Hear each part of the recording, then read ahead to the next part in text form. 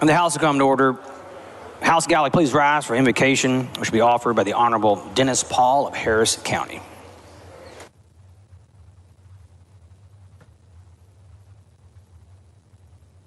Thank you, Mr. Speakers, members.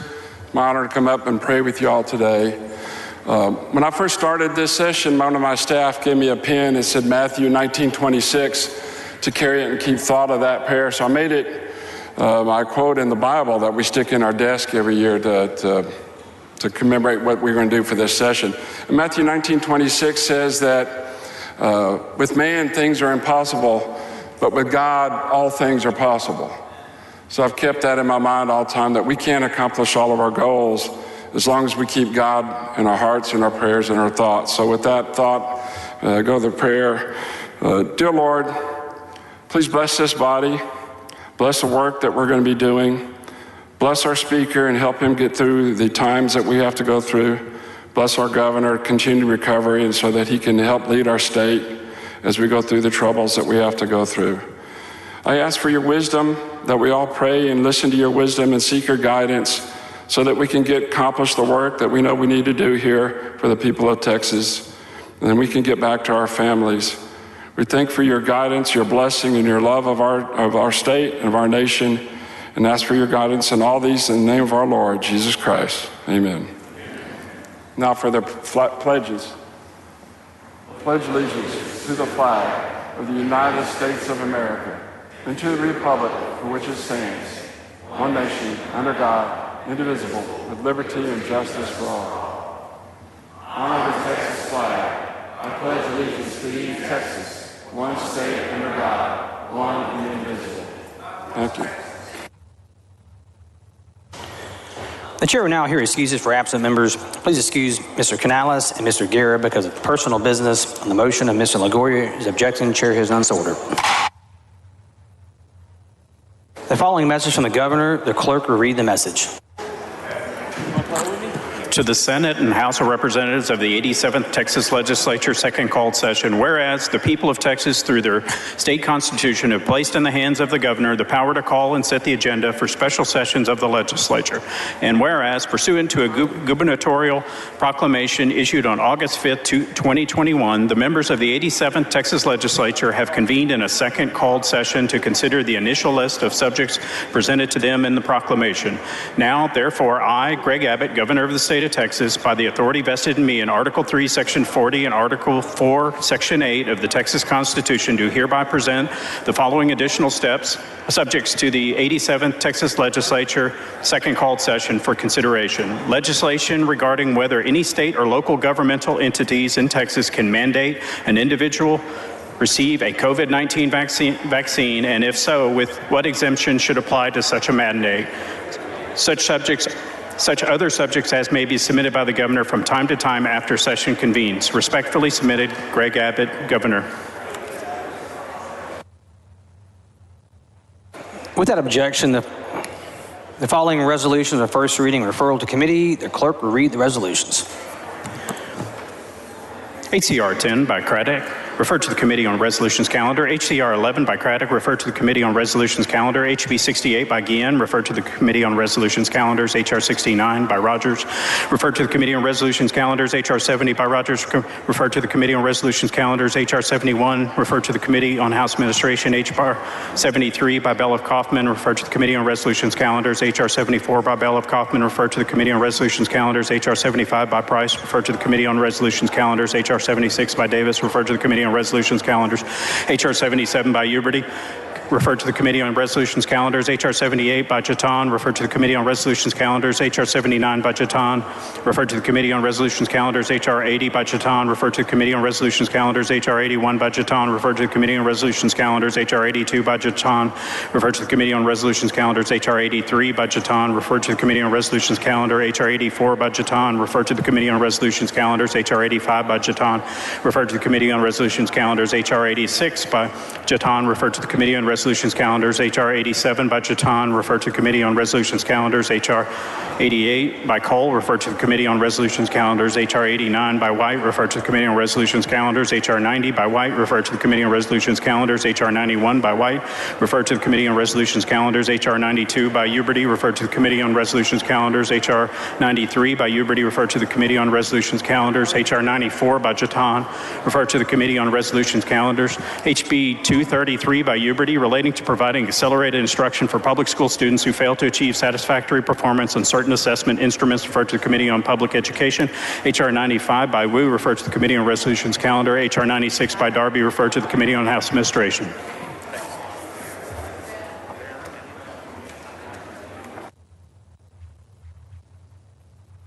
Members, the chair is going to recognize Mr. Burrows for a motion to adopt calendar rules for HB 5 and HB 9. Copies of those rules are placed in your mailbox yesterday, distributed electronically, and have been placed on your desk.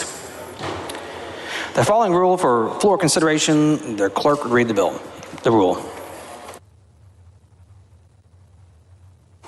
Rule for floor consideration, HB 5, Section 1. This rule for floor consideration of HB 5 is proposed by the Committee on Calendars pursuant to House Rule 3, Section 4.2. The rule will be effective if it is approved by the House in accordance with House Rule 6, Section 16F. Section 2A, during second and third reading consideration of the bill, any amendment that adds or increases an item of appropriation in the bill made from general revenue or a general revenue dedicated account is not in order unless the amendment contains an equal or greater reduction in one or more of the items of the appropriation in the bill from general revenue or from a general revenue dedicated account, regardless of whether the general revenue dedicated account is subject to certification. B, the provisions of this section do not apply to an amendment that makes an adjustment in an item of appropriation solely to correct a technical error.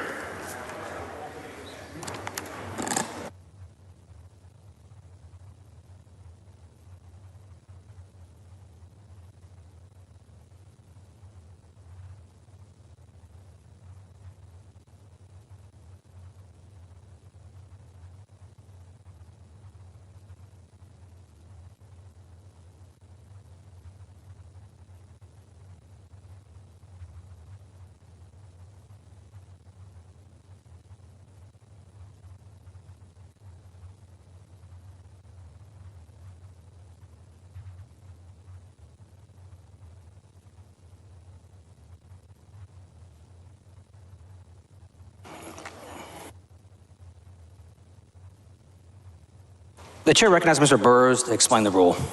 Thank you, Mr. Speaker and members. This is the calendar's rules referred to as the put and take rule for the miscellaneous supplemental appropriations bill. This is the same rule that we routinely adopt during regular sessions for the general and supplemental appropriations bill. If there's no questions, I move adoption. The question occurs on adoption of the rule. This is a record vote. Strict enforcement has been requested by Mr. Anchia. Strict enforcement has been granted. The clerk will ring the bell. Members, you must vote from your desk.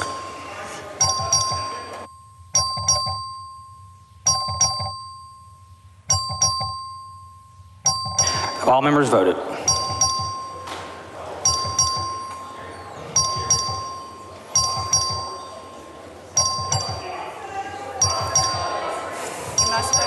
You must vote from your desk.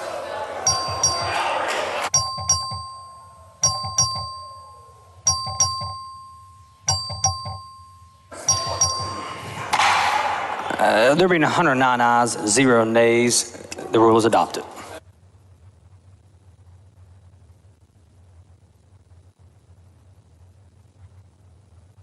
The following calendar rule for floor consideration, the clerk will read the rule. Rule for floor consideration, HB 9, Section 1. This rule for floor consideration of HB 9 is proposed by the Committee on Calendars pursuant to House Rule 3, Section 4.2. The rule will be effective if it is approved by the House in accordance with House Rule 6, Section 16F. Section 2A, during second and third reading consideration of the bill, any amendment that adds or increases an item of appropriation in the bill made from general revenue or general revenue dedicated account is not in order unless the amendment contains an equal or greater reduction in one or more items of appropriation in the bill from general revenue or from a general revenue dedicated account, regardless of whether the general revenue dedicated account is subject to certification. B, the provision of this section do not apply to an amendment that makes an adjustment in an item of appropriation solely to correct a technical error. The chair recognizes Mr. Burrows to explain the rule. Thank you, Mr. Speaker and members. This is the calendar's rule for the supplemental appropriations bill for border security. It contains the same put and take provisions as the rule just adopted for HB 5 and routinely adopted for any supplemental appropriations bill. If there's no questions, I move adoption. The question occurs on adoption of the rule. This record vote. The clerk ring the bell. Show Mr. Burrows voting aye.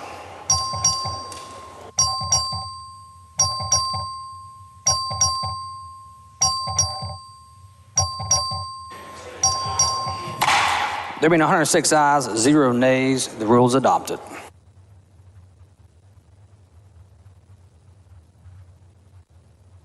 Mr. Meyer on the floor of the House. Mr. Ashby on the floor of the House.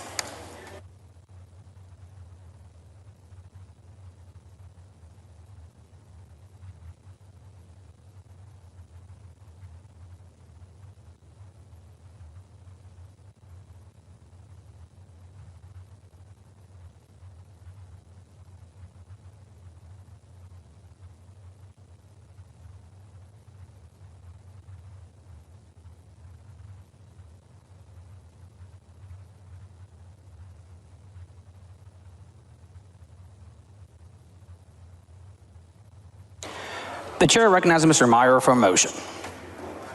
Mr. Speaker, I move to suspend House Rule 8, Section 5D for SJR2 to designate the following members as joint sponsors: Metcalf, Burrows, Noble, and Sanford.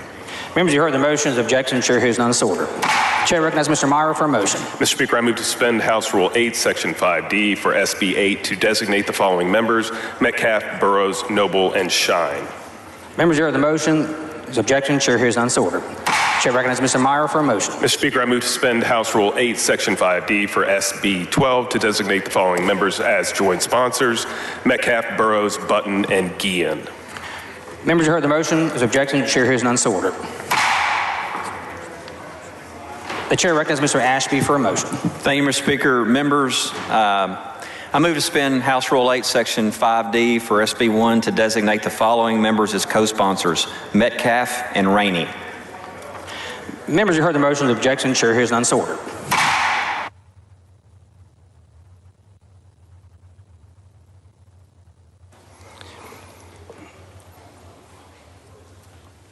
Members, before we begin consideration of today's calendar, I want to remind you of House rules governing decorum and debate, which will be strictly enforced. As a reminder, our House rules were adopted unanimously in January. While you may have strong disagreements on the legislation and policy that will be debated today, our rules require we conduct ourselves in a civil manner and treat our colleagues with respect. Remarks from the front and back microphones must avoid personalities and must relate to the bill, amendment, or motion currently under consideration. Parliamentary inquiries must relate to the business currently laid before the House. Parliamentary inquiries that are hypothetical in nature or in the form of general questions about House rules or committee procedure will be declined. I also want to remind visitors that our rules prohibit outbursts and demonstrations in the gallery. The gallery will be cleared if there are any disturbances that disrupt today's proceedings. Members, thank you for being here today and remaining mindful of the rules that you adopted unanimously.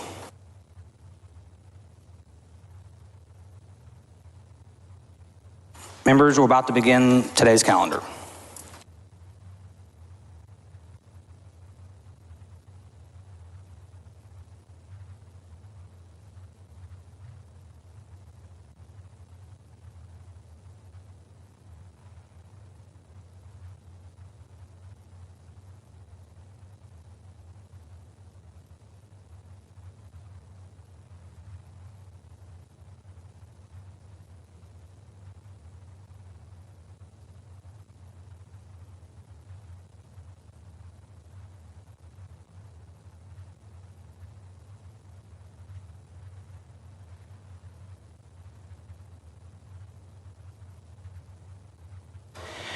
The chair lays out on second reading SJR 2. The clerk will read the resolution.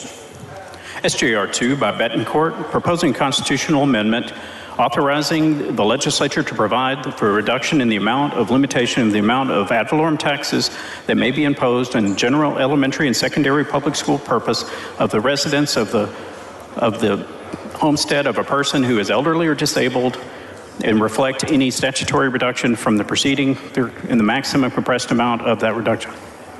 The chair recognizes Mr. Meyer. Mr. Speaker, I move to postpone further consideration of SJR 2 until 3 p.m. today. Mr. Turner, for what purpose? Would the gentleman yield for a question? Gentlemen, will you yield for a question? Yes, I'll yield for a question. Thank you, Chairman Meyer. Why are you moving to postpone SJR 2? Because I'd like to have it considered after SB 1. Why is that? Because I am the bill sponsor and that is my choice. Okay. Is it technically the body's choice, though, correct? Fair, but it's my motion. Understood.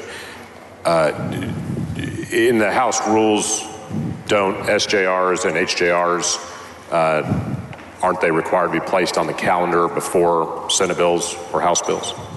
That is my understanding, Mr. Turner. Okay. So you want to deviate from the normal order of the calendars to postpone SJR 2 in order to take up SB 1 first, is that right? Ms. Turner, I believe you've been in this body a little bit longer than I, and I've seen motions to postpone every session, and this is no different. Okay, but there's no particular reason? I provided you my reason. Thank you. Mr. Speaker. Mr. Turner, for what purpose? I object to the motion and request a record vote. Understood.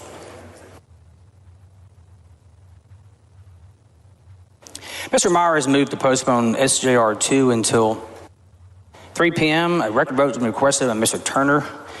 The clerk will ring the bell.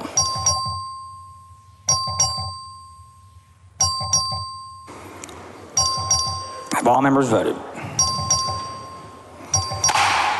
There being 83 ayes and 26 nays, the motion to postpone prevails.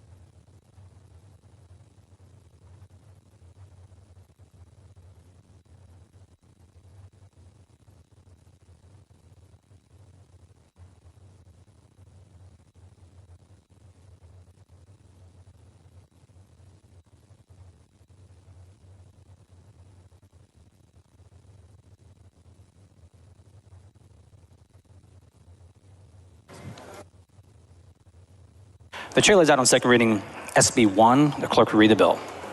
SB 1 by use relating to election integrity and security, including by preventing fraud in the conduct of elections in this state, increasing criminal penalties, creating criminal offenses, providing civil penalties. The chair recognizes Mr. Murr to explain the bill. Thank you, Mr. Speaker, members. It's a privilege to be able to be in front of all of you today. I want to give you a brief perspective of some of the history of election law in Texas, simply to provide this in context. So in 1975, Texas passed mail-in voter registration. In 1987, Texas was one of the first states to implement early voting, which allows voters to vote in advance of Election Day at locations other than the precinct polling place. Before 1987, Texans only voted on Election Day. In 1991, 2 years before Congress passed the National Voter Registration Act, Texas passed its own motor voter law requiring that voter registration be offered at DMV sites. And in 1997, Texas ensured that voting machines be accessible to voters with disabilities so that they may vote privately and independently. The point that I make to you today is that Texas has consistently reviewed its election law policy over time, making changes and updates as needed. SB 1 continues this process. Now, while we generally have a couple of years between legislative sessions, we presently are only a couple of months away from our regular session, and this issue is fresh in everyone's mind. This bill today picks up where the House left off, and you will find that it contains many provisions that have previously passed the House during the regular session. Importantly, as I noted previously, during both the first and the second called session during committee hearings, it contains language offered by both Republicans and Democrats, both senators and representatives, during that process. It demonstrates that all viewpoints have been and are being considered, regardless of party affiliation, in an effort to draft sound and thoughtful election policy. Before I yield for any questions, I'll simply highlight on page 2 the express legislative intent that we have in the bill. It is the intent of the legislature that the application of this code and the conduct of elections be uniform and consistent throughout the state to reduce the likelihood of fraud in the conduct of elections, protect the secrecy of the ballot, promote voter access, and ensure that all legally cast ballots are counted, so that Texans can remain confident in a reliable election system. Now, I've heard from and engaged with constituents, stakeholders, and fellow members over the course of both called sessions. I respect every person's and every group's perspective, and I believe that some of the thoughts and concerns have been incorporated in a pre-filed amendment that I filed yesterday. To keep it succinct, this is serious and thoughtful legislation, and I look forward to debating my fellow members on the floor of the House and reviewing and discussing any amendments to it. And Mr. Speaker, I believe there's some questions. Mr. Speaker. Mr. Shaheen, for what purpose? Does the gentleman yield for questions?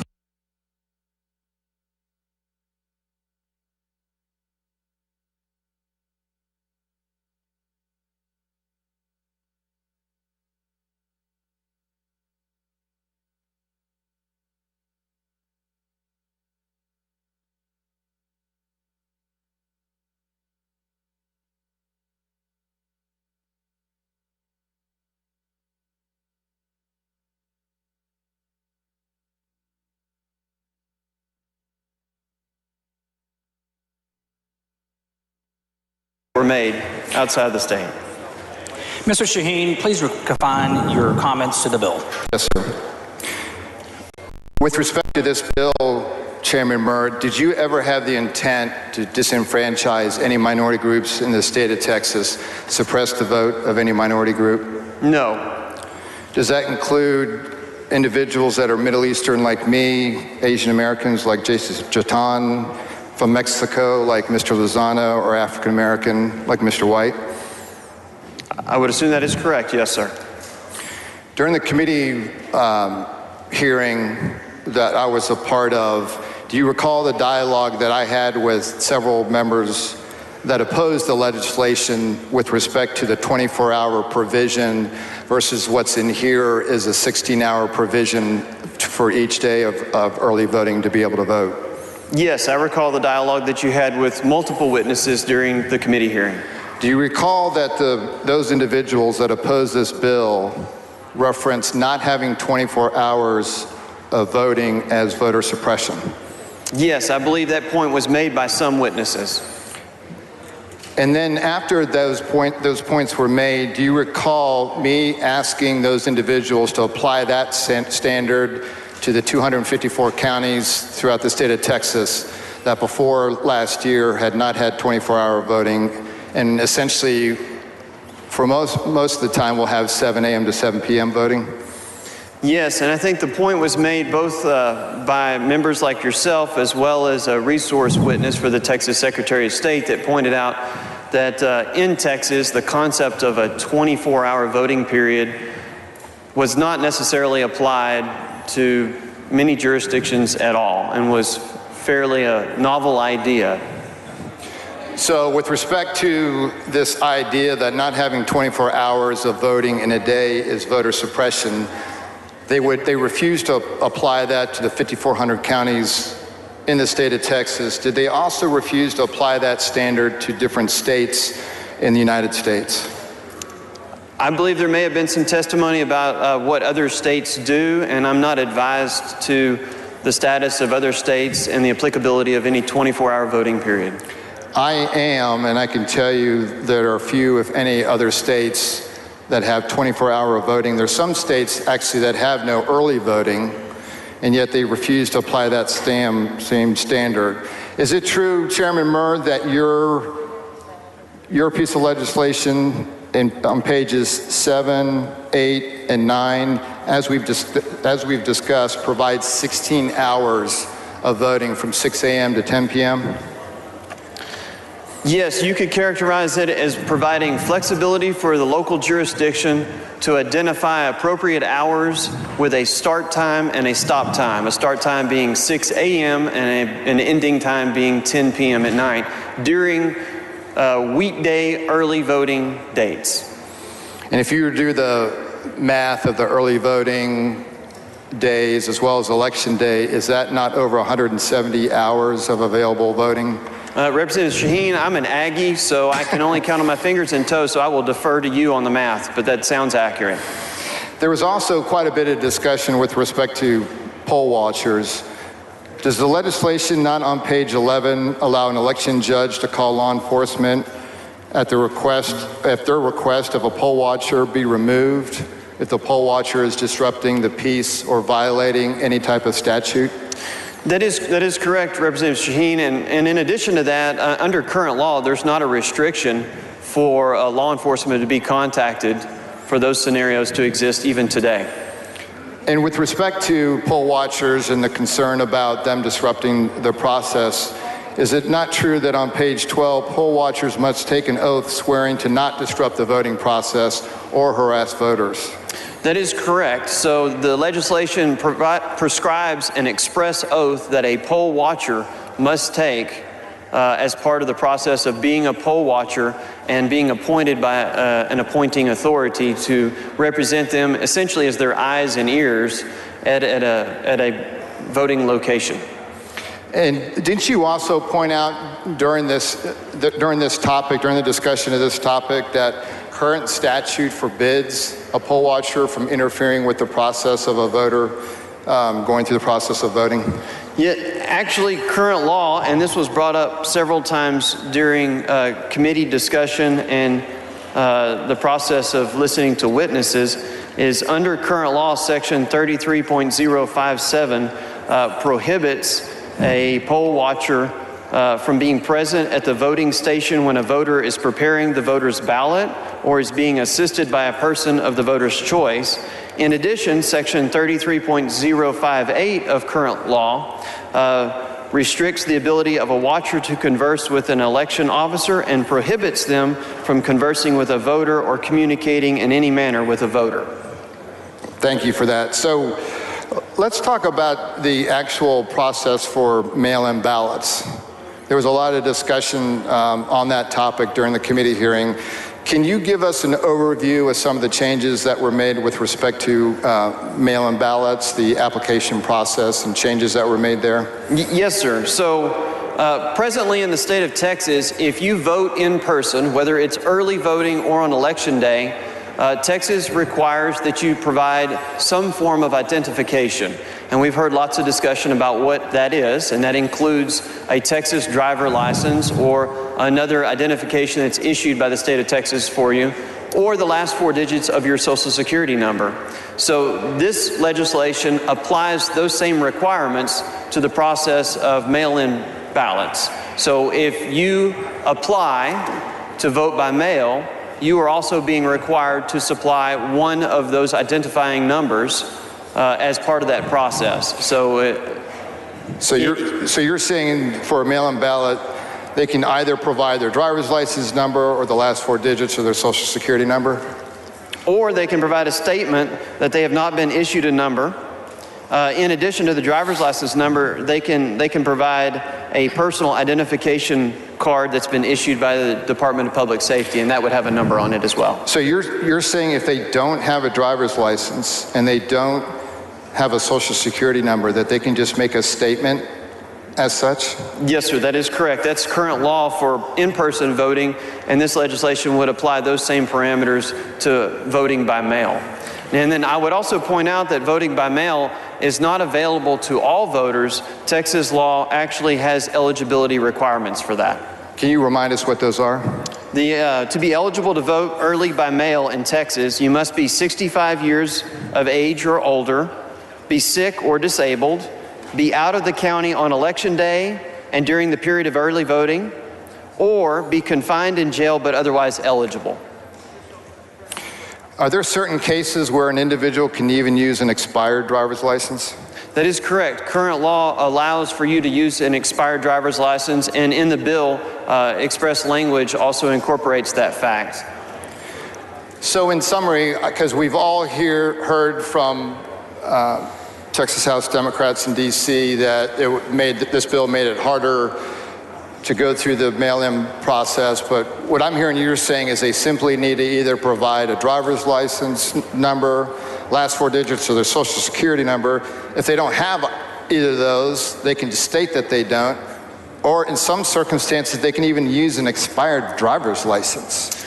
That is correct. And during the committee hearing on this bill, which you are on the committee and you heard from hundreds of witnesses, and we've also seen come out of the Senate, there is cure language to correct a defect on your mail-in ballot that's contained in the bill that you have before us. And also I'll speak to that a little later with a perfecting amendment as well. Okay, so tell us a little bit more. So you're saying that individuals have an opportunity to correct a mail-in ballot if there's defects? What kind of defects are you talking about? Well, for example, if they send in a mail-in ballot and it doesn't meet the requirements so that it can be properly considered, the early voting clerk can actually return that and contact them and let them know that they can come in and correct the application or cancel the application and vote in person. So the point made here is, and also with the perfecting amendment, that we want to make sure that if somebody had an error or mistake, we want that vote validly counted. But we want to make sure that they have ample opportunity to correct what error occurred. So literally somebody can make a correction after the fact. This legislation allows that. As long as it's been determined that there is sufficient time to do so before the end of the voting period. Yes, sir. Okay. It sounds like there's a lot of provisions that make it actually easier to vote, contrary to what we've heard. Contrary to what we've heard, there's been accusations about partisanship and the like, but is it true that there's significant portions of this legislation that are written by both parties? Yes, and as I explained in my layout, consideration's been given to all members of both the House and the Senate for good policy ideas, and you will see some of those in the form of language that's contained in the document that we have before the body today. And to your point, yes, that contains proposed amendments that were adopted by Republicans and Democrats during the regular session in the course of discussing an election integrity and security bill. And there's a lot of false accusations made about members of this body and, quite frankly, you. Have you had an open door to any member of this body to discuss this bill and listen to their ideas? Yes, sir. I have repeatedly indicated to my colleagues that my door is open, my phone is available. I'm always happy to sit down and listen to their concerns, try to answer their questions, along with any constituent or stakeholder groups that they may have that are also visiting with them about this important issue. One of the things that I noticed is that there was language, former language around quote-unquote purity of the ballot box that was removed. Was that an amendment by Mr. Johnson? So during the regular session, there was discussion on a similar piece of legislation that did contain a similar provision. And at that point in time, Representative Jarvis Johnson offered a floor amendment to remove that language. And so the language following his amendment has actually been incorporated into the document that we have before us today. Was there also an amendment with respect to the right for a defendant to be instructed regarding how a felony conviction will impact the defendant's right to vote? Yes, that is correct, and that is contained in the Senate Bill 1 that's before us today. And based on my reading, that was an amendment by Mr. Busey, is that correct? That is my recollection as well, yes, sir. Was there also an amendment to this piece of legislation by Ms. Gervin Hawkins that gives a voter the opportunity to correct a defect mail-in ballot like we were just talking about? With some of those provisions that we just discussed, was that actually from Ms. Gervin Hawkins? Yes, as I identified earlier, we worked hard to pay attention to good ideas regardless of where they originated from this year, and a lot of those ideas percolated to the top during the regular session, and those components were placed into SB 1 that we have before us today. Was there also an amendment, I believe from Mr. Turner, requires registrars to coordinate to update the address of a voter if they move to another county? Yes, that is correct. So there have been multiple amendments to this bill by both parties, including the party that left the state of Texas and accused us of voter suppression and racism. Yet you have amendments from several of those individuals, a lot of their language in this piece of legislation. Is that correct? Yes, and I'll simply clarify, you mentioned amendments. Those aren't floor amendments that we're considering today. That's right. Those were proposed floor amendments on past legislation that we used as a basis to craft the policy discussion document piece that we have today called SB 1. Yeah, they went through the bipartisan process that we've always exhibited on this floor, when any member can either go to the bill author or you can go on the floor and offer an amendment. That process was respected for both parties. Is that correct? Yes, I believe so. That is correct. What about the idea, there was a change recommended, and it looks like that it got into the piece of legislation from Mr. Vo that extends protections afforded to workers that allows those who wish to vote to take off work without any retaliation from employers. Is that in this piece of legislation as well? Yes, sir. And if I may explain, current Texas law actually provides protections for an employee to take off from work on election day. And Mr. Representative Vo's amendment that was made during previous legislation during the regular session is incorporated into the SB 1 language that you have before us today to afford that protection during the entire early voting period. So no longer, if this passed, no longer would an employee simply be protected on election day, but the employee would have those protections from his or her employer during the entire 2 weeks of early voting to be able to take off work and go vote. So based on the provisions that I've talked about, based on the provisions that came from the Democratic Party, and there's been other provisions, it sounds like, how is this bill suppressing the vote? I do not believe that this bill suppresses votes. I don't think it does either. Mr. Murr, I know this has been a challenging time for you. It's been a challenging time for all of us. I really appreciate all the work that you did, the respect, the openness. I'll be voting for this bill. I'm the grandson of immigrants. I would never obviously suppress my own vote. This bill doesn't do that. Those are falsehoods. And I'm looking forward to voting for your bill. Thank you for all your work, Mr. Chairman. You've done a stellar job. Thank you, sir. Thank you.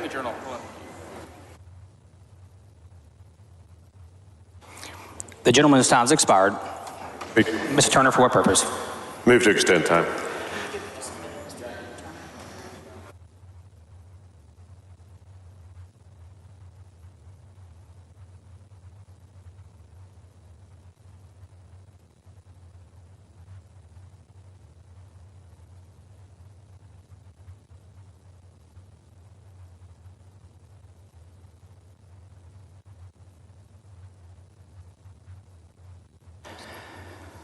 Members, this is a reminder to everyone to be civil and respectful of our colleagues as we debate SB 1. The chair would appreciate members not using the word racism this afternoon. Mr. Turner has moved to extend the gentleman's time. His objection, chair hears none, so ordered. Mr. Turner, for what purpose? The gentleman yield for some questions. Would the gentleman yield for questions? I yield. Gentleman yields. Thank you, Chairman Murr. I have several questions. Your bill includes the word fraud several times, including in the caption and in the bill's legislative findings section.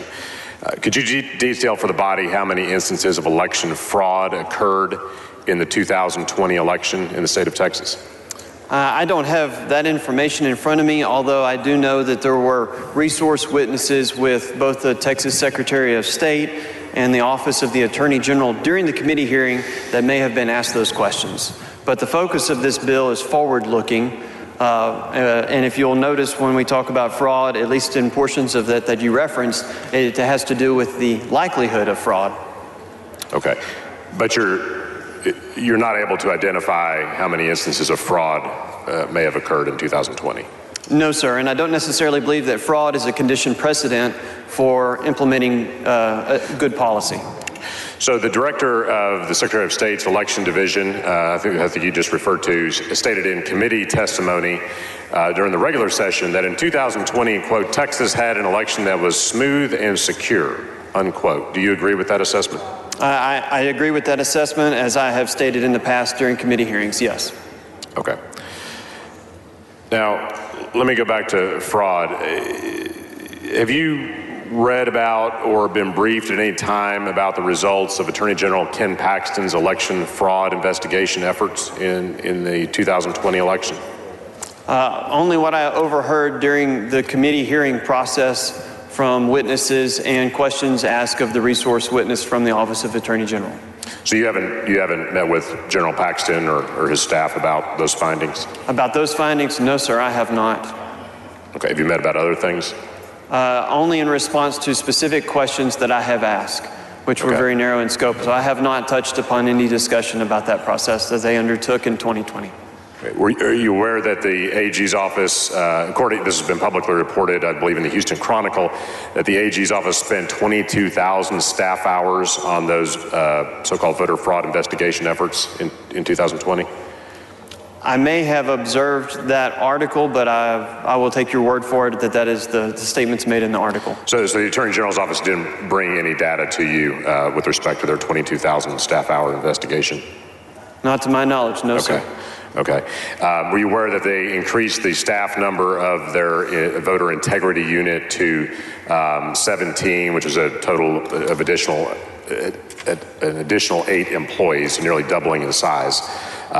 Were you aware of that? I was aware of that following questions during the committee hearing process of the resource witness for the Office of Attorney General. Yes. Okay.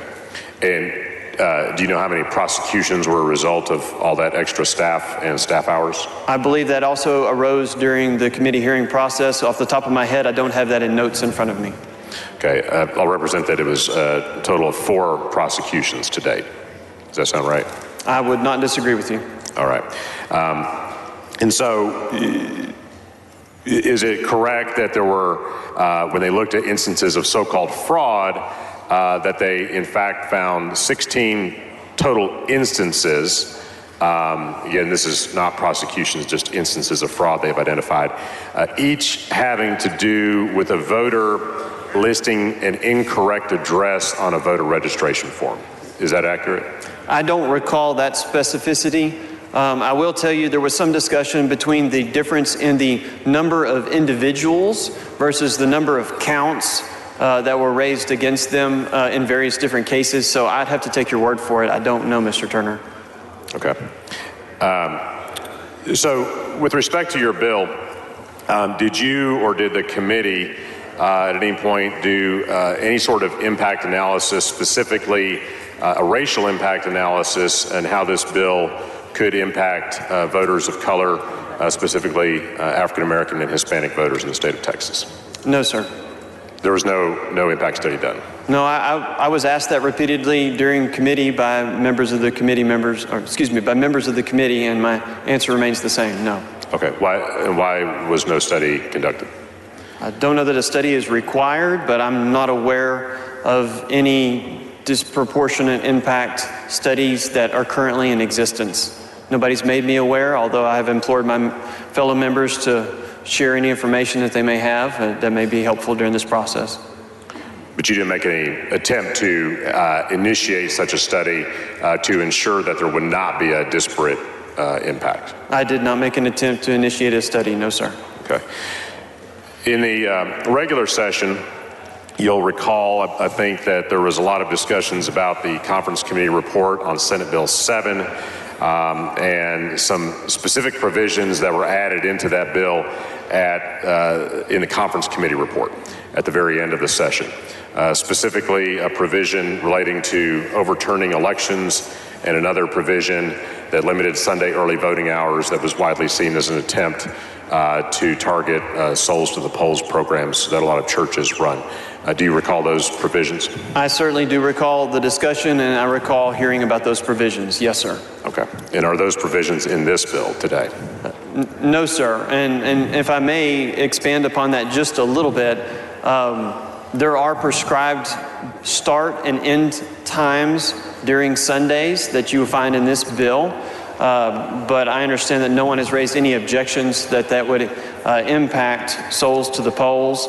In addition to that, specific language about the judicial overturning of elections without considering or determining how individual voters voted is not contained in the legislation before the body today. Okay, thank you.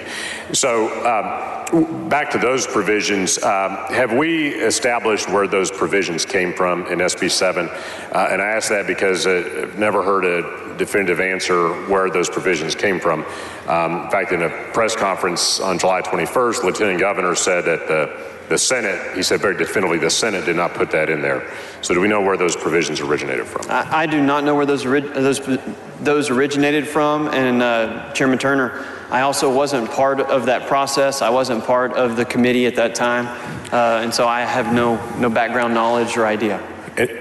Understand. The reason I ask is I think it remains of great concern to a lot of people how those provisions got in the conference committee report on SB 7 to begin with, especially since no one has to date, 3 months later, claimed any ownership of those provisions. So my question is, how can the body be assured that the provisions of SB 1 that we have before us today were not authored or constructed by the same folks who put in those provisions in SB 7 that no one's willing to claim credit for? How can the body be assured of that today? I think the body can pass a good piece of legislation off the House floor and the Senate concur with it. Okay, so we don't know for sure then if whoever put in the provisions relating to Souls to the Polls and overturning elections in Senate Bill 7, we don't know for sure that those people were not involved in writing Senate Bill 1. I played a role in drafting Senate Bill 1 that you have before you, and I can tell you that those provisions are not contained in this document, and I have no desire for those provisions to be contained in this document. And you ask, how can we have assurance that they won't show up later? And I say one really strong way to do that is for us to not have a conference committee. And we pass quality legislation off of the House floor, and it goes to the other chamber, and the other chamber could concur. And that's one method in which you would have assurance that there wouldn't be any changes made in a conference committee. Right, and I think my concern right now is simply that if those provisions were written by folks who also had a hand in writing this bill that we have before us today, my question is if that at some point was proven to be the case. And it may not be, but it sounds like we don't have the answer to that information right now. Well, let me make another distinction, if I may interrupt.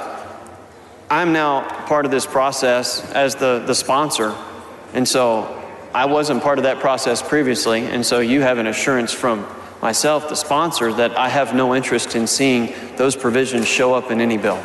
If it turned out later that there was a connection between people that helped write those provisions and helped write this bill, do you think that would undermine the integrity of this bill? I'm not advised, Mr. Turner, as to whether that would, but I can tell you based on this bill and my hands-on experience in being the sponsor of this bill, I'm confident that we're not going to have those provisions in this bill. Thank you. Yes, sir. Mr. Speaker.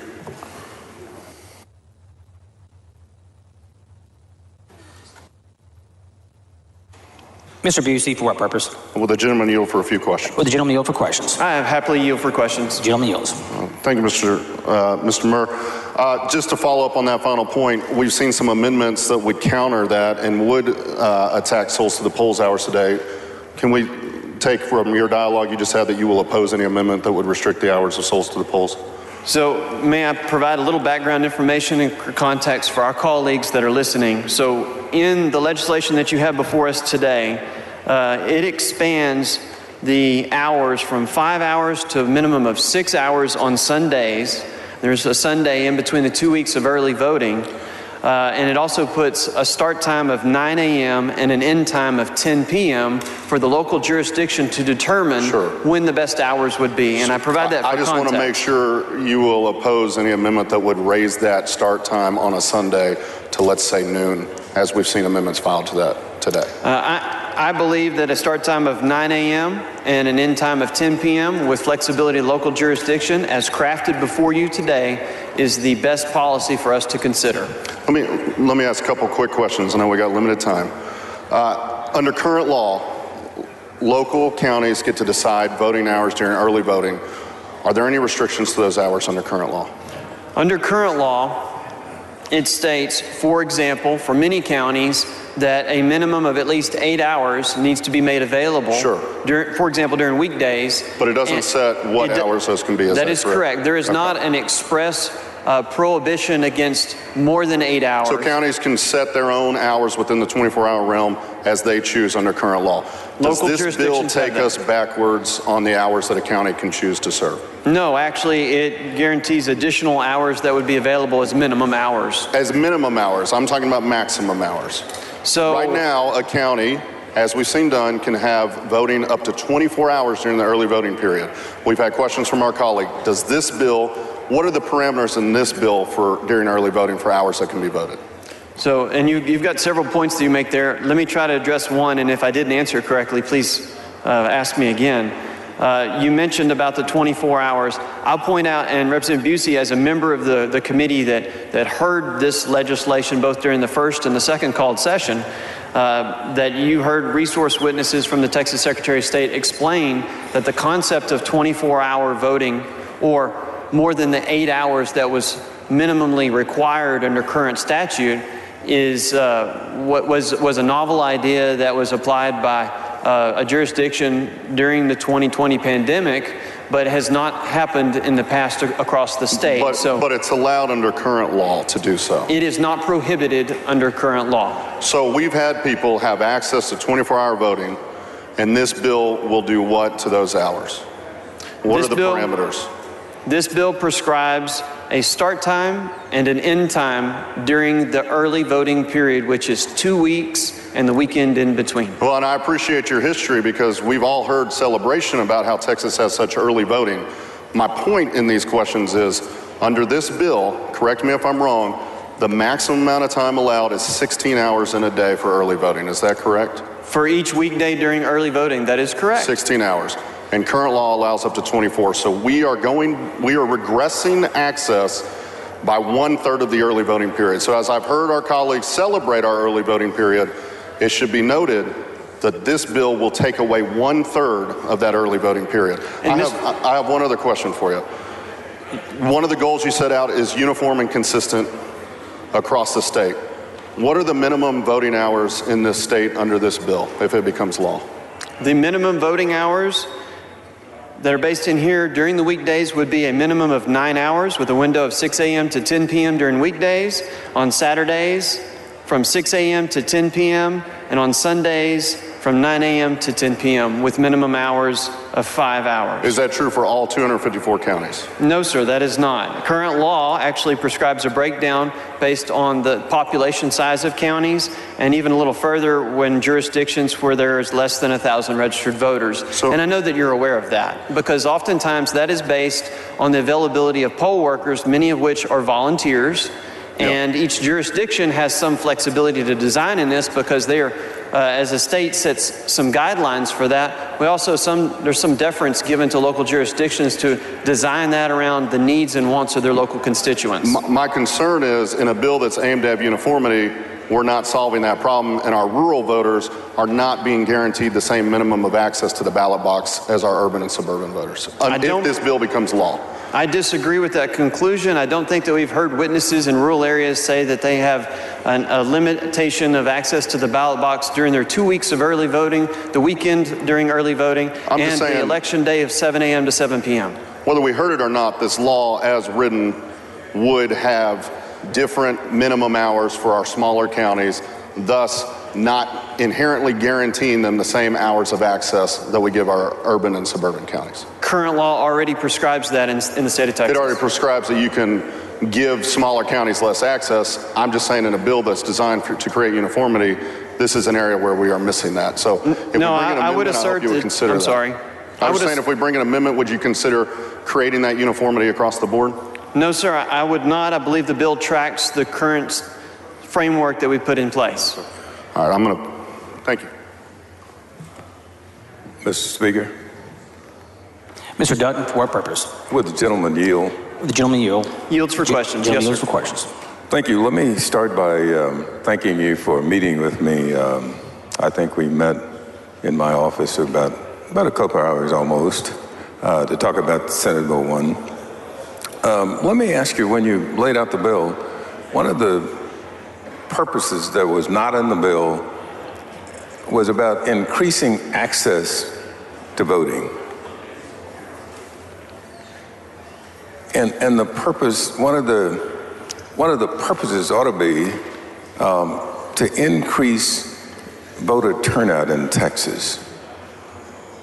Are you aware of where Texas ranked in all 50 states in terms of voter turnout? No, sir, Chairman Dutton, I am not. Well, I've heard that we were in 45th out of 50 states in terms of voter turnout during the last election. And it seems to me one of the purposes ought to be in the bill ought to be to increase voter turnout. Would you agree with me? I would say inherently in a democracy such as ours, we yearn to have every person that has a constitutional right to vote to exercise that right, yes. That's right, and so you wouldn't mind if we amended the purpose so that the purpose actually would envelop that.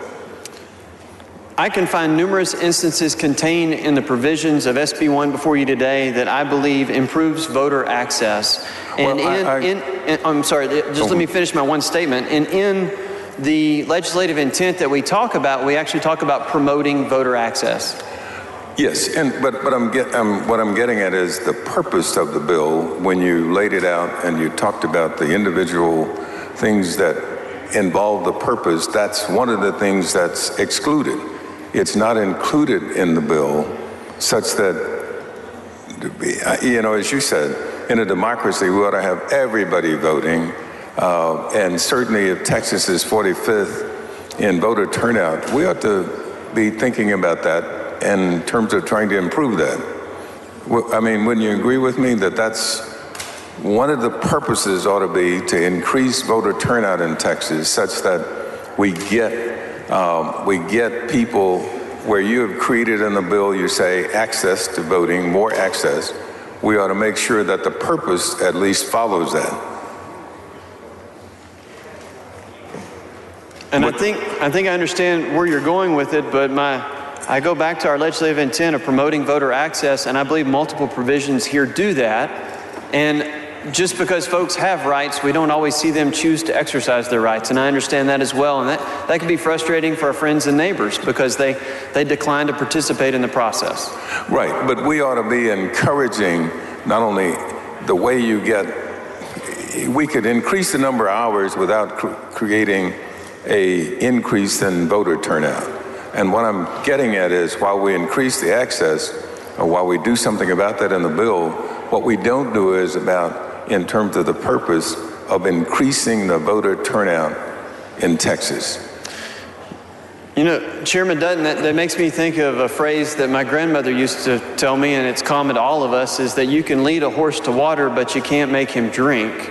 The concept is the same. Just because folks have the right to vote doesn't mean that we can force them to vote. But you can encourage them to drink. I mean, you could give them salt or something, and they'll go drink. Is the point that my grandfather used to say too. And I heard that. But I just wondered if if democracy revolves around all of us participating, we should be involved in trying to make sure and ensure that people actually participate in the democracy by increasing the voter turnout. And that's all I'm suggesting. And I hear you, and I think that is something that individually you and I take on that task to encourage our fellow neighbors and friends and family members to participate, but I don't necessarily believe that is the state's responsibility to actively force everyone to go vote. No, I don't mean force. I mean just do something that's creative that helps people access their right to vote. And while you increase the access, as you said, what we don't do, on the other hand, is, at least in the purpose of the bill, suggest or encourage people to go out to vote. And there's a fine line there between the state suggesting, encouraging, or forcing folks to exercise their right to vote and folks individually choosing to do so. And Absolutely. I think that's a choice issue that we have, and I understand that. Right. I guess where you're going with it is perhaps the state becoming some active player in requiring or forcing or encouraging folks to go vote versus us having a system in place and folks choosing to participate in that election system. Right. Well, actually what I'm talking about is just in the purpose itself, as you laid out, that's in the bill. If we could put in there trying to increase the voter turnout, I think is what I'm getting at. I understand, and I'm happy to have dialogue with you on that, although I'm not necessarily in agreement right at this moment. All right, thank you. Yes, sir, thank you. Wait, don't do that, Mr. Speaker. Don't hold it up right there. Will the gentleman yield for a question? Ms. Davis, for 1 second.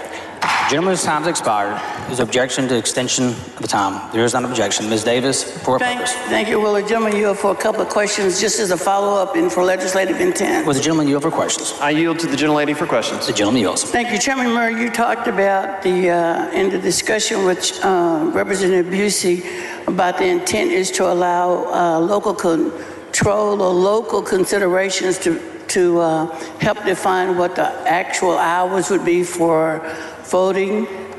And I just want to make sure that I heard that right, because from a legislative standpoint, we've been usurping local authority. And so is this bill is it your intent in this bill that we would not usurp the local authority and in fact allow the local election administrators to define what the hours should be for that particular location? To answer your question, this legislation builds upon existing statute. Existing statute prescribes a minimum number of hours during the day, during the early voting period, in which a local jurisdiction must have elections available for folks that choose to vote early in person. In addition to that, this bill provides a start time and an end time, and then provides the flexibility for that jurisdiction to choose what time frame will work best for their jurisdiction. So I think what you're finding is we're building upon existing law that the state has already put in place, and that policy has been to provide some consistency because we understand how it's going to be across the board, but at the same time some flexibility at the local level to figure out what works best for the voters that want to show up to vote, as well as the availability of poll workers, volunteers. And so let me restate my question. Yes, ma'am. And I need a yes or no, please. Based on your conversation with Representative Busey, you said you're building on existing law, but that you have allowed the local jurisdictions to define what's appropriate for their area. So my question is whether or not it is your intent that this legislation would always allow for local jurisdictions to define the appropriate hours and processes for their jurisdictions as it relates to setting the framework for early vote.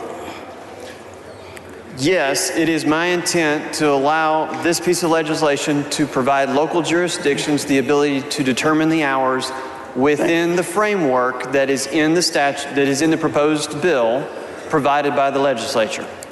And my last question as a follow-up to that, as it relates to this discussion with local jurisdiction, do you envision or do you see where we might come back as a legislature and attempt to usurp the authority that you've given the local jurisdictions? Because we've had bills like that. I just want to make sure it is your intent that that will not happen in this legislation. Representative Davis, I can't speak to future legislators. No, I mean this session, this legislature. This legislature, I do not believe that there is an intent to come back and modify things, but I will point out, as I did in my layout, that the state of Texas constantly reviews the election laws that it has to determine what works and doesn't work amongst changing dynamics that we have. So I always think that it is the intent of the legislature to consistently and constantly review policy that's put in place to see if it's working well or if it needs to be modified, changed, or updated. And there's no question that we have that ability and we do that. I just want to make sure that as we move forward in this legislation, it is your intent that that would not happen in this bill today. It is not my intent for that to happen today. That is correct. Yes, ma'am. Thank you. Ms. Speaker, I'd like those remarks reduced to writing so that we might have a record of that between this discussion as it relates to intent. Yeah. Members, you heard the motion. The objection, chair has unsorted. Mr. Wally, for what purpose? Will the gentleman yield for just for a few questions? The gentleman yield for questions. I yield for questions. The gentleman yields. Thank you, Mr. Murr. Just to go back to some of the provisions of the bill, just the plain meaning, particularly of some of the language on prohibition of drive-through voting. Are you familiar with the drive-through voting component of it? Yes. So are we, in this bill, are we prohibiting drive-through voting in this bill? And I hate to ask you a question, but just for purposes of clarification, when you talk about drive-through voting, are you talking about current lawful curbside voting that's allowed by state and federal law? Yeah, so what I'm talking about is particularly in the structure part, right? So what we did in Harris County was, in response to COVID, the county tried to make it simple so that folks who had a fear of contracting the virus had an opportunity to, use a temporary structure to be able to vote. Are you aware of that? I am aware of that, and there was testimony during the hearings that spoke to that topic. Okay. And so because in the bill, I think it talks about structures and it prohibits temporary structures. Is that correct? That is correct. And do you have a specific provision that you want to point to? So just so I make sure I'm on the same page? I think we are on, excuse me.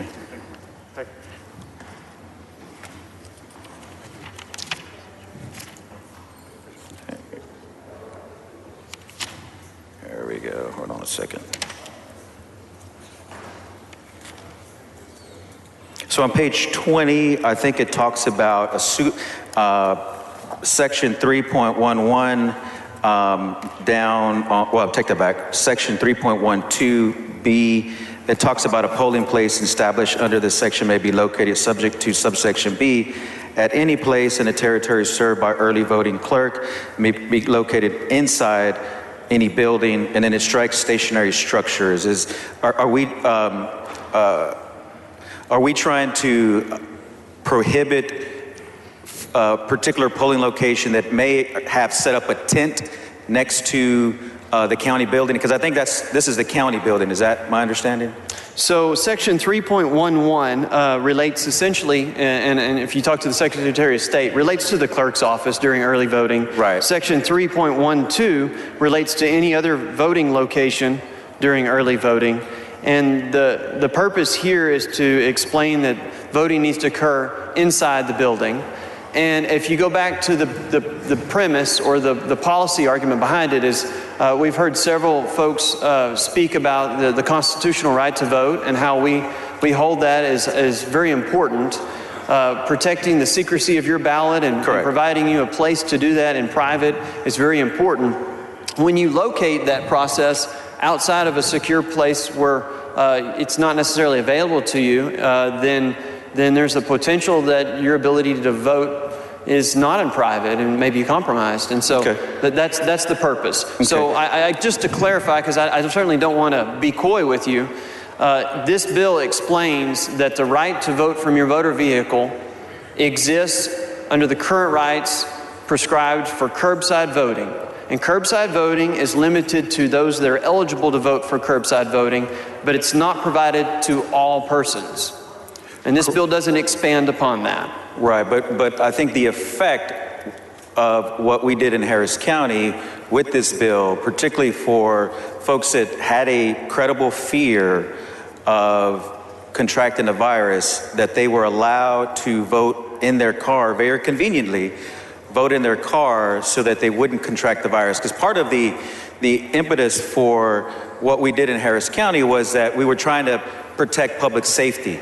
And one of the reasons we, expanded curbside voting, expanded 24-hour voting, and allowed folks to have an opportunity to have, particularly just the mail ballot application be sent to voters, which initially was subsequently backtracked, was to allow folks easier access to the franchise during the pandemic.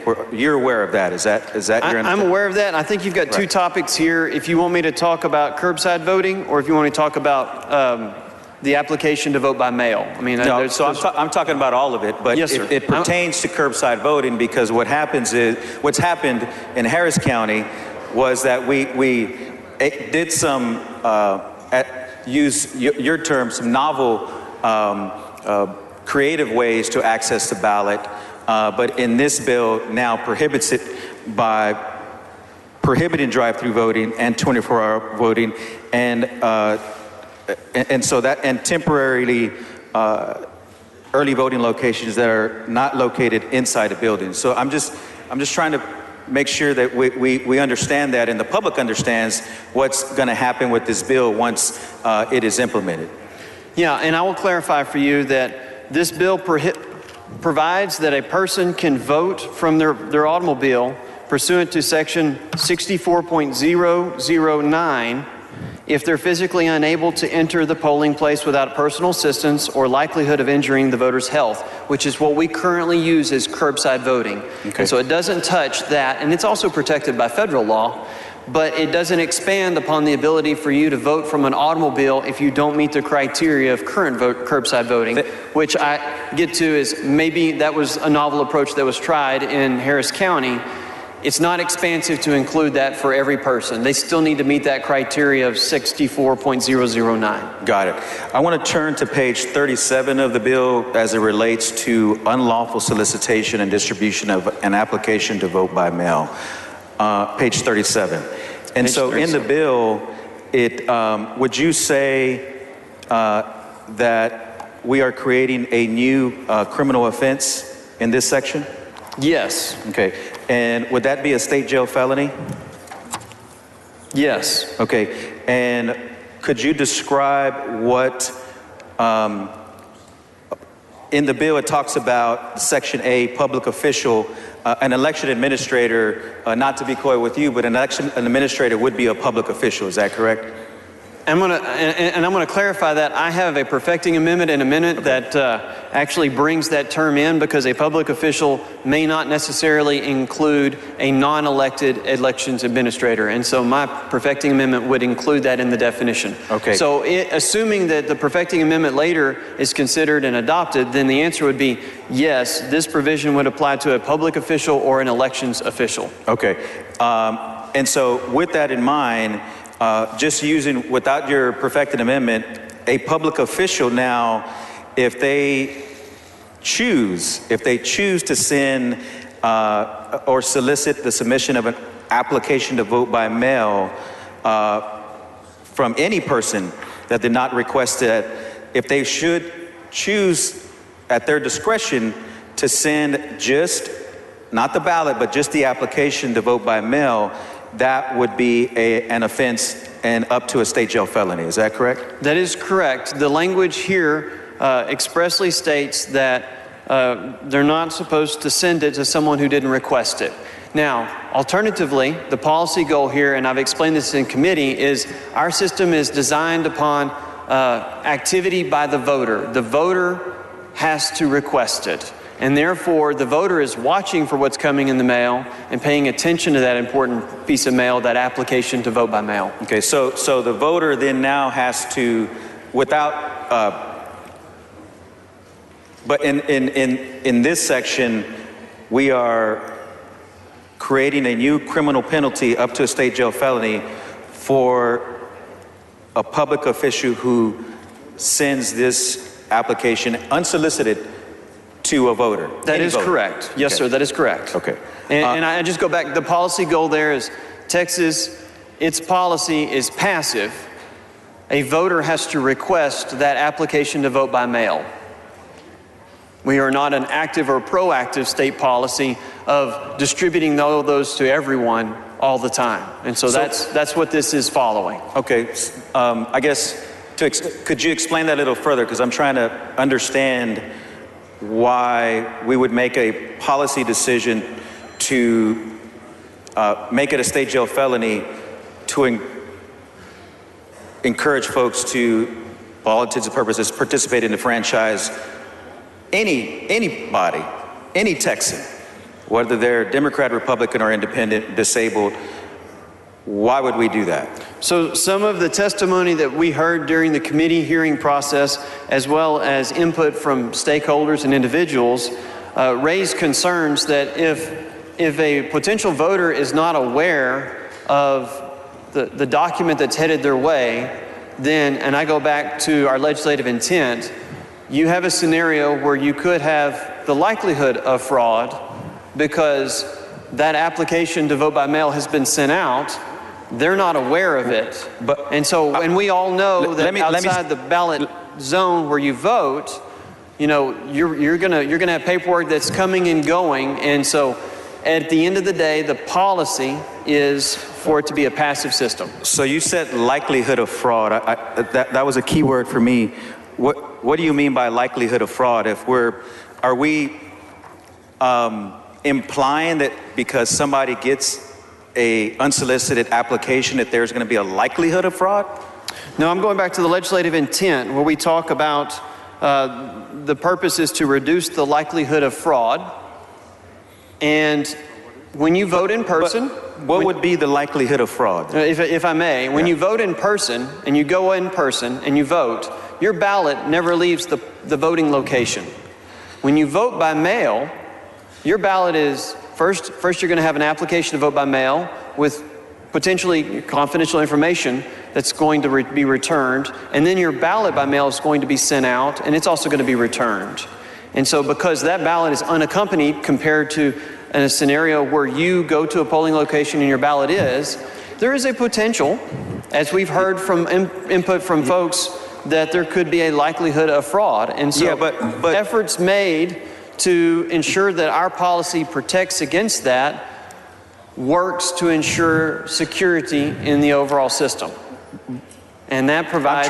But what I'm trying to understand, though, is this is just the application itself, not the actual ballot. That is correct. Yes, sir.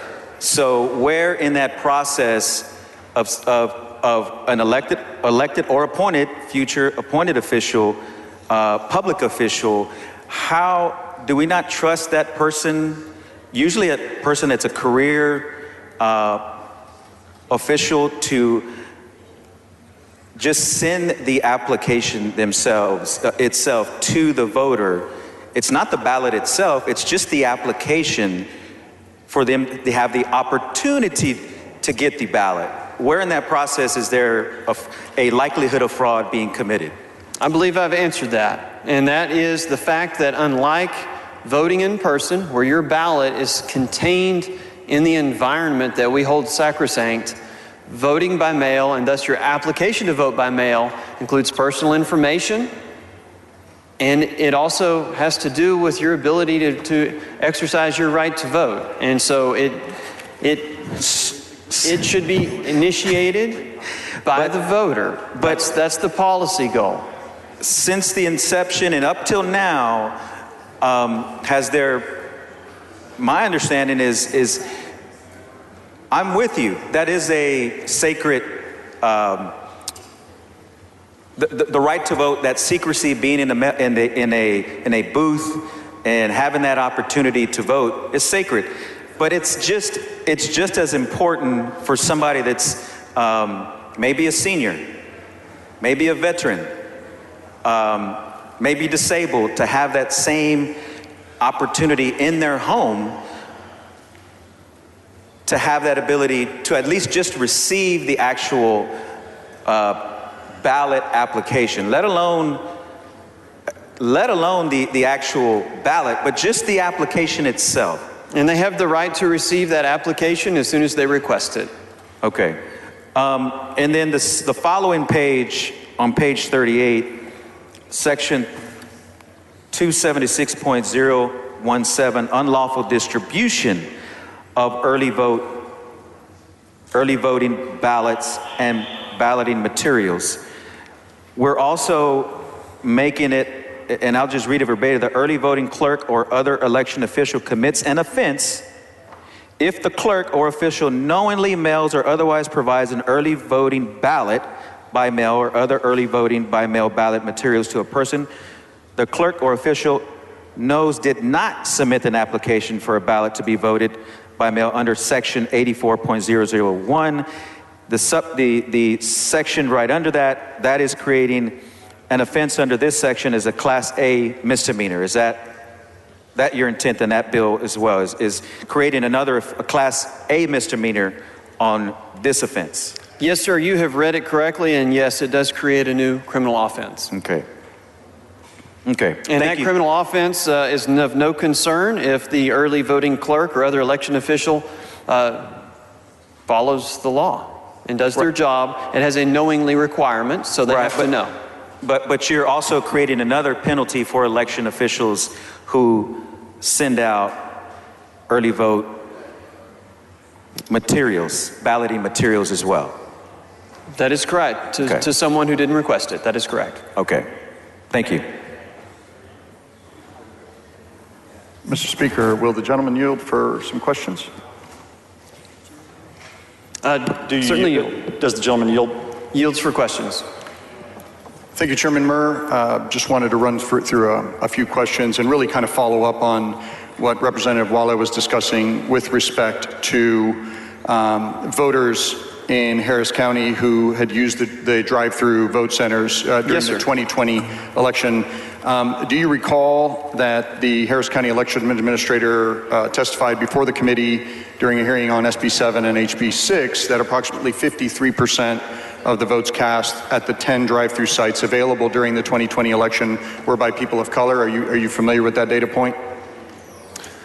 I was not present during the testimony during the regular session of the committee hearing, so I will defer to you in assuming that data point as you describe it is accurate. Yeah, of the 127,000 voters, Republicans and Democrats, who cast ballots via the drive-through centers in the 2020 general election, keeping in mind that we were in the middle of the deadliest pandemic of 100 years, or in 100 years, 53% were voters of color, so it's approximately 67,310 people.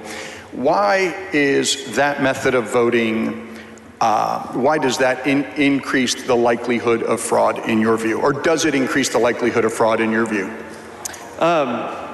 In order to answer your question, I'll point to some of the testimony that we heard from witnesses during both the first called and the second called sessions, committee hearings, talking about the fact, and you heard us earlier talk about the sanctity of our ability to go into a private space in the voting or polling location and cast our ballot in private. Once you remove yourself from that polling location and now you are in a more public area, for example, in an automobile, perhaps surrounded by other people, your ability to cast your ballot in private is not as easy to do. How many voters complained that they were concerned about the secrecy of their ballot when using this process? I believe that I don't have a number in front of me, but we did hear some witness testimony that exhibited some concerns about that process. From the voters themselves? I don't know.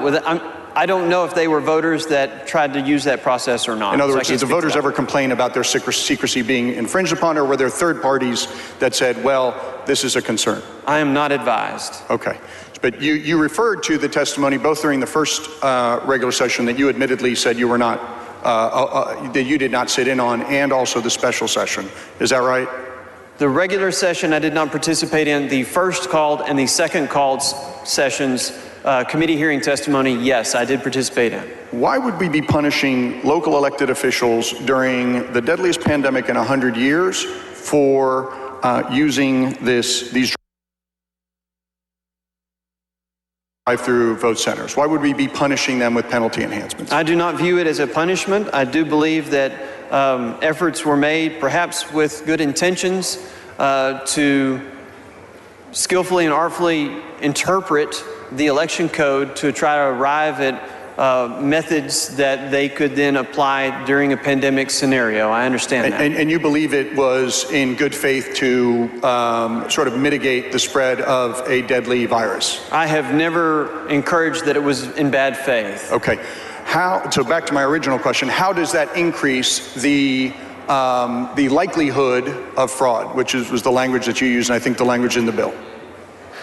And as I just mentioned to you, the moment that you have the activity of voting occurring outside the polling location, which, as you well know, the election code spends a great deal of language providing the safety, security, and privacy that we all yearn for when we're making our decisions, that becomes more of an open process if you're out in a but you're unaware of any instances, as you just testified, where either secrecy was adversely affected, where a voter said they were worried about the secrecy of their ballot, or cases of fraud specifically with this method of voting?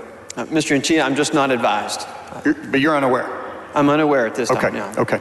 And so penalty enhancements are usually designed to achieve a deterrent effect.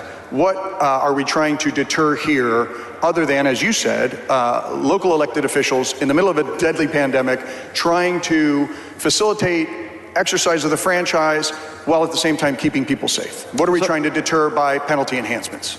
By penalty enhancements, okay, you have two parts there. The steps that they took during the pandemic, for example, were not steps that were taken statewide in various different jurisdictions. We'll call them counties. And so that's one part of your question there. And I go back to the concept of uniformity and consistency across the state. So you, as a voter, you prefer to see some standardized or equal treatment of the voting process across those jurisdictional lines, and that's up to a policy decision by the state to do. Are and then separately, you're talking 254 about counties penalties. equal? Are they made equally, geographically, population-wise? I've never said that they were all equal. Okay. So I'm not going to say that Dallas County and Harris County and the rural counties out west are all equal. I understand that. But you feel that a sparsely populated county that may have 100 people, or 200 or 300 people, Loving County has 62, I think. Should be treated the same as a county with 3 million people. They should have an expectation of uniformity in the application of the election code. And how does that further how does that equal treatment of different circumstances, especially during a pandemic, further the policy goal of reducing the likelihood of fraud? You ask a broad question. I'll go back to consistent application and uniform application of our election code. How does that uniformity and that, because you're making a policy choice here, you're saying, hey, uniformity is important, despite the fact that we know that counties are completely different. Uniformity is important, and we want to impose that uniformity despite the difference in counties. How does that achieve the policy end, which you've articulated that is the goal of the bill, in reducing the likelihood of fraud? And reducing the likelihood of fraud is not the only policy goal that's articulated in the bill. And I know that you're focused on that. How about that one specifically? So I understand that, but I'm also going to remind you that it also contains language regarding the protection of the secrecy of the ballot and promoting voter access to ensure that all legally cast ballots are counted. So when we talk about... How does it promote voter access? Well, when we talk about voting from vehicles, I think a lot of effort and focus is given to protecting the secrecy of the ballot, which was what I was speaking to earlier. But you also said that there were no instances that you were aware of a voter who said that the secrecy of their ballot was somehow impacted by this mode of voting. right? You said there may have been third parties who suggested that, but never a voter who complained to you or to the committee. I didn't say one way or another. I'm just not aware of that information. Okay, so you're unaware. So how does banning this during a terrible pandemic further either the likelihood of fraud goal, the access to the ballot goal, or the secrecy of the ballot goal? So you go and you say ban. This is an emphasis on what was understood to be current law more prior to the pandemic. So prior to the pandemic, everybody's expectation was the ability to vote curbside from your automobile under current law, which is also protected by federal law. That was expounded upon by interpretations of one or more local jurisdictions. This simply comes back and explains that that's not how election code has operated in the state of Texas. And where was that interpretation that this activity was prohibited? Where is that interpretation? Where's that found? Because the only place in the election code that I'm aware of that speaks to the ability to vote from your motor vehicle expressly is section 64.009, and that has to do with what we refer to as our curbside voting, and it actually has a reason that you have to exhibit for that. It's not universal in nature. So back to my original question, the three precepts, I guess, or the policy goals that you're trying to achieve in this bill are secrecy, are reducing what you said, the likelihood of fraud, or access to the ballot. How does this policy decision that you're making further those goals? Okay, I'll just be clear, because I've tried to answer your questions. Can you hone in specifically? What are we visiting about? I apologize. What Harris County did with respect to these drive-through voting modes that you are seeking to prohibit the use of on a go-forward basis. Yes, and so I will articulate. Let me generically refer to that concept as universal voting from your vehicle for purposes of that, or universal curbside voting. And that's or at least, at the very least, we could narrow it and say during a pandemic, right? Well, we'll just call it when it was used. Universal curbside voting, and I believe that we heard testimony, and I articulate to you today that it protects the secrecy of the ballot to say that, we're not here to let every person vote from your car when you're perfectly able to go into a secure polling location and vote in the framework that we set up for a secure ballot. We provide the voter access for the folks who have trouble actually leaving their car. So we currently have that framework. And then if you're going to have folks that utilize some type of universal curbside voting, the ability to know whether or not that is subject to abuse, I don't know. We didn't hear a lot of testimony on that. Is that secrecy of concern with respect to drive-through voting that is currently permitted under the law? We didn't hear, I wasn't aware, and I didn't hear witness testimony speak directly to that. Typically, it was more on the topic of the universal curbside voting that you have mentioned in your questioning. So you're unaware of any voters who are concerned about the secrecy of their ballot in the Harris County model, what you might call universal, and you haven't heard any concerns about secrecy with respect to traditional drive-through voting. Is that a fair statement? I'm just not advised, so that's a fair statement. Okay, super. You talked about the how Texas has been a leader in access to the franchise in the past. At the beginning of your layout, can you recount the different things that we have in Texas law and the dates when they were adopted? And this is just a snapshot, so please don't think this is all inclusive. I'll stipulate that it's a non-exhaustive list. Thank you. In 1975, Texas passed mail-in voter registration. What was the year? 1975. Okay. In 1987, Texas implemented early voting. And that's what we talk about. 1987. That's what we talk about when we speak of the 2 weeks of early voting that we are accustomed to, along with the weekend of early voting. Okay. Prior to that, it was just election day. Okay. In 1991, Texas passed what it was referred to as a motor voter law, requiring that voter registration be offered at what we now call DMV locations. And in 1997, Texas ensured that voting machines be accessible to voters with disabilities. Disabilities. Yes, sir. And those are just examples, but they're certainly not an exhaustive list. And they're laudable examples of expanding access to the franchise, right? Pointing to efforts by this body made for the benefit of the voters of the state of Texas. Okay, thank you. Yes, sir.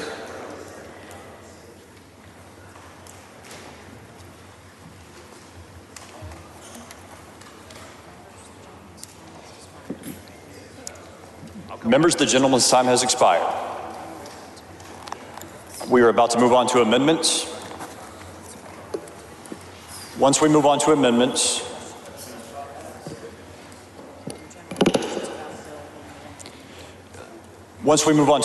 questions in general about the bill will no longer be in order. Mr. Speaker. Mr. Rosenthal, for what purpose? I would move that this entire substantive debate at this section of the bill be reduced to writing and entered in the journal. I thought it was very good. Members, you've heard the motion. Is there any objection? Chair hears none. So ordered.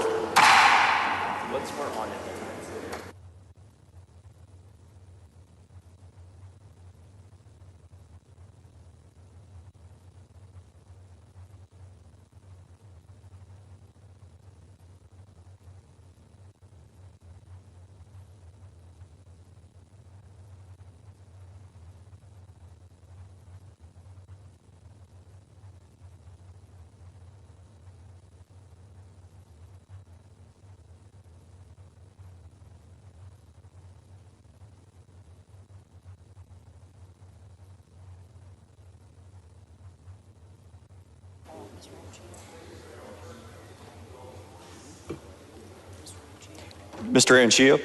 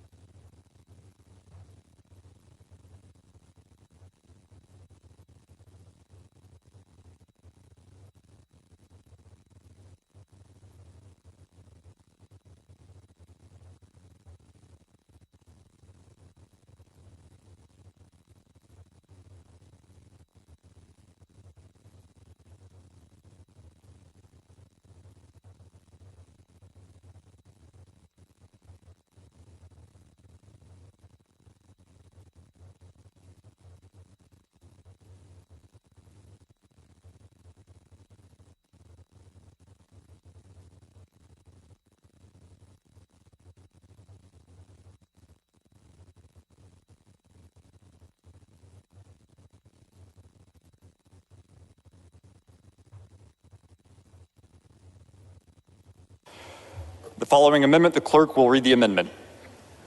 Amendment by Anchia. Chair recognizes Mr. Anchia. Thank you, Mr. Speaker and members.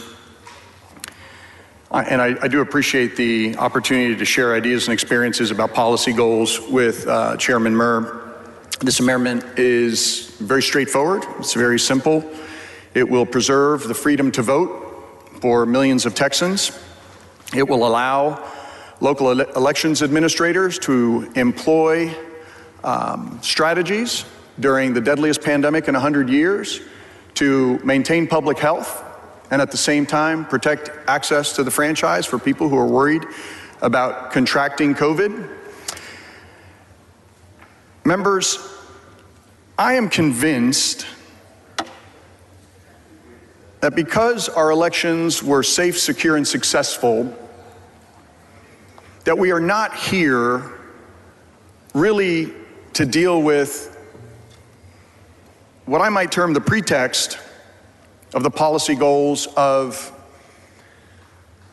incidents of fraud or likelihood of fraud. The bill author was unable to point to any. The prior bill authors were unable to point to any. And in fact, we know that the likelihood of fraud in a Texas election is a rounding error of a rounding error, maybe even of another rounding error. It is so infinitesimal, so as to be a lower percentage than even being struck by lightning. Yet, the governor declared it an emergency item. We had a first special session. We've now are in a second special session, and why? And during the regular session, I pointed out and drew a direct line between why we are here today and the big lie that was offered by our ex-president, who said that the election was stolen from him, despite no evidence to the contrary, who suggested that African Americans and Latinos in urban areas had somehow committed fraud so as to not deny him a second term, never taking any personal responsibility for why he actually lost the election. And it was suggested again that Republicans need to stop the steal. That language led to an insurrection against the citadel of democracy, our U.S. Capitol, where I got to spend a lot of time with my colleagues trying to defend the very delicate democracy that we have. An insurrection where the vice president was to be lynched, where members of Congress fled for their lives, Republicans and Democrats, and where the peaceful transfer of power that has been a hallmark of our democracy was threatened. And in fact, now we are learning that it was an attempted coup that was only stopped by members of the military who refused to go along with this big lie. Members of our military who were brave patriots, who believed in this country, believed in the sanctity of elections, and believed in the rule of law, who would not bend their knee to any politician who tried to offer the big lie as a pretext for taking away people's voting rights, for overturning an election, for overturning the peaceful transfer of power. And I can draw a straight line from that to the bills that have been filed all over the United States to try to make it harder to vote. And I'm sorry that when we talk about discriminatory impact, it bothers people. Those are not my words. Those are the words of independent federal judges across this country when they've seen what this legislature has done to voting rights over the last 10 years. And I was really happy to hear from the chairman that Texas over and over and over again has tried to expand the franchise, keeping in mind that we have not had a pluralistic democracy for most of our country's history. It was not until 1965, when President Johnson, a Texan, signed the Voting Rights Act, that we had full participation in this democracy. And it is now the same people who were empowered by that Voting Rights Act who are having to stand up for democracy at this moment. Because as much as you might decry our need to go to Washington and really beg for federal protection, I will let you know that while in 1975, as Chairman Murr said, in 1987, in 1991 and 1997, there were expansions of the franchise in Texas. That's when not when the current party in power was in power, was it? And that's just the facts. We had the Voting Rights Act in 1965, and we started to expand the franchise in 1975, 1987, 1991, and 1997. Things don't just happen, people make them happen. And so I want to remind you, since we were reminded of that good history on voting rights, I want to remind you of recent history, since Republicans have been in control. And this is not old-timey sort of Bull Connor, hoses and dogs. This is contemporary. This is digital. Many of you have been in the legislature during these times, like in 2012, where the judges in Texas v. Holder on redistricting said, in rejecting the argument from the state attorneys, the court said the maps adopted by the legislature had the effect of denying, abridging the right to vote on account of race, color, or membership in a language minority group in violation of the Voting Rights Act.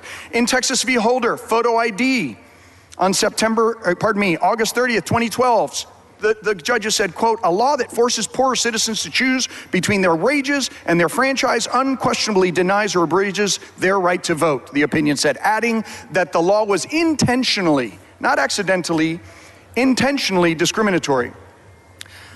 So because the author has offered up this history of expanding the franchise in his bill layout, I think it is also important to remind the body of the recent history of restricting the franchise. Like on October 9, 2014, in the V. Perry case, also related to photo ID, the court holds that SB 14 creates an unconstitutional burden on the right to vote. It has an impermissible discriminatory effect. Perez v. Abbott, redistricting, March 10th, 2017, plaintiffs have established a Section 2 violation. And, quote, the desire for partisan advantage leads the legislature to select a course of action, at least in part because of not merely in spite of its adverse effect on identifiable groups. Perez versus Abbott, redistricting, 2017. There was intentional discrimination, and I could go on and on and on. So it is against that backdrop, members, that we find ourselves today, against the backdrop of the big lie and against the backdrop of recent history of this legislature, the record of this legislature. And I know people sort of bristle at certain terms that are used, so I'll just say that have been intentionally discriminatory.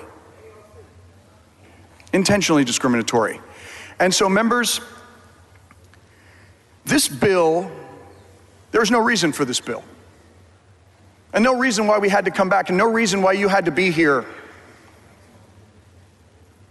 This is all about furtherance of the big lie, and I want you to think for a minute, with no examples of voter fraud. Are the principles that are being offered by this bill, do they hold up to scrutiny? Is that uniformity pretext? Does that hold up to scrutiny? Does the incidence of fraud, which is a rounding error, hold up to scrutiny? And does that expansion of the franchise hold up to any scrutiny? Ms. Hinojosa, for purpose. And I would say no. Does the gentleman yield for a question? I would say no. And I'd be happy to yield for questions from Representative Hinojosa. He yields for questions. Thank you, Chairman Anchia. You spoke very eloquently. Thank you. About the disproportionate impact of this legislation and prior acts of this body. When you speak about the disproportionate impact, are you talking about a disproportionate impact on people of color? Specifically, courts have pointed out over and over and over again intentional discrimination against African Americans, intentional discrimination against Latinos, intentional discrimination against people of color. These are not my words. These are 3 federal courts across this country making 10 findings of that intentional discrimination. Intentional discrimination against people of a certain race, is that racism? That is... Ms. Hinojosa. Those words, intentional discrimination, I think can be fairly characterized in that manner. We can talk about racial impacts of this legislation without accusing members of this body of being racist. Respectfully, I'm not accusing members of this body. I'm talking about members' outbursts are inappropriate. Ms. Hinojosa? Will the gentleman yield for questions? More questions. I yield for questions. Chairman Anchia, when there is an act that is intentionally discriminatory against people of a certain race, is that racism? I think when you are acting in a way that is intentionally discriminatory, and I will use the language of courts that have, since I've been a member of the legislature, in v. Abbott, with respect to strict photo ID that was ultimately overturned, they said that the legislature knowingly placed additional burdens on a disproportionate number of Hispanic and African American voters. And I think that's pretty clear. The gentleman's time has expired. Mr. Wu, for what purpose? Mr. Speaker, would I move to extend the gentleman's time? Members of objection to extending Ms. Anchia's time?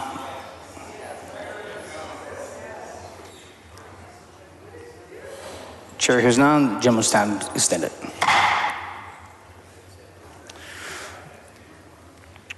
Representative Chia, early on in the beginning of this layout, the bill author talked a lot about the different times that this legislature and this state has expanded voting hours, early voting, and all those different types of things, right?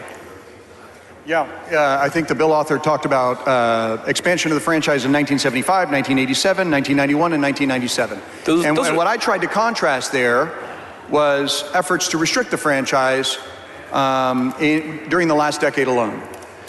Those are all things were done under Democratic administrations, right? It is my recollection. There may have been a Republican governor that served, but usually a legislature that was democratically controlled.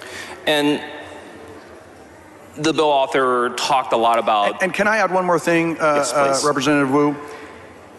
Voting rights never were partisan.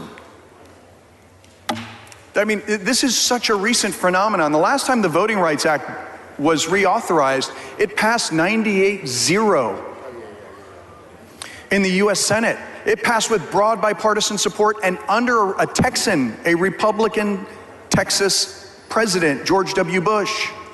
It has never been partisan up until the last decade, and I don't understand it. Yeah, I don't understand it either. And the bill author laid out, there's provisions in this bill that were offered by Democrats that would do something to help make this bill better, correct? Yes, that was the chair's layout. I'm unaware of the specific provisions, but I will take his word. I will take his word for it. But just because there are individual provisions in this bill that are good does not mean there are some really bad provisions that it's trying to hide. Of course. And does a piece of legislation, does a law need to specifically outline intentional racial discrimination for it to have a discriminatory effect? It never says in the bill, and I have a copy of the bill with me, it never says in the bill, this bill is designed to discriminate against people of color. It never says that. In none of the bills that have been struck down by federal courts did it ever say that. So when I always find it curious when proponents of the bill say, well, find one place where it says voter suppression in the bill. It never does. That's the point, isn't it? Isn't that the point? That's the whole point. That's the whole point. And when we don't, especially in light of that history that I detailed, when we don't talk about, or when we don't engage in any sort of analysis related to potential discriminatory effect, we leave it to the courts to find those things, and they found it on 10 different occasions. And that's why they overturned the strict photo ID bill. That's why they overturned the gerrymandered lines of 2011. And, you know, I think it's a damning record. And earlier on, you talked about, you gave us all these quotes about how this body intentionally and directly place restrictions on minority groups, on minority racial groups, minority language groups. That wasn't you saying that, right? No, I didn't make that up. That wasn't me saying it. No. Who said those things? Federal judges, Republican appointees and Democratic appointees, including a 3-judge panel in San Antonio that had 2 Republican appointees and 1 Democratic appointee. Thank you, Mr. Anchia. And I would add just one more thing, Representative Wu, in response to your question, that I'm sorry that some people get triggered when you talk about intentional discrimination, and people get upset about that. But one need only read these court opinions, and court opinions shouldn't really trigger anybody. I mean, the bottom line is that is the record. So when people come up here and say that this bill is really about A, and then you ask them, like, okay, it's about the incidence of fraud, where are the examples? And they say, well, yeah, I'm not advised. In light of this history... Mr. Speaker, will the gentleman yield for a question? Not at this time. In light of this history, you should take a negative inference. I do. If this isn't about expanding access to the franchise, if it's not about the already very low incidence of fraud and where you're not advised of any examples, if it's not about the secrecy of the ballot box because no voter has complained, then my inference is like, well, it may be about the same stuff that those other bills were about. And that's why I think it's relevant to discuss today. And I'm happy to yield to questions. Will the gentleman yield? The gentleman yields for questions. Yes. Thank you, Mr. Representative Nchia. I heard you several times you've said the intent of the bill is not valid. You mentioned something about there isn't fraud. I heard you several times during this discussion say, not my words, but somebody else's. And I also heard that dialogue between you and Representative Wu. But I want to remind the body of some things you said in 2011 that were specifically your words. Oh, I've been waiting for this moment for a long time. I bet you can't wait for this. And the type of voter fraud that's been seen most prevalently in the state of Texas is mail-in ballots. 70% of all the prosecutions by the Attorney General are mail-in ballots. And you kept going on, and then you said, you said, we will be reading about mail-in ballots fraud, mail-in ballot fraud, and mail-in ballot fraud. These are all your words. You also asked why they're not, no one is doing any. You also asked why. Well, I read about the whole context here. It's right here. And so it's not a question, so I'd like to offer you some context because I read the context, and you're validating that there is indeed fraud in Texas. And here you're trying to tell the body that there isn't, and I think that it's disingenuous, and it's really unethical. Let me tell you what is disingenuous, sir. That's disingenuous. When you take a speech that was 14 years ago, on this very mic, and you boil it down to, I don't know, a dozen words, and you take those words to try to prove your point. Let me give you the context behind that, because I think that was intentionally misleading. One, mail-in ballot fraud, even then, was rare.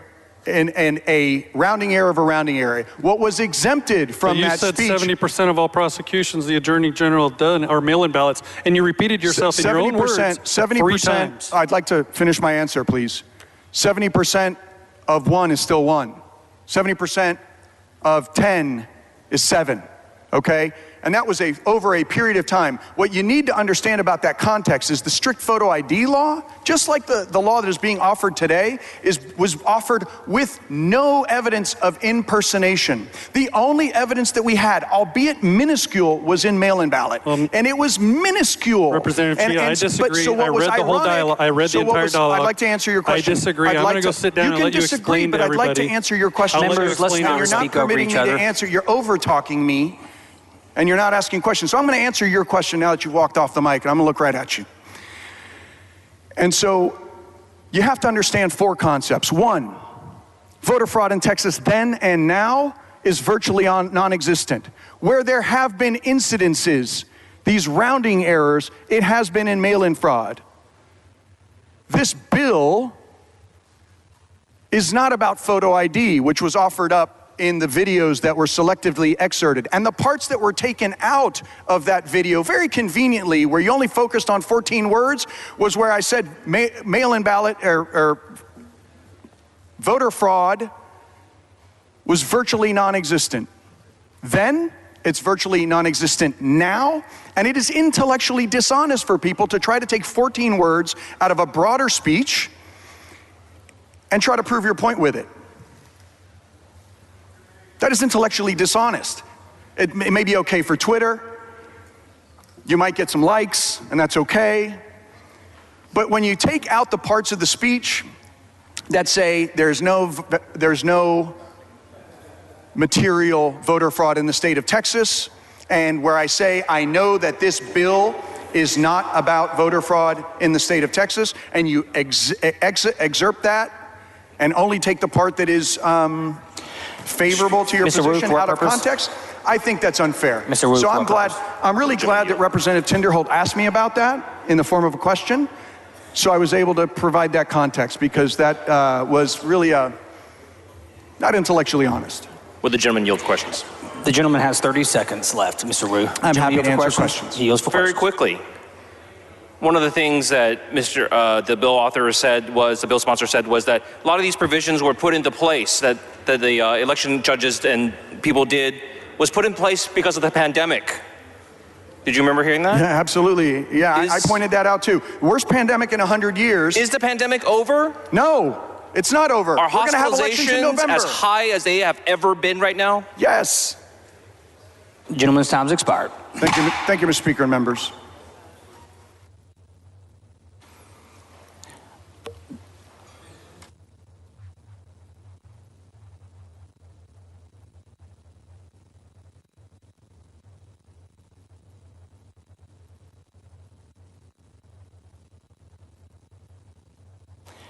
The chair recognizes Mr. Murr to speak against the amendment.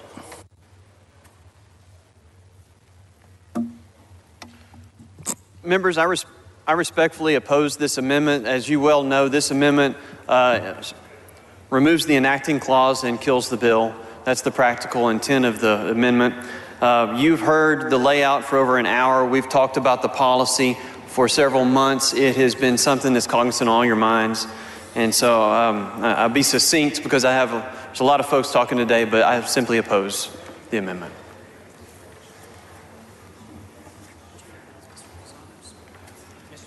Mr. Wu, for what purpose? Mr. Speaker, would the gentleman yield for questions before walking off? The gentleman yields for questions. Thank you, Mr. Speaker. Sorry I didn't have a chance to ask questions during the main debate because of the long line. But I have a question since the amendment striking the enacting clause opens the entire bill up for questions. I have a question about some of the provisions on page 37. Page 37, yes, sir. And as discussed with earlier Representative Wally, this is a provision that creates a new felony level criminal penalty, correct? So on page 36 and 37? I'm just referring to the parts on 37, starting with line 3. Give me just a moment to flip over there so that you and I are on the same page, literally and figuratively speaking. And while you're doing that, it's my understanding you practice criminal law, right? Yes. Okay. So I want to make sure I'm not going to be talking over your head or anything. Well, that remains to be seen.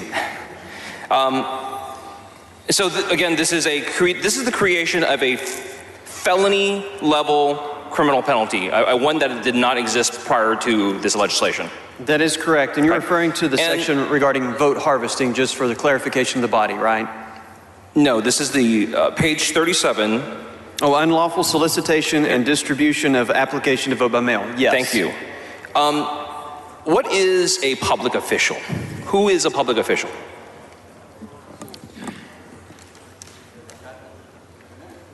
Yeah, it's not a defined term. Am I a public official? I would believe so. Is everybody in this body a public official? Generally speaking, I think the common terminology and the common definition would include an elected official. Okay. Yes. What does it mean when it says, when do I act in official capacity as a state representative? I assume in the service or exercise of your duties on behalf of the state of Texas. Because so like, there's not, I don't punch in a clock or anything. There's not a time when I put on a badge that says state official or not state official. I assume that it would be fair to say, like, when I'm doing a campaign event, I'm not acting in official capacity, but let's say I'm having a town hall. Am I in official capacity then? I don't know that I'm the best person to make that determination. Well, but I will point legislation.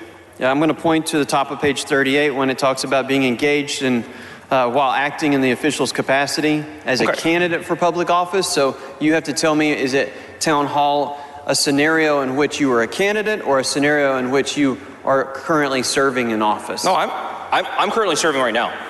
I'm a currently elected state representative. I'm asking you, under the definition of this bill that you're carrying, if I'm having a town hall, am I acting in an official capacity? I would believe that to be true. Okay. If I'm walking around town and somebody approaches me and says, hey, you're State Rep Gene Wu, aren't you? And I say, yes, I am. How can I help you? Am I acting in official capacity? Your fact pattern tells me that that's just simply an identification of your person as serving in office, not necessarily acting. So you got to tell me what the conduct is that you're engaged in besides walking around. Sure, the person says, hey, can you help me with my problem? And I said, let me hear about it. Then perhaps you are in your role as a public official. Okay. But you're not sure? No, I'm telling you, when you say that they walk around and identify you, you're not necessarily engaged in that. But if they're going to have a conversation about something that relates to the duties of your office or that you're assisting them with constituent services, then I would interpret that to mean that that is engaging as a public official. So, on line 7, you said solicit the submission of an application. What does the word solicit mean in respects to this particular criminal penalty? I would assume that it would adopt the plain meaning of the term solicit, which means that you actually take action to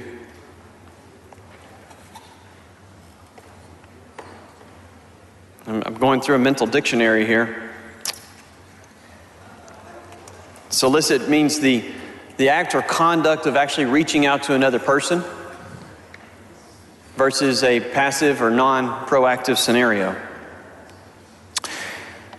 So if I am having a state rep town hall and I tell people, hey, don't forget there's a pandemic going on, make sure you apply to vote by mail. That would seem to run in violation of your statute that you're proposing.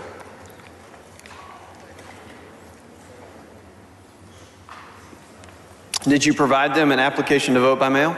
Nope. It says solicit the submission of an application to vote by mail. Now, I don't believe that your fact pattern fits the terms that are provided in line 7 of page 37 of the document. You just told me that the term solicit, by your definition, means a person-to-person engagement to request them do something. And I said, I am going out to my constituents during a town hall where I'm acting as state representative, and I'm asking them, telling them, requesting them, soliciting them to turn in an application to vote by mail. I believe that the act of soliciting involves the presence of the application to vote by mail. I'm sorry? I believe that in your fact pattern, the act of soliciting would need to involve the physical presence of the application to vote by mail. That's not what the word solicit means. I understand, but you're asking me a question and I am giving you a response. So, if I'm at a town hall and I talk about how we voted on a voting bill and how your right to vote is really important, and I have a stack of vote by mail cards sitting on a table, is that a crime? I do not believe that is an offense, a criminal offense, no. And what if I say, hey, there's a stack of vote by mail cards right there on that table. Pick one up right now. Did I just commit a crime? So I will point out to you that subsection E on lines 25 states that it does not apply if the public official provided general information about voting by mail, the vote by mail process, or the timelines associated with voting or to vote in person. I've done none of those things. I am very directly telling my constituents, see that pile of vote by mail cards? Pick it up right now, fill it out. Is that a crime? I do not think that's a crime, no sir. What if instead of having the vote by mail cards on a table, what if I am State Representative Gene Wu having a great discussion with my voters, with my constituents, and I say, here, in my hand is a vote by mail card. I want you to take this card out of my hand and fill it out. And I have to assume, as many of us in this body I've already done in election after election. Is that a crime now? I have to assume that you're running for re-election as a candidate for office. No, sir. And I would say that it's not a crime. No, sir. Under subsection E of this bill, which flows over to the next page. No, sir. This is a state official, state representative town hall. There is no campaigning here. I've not told anyone that I'm up for re-election. I'm not telling anyone I'm even running for re-election. I'm saying, here is a card out of my hand, go vote.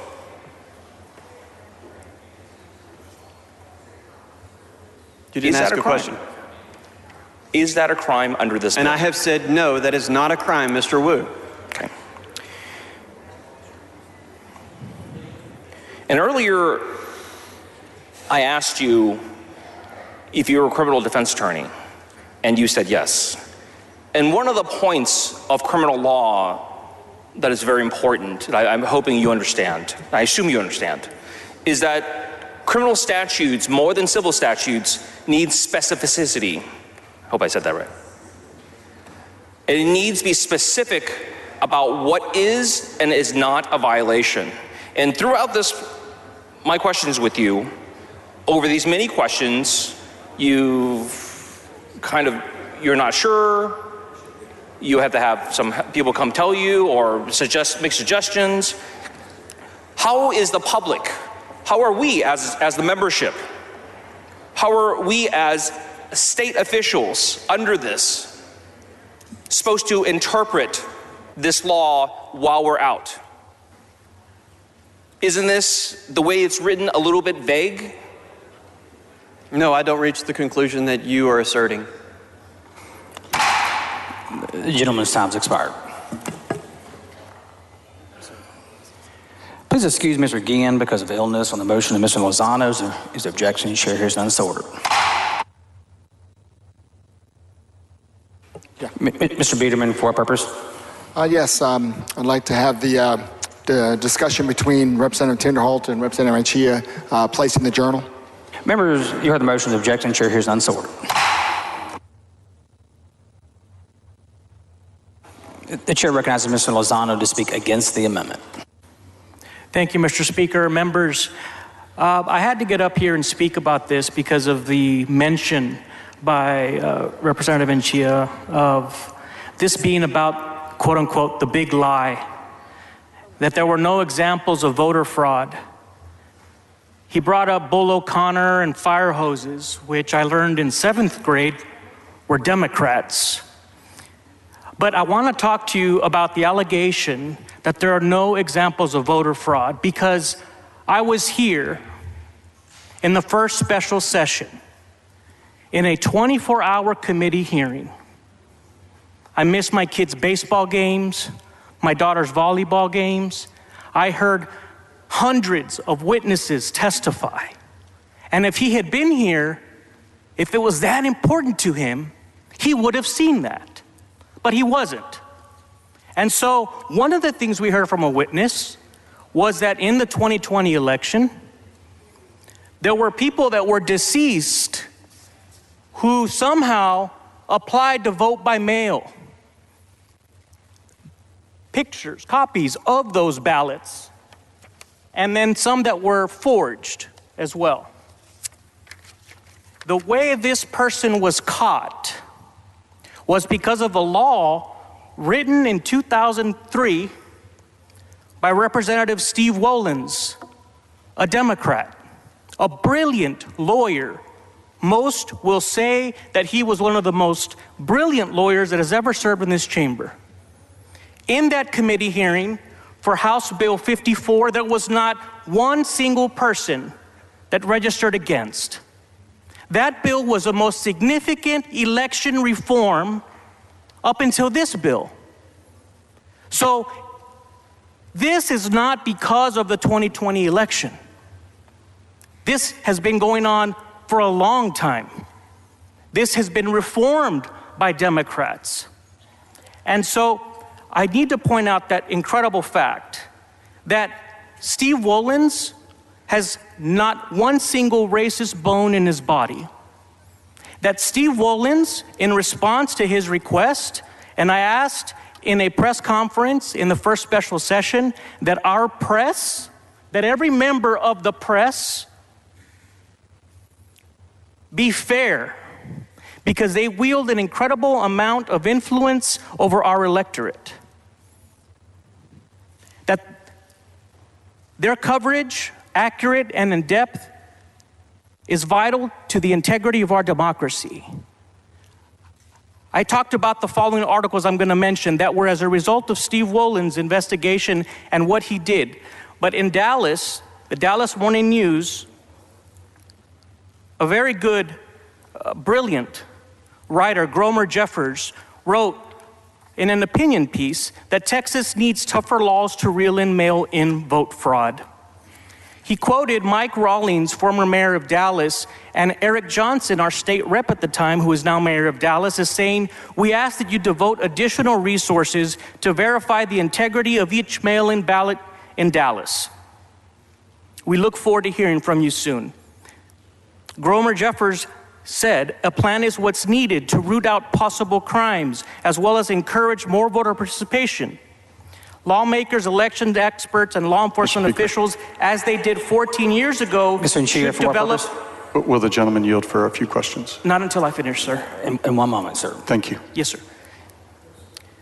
That we should do what we did 14 years ago to develop new policies to stamp out corruption, even if it costs money and resources. Voter fraud, even with mail-in ballots, does not occur on a large scale. That's nothing that has ever been proven. But in low turnout elections, stealing just a few votes can be the difference between winning and losing. Steve Wollins was quoted as saying, "You have to have a conversation in order to prevent coercion and fraud. Then you tailor-make a new law that deals with abuse." NPR reported in 2015 on their morning edition, July 7th, 2015, NPR, for the press to hear and to look it up. It's easy on Google. "In the Rio Grande Valley, some campaign workers are paid to harvest votes." NPR is not Fox News. The title of their show was "In the Rio Grande Valley, some campaign workers are paid to harvest votes." A new FBI anti-corruption task force is trying to clean up the Rio Grande Valley of Texas. According to the Justice Department in 2013, which was under President Obama, more public officials were convicted for corruption in South Texas than in any other region of the country. One of the practices the task force is looking at is vote stealing. In recent years, losing candidates in local elections began to challenge vote harvesting by politiqueras in the Rio Grande Valley, and they shared their investigations with authorities. After the 2012 election cycle, the Justice Department and the Texas Attorney General's office filed charges. In Dallas, in the Dallas Observer, June 21st, 2018, press, please hear this. Dallas man pleads guilty in 2017 Dallas voter fraud investigation. The DA, Faith Johnson, said this is the first of many milestones in the ongoing investigation into voter fraud in Dallas County. We must protect the process so that all citizens may have confidence in the system. A Dallas County grand jury indicted Hernandez last spring as part of an investigation into voter fraud in Dallas's May 2017 municipal elections. Investigators in the case believed that Hernandez was responsible for at least one tainted ballot turned into the elections department during the District 6 City Council election between Omar Nevarez and Monica Alonso. The ballot was signed Jose Rodriguez, the alias attached to more than 700 ballots requested by a Dallas County judge in the May 6th election.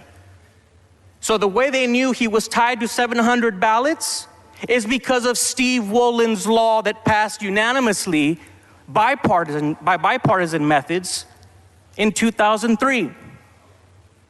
And so, members, I could tell you about the hearings in 2003 on that bill, which had some pretty incredible quotes by Democrats in committee, which I might hold off. I'm going to hold off on quoting verbatim what the Democrats said in committee, which, in my opinion, they should be joint authors on this bill as a result of their statements.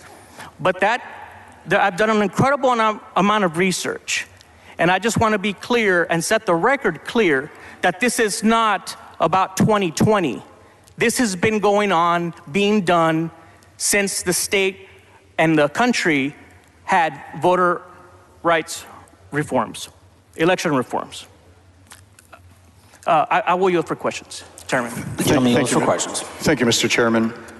I want to start off by just asking you about a statement you made at the beginning where you suggested that I might not care about voting rights. Well, you weren't here, Chairman. I'm sorry. You said if you care about voting rights, you would have been here. Because you made a lot of misstatements. Well, hold on. You would have not made those statements. Let me ask you about that intent. Let me just finish my question. Do you believe I don't care about voting rights?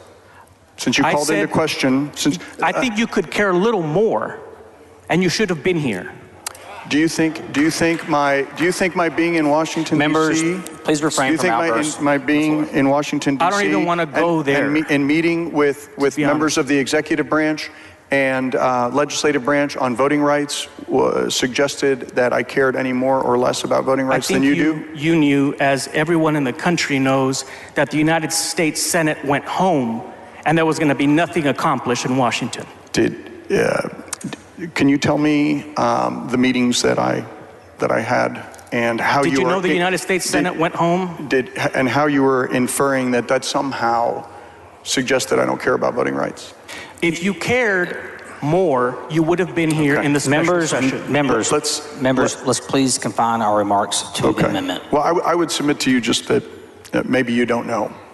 Maybe you don't know how much I care about voting rights. You weren't here. Now, I want to ask you about the statements you made because you took some isolated instances. And you talked about Steve Wollens. What district does Steve Wollens represent? It was in Dallas. In which district? The number I don't know, sir. Which part of Dallas? I have no idea which specific part, but I hope that some of the voters that they... Do you know who succeeded Steve Wollens and was endorsed by Steve Wollens? I didn't look at that part of the That would be research. me. So I succeeded Steve Wollens. Well, then why aren't you on this bill? With his support and endorsement. And so... Seriously? My point is that the bill you're referring to that Steve passed with bipartisan support, broad bipartisan support, you've given us examples of how that bill worked, have you not? Exactly. Okay? And so because that bill is in place and according to you is working, and in fact, I've authored a bipartisan bill with Dr. Oliverson related to mail-in ballots just 2 sessions, maybe 3 sessions ago. Are you going to have a disparate impact with your bill? And it ultimately, unfortunately, it wasn't in place long enough before it was overturned by the majority in this legislature. But let me just ask you, since I can ask you some questions from back here. Is it your contention that the bill that was passed by my predecessor in office, whom I have a very good relationship with, is working? Definitely, and I will add to that. He did not disenfranchise minority voters with it. Correct, because it was a bipartisan bill that was done well. Election integrity reform did not have a disparate impact. I support. In fact, early voting went up. I urged him to deal with that. So early voting went up. All the cases that you are discussing, which were prevented or prosecuted under that bill, right? Absolutely. Okay. So and you weren't here, but I'm sure you would have voted for it. How does this bill improve that bill? Gentleman's time's expired. Mr. Speaker, I'd like to request an extension of time, please.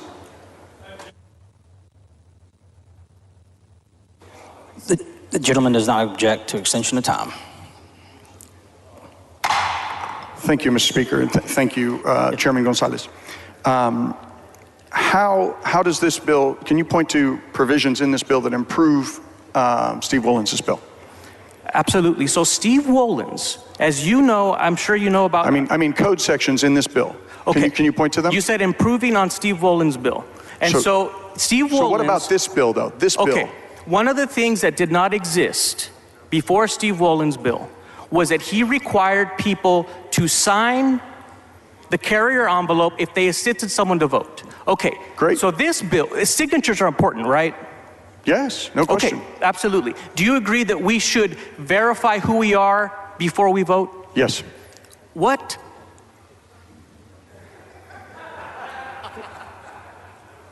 Let me ask you again. I don't know why you think, if you've been paying attention at all to my legislative career, you'd know that that has always been my position. So Look, I've got so I'm going to try to come back. 175,000 voters. I can't possibly look at you. I'm just going to follow you. I'm just going to try to come back to the question, which is direct you back to this bill and tell me how it improves upon that bill. Since you agree that we should verify who we are before we vote, this bill applies the same standard from in-person voting to mail-in voting. Can you point me to that section of the bill? It's, I'll just tell you, that section is the one that says that if you vote by mail, you have to put your social or your driver's license number on that, because as you can see, is what I mentioned earlier. And what happens if... Let me finish my answer, But what please. happens as if you can you see, do not... whenever you... What happens? As I mentioned earlier, I'm familiar with that code section, but what happens if you would have known, in the there case are ballots where you that have are just in the 2020 election that have been forged by signatures that have been. How does a dead person apply for? How does a dead person apply to vote by mail? Was that prosecuted? Somebody forged their signature, right? Was that prosecuted? Obviously. And so these are the things that this bill addresses. Okay. So you were in the section that you did not specifically name, but you alluded to. I want to ask you about that. If a person registers with their Social Security number, but then when asked to verify on their ballot application that they put down their voter number or their driver's license, and under this bill, that ballot would be thrown out, correct? Or could be challenged? Yes. Okay. And so, what is the, do you think that that's a problem? Okay, so right now No. Do you think that's a problem that if someone did not remember when they registered to vote, whether they used their driver's license or Social Security number, and they put the other number down on the carrier envelope, that would be thrown out? Either number should work, in my opinion. What's that? Either number should work. Is the bill written that way today? Honestly, I think there might be amendments that address that. Is it written that way today? I support an amendment that fixes that, but as I've seen it now, it does not. Okay, so it does not, and I think that's the correct analysis. So the code section that you actually suggested was an improvement on the prior bill, which I wholeheartedly accept. Hold on. You do think it's an improvement? Please, JM. Please, Chairman Gonzalez. It's Lozano. Oh, sorry, Lozano. It's okay. We all look the same. So. Certainly do. So, Chairman Lozano, and I apologize for calling you Chairman Gonzalez. It's okay. It's all right. I apologize. I forgive you. Thank you. So, Chairman Lozano, was there an improvement? Do you consider that code section that you alluded to an improvement on the 2003 bill as currently written, when people's votes can be thrown out? You just said it did, and I agree with you. It does improve on that. Okay, so you believe that the current code section that would allow for a person's mail-in ballot to be thrown out improves on the 2003 bill? Chairman Lozano, sorry. You just said it improves on it. I agree with you, it does. I asked. So you think the fact that ballots can now be challenged and thrown out because of an incorrect number is a good thing? Look, we need to verify that people are who they are before they vote. Stipulated.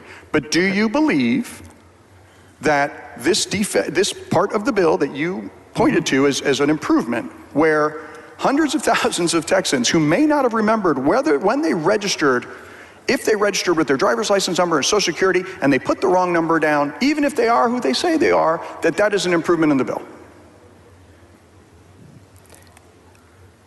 Yes. And Okay. the thing, yeah. So I will take you at your word that we're going you to fix believe that part, that but if they need to verify who they are with either their driver's license number or the social security number, just like you do when you vote in person, you have to verify your identity. And if you use the wrong number, you think it's okay for that ballot to be thrown out? As long as they use a number on their ballot. Now, we need to clean that up, in my opinion, in an amendment. I think you have well stated your intent. Thank you. Thank you. Mr. Speaker? Mr. Schofield, for what purpose? Will the gentleman yield? The gentleman yield for question. Gentleman yields. Mr. Lozano, I'd like to build on your conversation with Mr. Anchia. First of all, let's start at the end. Am I not correct that in this bill, a voter whose mail ballot is rejected would be able to cure under the bill?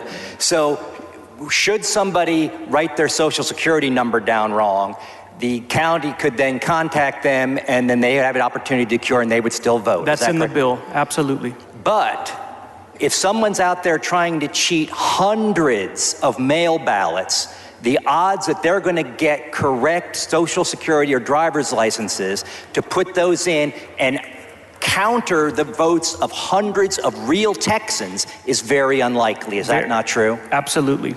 I appreciate that. First, it was said earlier, and I think somebody slipped it in, that drive-through voting is currently legal.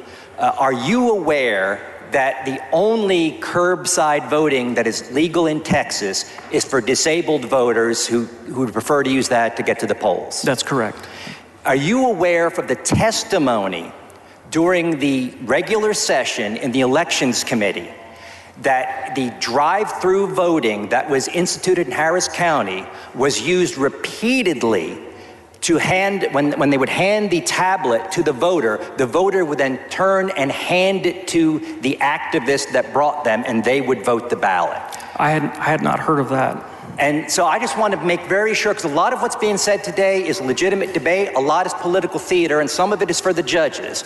I want to draw the judges' attention to the testimony that there was a repeated pattern of getting the tablet from the rightful voter and having someone else vote it, and that is the reason why we oppose having drive-through voting, because it is a recipe for fraud. Is that your understanding? Yes.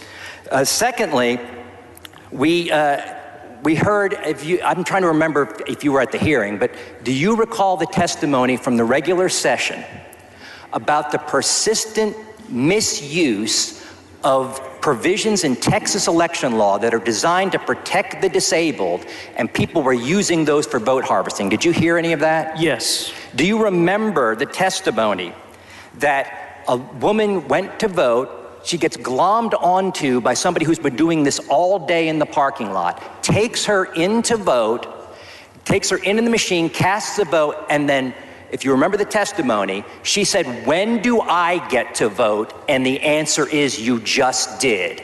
And these ballot harvesters were stealing people's votes all day, every day during early voting and on election day. Do you remember that testimony? Yes, I do. Do you also remember the testimony from Harris County that when people say, well, what's wrong with just sending out lots of mail ballot applications? Well, first of all, are you aware that there are only 3 categories of people that can vote by mail in Texas? People who are over 65, people who are disabled, and people who are going to be out of state when on election day. You aware of that? Yes. And are you aware that in Harris County, they wanted to just mail out applications to everybody, including people who could not legally vote and would be enticed to vote illegally if they cast those ballots? Do you recall that? Yes. Do you also recall that because of COVID, so many people returned applications and then decided they wanted to vote, and under our law, had to bring their ballot back? And those ballots were not being canceled, were being put in boxes, and never showed up on the logs, and that there were boxes and boxes and boxes of blank mail ballots that could be voted by anybody that were not accounted for. Do you remember that? Yes, I do. Is that a reason why we would not want willy-nilly mailing of applications and mail ballots to people who don't qualify for them and who did not ask for them? Absolutely. And with that, I see the speaker getting up, so I think I'm about to get gavelled. Thank you, Mr. Lozano. I appreciate your... Thank you. I appreciate your... Gentleman's time's expired. Next, Mr. Speaker. Mr. Busey, for what purpose? Ask to extend the time. Members, this requires unanimous consent. Is there objection to the extension of the time? There is objection, Mr. Busey. Does any member wish to speak for, against, or on the amendment? Hearing none, the chair recognizes Mr. Anchia to close on the amendment. Thank you, Mr. Speaker and members, and I'm grateful for the banter and repartee with Chairman Lozano. I apologize for misstating your name. It really was an oversight on my part, probably a senior moment. What I do take issue with is really the policy, where we have a bill that's been working since 2003 that I think Chairman Lozano made the case for. It was a bipartisan bill. There was no testimony to suggest that there was going to be a discriminatory impact in that bill. And guess what? It leads to prosecutions in those very small cases. As I said at the beginning, I think it was mischaracterized later. Those very small cases, those rounding error of a rounding error where we do find fraud. And I said that at the outset of my comments. But it's not material based on the legal votes that are cast. And so it was his position that it is a good policy result for someone who has identified themselves with two different numbers. Their driver's license number when they first registered, and I don't know how many of you, do y'all remember if you used your driver's license number or your social security number when you first registered years and years ago? I would submit to you that many of us don't. So that when you offered up your mail-in ballot and marked the carry envelope with maybe the second identifying number that you didn't use initially, that your ballot could be challenged and thrown out, even with a cure, even if that exists. Why are we adopting a policy that would de facto allow that ballot to be challenged? I don't want my ballot to be challenged because I used my driver's license in one occasion and then I properly identified myself with the social security number. I've identified myself in both instances. Why is the assumption that somebody, your neighbor, somebody you don't know, can say your vote does not count, even though you correctly identified yourself twice with two discrete identifying numbers? Somebody can walk up to you and say, nope, your ballot's thrown out. Why is that the assumption of this bill? The assumption should be just the opposite, that is your ballot is a valid ballot. It is a correct identifying number. And you have to prove that your ballot should not count. This bill flips it on its head. And I think that's unlike Chairman Lozano, who suggested that it was a good result and an improvement on the bill. I think it is not. I think that provision itself is rife for abuse by people who will affirmatively challenge senior citizens, the disabled, who just made the grave error of not remembering whether they used their social security number or their driver's license when they registered to vote maybe half a century ago. And that's just bad policy. That's what I was trying to point out. Yet Chairman Lozano points to that provision as an improvement. I think I just have a fundamental policy disagreement with him. I don't think that's an improvement. And in fact, when this has been analyzed by independent media, they pointed out that this could be hundreds of thousands or even millions of ballots that would be challengeable. And why is that the presumption? When we know the incidence is a rounding error of a rounding error, where the author himself said, I'm not advised. And where we know that the existing bill, I think as was eloquently discussed by Chairman Lozano, is working. Why do we want to change that standard? I think it's bad policy. And I'm proud to say it up here. And I was happy to have that policy discussion, because if that is the one way that there's an improvement on the law that had broad bipartisan support that was already in place that is causing these prosecutions, no, I don't see that as an improvement at all. So with that, if Chairman Busey has a... Just for a quick question. If Representative Tallarico has a question, I'm happy to answer it. Does definitely not Mr. Tallarico Oh, sorry. have a question? Representative Busey, I'm bad with names today. We all look the same. You all look the same. Mr. Chairman, just a quick question. We just heard a dialogue between two of our colleagues back and forth talking about testimony in committee that they acknowledged they had heard. Has any of that dialogue that you know of around drive-through voting turned into any convictions, or is this just sharing tinfoil hat accusations on the floor of the House? Look, people say a lot. I've sat through, because I really care about voting rights, even when I have been on committees, I've sat through, I served on the Elections Committee for 6 years, and people would come up with the most outlandish accusations that never resulted in any further actions. And the Secretary of State has data on this where they get concerns about irregularities. They have to filter through a lot of it, and if they find something actionable, they turn it over to the Attorney General. And it's usually just a tiny little sliver of a percentage, and more often than not, it is anecdote, unsupported by facts, accusations, unsupported by evidence. So you hear that over and over and over again, and I am unaware that any of the information that was offered up by from the back mic was offered up with any facts at all. I think it was not, and I would have loved to ask for any proof of it, but I guess our time has expired. Thank you, sir. Proof is pretty thin, I would say. Proof is pretty thin. So members, we've been on this amendment for a long time. I would say if you think, as Representative Lozano does, that the 2003 bill is working, if you think that prosecutions in those very limited cases, those rounding error of a rounding error cases, is working, and you think it's bad policy for us to be throwing out ballots just because somebody didn't remember whether they put down their social security number or their driver's license when they first registered decades ago, then please support this amendment. And thank you for the use of the hall.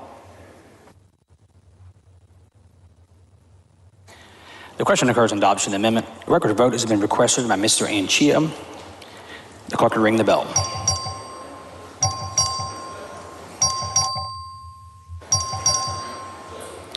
All members voting.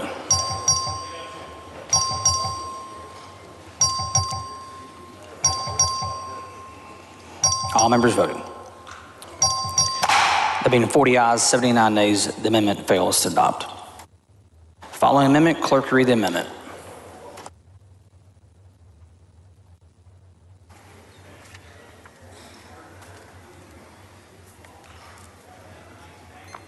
Amendment by Murr.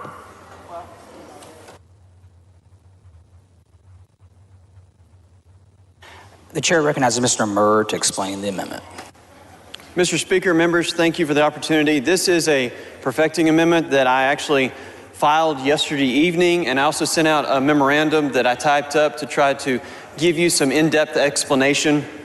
Happily to go through it really quickly. I know that there may be some questions on it. There are multiple parts to it, so I'm going to refer to them by each identified part. On page 1, it replaces the term strictly construe with the word interpret. Number 2, it actually reduces the amount of information that must be supplied by the person registering to vote. Specifically, it excludes information relating to their name, date of birth, and residence address.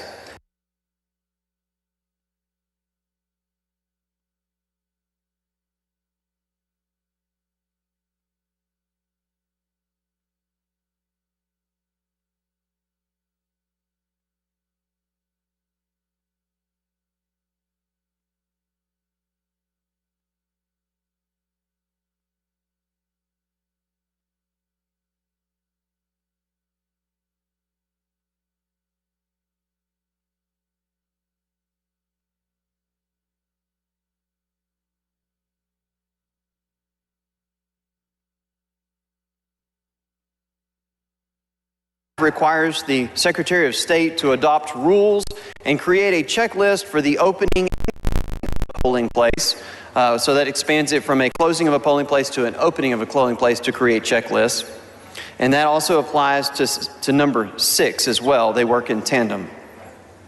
Number 7 on page 1 of the amendment replaces the language to more appropriately balance a watcher's ability to observe polling place activities with the election judge's ability to maintain order within a polling place. Number 8 is a new addition to Article 4 of the bill. It adds language to make clear that a reference to Chapter 33 of the Election Code to an early voting ballot board includes a signature verification committee. If you go to page 2, number 9 revises the penalty for an election officer who intentionally or knowingly refuses to accept a poll watcher for service when required to do so from a Class B misdemeanor to a Class A misdemeanor. This was heard repeatedly in testimony in which witnesses reminded us that current law under Section 33.061, in which obstructing a poll watcher is a Class A misdemeanor, is comparable and therefore should be punished in a comparable fashion. Essentially, I would chart that up to a drafting error on the part of the bill sponsor, myself. Number 10 provides conforming changes to align with the Senate Bill 1 engrossed version, Section 4.03, to include a number from an election identification certificate to the forms of identification that may be submitted by a voter when applying for an early. Number 14 in this amendment expands the reasons that an applicant desiring to cancel the person's application for a ballot to be voted by mail to include they received notice of a defect from either the Signature Verification Committee or the Early Voting Ballot Board. Number 15 of the changes relates to Section 86.001 of the Reviewing Application and Providing Ballot section of the Election Code to conform to SB 1 engrossed language that information that identifies the same voter identified on the applicant's application, which, according to the Secretary of State and other members, is a broader term and respectfully identifies a remedy that was brought up in both hearings in July and August. Number 16 accompanies that same revision. Number 17 provides conforming changes to align with the SB 1 engrossed version sections 4.08 and 4.09 to include a number from an election identification certificate to forms of identification that may be submitted by a voter when applying for an early voting ballot application. Those same changes are reflected in number 18 of this amendment. Number 19 adds a new section to Article 5, providing that an online tool used in Section 86.015 of the Election Code must allow a voter to add or correct the identification number that they have that they might be using to vote by mail. Number 20 references Section 5.09, which includes the opportunity to correct a defect and clarifies that a voter can correct the identification number. Conforming changes are also reflected in numbers 21 and 22. Number 23 applies to Section 5.09 to make notices to cure by mail mandatory if the Signature Verification Committee determines that it would be possible for a voter to correct the defect and return it in time, or if the committee determines that it would not be possible for the voter to correct and return it, the committee may, that's permissive, notify the voter via telephone or email to inform the voter that he or she may request to have the application to vote by mail canceled or come to the early voting clerk's office in person to correct the defect. There are conforming changes with that change in sections 24 and 25. Number 26 corrects mismatching numbers issue that we recently talked about, and we heard that this remedy with this proper language should address concerns raised during the committee hearing. Those changes are also reflected in numbers 27. Number 28 affects Section 5.10 and removes a requirement that the early voting ballot board requests from DPS any signature of the voter that DPS also has on file and allows the board to compare the signatures of the voter that the voter submits with any known signature of the voter. Conforming changes are also present as numbers 29 and 30.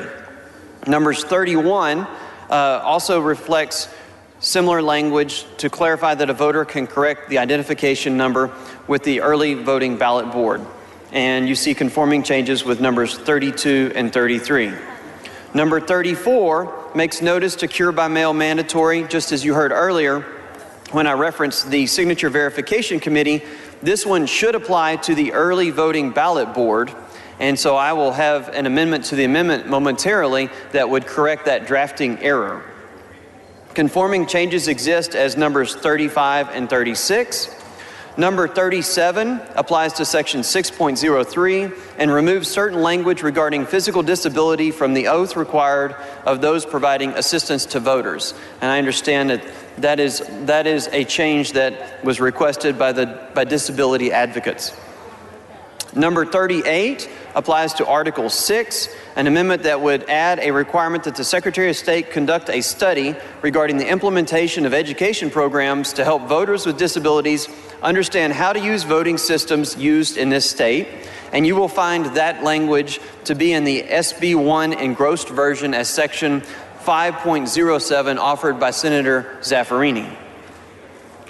Number 39 of our amendment replaces the definitions of vote harvesting with Senate versions of the definitions of benefit and vote harvesting services.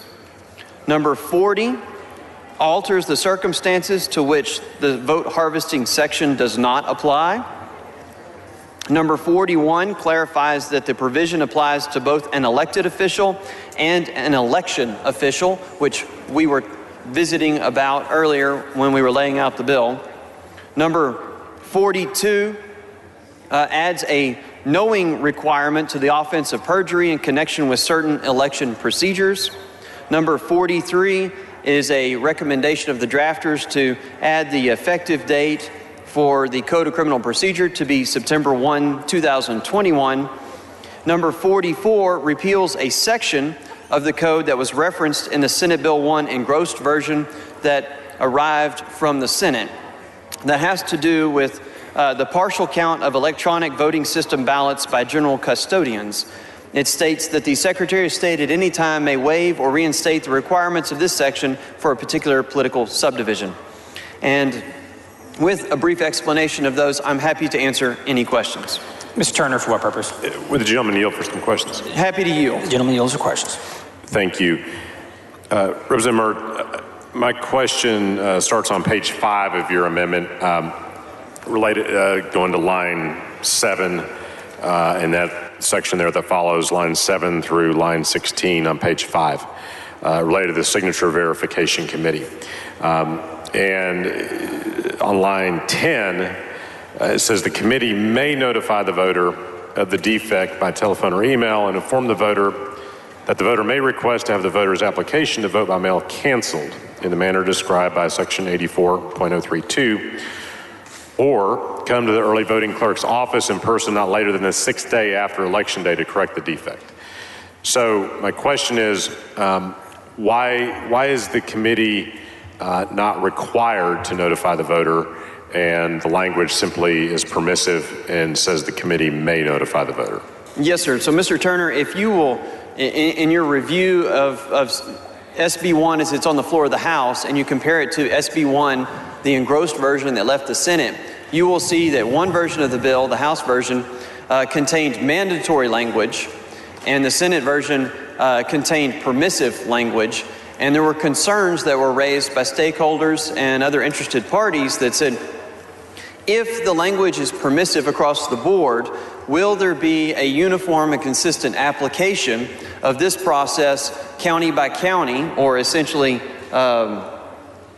committee by committee, to ensure that there's an opportunity to cure? And so consequently, the language you're looking at here, I'll call it a hybrid, which creates a mandatory requirement of notice if it's determined that there is a reasonable opportunity to cure it, with a permissive opportunity so that it's in the code that if they think there's not enough time to mail it to them and for it to be returned in time to be counted for the election, that the committee could contact them and let them know that, and that gives that voter the opportunity to come in person and make the correction or take other action to cancel their application to vote by mail. And so the goal here is to see that there's consistency across the board with that. And at the same time, we wanted to be deferential to their the ability to contact folks and let them know of a defect they could cure.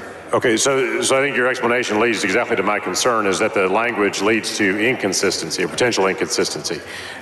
If the committee determines it would not be possible for the voter to correct the defect and return the carry envelope before the time the polls are required to close on Election Day, I'm quoting from the bill there, the committee may notify the voter, which means the committee may also not notify the voter. So what happens under this language if this becomes law? Could you see a scenario where in Tarrant County, where I live, that the committee may decide not to notify voters in that situation, but a few miles next door in Dallas County, the committee does decide to notify the voter? Is that possible under this language of this bill? And I want to answer your question, and I'm not going to deflect, but I'm also going to state we have a mandatory requirement if it's determined that they haven't sufficient time to correct it by mail. But absent us speaking to it in the legislation for the ability to contact them by other means, specifically by telephone or email, one would interpret the election code to say the committee can't reach out to those individual voters to say, you've run out of time for us to mail it to you, you correct it, and mail it back. And instead, we want to make sure your vote gets counted. There's a defect, you can come in and correct it in person, or you could cancel your application to vote by mail and come in and vote in person. And so here, we're actually allowing the opportunity, but with permission, for them to make that contact with that voter, especially whenever time is of the essence. So it's permissive for that purpose, because the second part, we heard some witness testimony, and their concerns were the ability and manpower, if it was mandatory when you ran out of time, to try to hunt down everyone with a telephone number or an email and let them know. But since it's permissive and they have that discretion, isn't that inevitably going to lead to situations where two voters could be in an identical situation where they send in a ballot with a defect, but in one county, the voter is afforded the courtesy of being notified of the defect by phone or email and is given the opportunity to correct it because they've been given knowledge of the defect. But in another county, the voter in the exact same situation is not giving notice of the defect. They think their vote counts or will count, and in fact their vote will not count. Isn't that exact scenario possible under the plain language of this amendment? And you have to view that in the light of these counties depend upon election workers, many of which are volunteers, and it has to do with available manpower, either hired or volunteer, in order to affect the ability of this to happen. So if you're looking at notice provisions, in a scenario such as this, you want to make it mandatory when you know there's time for them to do it by mail, because the intent was always to vote by mail. That was always the voter's intent when they submitted an application to vote by mail. Giving them a mandatory provision to correct it by mail when there's time to do so is appropriate. And when they're out of time, giving the committee permission to contact them by other means and let them know there's a defect and they can either cancel their application or come in person and correct it, that actually speaks to improved opportunities for that voter to make sure their vote gets cast. But they're uneven and unequal improved opportunities. If one county does it and another county doesn't do it, then voters are being treated unequally. And they're not being given the same access to the freedom to vote if one voter has knowledge of a defect of their ballot in their ballot and another voter does not have that same knowledge. But they are you would agree that's unequal, right? Sorry. They are being treated equally if there's actually time to cure it by mail. But if there's not time, and so if they're in this window where there's not time, there's not time. So right now under the law, there's not time. There's not necessarily a mechanism for them with permission to contact the voter and let them know of a defect. And so if you don't look to the code for that authority to make contact, then is it really appropriate for them to contact them now? So this actually is a step in the right direction.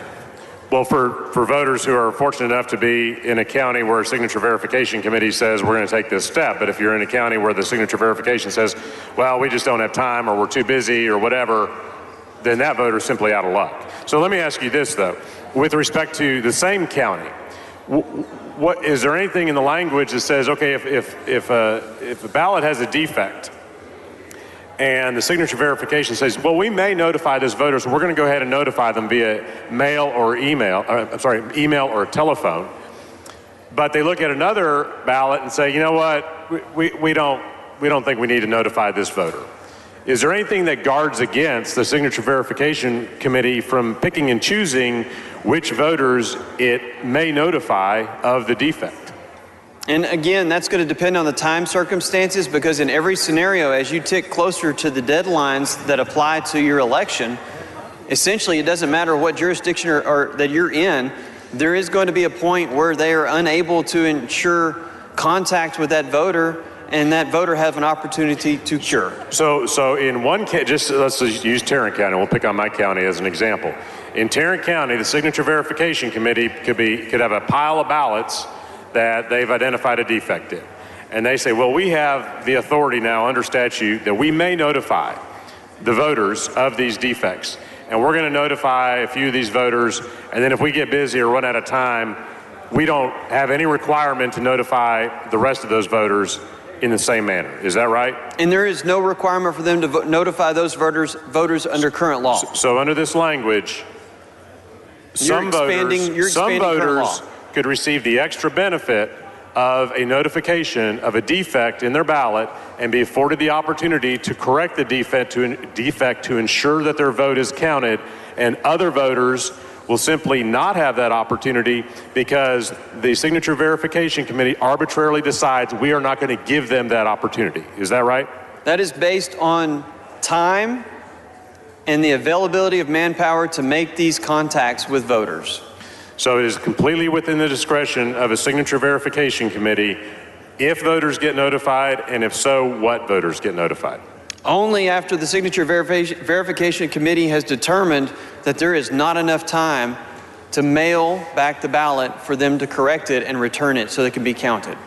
How are signature verification committees selected or appointed?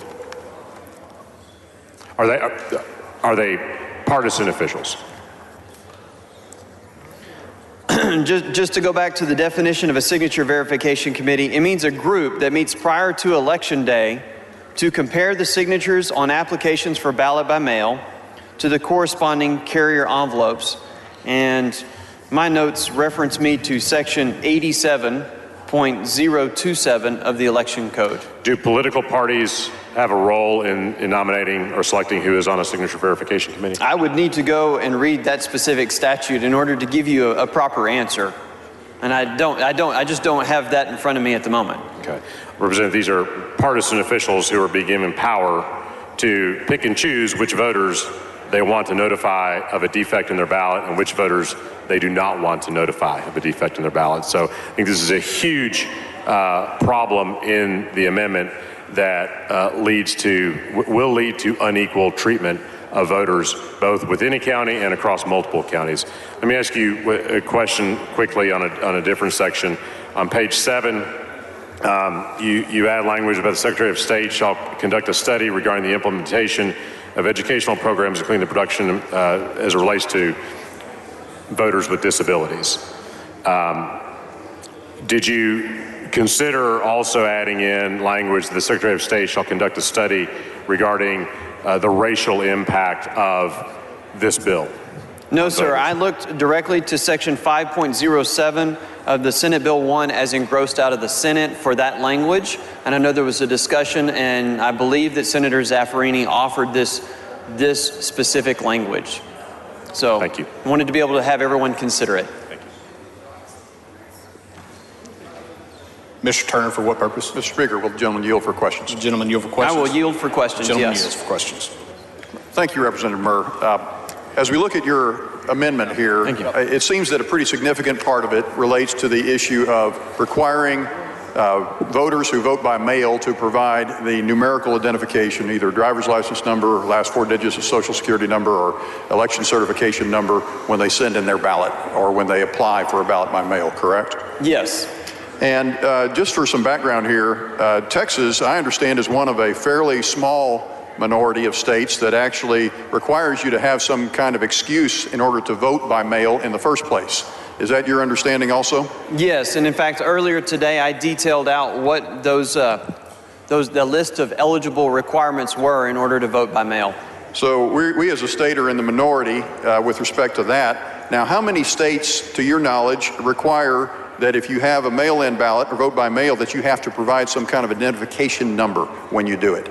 I am not advised of that information. Well, to the best of my understanding and research, it's 2 other states. So Texas would only be the 3rd. You're not aware of anything different from that? I'm not advised, so I would defer to you on the content of that. And my understanding is at least one of those states, of those other 2, would still allow the acceptance of the ballot, despite having the number be mistakenly written, as long as the signatures do match.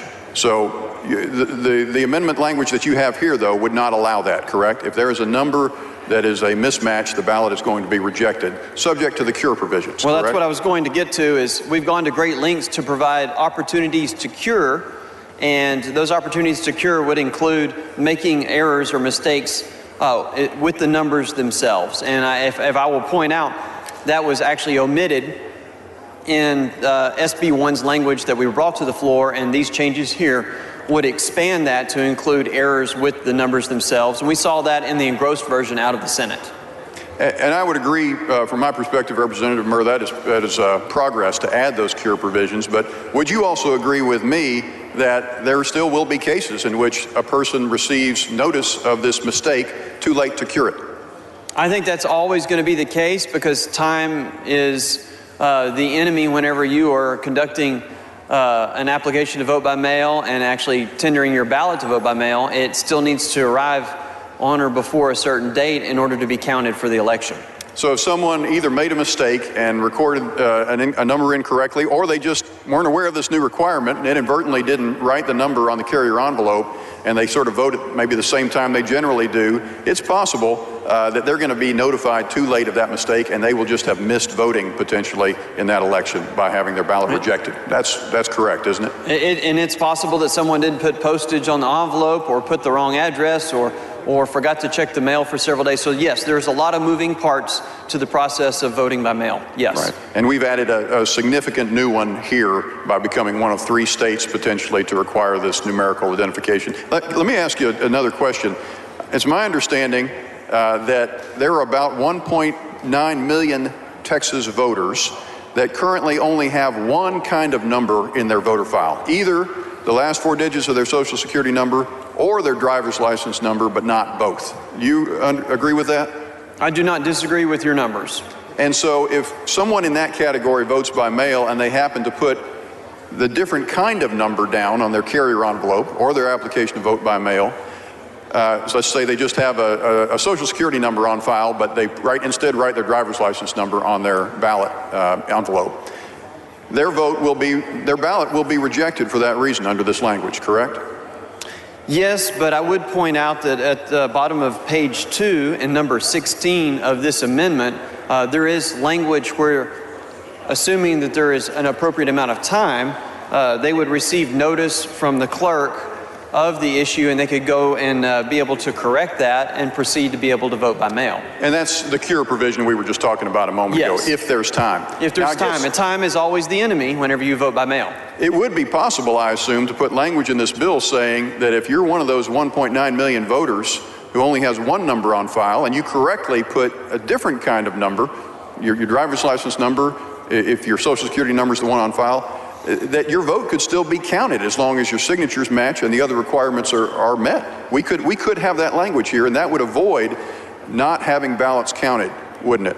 Well, respectfully, I would point out to the fact that over on page 5, for example, in numbers 26 and 27, those are examples of applying the Senate bill engrossed version of its language to the bill before the House today. It actually broadens that to remedy the scenario you speak of, where there was one number on file and a different number was used in the application to vote by mail. This language is broader, and according to resource witnesses with the Secretary of State's office, this language would certainly allow the clerks to be able to identify the fact that one number was used to register to vote a long time ago, but the person used a different number, not that number, in order to have their application to vote by mail, and yet it still identifies the same voter that's been identified with the numbers. Well, now my understanding of that was that would only be true for a voter that had both numbers in their voter file. So yes, and that's why we were talking about the provisions at the bottom of page 2, which if there isn't enough information in that database, it's a very obvious way for a clerk to give notice that there is a lack of information and give that voter a chance to remedy it by providing that information through the online portal. So we agree, in other words, that for the 1.9 million voters in this category, they only have one number on file. If they put the wrong kind of number, they may get notified that they have an opportunity to cure it, but if they don't get that notice, or if they don't get it in time, their ballot will not count. Well, that's and I believe, correct, isn't it? I'm going to go back and explain that that's not a ballot. That's simply an application to vote by mail. So they haven't got to the point of receiving a ballot. It's just receiving the application to vote by mail, didn't have the information. The clerk says, here, I need you to go, you need to understand what the defect is. Here's an opportunity to cure by using the online tool. My point being, typically when you make an application to vote by mail, you're doing that well in advance of the time period in which you're going to vote by mail. So generally speaking, a voter should have an opportunity to be able to cure this. And I would point out that once they do cure it by going through the online tool and supplying that information, that going forward, those numbers would always be accessible and they would never experience that problem again. So going back to the original number that you cited, for example, I believe it was 1.9 million, through this process of this language, that would dwindle substantially over time to the point that it would be negligible, I would hope. Now, negligible in the context of 1.9 million might still be, what, 10,000, 15, 20,000 people? That's more than live in my home county, yes, sir. Yes, that's a lot of voters. We don't know what number of voters may not have the opportunity to make this cure and not have their ballot counted or their application to vote by mail accepted. Do you have any evidence, or has there been any testimony or anything in the record showing how many Texas voters will not have their mail-in ballot accepted because they put the wrong kind of number, not the wrong number, but the wrong kind of number on their either application to vote by mail or their mail ballot? No, I have not seen any evidence one way or another on that information. If I can, I want to cover one other area very quickly, Representative Murr, and that is related to the provisions on vote harvesting that are in your amendment before us here. And I'm specifically on page 8 of the perfecting amendment. And if we look here at lines 8 to 11, there has been a new definition provided of vote harvesting services. And I'll let you get that in front of you because I want to ask a couple of questions about that. I have it in front of me, yes, sir. Now, I'll say, Representative Murray, this is an area of the bill that I have very significant concerns about in introducing new criminal penalties in ways that I'm concerned could have unintended consequences. But I do want to at least ask you about a scenario to see if you can help clarify in a particular case whether you think conduct would be a criminal offense under this language. Absolutely. So if we look at that definition of vote harvesting services, and then we also look at lines 14 and 15, there's an addition there to say that the criminal offense will not apply to interactions that do not directly involve an official ballot or a ballot by mail, correct? That is correct, yes. Okay. The scenario I want to ask you about is, let's say you have a campaign worker who is paid, so they're compensated, so they do fall under that provision of the bill, and they go knock on somebody's door for a candidate, as we all have paid campaign workers, I think, who often do door knocking.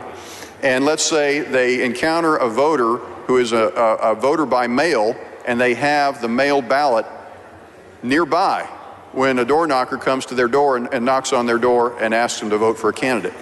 As I read this language, I had some initial concern that that might fall within this definition, this criminal offense definition of vote harvesting services. Can you tell me whether you agree or disagree with that? I would disagree with that, and just to remind our colleagues, you're talking about a scenario of not a candidate and not a non-paid volunteer, but specifically a compensated or employed campaign worker. I would point to the provisions of the bill under section 7.04 subsection B, when it talks about the actual offense that you speak of for vote harvesting, a person commits an offense if the person directly or through a third party knowingly provides or offers to provide vote harvesting services. And my point would be, given the fact scenario that you just played out, I believe that would be incidental contact. That would not be a scenario in which services as defined are being provided. And I do not think that is a criminal offense, and I do not believe that that is the intent of the vote harvesting provision. So you today, as this sponsor of Senate Bill 1 here on the House floor, would not say that a campaign worker who speaks to a voter at the door and the ballot is somewhere nearby, a mail-in ballot is somewhere nearby, as long as they don't collect that ballot and take it and return it, you don't interpret them as falling within this language. Is that correct? That is correct. That would be incidental contact as long as they don't take and collect the ballot, which would then bring them under either subsection C, paragraph C or paragraph D, which talks about actual physical collection of the ballots. So if it's simply incidental contact around the ballot, a paid campaign worker would not be subject to the provisions of the vote harvesting section of this bill. Thank you. The following amendment to the amendment, the clerk will read the amendment.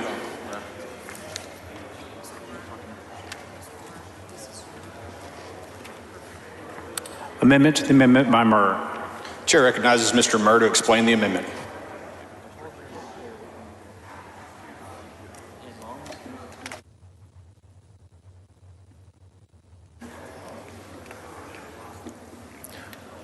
Members, this is simply a correction. I spoke about it earlier, that the term signature verification committee was inappropriately used twice, and it replaces it in the correct section with early voting ballot board. So I would move adoption.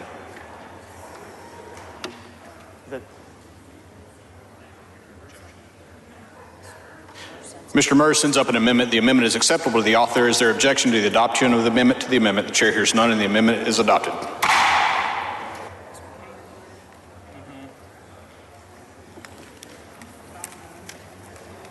The following amendment to the amendment, the clerk will read the amendment. Amendment to the amendment by Kane. The chair recognizes Mr. Kane to explain the amendment.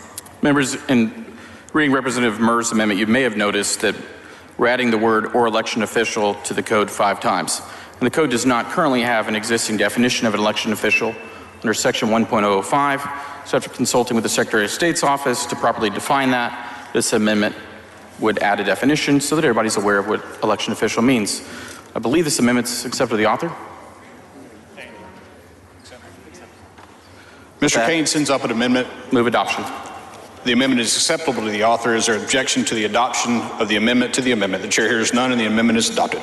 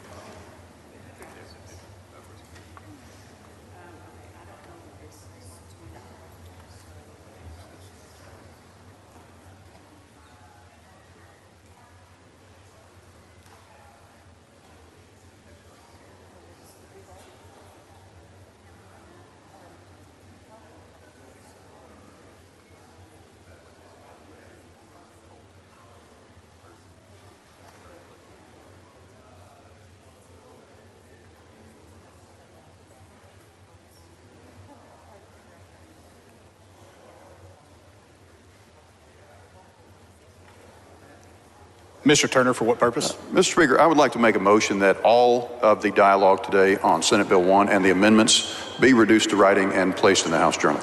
Members, you've heard the motion. Is there objection? The chair hears none. Motion is adopted.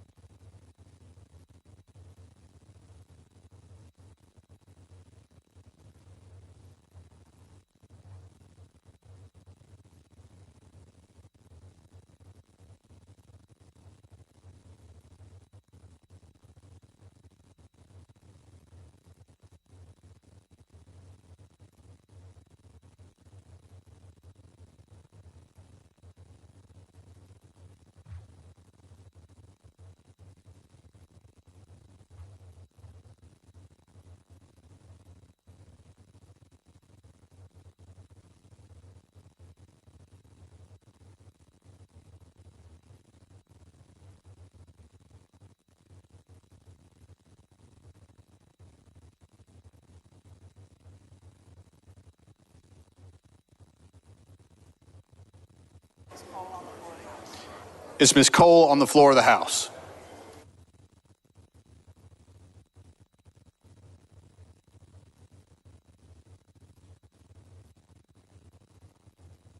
Is Ms. Cole on the floor of the House?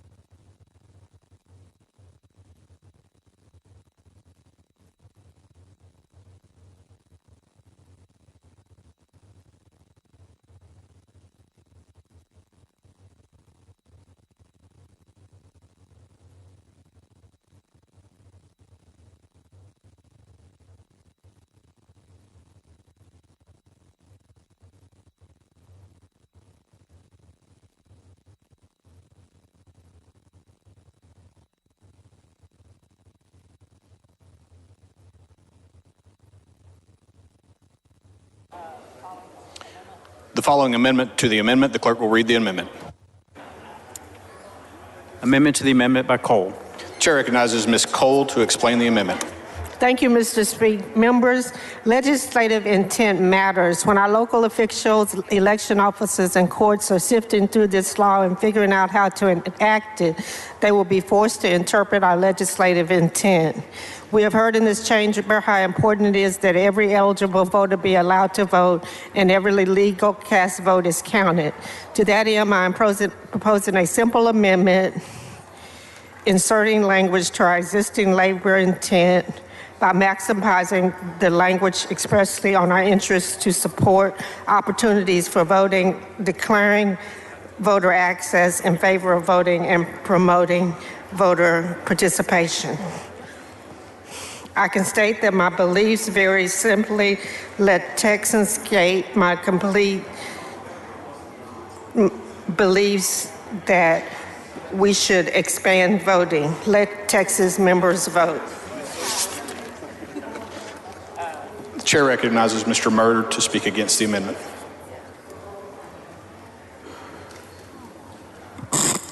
Members, while I certainly respect Representative Cole's points of view and her interest in speaking to make changes to the bill, I respectfully oppose the amendment to the amendment. Chair recognizes Ms. Cole to close on the amendment. Members, let voters vote. Question occurs on adoption of the amendment to the amendment. A record vote has been requested by Mr. Cook. A record vote is granted. The clerk will read the bill. Show Mr. Hunter voting nay. Show Mr. Murr voting nay. Show Mr. Cook voting nay. Show Ms. Cole voting aye. Show Ms. Rose voting aye. Show Mr. Buckley voting nay. Show Ms. Click voting nay. Show Mr. Smith voting nay. Show Mr. Rogers voting nay. Have all voted? There being 36 ayes, 80 nays, the amendment fails.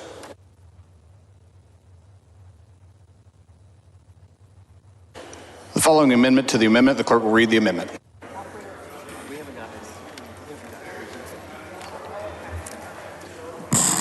Amendment to the amendment by Cook. The chair recognizes Mr. Cook to explain the amendment. Thank you, Mr. Speaker. Members, I believe that Chairman Murr hit the correct language in his original bill, and therefore I'm asking that the language on page 2, line 22 be struck, lines 2 and 3 be struck. Mr. Cook sends up an amendment. The amendment is acceptable to the author. Is there objection to the adoption of the amendment to the amendment? The chair hears none, and the amendment is adopted.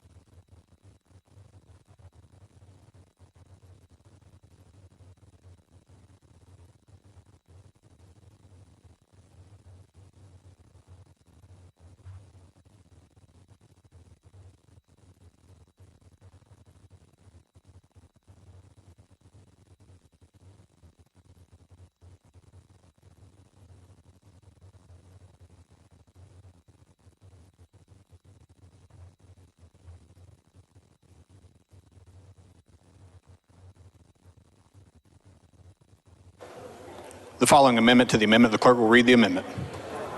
Amendment to the amendment by Thompson of Harris. The chair recognizes Ms. Thompson of Harris to explain the amendment.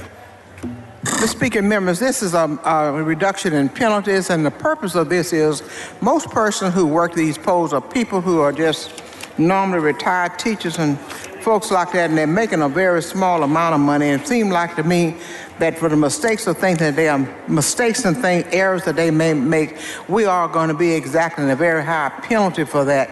And I just think that if we have people coming doing hourly work to run our elections and make sure that they are safe and secure, that they shouldn't be penalized to the nth degree.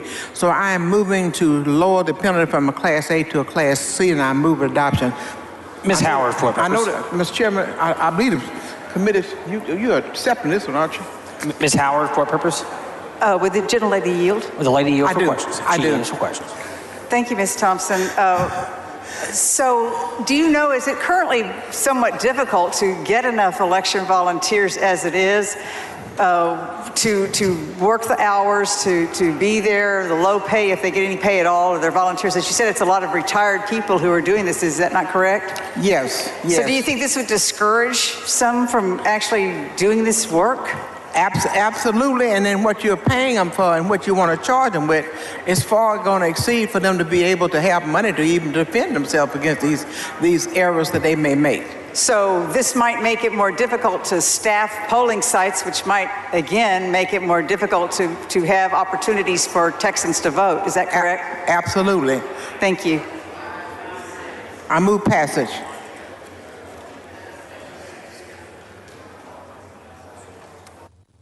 The chair recognizes Mr. Murr to speak in opposition to the amendment. Mr. Speaker, members, while I greatly respect Ms. Thompson and her points of view, especially having to do with criminal penalties, this portion of the amendment is important. We heard numerous witnesses testify about it, and while I perceive it to be a drafting error on my part, I'll point out that it has to do with the penalty for an election officer who intentionally or knowingly refuses to accept a poll watcher for service when required to do so. And notably, our witnesses pointed out that current law, which is similar under section 33.061, has to do with obstructing a poll watcher, is also a Class A misdemeanor. And so we're not doing anything that is outside the box. In fact, we are creating a standard that appears to be consistent across the board with regard to criminal penalties in the election code. And so, respectfully, I oppose the amendment to the amendment. The chair recognizes Ms. Thompson to close on the amendment. And I respectfully disagree with my colleague. You know, we have spent the last two sessions lowering penalties on various offenses within this state. And those offenses were far more serious in the eyes of many people than what this penalty of poll watchers, in the area of poll watchers within this bill. And I think that if we were interested in being able to give second chances to people in other penal crimes by lowering the penalty, I don't see any reason why that we shouldn't be doing that for persons who are doing a civil action. These are civil actions that they are doing, holding the election. So I respectfully ask that we adopt this amendment.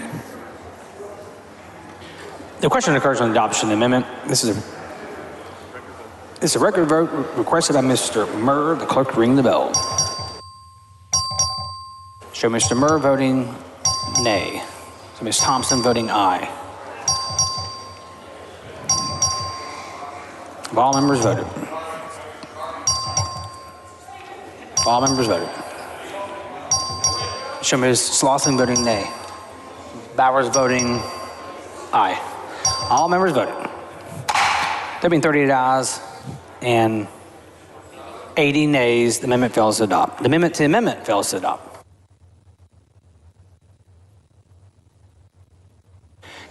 Members, is there anyone wanting to speak for, against, or on the Murr amendment? The chair recognizes Mr. Murr to close on the amendment. Move adoption.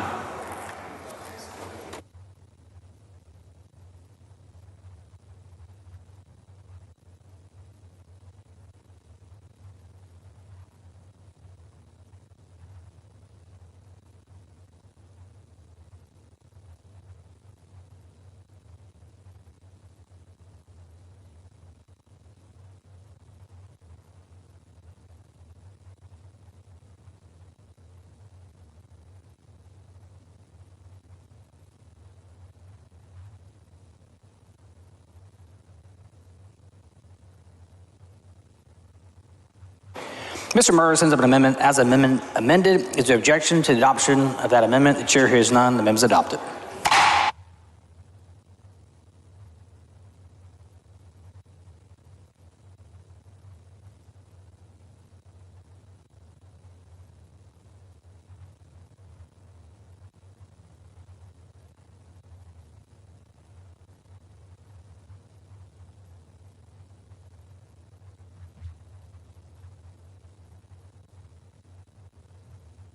Is Mr. Dutton on the floor of the House?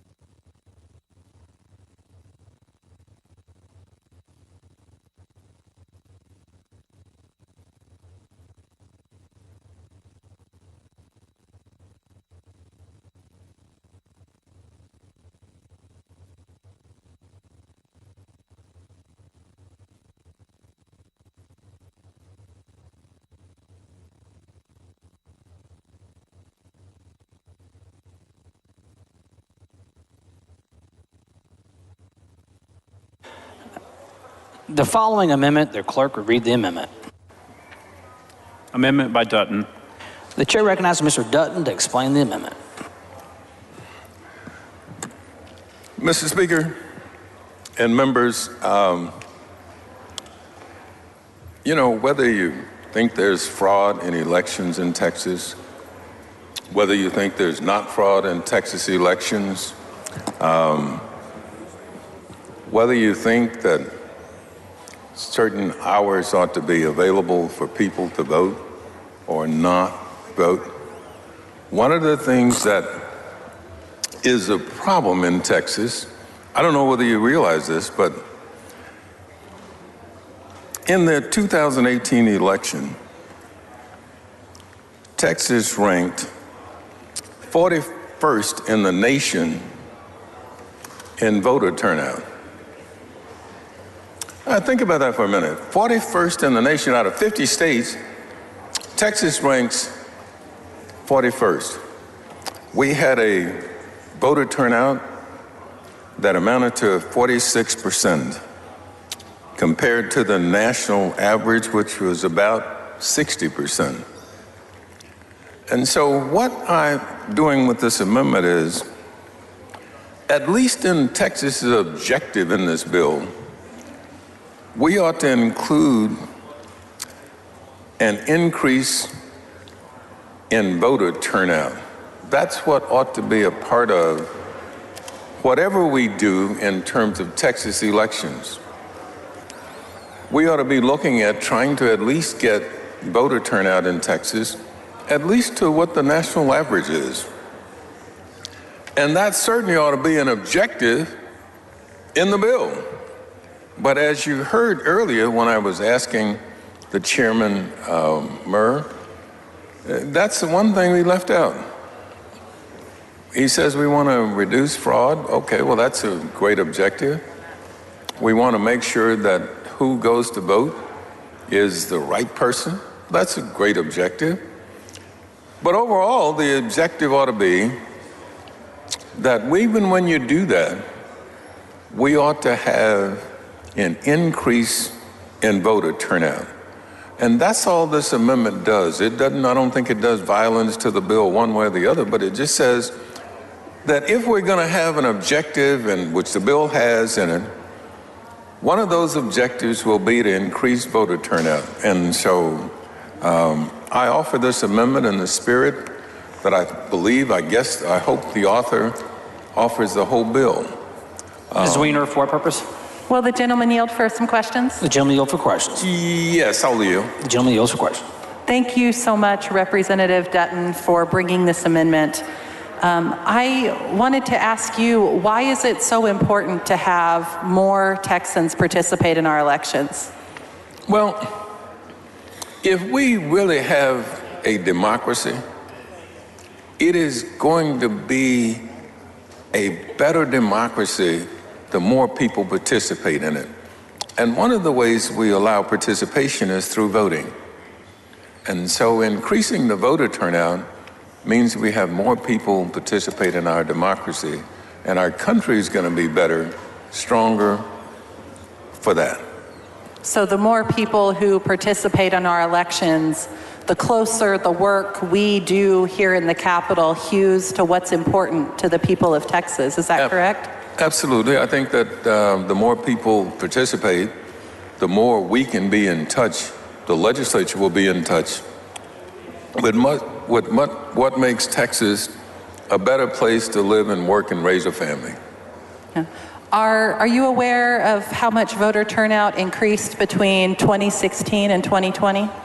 I think it wasn't very much, though. I don't remember the exact numbers, but it wasn't all that much. I have here that it increased about 6.6 percentage points. Right. That's what I mean. It only increased. And that increase was high in terms of all the increases in voting in America. But we were already behind, and so even that increase didn't get us to where we had something close to even 50% of the people voting. Yeah, I absolutely agree with you that the numbers of folks turning out is too low. I'm also concerned that this bill may halt that growth we're starting to see. Do you share that concern? Well, if the bill does anything, certainly in terms of what this amendment tries to do, is say in our reason for having this bill, we ought to be addressing the issue of voter turnout. And if we don't do that, then I think we're eventually going to pay for not having done that. Okay. Well, thank you so much for your amendment. Thank you for taking the time to answer my questions.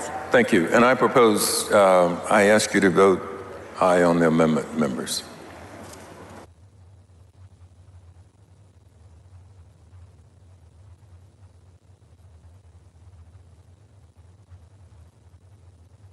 The chair recognizes Mr. Murr to speak against the amendment. Mr. Speaker, members, while I certainly respect my colleague's point of view and the passion in which he approaches the concept of trying to increase voter turnout, I don't think that placing that concept in the legislative intent provision of the bill is appropriate. And as he and I also visited about on the floor of the House a little earlier today, I believe that the right to vote, while it is passionate and personal for each person, it's not necessarily something that the state proactively and actively takes upon itself to ensure that every single person is inherently forced or mandated to do so. And so we operate in a system in which we respond to the voter's desire to vote, whether it is in person or by mail, and we wait on that voter to do so. And so respectfully, I would oppose the amendment. Ms. Weiner, for what purpose? Will the gentleman yield for a question? The gentleman yield for questions. Yield for questions. The gentleman yields for questions. Representative Murr, thank you so much for taking time to answer my questions. You just heard Representative Dutton outline why voter turnout is healthy and important for our democracy. Do you share that view? I would never have a different view. I do think, and I would say all of us as elected officials, that's something that we personally strive for, voter turnout. And whenever you go back to your district and you talk to constituents or you talk to voters, you ask them to don't forget to go exercise their right to vote. It's their voice. But there is a distinction that I would draw between our desires to have strong voter turnout versus the state's goals to proactively or even forcibly increase voter turnout. That's a distinction I think we have to make. I'm not certain anyone is proposing forcible voter turnout. I think I in my district have had folks who support this legislation say that they're concerned about increasing voter turnout. Are you concerned about voter turnout increasing in the state of Texas? No, I certainly want voters to turn out. I think that increased voter turnout is healthy in a democracy. and I believe that each of us personally strives for that. I simply like to just take one step back and say I'm not sure that the goal of the state is to actively go seek out voters if they're not interested in participating. Hypothetically, is there a point where voter turnout could decrease to such a level that we don't truly have a representative democracy anymore? I'm sure in any hypothetical that you give me, the answer would likely be that's very possible. But I like to think that all of us as Texans, that's something that we're not going to experience. So is there a level at which the state does have a responsibility to encourage people to participate in elections to keep our form of government alive? Look, we go to great lengths in the state of Texas to educate our youth with a free and fair public education, and during that process they learn about the right to vote, and when they turn 18 they get to exercise that right to vote. And along the way, through the election code, there are opportunities to inform voters of their rights, and including in this bill later on, there's opportunities to inform someone even upon a criminal conviction of the loss of those rights. So we value that, we hold them dear, but at some point the state is not so proactive that it goes to try to grab all the voters. We leave that to candidates and campaigns. So Texas is a state that loves to be the biggest and the best. Except for Alaska. Is 41 out of 50 for voter turnout good enough for our state? I think we can always strive to do a little better in each and everything we do every day. So why not strive to do a little better and include some of this intent so that our election officials can think about this factor of increasing voter turnout as well as they're moving forward with this legislation and implementing it on the ground? And again, I think that responsibility lies on us as individuals, as individual public officials. We can do so, but that's not necessarily something that we would need to have the state of Texas place on as far as being a proactive or active system. We operate, as I explained during our 14-hour committee hearing in the first called session, we operate in a system of a passive response to voters. We wait for the voters to say, I want to vote by mail, or I'm going to go vote in person. That's the system that we have. That right lies with the voter, and inherently someone has argued to me, I've had a constituent explain, I also have a right not to vote. And so we operate in a world where we want to encourage folks to exercise their constitutional rights to vote, but we don't necessarily need that in the legislative intent of this bill to do so. Well, I disagree, but thank you for taking the time to answer my questions. Thank you. Mr. Stevenson, for what purpose? Just one question to the chairman here. Gentlemen, I just want to answer the question that they brought up right here, this whole thing. The only way you can get voters to increase is through education. Very quick. How about let's start teaching the kids how to vote in school and stuff so they understand the system, and we probably get more people to go vote. That's my question to you. This bill is not the place to do it. This bill doesn't necessarily talk about education in secondary schools, but I would certainly never disagree with an opportunity to educate a young person about their constitutional rights to have a voice. But we should that should be a bill separately in education, that there is a requirement to teach kids how to vote different times of ages. That's when you'll get voter participation, not in a bill on how to vote. Why do you vote? Thank you. Well said. The chair recognizes Mr. Dutton to close on the amendment. Mr. Speaker and members, this bill has two parts to it. One is about voter integrity, and the other is about voter access. Only thing I'm trying to do is say, well, even when we do those two things, it ought to be done under the light of trying to increase voter turnout in Texas. Texas is 5th from the bottom in terms of voter participation. I mean, think about that, 5th from the bottom. And so if we're going to have a bill on elections, shouldn't the focus be to increase the number of people who turn out for elections in Texas? What would be wrong with that? I mean, and again, think about this now. I'm not saying in the bill, I'm not trying to offer an amendment in the bill that actually does anything to increase voter turnout.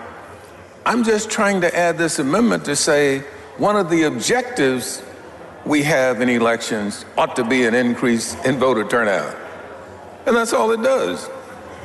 I mean, and so if you think about it for a minute, to be against that, what you're almost saying is that while we agree or disagree about integrity of elections, we can agree or disagree about access to elections. I don't think there's anybody in here who would disagree with having an increased voter turnout. There'd be just no way. I mean, it doesn't make a whole lot of common sense to me. And when I read the bill, I told you earlier, I appreciated the time that I spent with Mr. Chairman Murr in my office talking about this bill, because I read every page of it, every line, every word. I read everything. And when I got through the bill, one of the things I asked myself is, if we need this bill because of voter integrity, if we need it for voter access, why don't we also include in the objectives of this bill increased voter turnout? It just makes no sense. And while I appreciate the talk and discussion about how to increase voter turnout, that's not what this amendment is about. This amendment is not about how to do that. This amendment just says one of the objectives in the bill ought to be to increase voter turnout. And if that's not one of the objectives, I'm not sure that the other two objectives become meaningful at all. Because the people who don't, when we have fewer and fewer people turn out for elections, whether that has to do with election integrity or election access, won't matter a whole lot. And so I would ask you to consider that. I know that people have made up their minds in how they're going to vote on any amendment to this bill. But I'm asking you today that just as I would go talk to the Bloods and the Crips, just as I would go talk to them about coming together, I would hope that we could come together about voter participation. I mean, if we can't come together about voter participation, members, God help us, and God help Texas.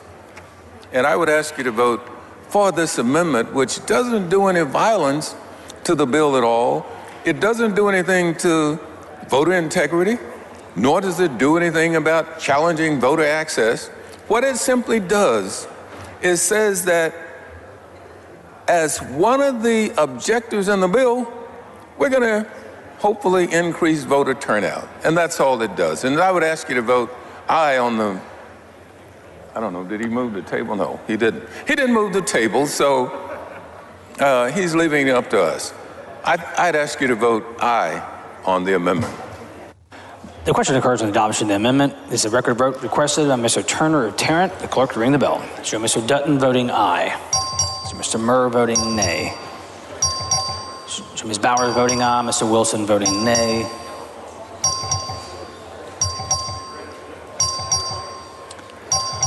Have all members voted?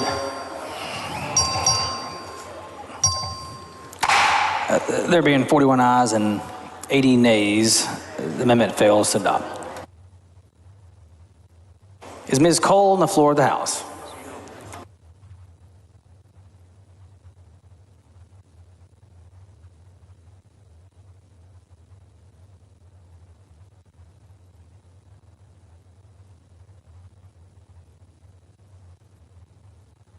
The following amendment, the clerk will read the amendment.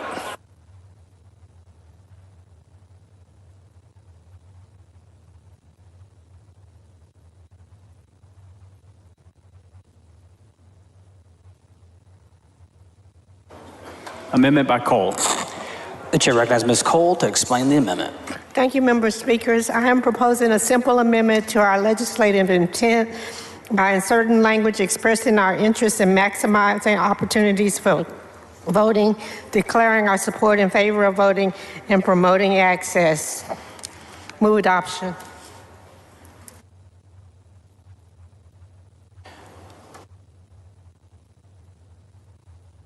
The chair recognizes Mr. Murr to speak against the amendment. Mr. Speaker, members, while I certainly respect again my colleague, Representative Cole, I believe that the bill that you have before us properly addresses the goals that we have, which are identified in the legislative intent, and I would certainly respect her wishes, but I oppose the amendment. The chair recognizes Ms. Cole to close on her amendment. Members, again, let Texas voters vote. The question occurs on adoption of the amendment. A record of vote has been requested by Mr. Turner of Tarrant. The clerk will ring the bell. Show Ms. Cole voting aye. So Mr. Murr voting nay, Mr. White voting nay, Mr. Holland voting nay.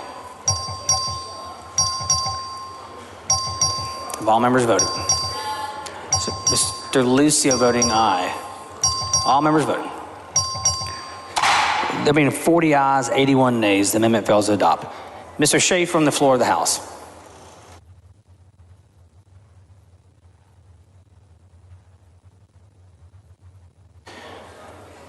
Members, please take your seats.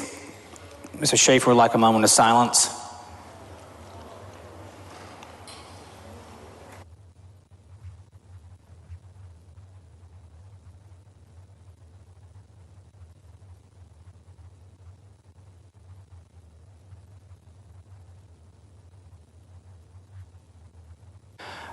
The chair recognizes Mr. Schaefer for a moment of silence. Mr. Speaker, members, and those in the gallery, if you're following the news, you will see that some very tragic events are unfolding in Kabul right now. We've had the loss of reportedly a dozen Marines and one Navy medic with a complex attack on the airport in Kabul. And I will tell you, you only need to see an American flag draped over the body of a U.S. soldier one time in your life to know that your heart gets heavy when this happens. And as a parent now, I think about it differently than I did when I was in Afghanistan. I think about the family and the mother and father of Staff Sergeant Derek Farley, who I was with in Afghanistan, and the anniversary of his death was on the 17th of this month. There are family members of those Marines and those U.S. military members right now who can't even catch their breath. They can't even catch their breath right now. So, members, all we can do right now is go to God in prayer and pray that no more lives will be lost, and the God of peace would bring peace. So will you please join me in prayer? God, you are sovereign, and you are in control. And you are the God who can bring protection and healing. And God, you can bring comfort. And right now we pray that you would give comfort to the wives, to the children, to the mothers and fathers of these soldiers and Marines that were killed. And God, may you put your hand of protection around our American citizens and Afghan friends and allies and the remaining U.S. members of the military who are there in Afghanistan. Protect them. Give them victory over our enemies. Bring them home to us safely. God, we do not want war. We want only peace. We want every person who's made in the image of God to live in peace and tranquility. And so let the American influence that remains still in Afghanistan be one of calm and security and comfort and stability. And God, we plead with you to please bring a peaceful and secure resolution to this conflict. Give us wisdom and be with all of our men and women in uniform. In Jesus' name we pray, amen. Amen. Thank you, members.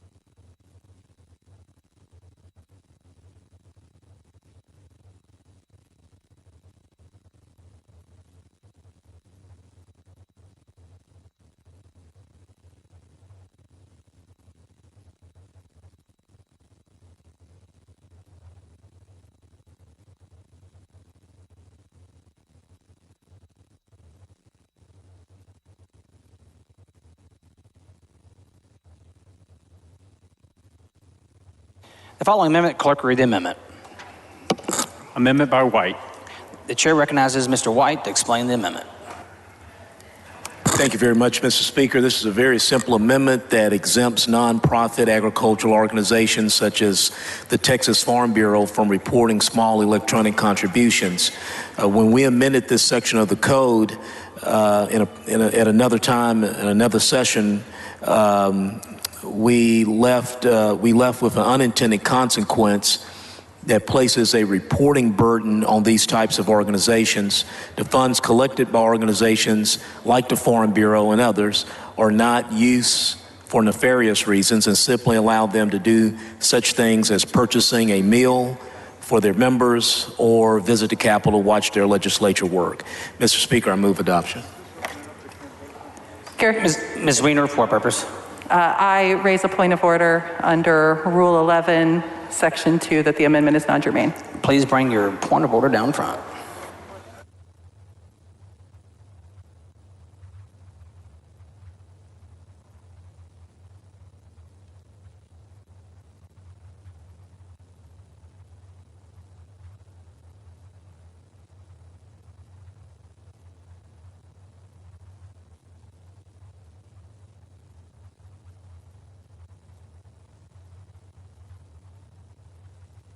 The point of order has been withdrawn. The amendment has been withdrawn.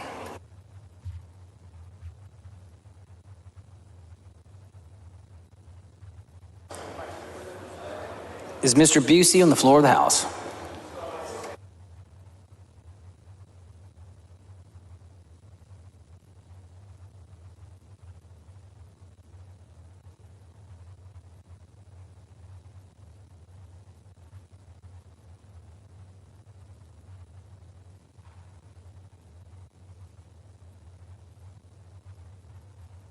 The following amendment, the clerk read the amendment.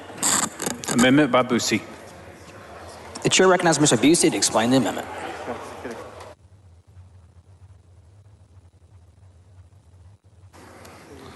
Thank you, Mr. Speaker. I have many amendments today.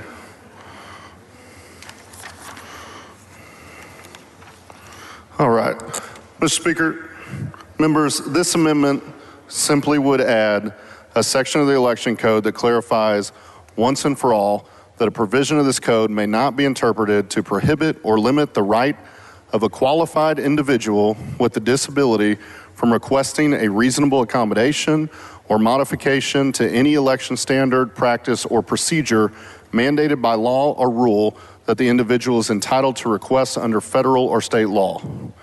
Under state and federal law, voters with disabilities have a right to a reasonable accommodation. This provision makes that explicitly clear and ensures we are not erecting barriers to voting for voters with disability.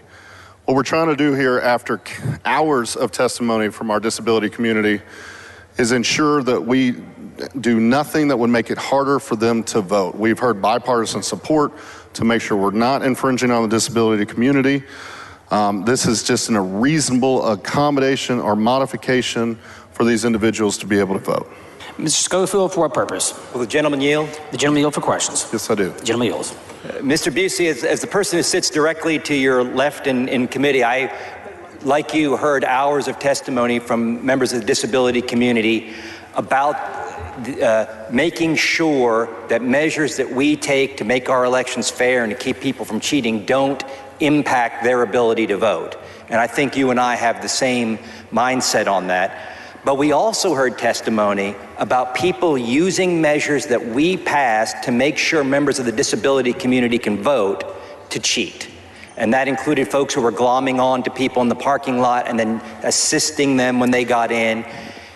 What can we do to make sure that this provision can go on the bill and can allow members of the disability community to get this reasonable accommodation, but doesn't open a door to everybody claiming that they're disabled in order to get to do this and not having the ability to verify whether they meet it or not. I am very concerned that we don't do anything that limits the ability of our disabled voters in Texas to vote.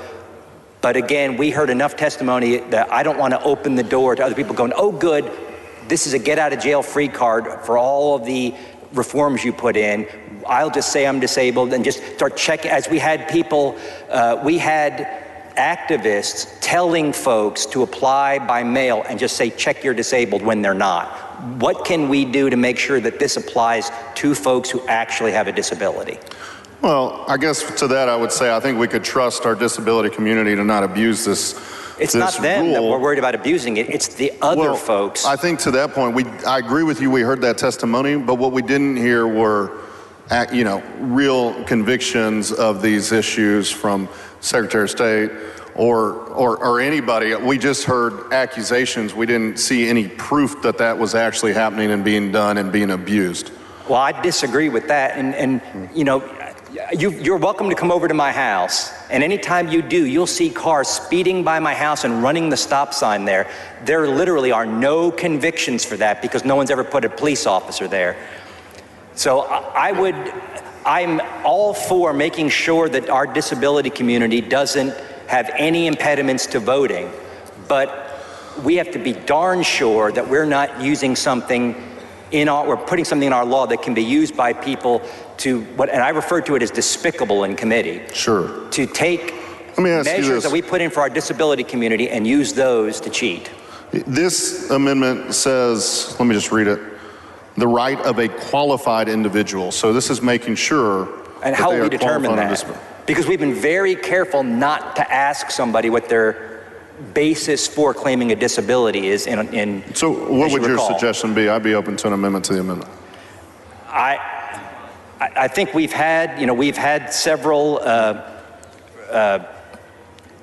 debates about this during the regular session, and if we can come up with something, and if Chase Bearden and some of those folks can come up with something that we know their people will be able to use, but not everybody can just blanket claim it and get around the law. To me, that's a very important. It's important to make sure disabled people can vote, and it's important to make sure everybody's vote counts and doesn't get outweighed by a vote that's cast illicitly. Well, I don't understand how a registered voter voting would cancel out another vote. It doesn't say here what the reasonable accommodation is going to be. And any accommodation that we make, for example, drive-up voting, is supposed to be used solely by disabled voters to make sure they can vote if they can't get in. This cycle, we saw it used, particularly in Harris County, where a car with 4 people would drive up, there's one voter, you hand the machine to the voter, and other people are voting it. And by the way, when it was said earlier there was no evidence of that, there was affidavits sworn under threat of perjury. So I don't think I said evidence. I think I said found guilty of that. You said earlier, but anyway, to me, it's just an important thing that we need to keep in mind. And if this goes on, when we're dealing with the Senate, we need to make sure that we have some method of confirming that the person who is getting the reasonable accommodation is entitled to it by virtue of necessity of their disability. Thank you, sir. Mr. Inchier, for what purpose? Mr. Speaker, for actual questions, please. Gentlemen, you have for questions. Yes, I do. Gentlemen, yours. Thank you. Representative Busey, there appears to be a lot of testimony from the back microphone. I have some questions for you, if that's okay. Yep. Did you hear from any elections official that voters were saying that they were disabled for the purposes of using methods that the IDD community would be availed of? I don't think we've seen any proof of that. Any election official, did you hear from any election judge saying that? No, all we've had is some, non-factual. Partisans maybe? Huh? Partisans maybe? Yes, very partisan. So maybe political parties are saying this, maybe partisan groups are saying this, but you have not heard it from a non-partisan group. Have you heard, has the Secretary of State said this is a problem? No. Have you heard from the Attorney General that this is a problem? No. In fact, the Attorney General, I believe, has had like 15 problems only over like 6 years. So I don't know, which we know is a fraction of a fraction of a fraction of the millions and millions of votes cast. So it's clearly not a problem. What it is a good talking point for campaigns. What it is a good talking point to play into the big lie. But what it isn't is good policy that helps our disability community vote. Has there been one case that has been verified by an independent entity where a non-member of the IDD community has used a disability to vote in a manner that would otherwise be prescribed, that you're aware of? Not to my knowledge, and after 5 hearings and 100 hours on this, you think that would have come forward in facts if that was true. Okay. And did you hear from either independent, nonpartisan advocacy groups, or did you hear from voters themselves that self-identified as members of the IDD community that there were impediments to voting as a result of this bill? Yeah, multiple. And this is one way to make sure this bill doesn't do that, which has been a stated bipartisan goal. And is your amendment, would your amendment sort of be compliant with the Americans with Disability Act, for example? Yes, it would related to reasonable compliance with accommodation. state and federal law. Would it be consistent with the Help America Vote Act? Yes. Okay. And so the sort of narrative from the back microphone, rather than the questions, was that this is ripe for abuse, but in fact, we have not seen any cases of abuse that have been documented by an independent party. Is that correct? That's correct. Okay, thank you. Thank you. Mr. Speaker, I move adoption.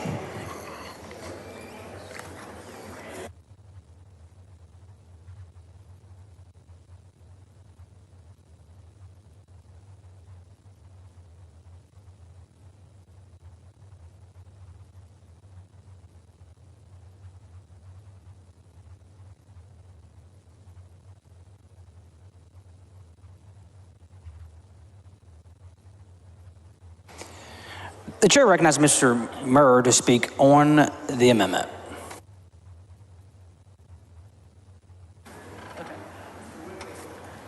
Thank you, Mr. Speaker. Members, Representative Busey certainly making an impassioned argument about making reasonable accommodations or modifications for individuals with disabilities. During the hours and hours of testimony that we've heard on this bill, both during the regular session on the topic, during the first called session, and now this second called session, our disabilities rights advocates have always been at the forefront of most folks' minds to explain to us the challenges that they face when they exercise their constitutional right to vote. And so I speak on it. I don't speak against it. I don't speak for it, but I prefer to leave this concept up to the will of the House, because this is a discussion on constituents that each and every one of us has as to about how to handle their ability to the right to vote. And so I would leave this to the will of the House. The chair recognizes Mr. Busey to close on the amendment. Mr. Speaker, I hope you'll consider doing this. We've heard testimony about challenges for the disability community to have access to the ballot box. We have heard our colleagues, Republican and Democrat on committee, state their goal to make sure this bill does not do that. This will guarantee that. So please consider your voters, consider your constituents, and vote to move this adoption and make sure we do not do anything that would make it harder for the disability community to vote. I move adoption. The question occurs on the adoption amendment. A record of voters has been requested by Mr. Turner of Tarrant. The clerk will ring the bell. Show Mr. Busey voting aye. So Mr. Murr voting nay. Holland voting nay. All members voting.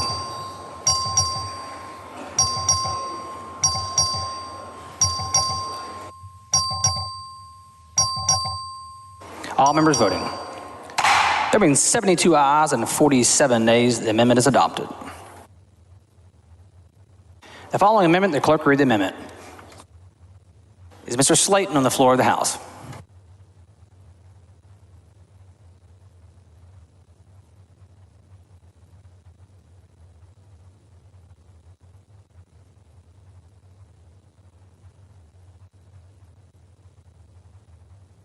The following amendment, the clerk will read the amendment. Amendment by Slayton. The chair recognizes Mr. Slayton to explain the amendment.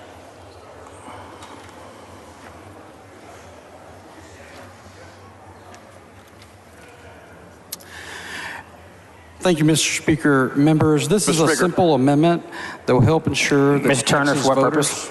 Mr. Speaker, I raise a point of order against further consideration of the Slayton Amendment under Rule 11, Section 2 and Rule 11, Section 3 on the grounds that the amendment is not germane and it changes the original purpose of the bill. please bring your point of order down front.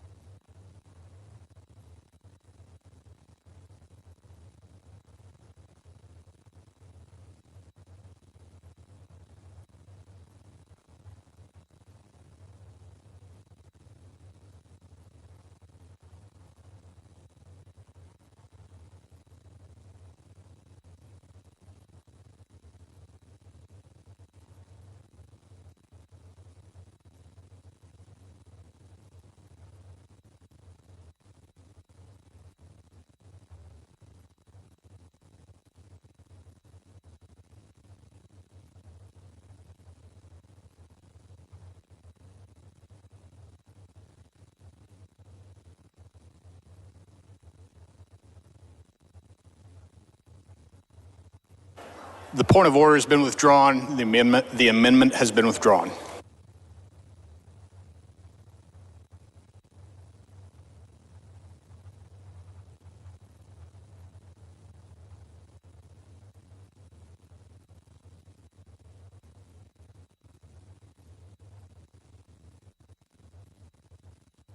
This is Ms. Rose on the floor of the House.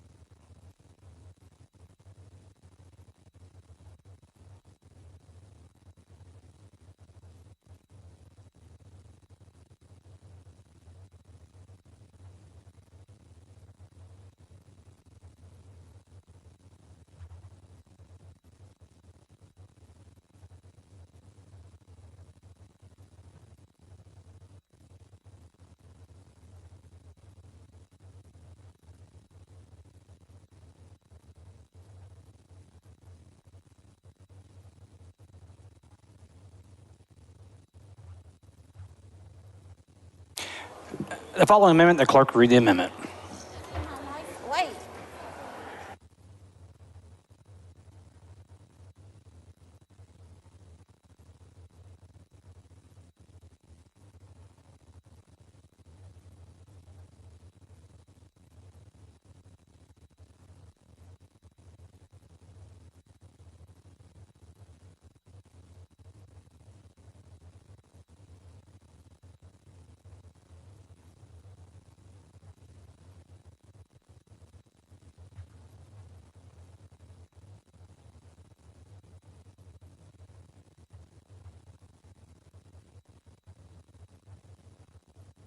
The following amendment, the clerk will read the amendment.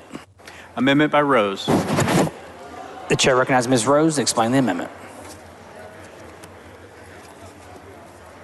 Thank you, Mr. Speaker. Members,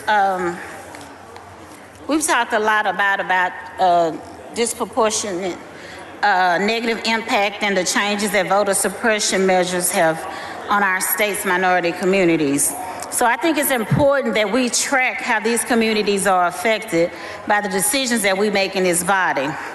This amendment will require the Secretary of State to conduct a study each biennium to determine the impact of the updates and that this legislature makes on the election code and has a different racial that it has on different racial and ethnic groups. So the study will be delivered to the members of the legislature ahead of publication.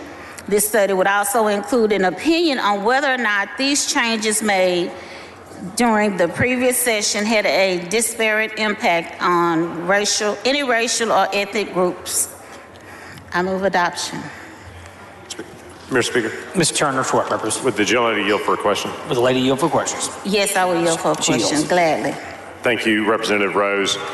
So your amendment simply will require the Secretary of State to conduct a study each biennium of the impact of different provisions of the election code with respect to different racial and ethnic groups. Is that right? That's correct. And this is something that you probably heard I asked the bill author about on his layout. If the bill contains such a provision, he said it did not. So your amendment is an opportunity to correct that omission and put that in the bill. Is that right? That is correct. That is what I'm trying to do here today. And in fact, the perfecting amendment, to use Mr. Murr's description of the amendment that he offered and is now on the bill, actually does include a study in it, which is, I think, a good provision. Relates to studying certain impacts of the bill as it relates to Texans with disabilities. But there's not a provision in that amendment or in the underlying bill as it relates to the impact of this legislation or other legislation on racial minorities. And this is an opportunity to correct that and let the legislature learn if, in fact, these provisions are, in fact, have a disparate impact or discriminatory impact on minority Texans. Is that right? That is correct, Mr. Chairman. And we've heard testimony with respect to drive-through voting or 24-hour voting that that expanded early voting access was disproportionately used and taken advantage of by residents of Harris County who are voters of color. And so that might be an example where banning those conveniences would in fact have a disparate racial impact. Is that right? That's a perfect example. Okay. Thank you, Representative Rose. You have a good amendment. Thank you. I move adoption. Or does the...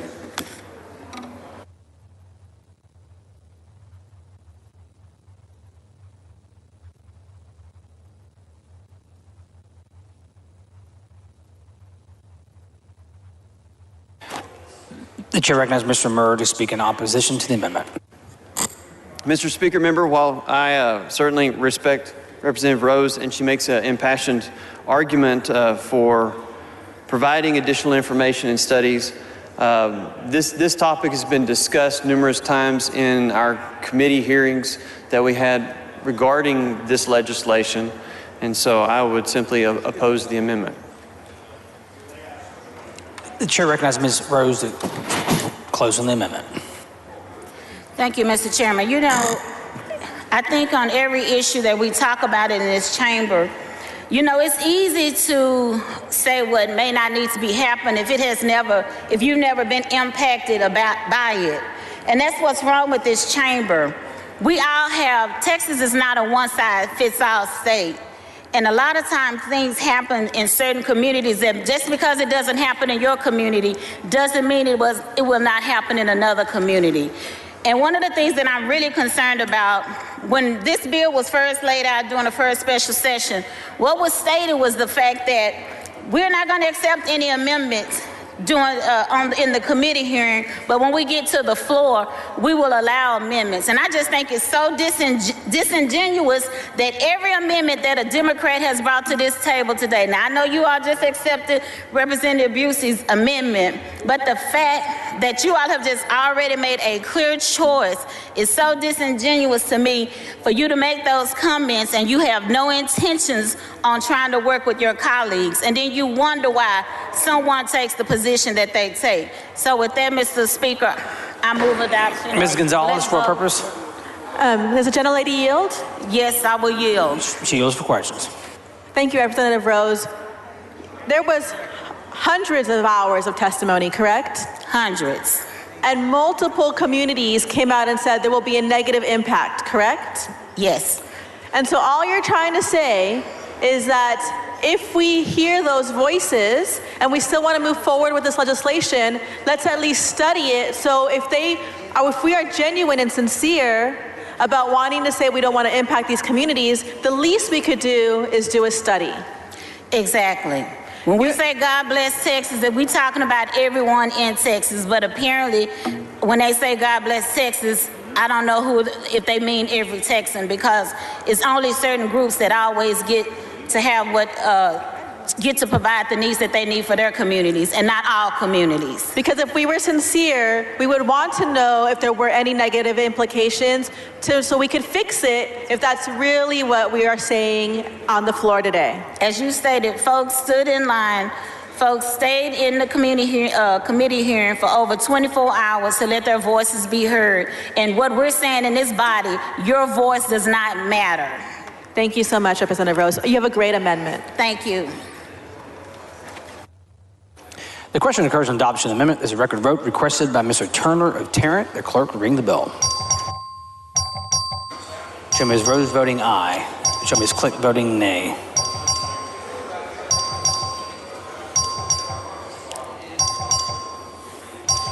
Have all members voted?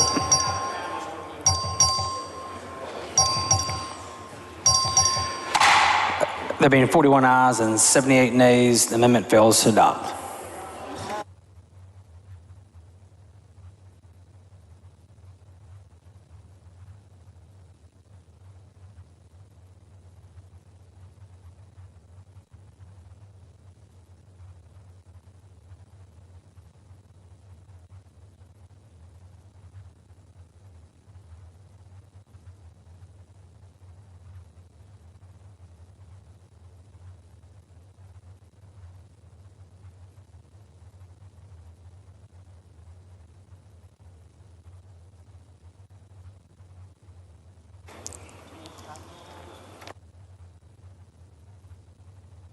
Is Mr. Morales on the floor of the House?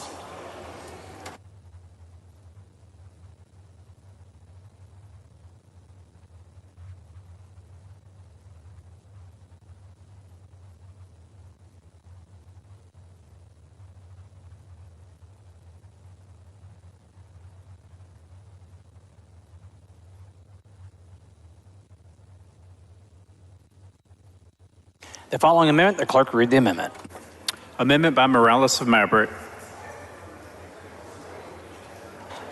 The chair recognizes Mr. Morales of Maverick to explain the bill. That amendment. Thank you, Mr. Speaker. Mr. Speaker, members, I understand this has been a contentious issue, and I'd like to thank you for your time to consider this amendment. You know, I keep hearing over and over, the purpose of this bill is to make it easier to vote. As we know, and as I've gone on social media, Texas is notorious for having the distinction of being the worst state with access to our Texans to the voter polls.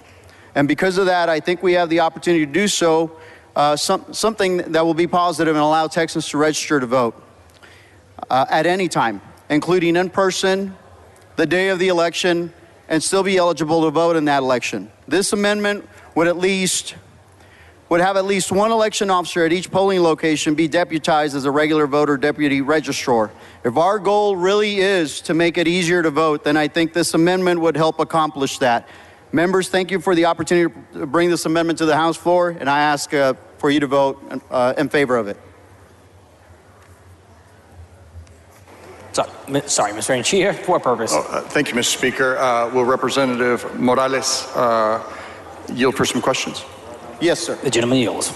Thank you, Representative, and I appreciate you bringing this amendment. Just so the body understands, in your layout, you talked about Texas being sort of in the lowest quintile among the states, A, that it's hardest to vote in, and then B, with some of the lowest voter turnout. Is that right? That is correct. I was specifically talking about voter access to the polls based on a series of studies that were done that were published in several articles, and that was what I was referring to, but you're right with respect to the second issue as well. Perfect. So you've cited articles that says we're among the lowest in voter turnout. It is one of the stated principles of this bill, one of the stated reasons of this bill is to increase access, is it not? Correct. And more than anything, Mr. Anchia, throughout when I was out campaigning and when I've been out there after the regular session was over and there were questions with respect to the election bill, this is truly a nonpartisan issue, because in visiting with my constituents, both Republicans and Democrats, they have brought this issue up of why is it so difficult to vote? Why do I have to register 30 days before? Why, when other states, I count 37 other states that have better laws with respect to restricting the time in which you have to register in order to vote. And a lot of times when you're campaigning, constituents ask you, well, when's the deadline? You know, hey, thank you, I want to vote for you, Representative Morales. When is the deadline? And you have to tell them, well, the deadline passed 2 weeks ago, 30 days ago, et cetera. And they're they're like, I really like you, or I really like your opponent maybe. And they say, hey, I wanna register, and you have to say it's too late. Isn't that right? That is correct, and I had to say that to at least 5 people or more during this last time that I ran, where they came out from the voting polls, found out that they were not registered, or found out they were registered in another community, and they would have to travel to that other community instead of voting where they were. It was clear that they had that their intent was to vote and that they wanted their voice to be heard. And Representative Morales, the list that you have of other states, how many other states are there that have same-day voter registration? Not same day, but I have it broken down. There's 7 that will allow on election day for people to still register. And those are blue states and red states, correct? Maine, Minnesota, Montana, Nevada, New Hampshire, Vermont, and Washington. In total, I'm sorry, Mr. Rentia. In total, there are 37 U.S. states that have better rules with respect to when somebody can register and vote. And those red states or those blue states, they don't have any greater or lesser incidence of voter irregularities than Texas, is that right? Correct. And if they've been able to do it and do it right without any issues, then I think that the state of Texas, as mighty as it is and as good as we are, we should have that same, if not better, for our Texans.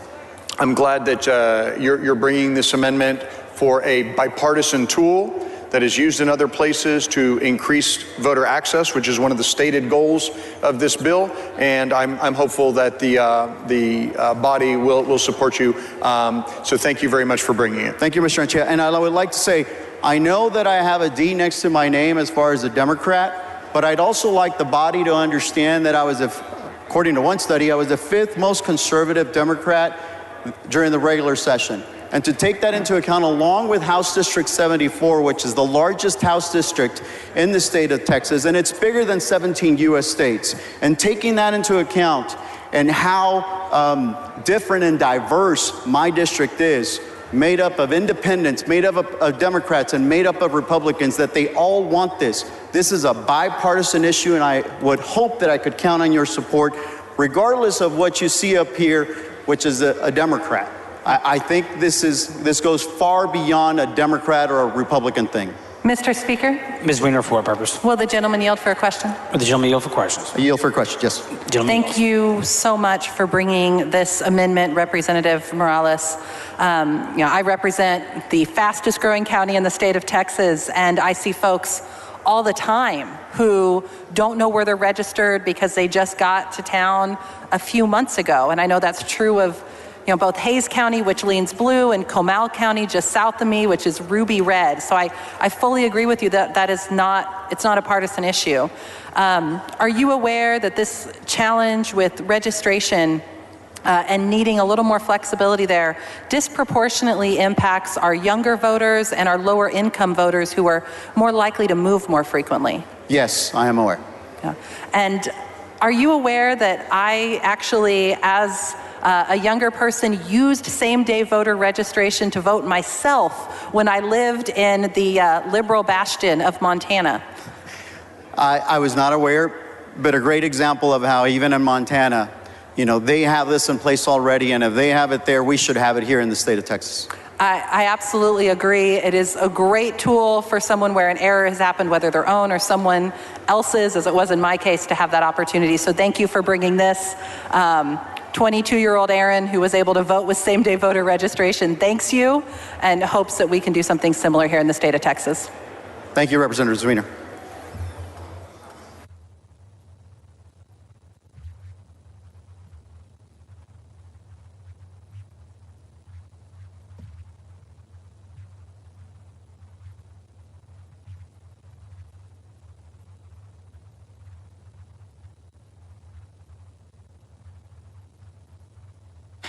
The chair recognizes Mr. Murr to speak in opposition to the amendment.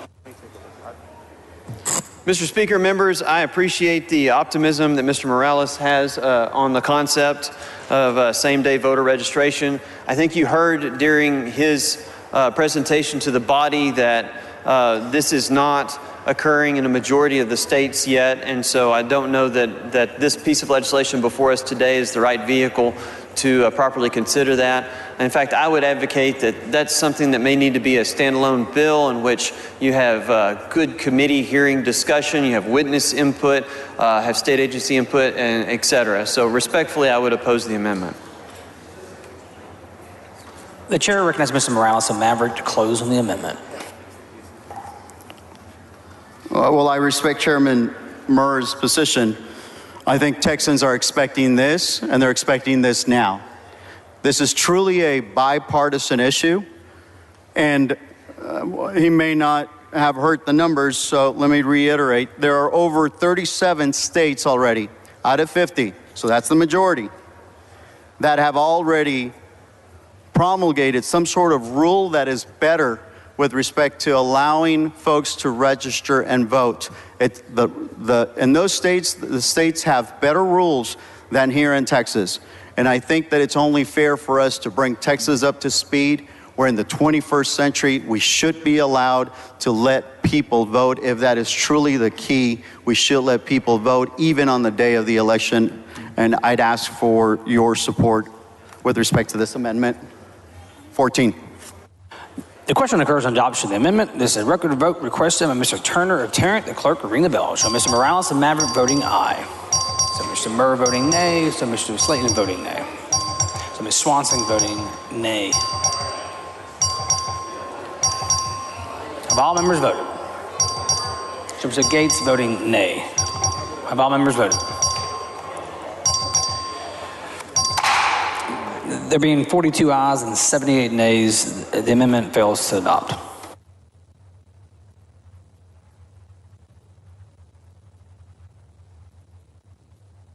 The following amendment, the clerk will read the amendment.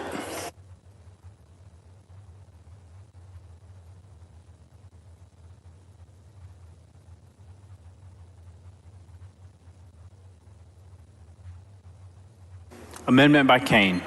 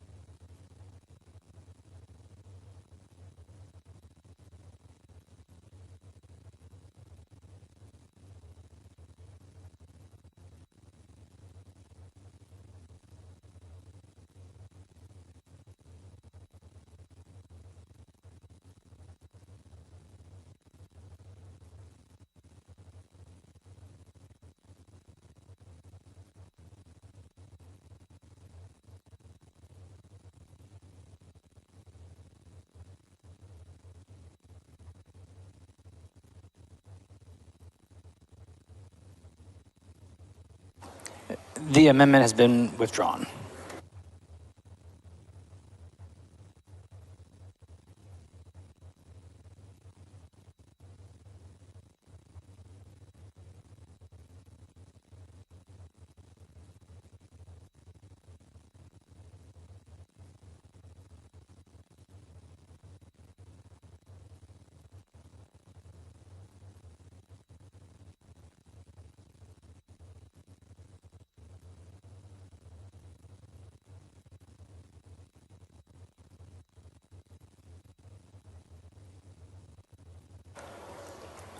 Mr. Morales.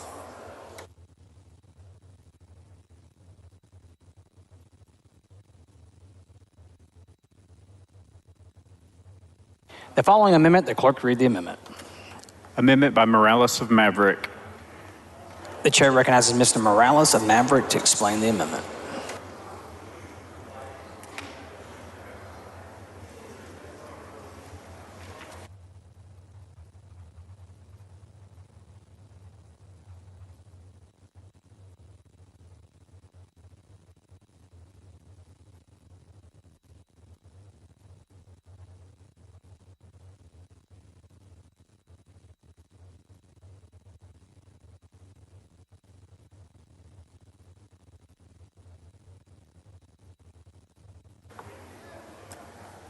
Thank you, Mr. Speaker, members. I'm here with respect to amendment number 16. On that same concept of making it easier to vote for Texans, I think we have an opportunity to do so by registering Texans to vote automatically when they get their driver's license or a personal ID card, and if they indicate that they're a U.S. citizen. So once they turn 18 or whenever they get their driver's license or a state ID, they should be automatically registered. Now, it is possible for permanent residents to get a driver's license. So that is why I clarify that we would only do so if they indicate that they are U.S. citizens. The voter registrar of each county would obtain this information from DPS. I took notes with respect to the chairman when he was going back in the 70s, the early 90s, the late 90s, and all of the franchise voting access rules that had passed through this chamber. And I recall that he mentioned that we allowed for registration there at DPS. Now this would just make it automatic. If our goal really is to make it easier to vote, then I think that this amendment would help accomplish that. And members, I ask that you support me with respect to amendment number 16 and vote 1. Vote yes.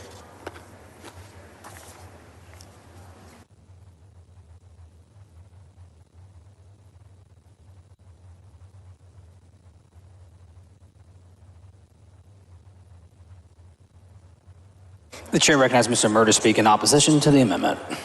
Mr. Speaker, members, I respect Mr. Morales, my neighbor to the south. I appreciate his intent to try to increase voter registration through different methods, including through DPS. And while that is a very thoughtful process, I don't think that this bill is the vehicle in which to do it. As I said earlier, something like this ought to be freestanding legislation and deserves its own day in committee in which witnesses can show up and explain how that process might work best if we're going to change substantive policy in the state of Texas. Therefore, I respectfully oppose the amendment. The chair recognizes Mr. Morales to close on the amendment. You've heard my position on this. I truly think that we should make it easier for all Texans to get to the voting booth. We should make it easier for them to be able to register. This is the 21st century. Just because we've been doing things for a number of years different doesn't mean that we can't do them better. And I think that Texans have voted for us to be in this chamber to effectuate that change. And with that, I'd ask that you support amendment number 16 and vote in favor of it. Thank you, Mr. Speaker. Thank you, members. The question occurs on adoption of the amendment. This is a record vote requested by Mr. Turner or Tarrant. The clerk ring the bell. Show Mr. Morales of Maverick voting aye. So Mr. Murr voting nay, Mr. Harris voting nay. Show Mr. Turner of Dallas voting aye. Mr. Lucio voting aye. All members voting. There being 38 ayes and 81 nays, the amendment fails to adopt.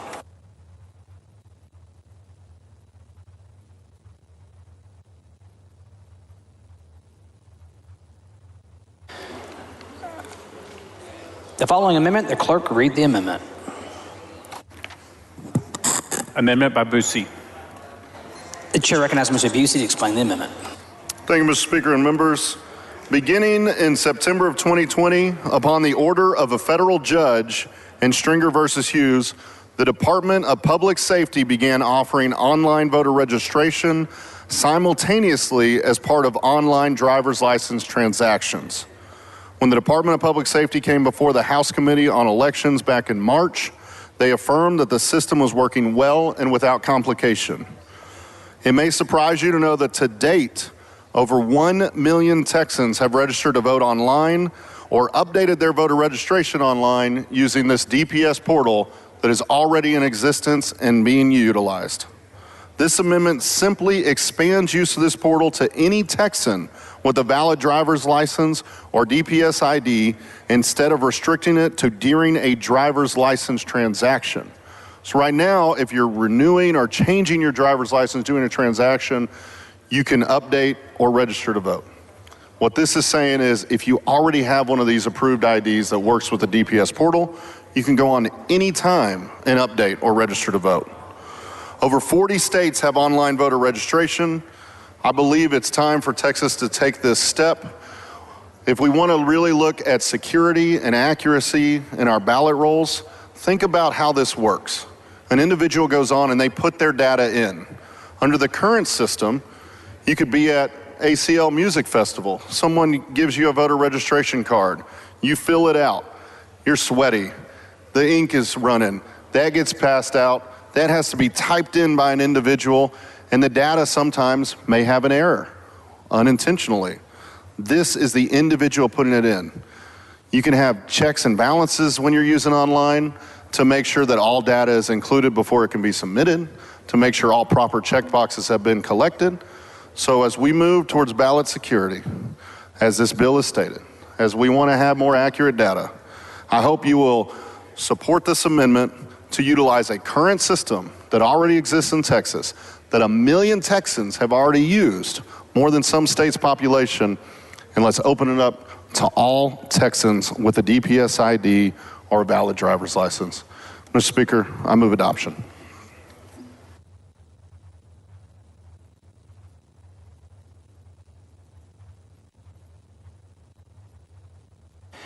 The chair recognizes Mr. Murr to speak in opposition to the amendment.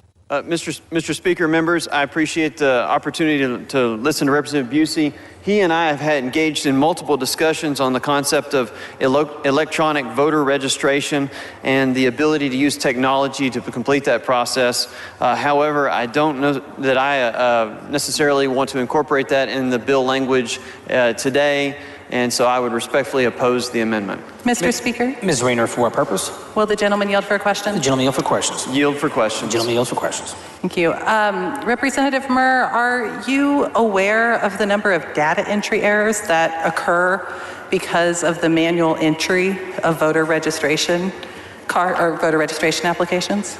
I'm not advised, so I would respond with I'm not aware of the amount of data entries that are may or alleged to have occurred. Fair enough.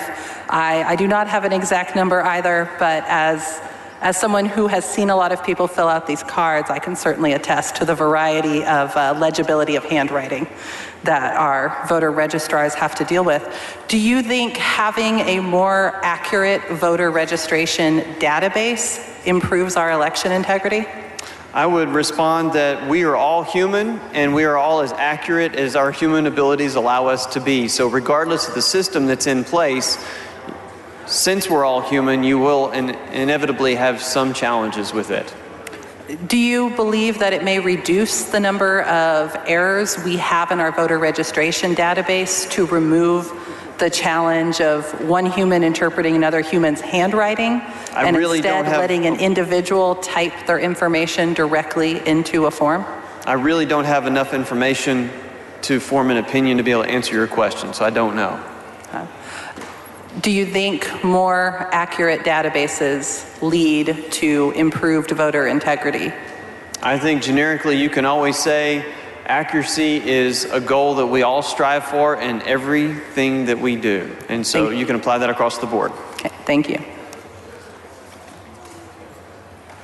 The chair recognizes Mr. Busey to close on his amendment. Thank you, Mr. Speaker. Members, we already do this in Texas. 1 million Texans in just a year's time, less than a year's time, have utilized this program. It is working without issue. It's been accurate data, it's more accurate data. This is how we lead to a modern, more secure, more accurate voting process in this state. I hope you will highly consider it, and I'll just say this has bipartisan support in this room. Whether it gets that way on the vote or not today, we have had one of your trusted Republican colleagues on election policy file an almost identical bill during one of these special sessions. So I hope you'll really consider it. This is good for Texas. It's good for Texas voters. Mr. Speaker, I move adoption. The question occurs on adoption of the amendment. This is a record vote requested on Mr. Turner of Tarrant. The clerk ring the bell. Show Mr. Busey voting aye. Show Ms. Gonzalez of El Paso voting aye. Show Mr. Murr voting nay. Mr. Patty voting nay. Have all members voted? All members voted. There being 42 ayes and 79 nays, the amendment fails to adopt. Is Ms. Howard on the floor of the House?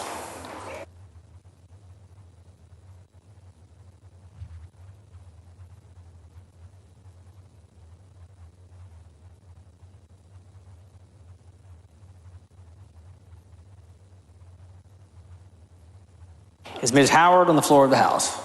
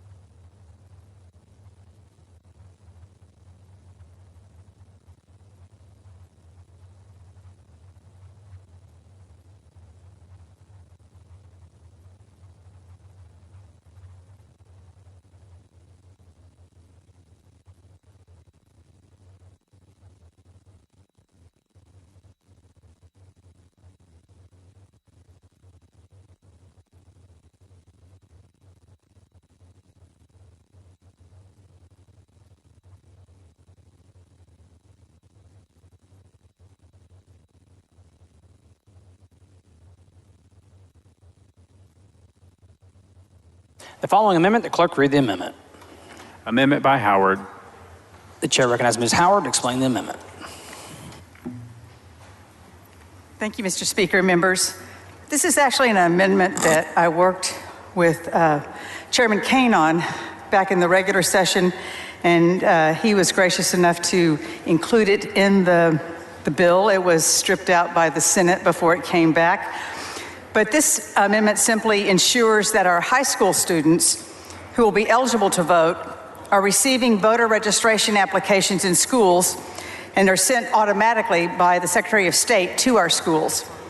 For over 35 years now, Texas law has required every public school and private high school in the state to distribute voter registration applications to eligible students at least twice each school year. So that's current law. However, the data shows that only about a third or so of the schools have taken the first step toward compliance under the law. And this is due to the burden that's placed on our schools to request these voter applications from the Secretary of State. All this amendment does is place the responsibility on the Secretary of State's office to automatically send these voter registration applications to our schools twice a year to fulfill the compliance with the law as it currently states. So this doesn't change current statute. It simply shifts the responsibility to the Secretary of State's office. No cost to our public schools, no cost to the state to enact. This is an amendment that will help us ensure that our youth are being registered to vote. Similar to what we heard from Representative Stevenson and Representative Murr earlier about how important it is that we educate our youth about voting. This is one of the ways that we can fulfill that responsibility. To continue to support and promote a student's civic duty, especially for our youth who a majority of will become eligible to vote upon graduation from high school. So that is all this amendment does. I move passage.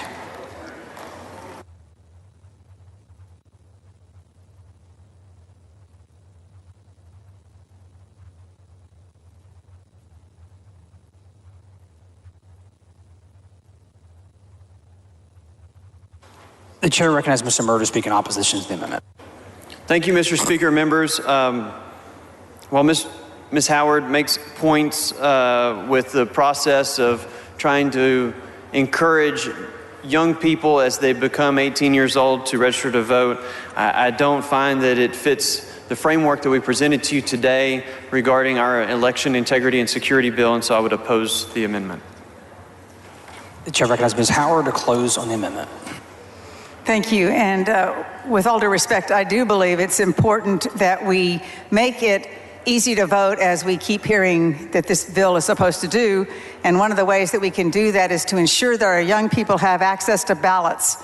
And we already have this law in place. It's just not being complied with due to the red tape involved. This just simplifies it, makes sure that our young people get the ballots, get the applications so that they can register to vote and become citizens who are practicing their civic duty. I would urge your consideration of supporting this amendment. Thank you. The question occurs on adoption of the amendment. This is a record vote requested by Mr. Turner of Tarrant. The clerk ring the bell. Show Ms. Howard voting aye. Show Ms. Goodwin voting aye. Show Mr. Holland voting nay.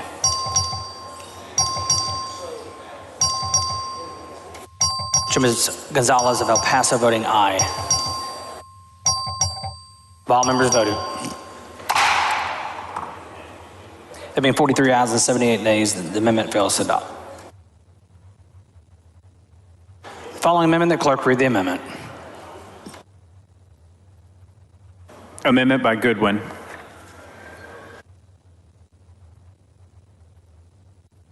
The chair recognizes Ms. Goodwin to explain the amendment.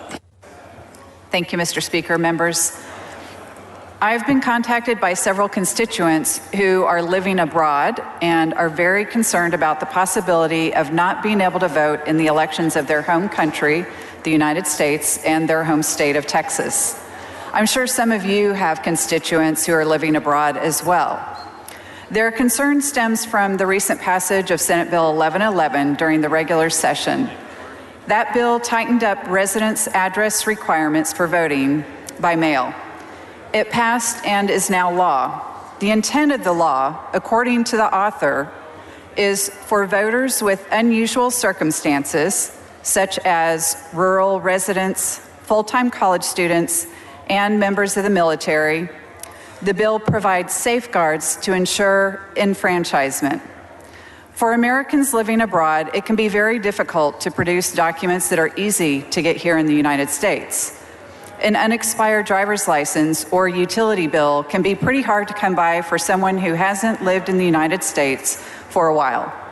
For this reason, the Texas Election Code has traditionally followed federal law in exempting members of the military, the Merchant Marine, their families, and Texans living abroad from having to document their last U.S. residence with this kind of paperwork. But Senate Bill 1111 broke with that tradition. It exempted the military, but none of those in the other categories. My amendment would just restore the typical exceptions for members of the Merchant Marines and their families, and for Texans living abroad. I hope that you'll support it, and I move adoption.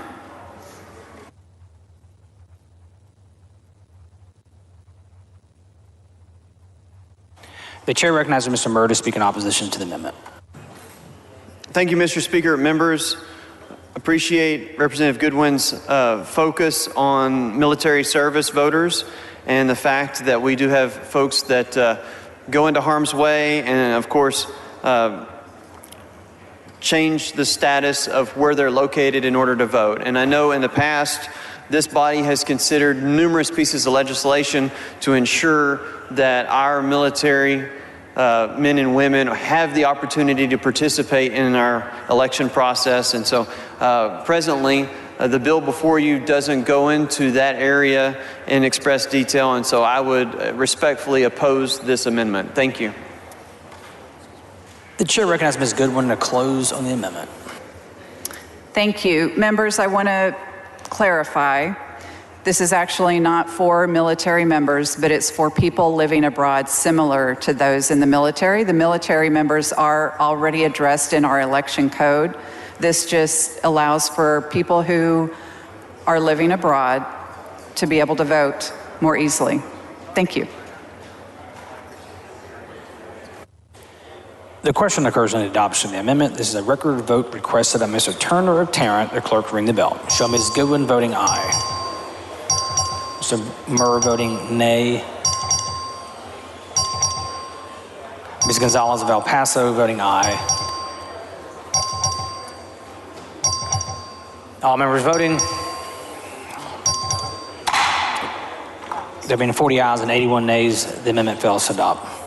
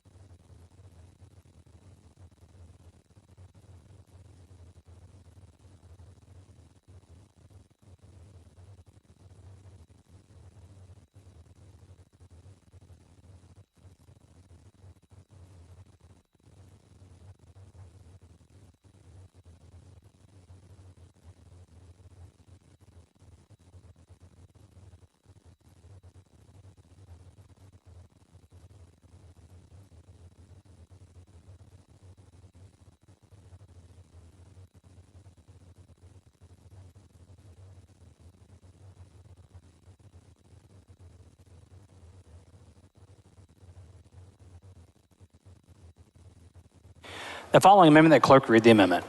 Amendment by Slayton. The chair recognizes Mr. Slayton to explain his amendment. Thank you, Mr. Speaker. Members, this amendment will create a time deadline of 72 hours, not including the weekends, where registrars, once they determine a person who is not eligible to vote, either registered or to vote or did vote, they have to deliver an affidavit stating relevant facts to the AG, Secretary of State, the county, district attorney. That's all we're doing is just putting a time on once they determine something was done wrong, that they have to turn it in. And I believe this is acceptable to the author.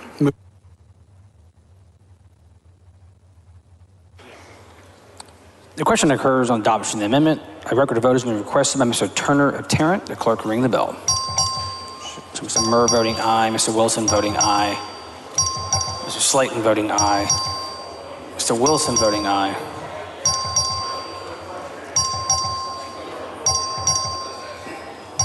All members voting. It means 79 ayes and 38 nays. The amendment is adopted.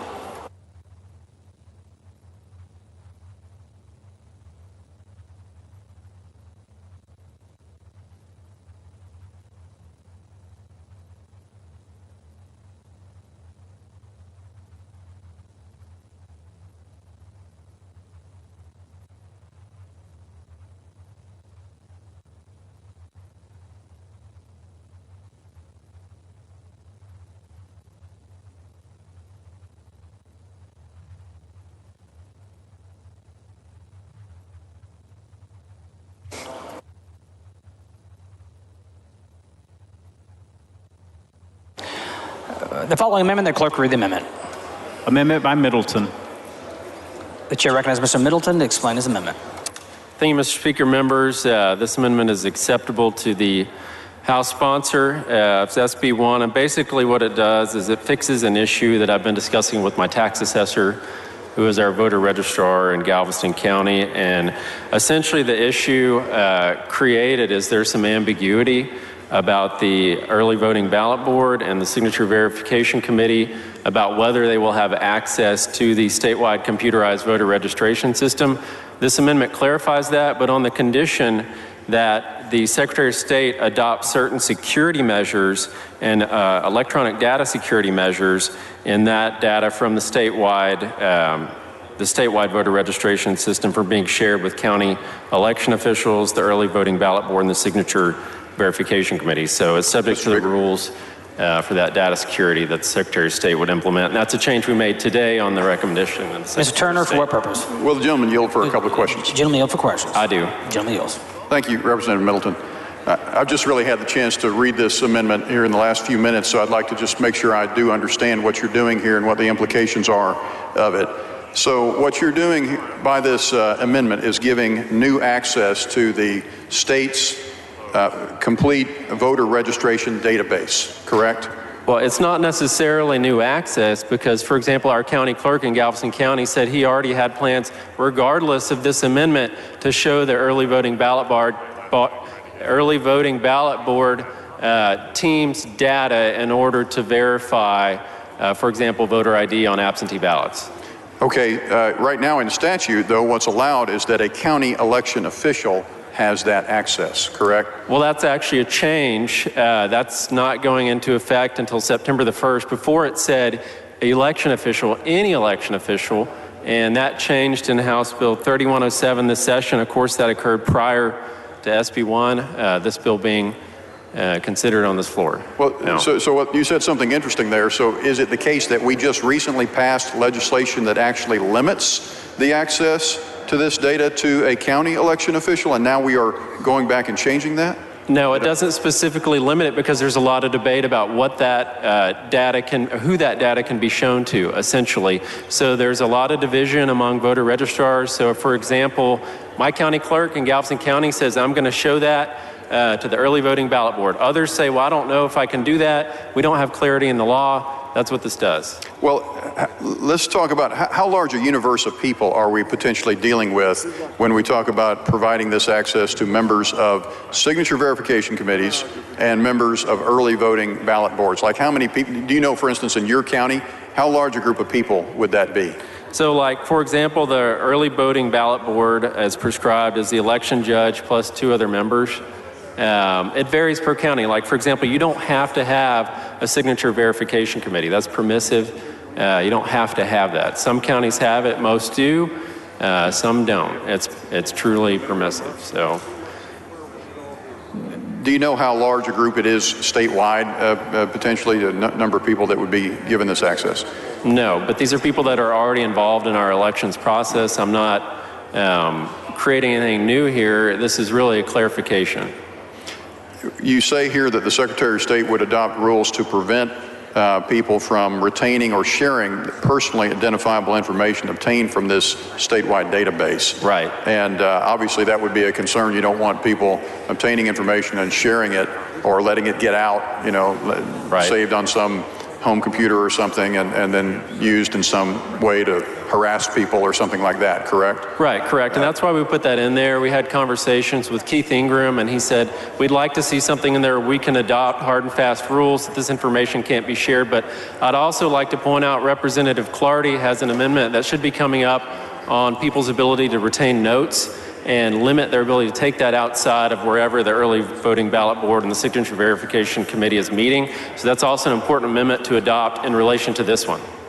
Okay, what I'm struggling to understand a little bit is how exactly are you going to make sure that all of these people statewide who are given instant access via the internet, presumably through some kind of login, I guess, correct, to have access to this data, how are we actually going to be sure that it doesn't get misused potentially with this larger group of people? That's up to the implementation of our Secretary of State. But can you think of a way they can ensure that? That's what I'm struggling with. I know we can say, well, let's just let them figure that out, but I'm trying to see how are they actually going to do that? How are we going to be sure that the information isn't misused? Okay, so one of the ideas that I've heard discussed, I mean, obviously you would want people maybe to take the cybersecurity training. That's an idea that's been discussed. Another one is perhaps there's a screen where their early voting ballot board is meeting, and as an absentee ballot comes up, it pops up there, the identifying information. They verify it, then it goes away to the next one, so they don't get to retain anything. Ideas like that have been discussed, but of course that's going to be up to the implementation. Just maybe one last question. Did this provision, has this been a part of any review in committee up to this point in time? No, because it's changed. So this is a change in the law that occurred with House Bill 3107. So it's actually something that's come up recently, and there's been a lot of internal debate among election administrators of kind of how to interpret this, especially in light of this language in SB 1 with the driver's license social security number that has to be put on both the application to vote by mail and on the carry envelope itself. So this is a new issue here. Okay, but with respect to this bill, though, SB 1, this provision has not been included in versions of the bill that have gone through committee. Is that right? So we wouldn't have heard testimony about it. Right. Okay, well, I appreciate you answering my questions. I think I would feel more comfortable having this vetted in a committee process and making sure we understand it, but thank you for answering my questions. Thank you. Mr. Clardy, for what purpose? Will the gentleman yield for questions? The gentleman yield for questions. Right. Thank you. And Mr. Middleton, we talked about this briefly before you took the microphone, and I know you've done a great deal of work, have talked with the Secretary of State's office about it, but I still have some concerns about this bill that I have not really been able to vet with you. One is, as I read, it's line 12, paragraph 3, that the information on the teams, which is the master program or database that has all the personal information of every registered voter in the state of Texas. Very specific, very personal, very private information.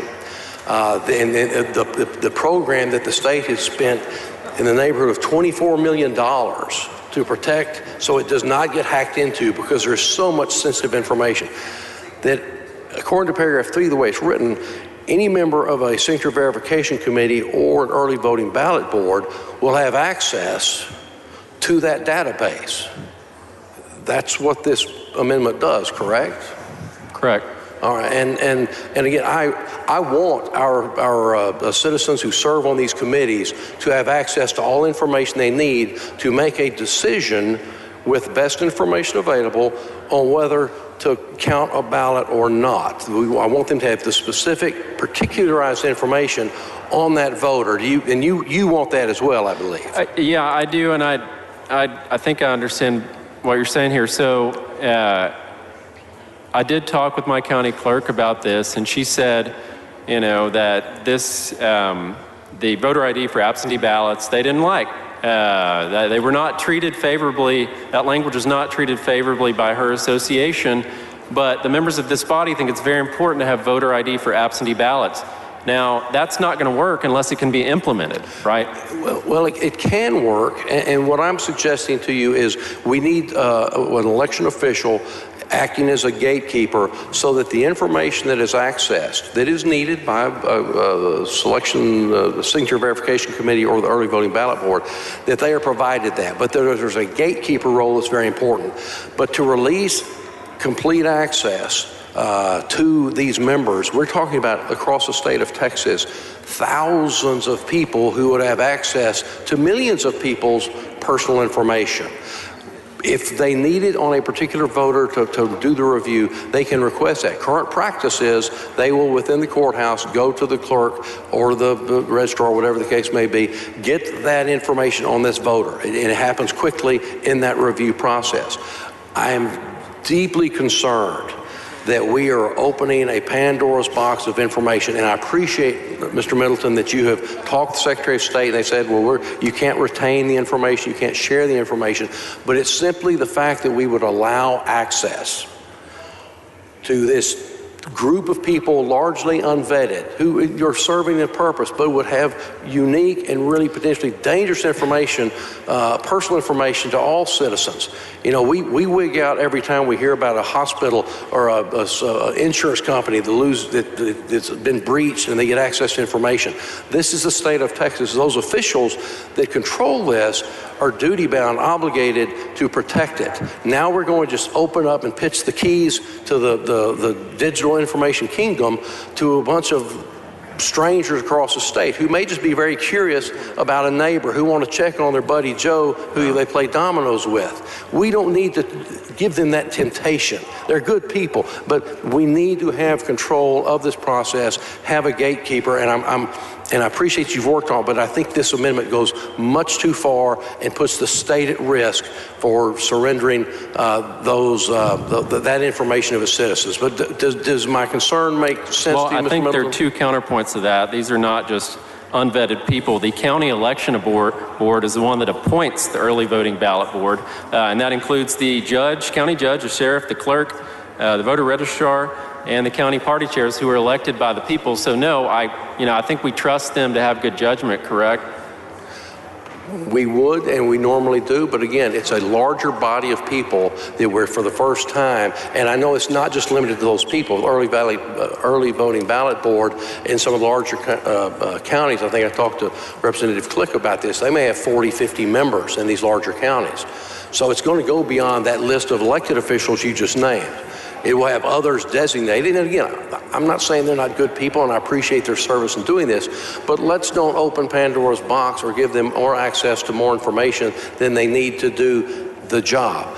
Allow them to request information, that to be provided by a person who's authorized into the team system, and not just surrender control of this valuable asset of the state of Texas. Well, we're not surrendering control, and the second important point here is we are opening Pandora's box if we do not adopt this, because the gray created by House Bill 3107, there's a lot of ambiguity, and I have severe concerns that the voter ID that is in SB1 right now, where you enter the driver's license number, social security number, and if you haven't been issued either, you can provide something else, cannot be implemented, because what is that going to be verified against? Because that is the early voting ballot board that reviews that. So what are they going to compare that to?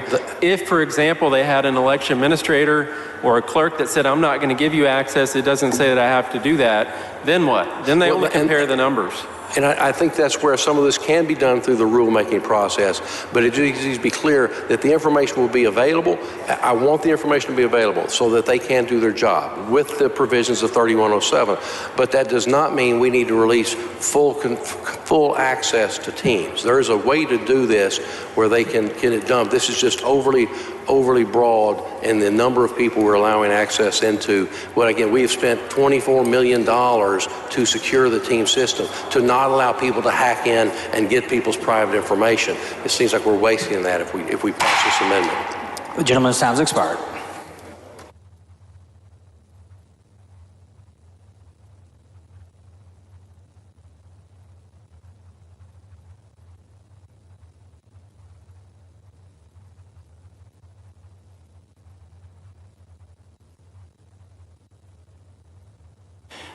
The amendment is withdrawn.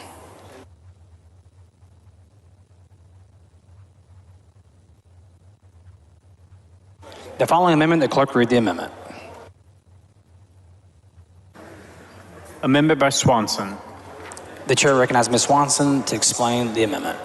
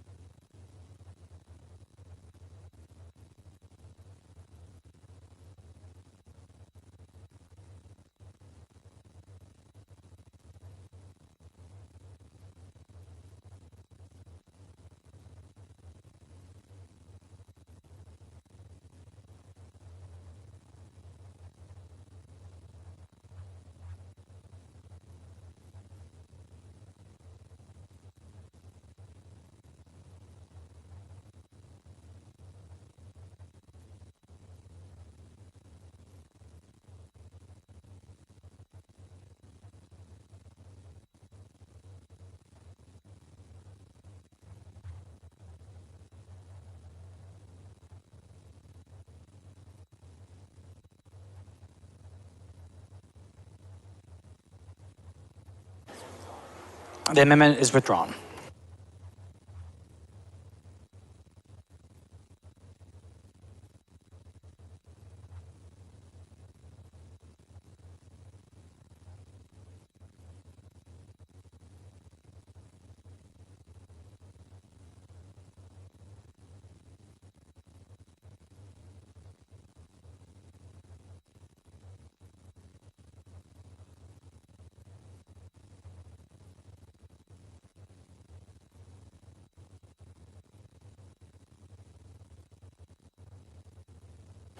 The following amendment, the clerk read the amendment.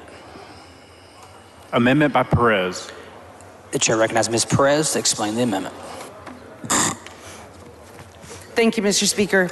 Members, what this amendment does is simply allow voters to vote safely and securely from their vehicles through the drive-through voting method. As COVID-19 cases continue to rise, drive-through voting is necessary to allow for social distancing. All voting rules still apply when voting from a vehicle. The same voting machine and procedures are used as with walk-in voting, so it is just as secure. The Texas Election Code already provides an allowance for the curbside voting only if the voter is physically unable to enter the polling place without personal assistance or the likelihood of injuring the voter's health. And that part I want to repeat, the likelihood of injuring the voter's health. We need to protect our voters while also maintaining access to the ballot box. The Harris County early voting rosters indicated that 47% of voters who used drive-through voting were white and 53% of voters were minorities. When broken down, 61.9% of those voters were women. Women could keep their kids in cars with them while they voted in the middle of a pandemic when childcare was difficult to find. Not only do voters like drive-through, but it also makes voting more accessible for everyone. According to the Texas Tribune, 10% of Harris County in-person early voters cast their ballots at the county's 10 drive-through locations. That's nearly 130,000 votes. According to KVUE, a study by a professor at Rice University found that a majority of Harris County voters like drive-through voting. In fact, 91% of those who voted by drive-through, including the 86% Democrats and 70% Republicans, rated their experience as excellent. During the last election, I voted by drive-through. What I experienced felt very efficient, secure, and safe, all the way down to the finger sleeve I received. COVID-19 cases were quickly rising, and as we all know, people handle the pandemic very differently.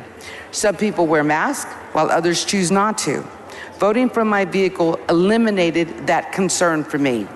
Even looking at the statistics of drive-through voters by generation, we can see that valuable trends in usage, especially with our younger generations who we want to be more involved. For example, looking at the numbers, we can see that millennials, they actually voted drive-through voting 37.15% of them. In second place came Generation X with almost 30%, and then Boomers followed in third place by 22.34%. We need to get rid of the antiquated ways of doing things and move into the 21st century. We've seen these things work well for all voters. This amendment would simply allow easier access for all voters while continuing to keep the integrity of our elections. Drive-through voting should not be one of the restrictions within this bill, especially not during a pandemic. With that, I move adoption.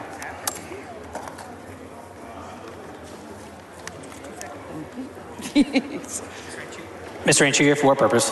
Thank you, Mr. Speaker. Will the gentlelady yield for a few questions? The gentlelady yield for questions? Yes, I yield to Mr. Anchia. Thank you. Representative Perez, thank you for bringing this amendment.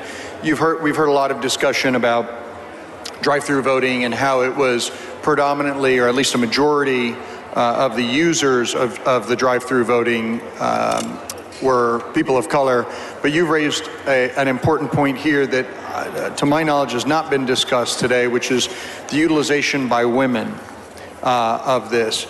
And when I was when I was discussing the motivations behind the deadliest pandemic in 100 years, we talked about the disproportionate impact on people of color, but talk about the fact patterns of women, including yourself, who utilize this, that were able to use drive-through voting to keep themselves safe and their families safe.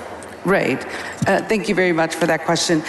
You know, it's been noted that women, it was much easier for them to have their children in the back seat of the car instead of outside in the hot, humid weather that Houston and Harris County have every year. And it was much easier to keep them quiet, to keep them cool and comfortable, and also safe during the pandemic. So it was a good choice for women to make, and obviously they utilized it over 60%. And it's an important point that you made about the collapse of childcare during the pandemic, where you had especially a lot of smaller providers, affordable providers that had to go out of business because of spread that was occurring in those facilities and the need to shut them down to fight COVID. So with a lack of childcare, women oftentimes, or virtual school, women oftentimes had children with them and needed to go vote, not leave their children alone, and used this method of voting. Did you hear from anybody, because you're from Harris County, did you hear from anybody that said that this adversely impacted the secrecy of the ballot for them? No, as a matter of fact, I think people felt that it was very secure, even when I did it as a female.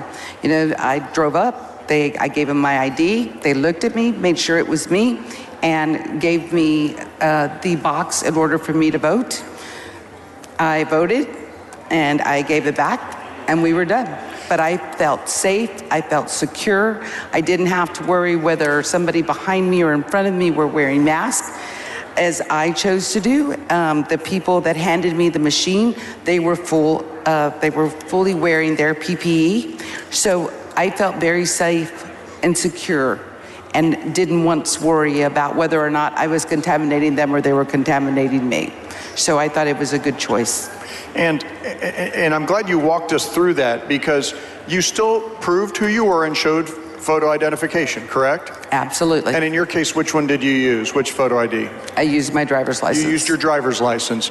So there was an election official that looked at you and looked at your driver's license and said, this is Marianne Pettis, Representative Marianne Pettis. And then you were given an electronic device to vote. Is that right? That's correct. And the only difference that occurred versus how you might regularly vote is that in one fact pattern, you would walk up to an electronic device and vote. And in this case, you drove up to the polling location, you were given an electronic device, and you voted. In both cases with photo identification. Is that correct? That's correct. And it was the exact same device that I've used previously when I go into the voting places and vote. And you represent about 175,000, 180 constituents, right? That's correct. And some of your constituents in Harris County use this, correct? Many of my voters utilize this form of voting. Did any of them complain about secrecy of the ballot to you? No, no one ever complained. Did you hear any testimony from an independent group or from a voter that said somehow driving up and using an electronic device after proving your identity was any more or less secret than walking up and using an electronic device after proving your identity? No, Chairman Anchia, I never got word from any constituent that told me that they felt their voting was less secure. Thank you very much. Very welcome. With that, Mr. Speaker, I move adoption. The chair recognizes Mr. Murder to speak in opposition to the amendment.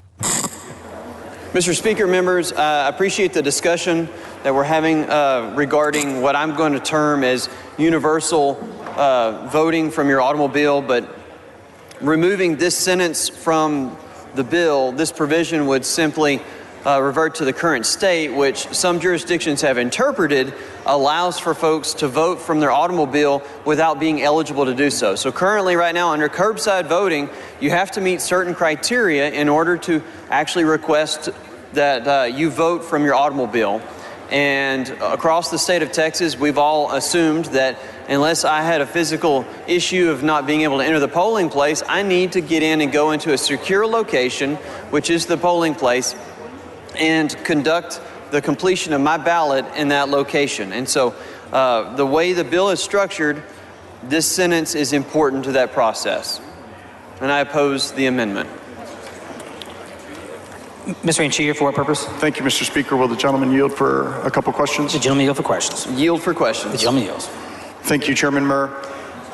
It dawned on me during your opposition to the bill that I wanted to have a further dialogue with you about this secrecy of the ballot objection that you raised earlier today related to this drive-through voting, right? You said that we should A, have uniformity, and then B, that there were concerns related to secrecy. Am I remembering your layout correctly? I'm going to defer to you on that. I'm looking at the amendment before us. Okay. And this is an identical discussion to the one that we had earlier today, our prior dialogue. So you talked about secrecy. When you were drafting the bill, did you think about keeping drive-through voting for single occupant vehicles? No, sir. Okay. Did you think about keeping drive-through voting for women with minor children in the car? No, sir. Did you think about drive-through voting for people who may be related to each other within 1 degree of consanguinity?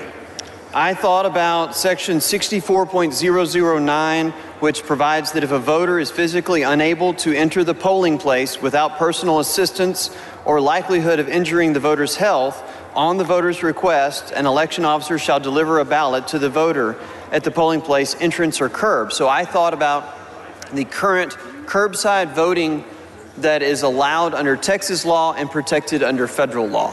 So you never considered a framework that might still protect the secrecy of the ballot and deal with that concern, and at the same time allow people to do drive-through voting outside of the already permitted curbside voting that exists in Texas law. Is that a fair assessment? So your conclusion is that I didn't consider an overt expansion of section 64.009, which is current curbside voting statute. Is that where we're...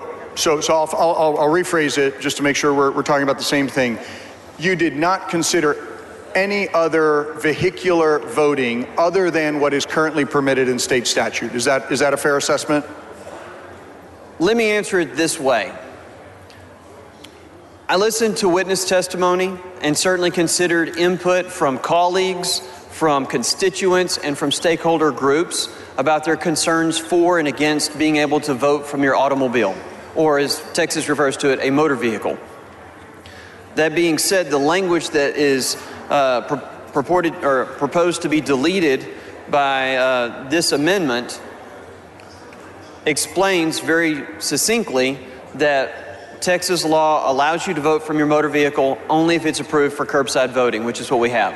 So, and just to restate the question, you did not consider any vehicular voting outside of what is current law? Just so I understand. And I know where you're response. going with this, and the answer is I heard witness testimony input, so therefore I did consider methods that might be out there. That process was considered in the drafting of the bill, as you brought up, but we arrived upon this language that we are visiting about as far as the proposed amendment. Very to good. strike it And goes. what policy, in making that policy determination, what was persuasive to you in the sort of underlying precepts of the bill? Was it secrecy? Was it the reduction of the likelihood of fraud? Or was it voter access that you decided upon in making that policy determination? That you were going to stick with this language? For benefit of yours, not necessarily in equal proportions, all three of the topics that you mentioned, I think were fairly considered. Promoting voter access requires a reflection upon current curbside voting, which was designed to provide access to the ballot for folks who clearly, as what I read to you earlier, have some issue with actually entering the polling place. Protecting the secrecy of the ballot goes to the fact that the ballot is leaving the polling location and coming to an automobile that may or may not have other occupants. Okay, so, and then finally, let's talk about that point, if you don't mind. Well, if you'll let me finish the other one occupants, because secrecy is important, right? But you could have limited what Harris County did to people in single occupant vehicles, or you could have limited what Harris County did to women or parents with underage children who are not eligible to vote. But you didn't do that. You drew the bright line, the policy line, at current law, right? And so, and what I'm trying to understand is which of the themes, which of the underlying precepts that you articulated as being the reasons for this bill caused you to stop at current law and, not create any other exceptions? Well, and I've just told you, I think that all of the concepts that are contained in the legislative intent play a role in making that determination, including the concepts that you mentioned, the reduction of the likelihood of fraud, protecting the secrecy of the ballot, and promoting voter access. So that requires an analysis of current law and also of proposals to change that law or interpretations from other jurisdictions of what current law is or they want it to be. Do you believe current law versus the universal, as you put it, voting from a vehicle creates more or less access to voters?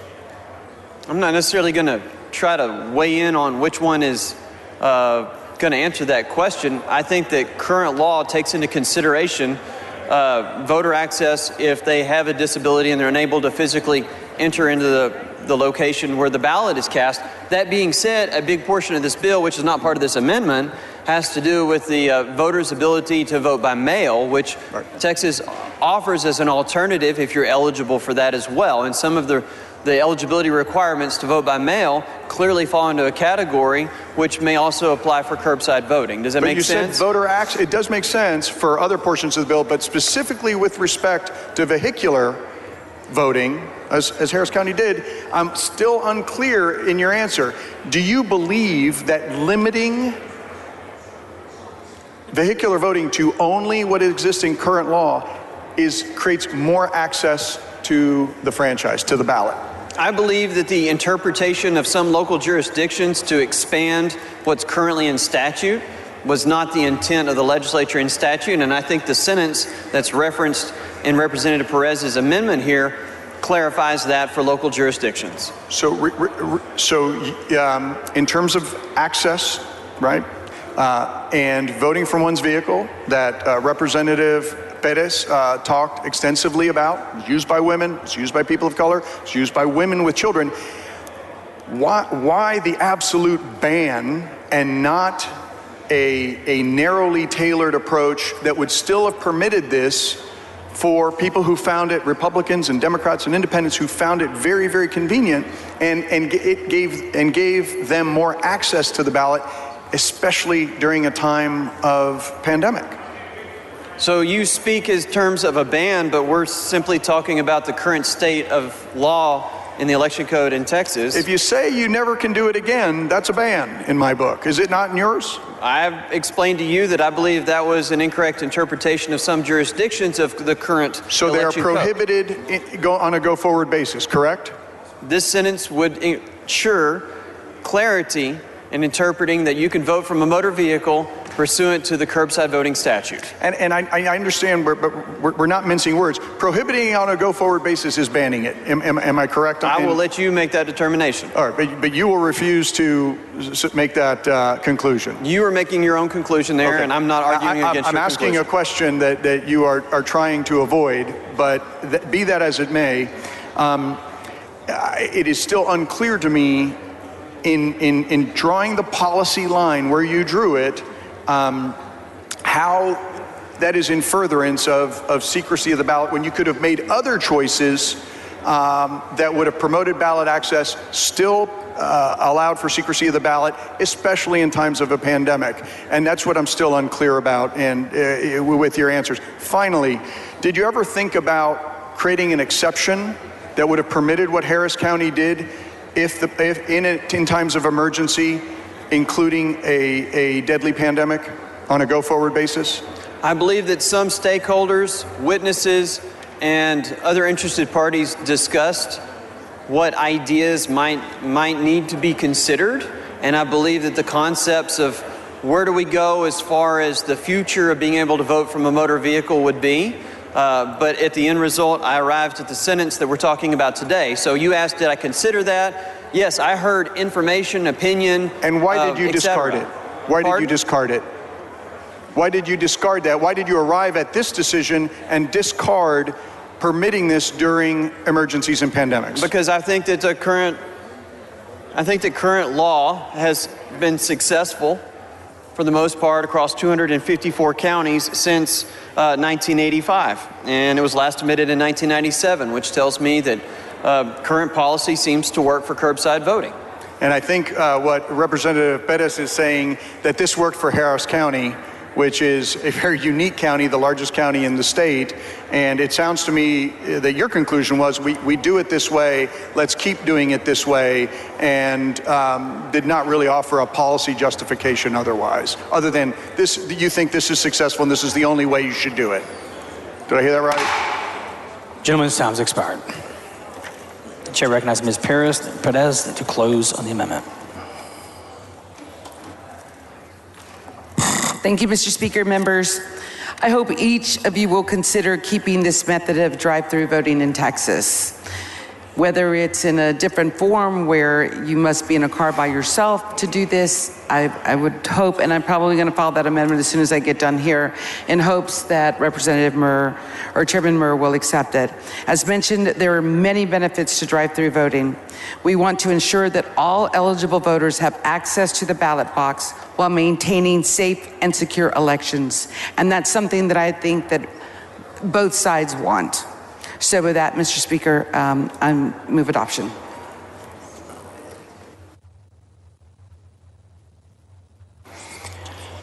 The question occurs on adoption of the amendment. This is a record vote requested by Mr. Turner of Tarrant. The clerk ring the bell. Should Ms. Perez voting aye, Mr. Dutton voting aye, Mr. Wilson voting nay, Mr. Murr voting nay, Mr. Huberty voting nay, Mr. Harris voting nay. All members voting.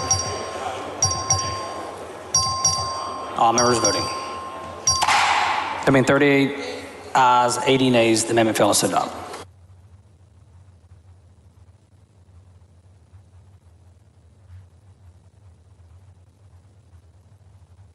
The following amendment, clerk, read the amendment. Amendment by Dutton. The chair recognizes Mr. Dutton to explain the amendment. Thank you, Mr. Speaker. You know, this is a Republican amendment and a Democratic amendment, because what it does is it's permissive, first of all, but it says on election day, the governor can make it a state holiday, the county can make it a county holiday, and the city can make it a municipal holiday. That, I think, creates an opportunity for people to go to the polls and vote. When I met with Mr. Murr, I explained that to him, and he was kind enough to tell me he thought that in his county they did this anyway. So I offer this amendment because I think it would be a great idea for us to make sure that everybody had an opportunity to go vote. And I know that some of the things that are being taken out now are done because Harris County did them. Harris County did them in the spirit of trying to accommodate the pandemic we were in. But this doesn't do that. What this does is simply says that the governor, the county government, and the city government, if they elect, if they want to, will have the opportunity to make it a state holiday. And so that's the spirit of this amendment. I hope you'll stay with the amendment because I realize that sometimes today we're going to get to the point where you have to think about an amendment, and this is that time.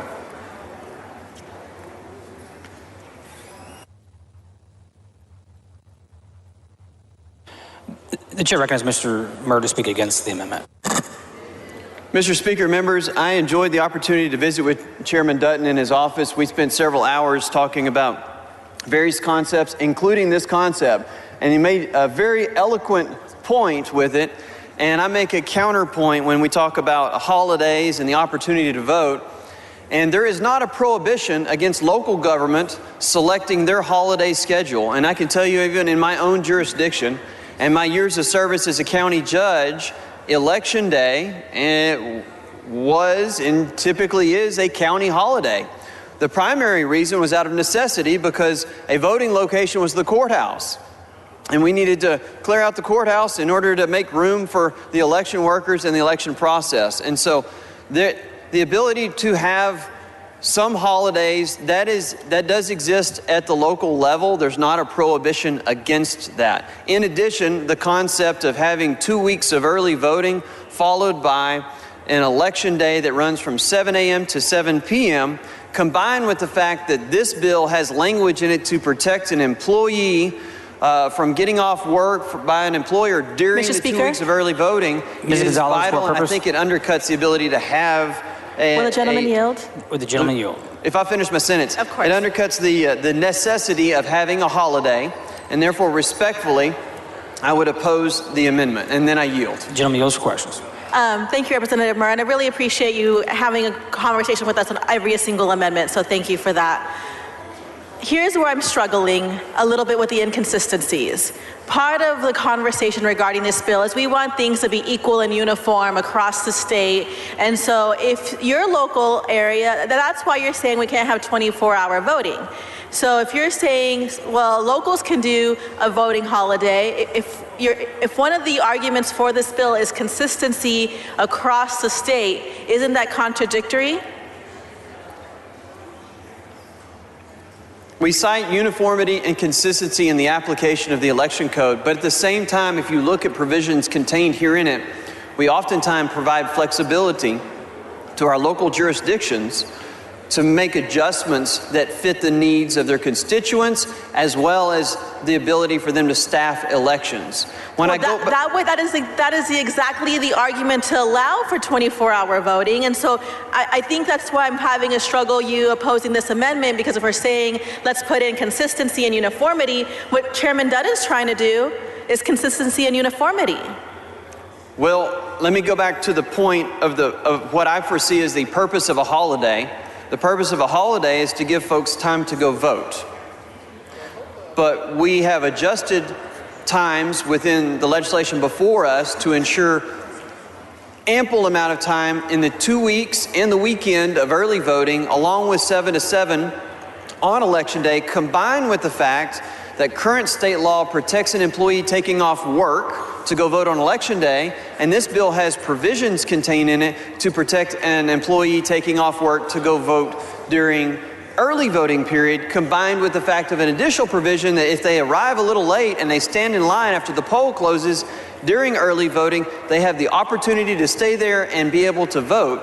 And I guess I go back to the point that I don't know that I identify an essential need to take and declare a holiday so that everybody can go vote, because we've afforded so many opportunities for them to do that under the current framework that we have in the law and in the legislation. I think the holiday is more than just voting. It is creating a teachable moment for our young people. Why does mom and dad have this day off? It is creating an awareness of our democratic process. It is encouraging families to go together. And so, in fact, all of the concerns, or a lot of the concerns that we bring up, or have been bringing up the whole entire day, would be remedied by Chairman Dutton's amendment. So I really appreciate your opposition. I don't appreciate your opposition. I hear your opposition.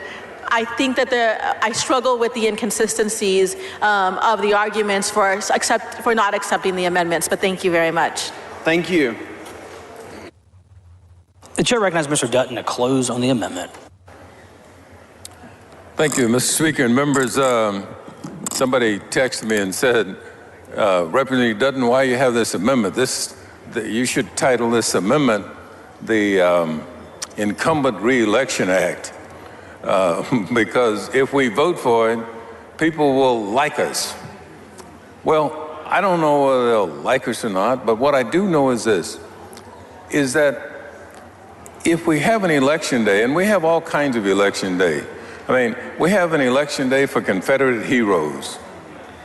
I mean, you know, I'm not sure what that means, but what you do on that day.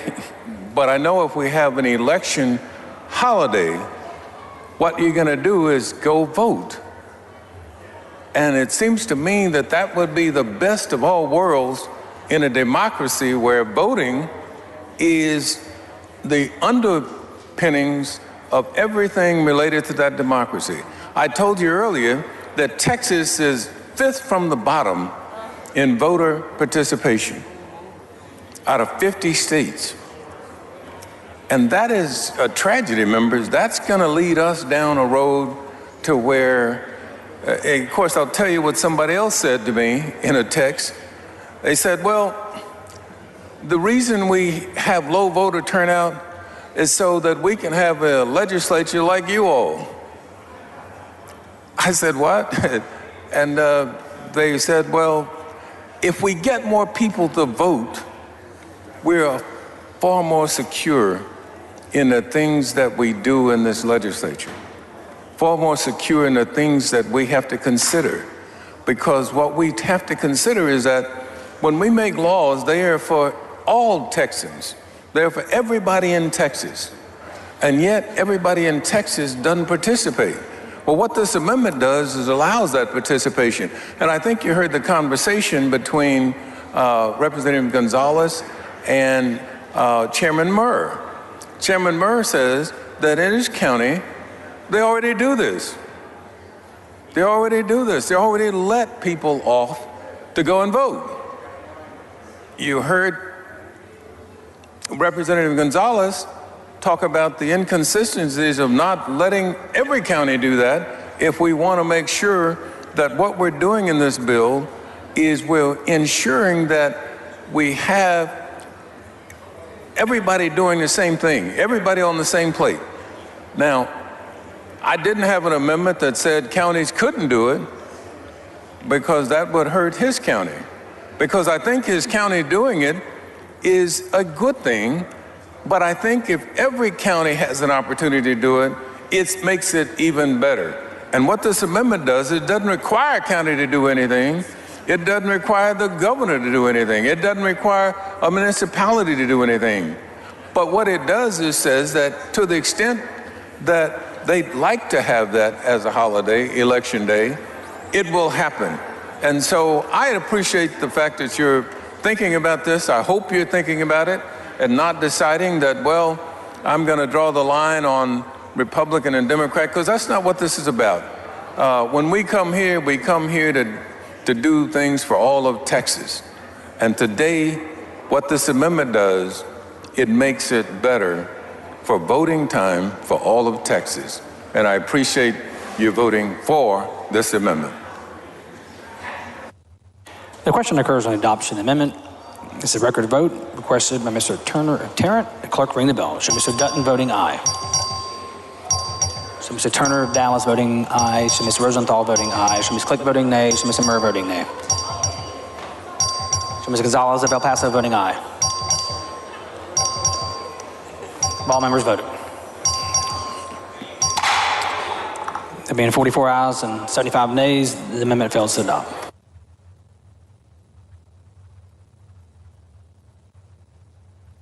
The following amendment, clerk read the amendment. Amendment by Dutton. The chair recognizes Mr. Dutton to explain the amendment. Thank you, Mr. Speaker and members.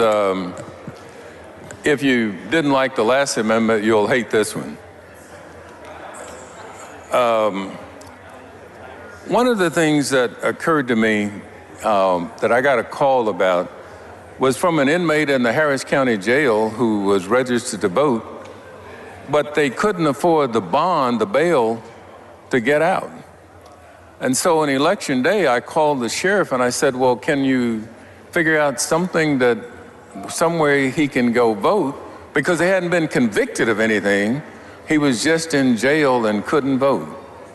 And so what this amendment does is tries to say that a person in a jail will have an opportunity to go and vote on election day if they're eligible to vote, which means they'd have to be registered. You know, there's certain constitutional rights that a person in jail loses. But the Supreme Court has said the Eighth Amendment, which limits cruel and unusual punishment, they still maintain that one. And I think it's cruel and unusual to have somebody in jail who is eligible to vote, but we simply don't let them vote. It would be easy to correct because what it would do is allow the county jail to actually be a polling place. The Harris County Jail is in my district. There are 7,000 people in the Harris County Jail on election day who can vote. And certainly somebody said to me, well, couldn't they use mail-in ballot? Well, most of the time, the turnover rate is so high that they are not there by the time they would get the mail-in ballot back, so it doesn't really work. So the county jail would have to be a polling place in order for that person to vote.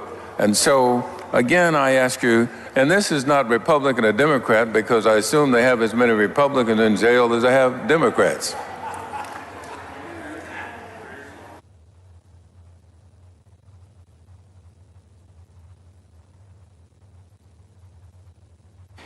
The chair recognizes Mr. Murr to speak in opposition to the amendment. Mr. Speaker, members, I appreciate Chairman Dutton's sincerity when he talks about creating additional opportunities for folks to vote. In reviewing this, and I know you've looked at this, creating a county jail as a polling place, even though it may be limited. I will point out that under the eligibility requirements to apply to vote by mail, Texas law already expressly provides an opportunity for someone who's confined in jail and eligible to vote by mail. So we've created an opportunity where they're able to do that, and consequently, I would respectfully oppose the amendment. The chair recognizes Mr. Dutton to close on the amendment. Well, let me respond to Mr. Murr's objection this way. What it does on paper is gives the opportunity for the person to vote. In practicality, though, what happens is, I mentioned earlier, people get out before that 30 days, before they can get the mail-in ballot back. And so sometimes they get arrested within 15 days of the election, for example. That person wouldn't have an opportunity. You'd have to have been there at least 30 days prior to an election to perfect somehow or another getting the mail-in ballot back. And I know you don't like this amendment, and certainly I just hope that at some point there were lawyers who I think were looking at this, trying to decide whether or not to actually file a lawsuit against the state of Texas because we were prohibiting this group of people from actually voting. And our Texas Constitution says that we can't do anything that would actually prevent a person from voting. And so if you do that, I think you're violating not only the Eighth Amendment, but you're also violating the Texas Constitution. And so I would ask you to vote for the amendment. Thank you. The question occurs on the adoption of the amendment. This is a record vote requested by Mr. Turner of Tarrant. The clerk ring the bell. Show Mr. Dutton voting aye. So Mr. Murr voting nay.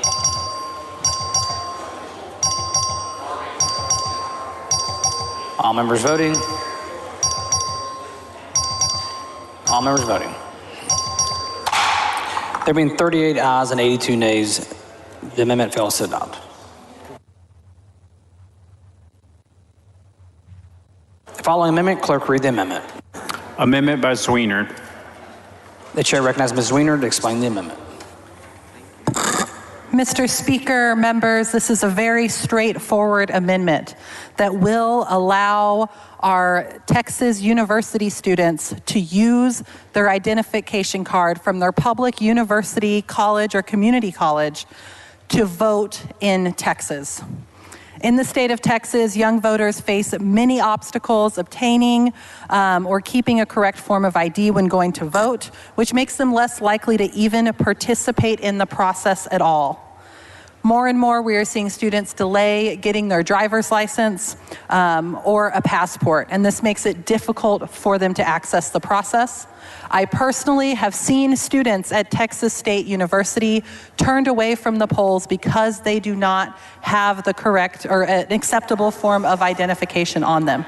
In addition to students who may not have Mr. that Schaefer, form. for what purpose? Will the gentlelady yield for a question? Not at this time. Not at this time. In addition to students who don't possess a driver's license or passport or a handgun license, many students don't carry those forms of ID with them day to day because they don't need them on campus. They are walking to and from various locations and maybe voting directly on campus. We don't want our young people turned away. We want them to participate. Student IDs establish who someone is, which is the goal of voter identification. Mr. Anchio, for what purpose? Thank you, Mr. Speaker. Will the gentlelady yield for questions? Will the lady yield? I will. Lady yields for questions. Thank you, Mr. Speaker. Our public universities are government entities, are they not? They are, and anyone who has filled out the FAFSA in the last 15 or so years knows that they know exactly who we are. And they verify the identity of their students before they issue IDs, correct? They do. And oftentimes that occurs through a police department on campus. Is that right? That is accurate.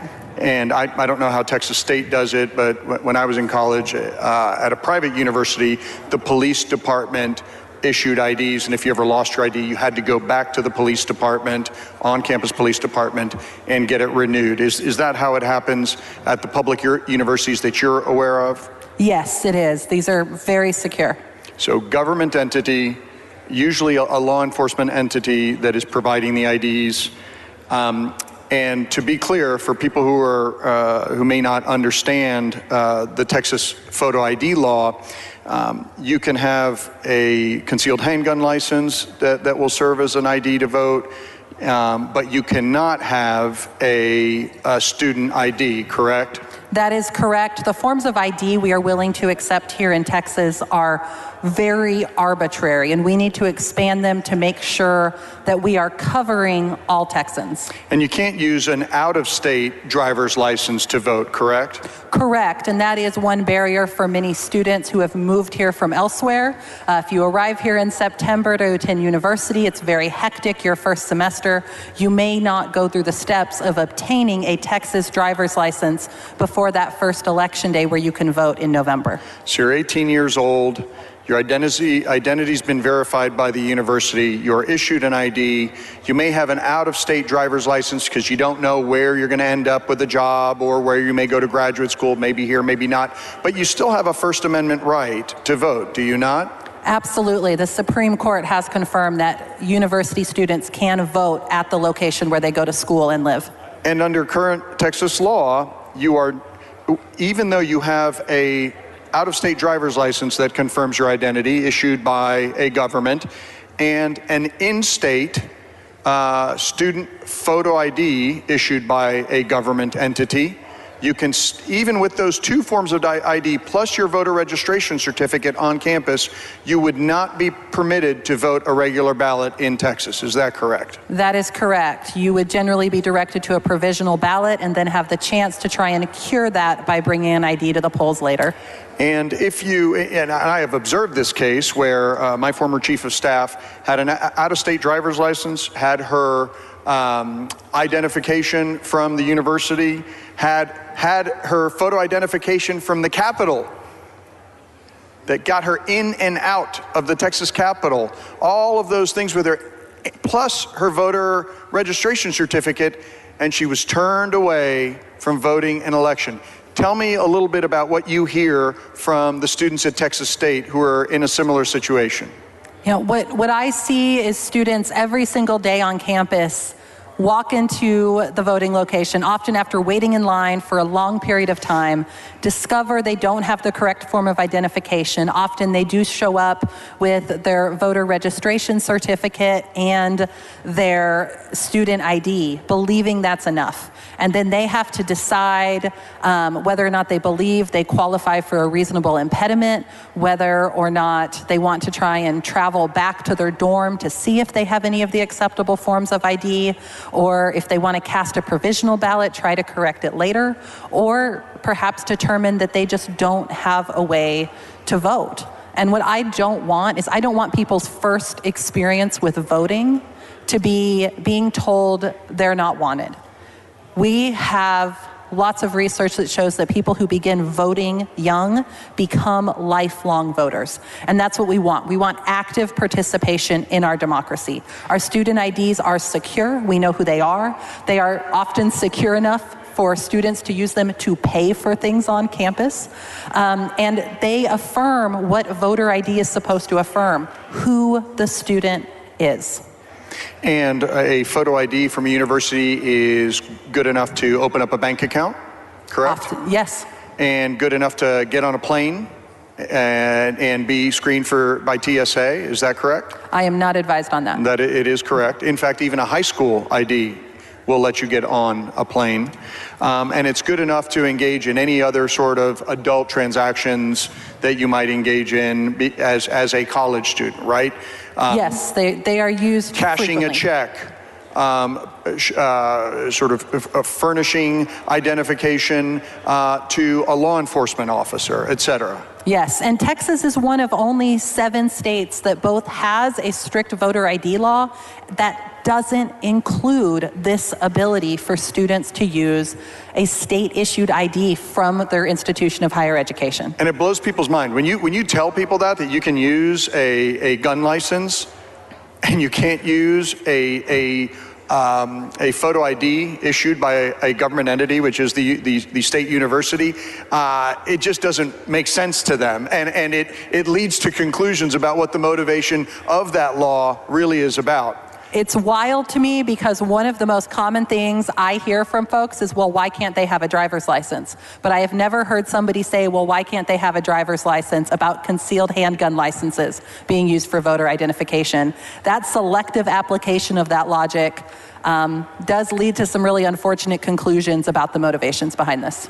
And it is also a true statement that not every 18-year-old will drive, and not every 18-year-old will have a driver's license. And nobody is forced to have a driver's license. Is that yes, correct? Of course, driving is something that many people choose to do, but we are seeing more folks delay starting to drive, particularly folks who come from a larger city that may be walkable or have public transportation. And some young people just don't want to drive. They have no desire to do so. But that should not abridge their First Amendment right or their constitutional right to vote. Absolutely. Everybody deserves access to the ballot box if they are an eligible voter here in Texas. Thank you very much. And I will note, because this is brought up a lot, the purpose of voter identification is not to determine eligibility. Most of our other forms of voter ID do not prove citizenship. They do not prove residency. They are simply used to prove who you are. Thank you. Members, I move adoption. Chair recognizes Mr. Murr to speak against the amendment. Thank you, Mr. Speaker. Members, I appreciate the zest that Representative Swinger brings to the conversation about trying to expand forms of identification. What I will point out to the body is that in the discussions that we had for identification to be used for mail-in ballot purposes, it mirrors what we already require for in-person voting. And to that degree, the state of Texas also makes available a personal identification card issued to the department issued to the person by the Department of Public Safety if they choose that they decide they need one. So you don't necessarily just have to have a driver license in order to do it. And so we have gone to great lengths to make sure that forms of appropriate ID are available to our voters. And so therefore I would oppose the amendment. Thank you. Chair recognizes Ms. Swinger to close. We don't tell people who hold handgun licenses that there are other options available to them and therefore they should go get a driver's license or an election ID. We don't tell members of our military that their ID isn't good enough and they should get a driver's license or go get a special election ID. We make these options available because those forms of identification are secure and meet the purpose they are intended for. Student IDs from our state institutions are the same. This makes sense. I will also mention that this language actually passed out of the Elections Committee during the regular session and was set on the House calendar, unfortunately too late for a vote.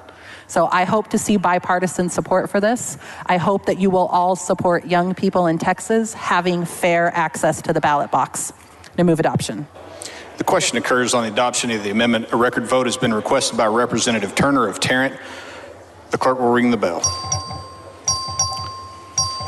Show Representative Murr voting nay. Show Representative Click voting nay. Show Representative Wilson voting nay. Show Representative Busey voting aye. Have all voted? There being 41 ayes, 79 nays, the amendment fails.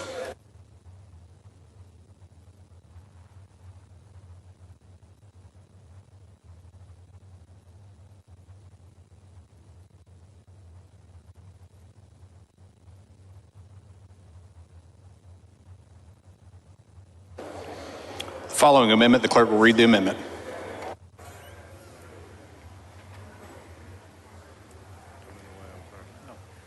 Amendment by Busey. Chair recognizes Mr. Busey to explain the amendment. Thank you, Mr. Speaker.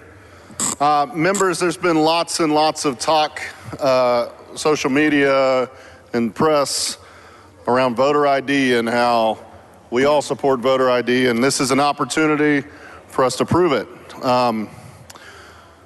We've heard that it's bipartisan. This amendment simply allows college student IDs, IDs issued by a state agency, and tribal IDs or documents to be added to the list of approved IDs under the voter ID rules. So this is something that many states do. I've heard y'all talk about your support of voter ID, and so this will help us continue to grow that program of what's approved in this state. So I hope you'll join me in voting for it. And Mr. Speaker, I move adoption. Chair recognizes Mr. Murr to speak against the amendment. Thank you, Mr. Speaker. Representative Busey certainly rolls up his sleeves and works on policy, and I respect the efforts that he tries to bring to the table when we have discussions about making sure that folks have the opportunity to vote.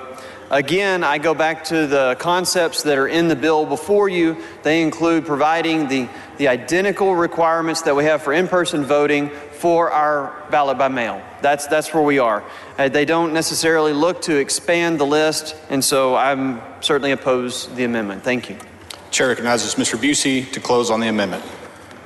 Mr. Speaker, Ms. Wiener, for what purpose? will the gentleman yield for a question? Will the gentleman yield? Yes, I do. The gentleman yields for questions. Representative Busey, do we currently accept any forms of federal identification for voting in Texas? Yes, you can use your passport. Yes. Can you think of a good reason why we allow folks to use their passport or their military identification and not their tribal ID? No, I can't think of a reason why we wouldn't accept any of these IDs, which are done through trusted outlets. These are IDs that help identify who you are, which is the purpose. We're talking about student IDs, University of Texas, University of A&M ID, tribal IDs. I just don't know why we wouldn't want to do that. This is a way, the point of the ID, as I've been told, is to verify who the voter is. These are secure ID systems that would do the same thing. And I've heard over and over, even though this bill, and I agree with Chairman Murr, wasn't about voter ID, we hear that narrative in the press all the time and how so many members here support voter ID. This is one more way to continue to support it. Let's use our Texas A&M ID to vote. Yeah, as you said, this bill as it stands is really not about voter identification, despite a lot of confusion from the public. Texas already has one of the strictest voter ID laws on the books. Yep. Do you think this body should, help the public out by making them write about this and accepting your amendment so this bill is about voter ID? If we put this amendment on, then this bill will deal with voter ID once and for all. So I hope we'll adopt it. This is just going to add to, if you believe in voter ID, this just adds to that same narrative. Thank you for your amendment, Representative. Mr. Speaker, I move adoption. Question occurs on the adoption of the amendment. A record vote has been requested by Representative Turner of Tarrant. The clerk will ring the bell. Show Representative Busey voting aye. Show Representative Murr voting nay. Show Representative Click voting nay. Show Representative Harless voting nay. Have all voted? Have all voted? There being 42 ayes, 77 nay, the amendment fails.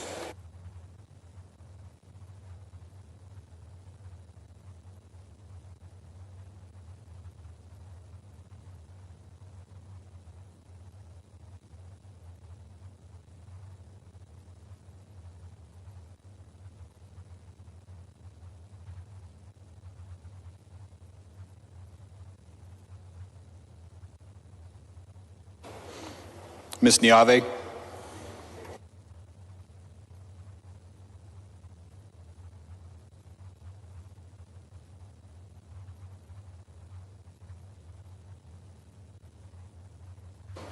Following amendment, the clerk will read the amendment. Amendment by Niave. The chair recognizes Ms. Niave to explain the amendment. Thank you, Mr. Speaker, members. The COVID-19 pandemic changed the way we live, the way we work, the way we function as a society. And our communities were hit hard, not just last year, but this year, today, August 26, 2021. We are now in the fourth wave of COVID cases in Texas. Our 7-day rolling average of new COVID cases in Texas is 17,022, which is nearly as high as we've ever reached during the pandemic. As of yesterday, we've had another new 18,826 confirmed cases of COVID per the Texas Department of State Health Services. In North Texas, my area, we have only 68 available ICU beds in the North Texas region, a region that has millions of our fellow Texas residents. We had only 2 ICU beds in my county, Dallas County, for children. And we know that the Delta variant has delayed our return to normalcy. And as we debate this legislation that will impact elections for years to come, we do so knowing that, or without knowing, what new variant may be circulating in the air next year.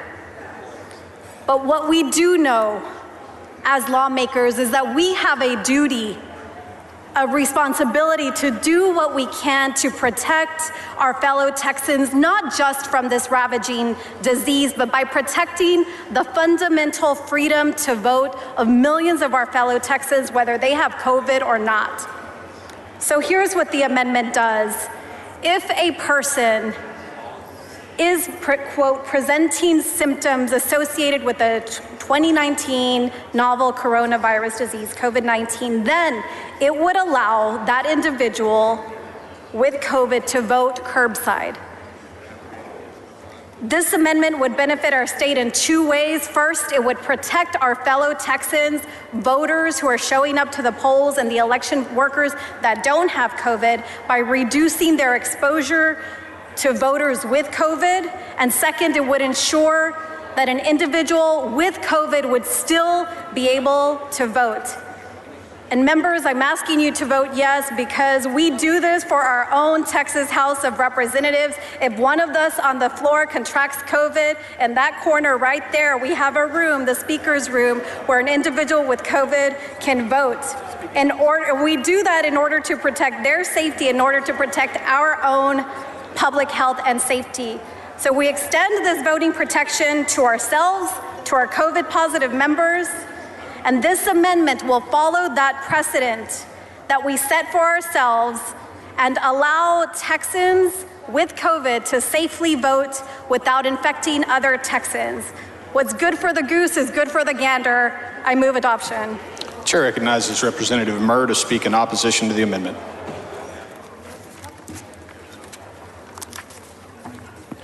Thank you, Mr. Speaker. Members, I understand this topic and the concept of perhaps expressly stating in statute something related to the COVID-19 pandemic, I'll simply point out right now that the ability for curbside voting is already available and has been enjoyed since 1985. It expressly states that if a voter is physically unable to enter the polling place without personal assistance or likelihood of injuring the voter's health on the voter's request, they can engage in curbside voting. In addition to that, I point out that under Texas law, if you are eligible, you can request an application to vote by mail. And we have had extensive discussions about the bandwidth and the breadth of that. I believe that the opportunities exist for someone to vote, and I don't think this change is necessary, and so I would oppose the amendment. Ms. Weiner, for what purpose? Will the gentleman yield for a question?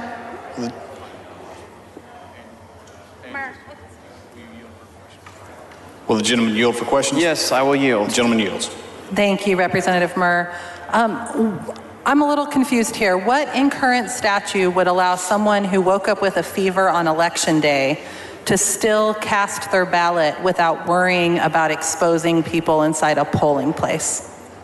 Your scenario is very narrow in its proposed fact pattern.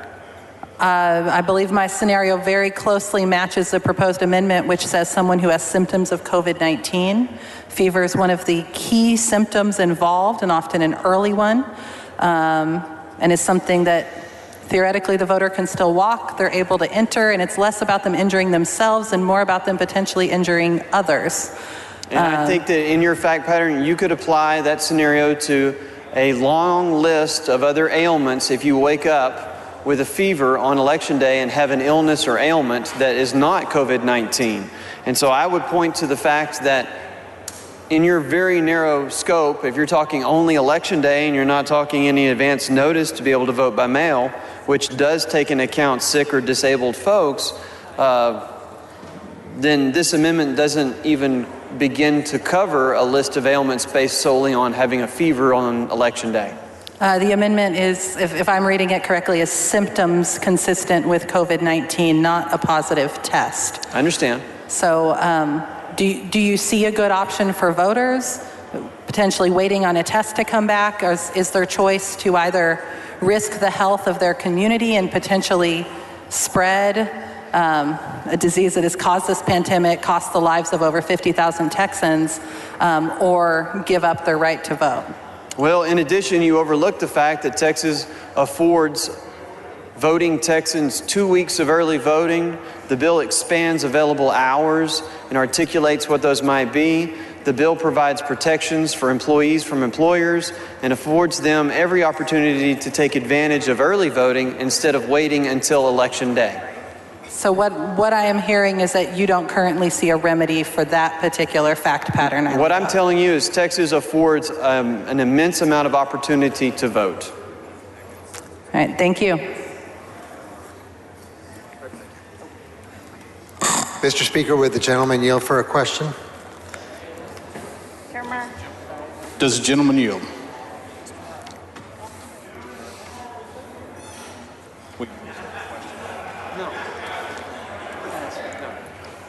Gentleman yields. I yield. Thank you very much, Mr. Chairman. I'd like to follow up just a little bit on the conversation you all were just having about a voter who has symptoms of any communicable disease. Would you be open to an amendment that allows a voter to request the curbside service if they present illness, a health hazard to the people who are in the voting location, not just for them? So the way it reads now, right, is if it would present harm to them, they can ask. What if they are concerned about the health and safety of the people who are working in the polling location and also the other people who are voting? I'm always open-minded to ideas, suggestions, and input from my colleagues. Happy to visit with you about that. That's not something that any of my colleagues have approached me recently in the last called session or this called session about that particular concept. Would you be open to amending this amendment here? So instead of saying COVID-19, how about exhibiting symptoms of any communicable disease? Not at this time. have to ask why. Why not? But I'm happy to have additional discussions on the concepts.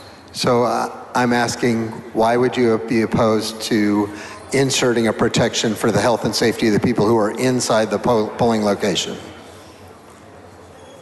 And I'm happy to visit with you about it, but as far as that goes, that's been brought up but hasn't been discussed by any of the colleagues here. We've had hours and hours of hearing testimony in which witnesses, expert witnesses, and resource witnesses from state agencies have come and spoken.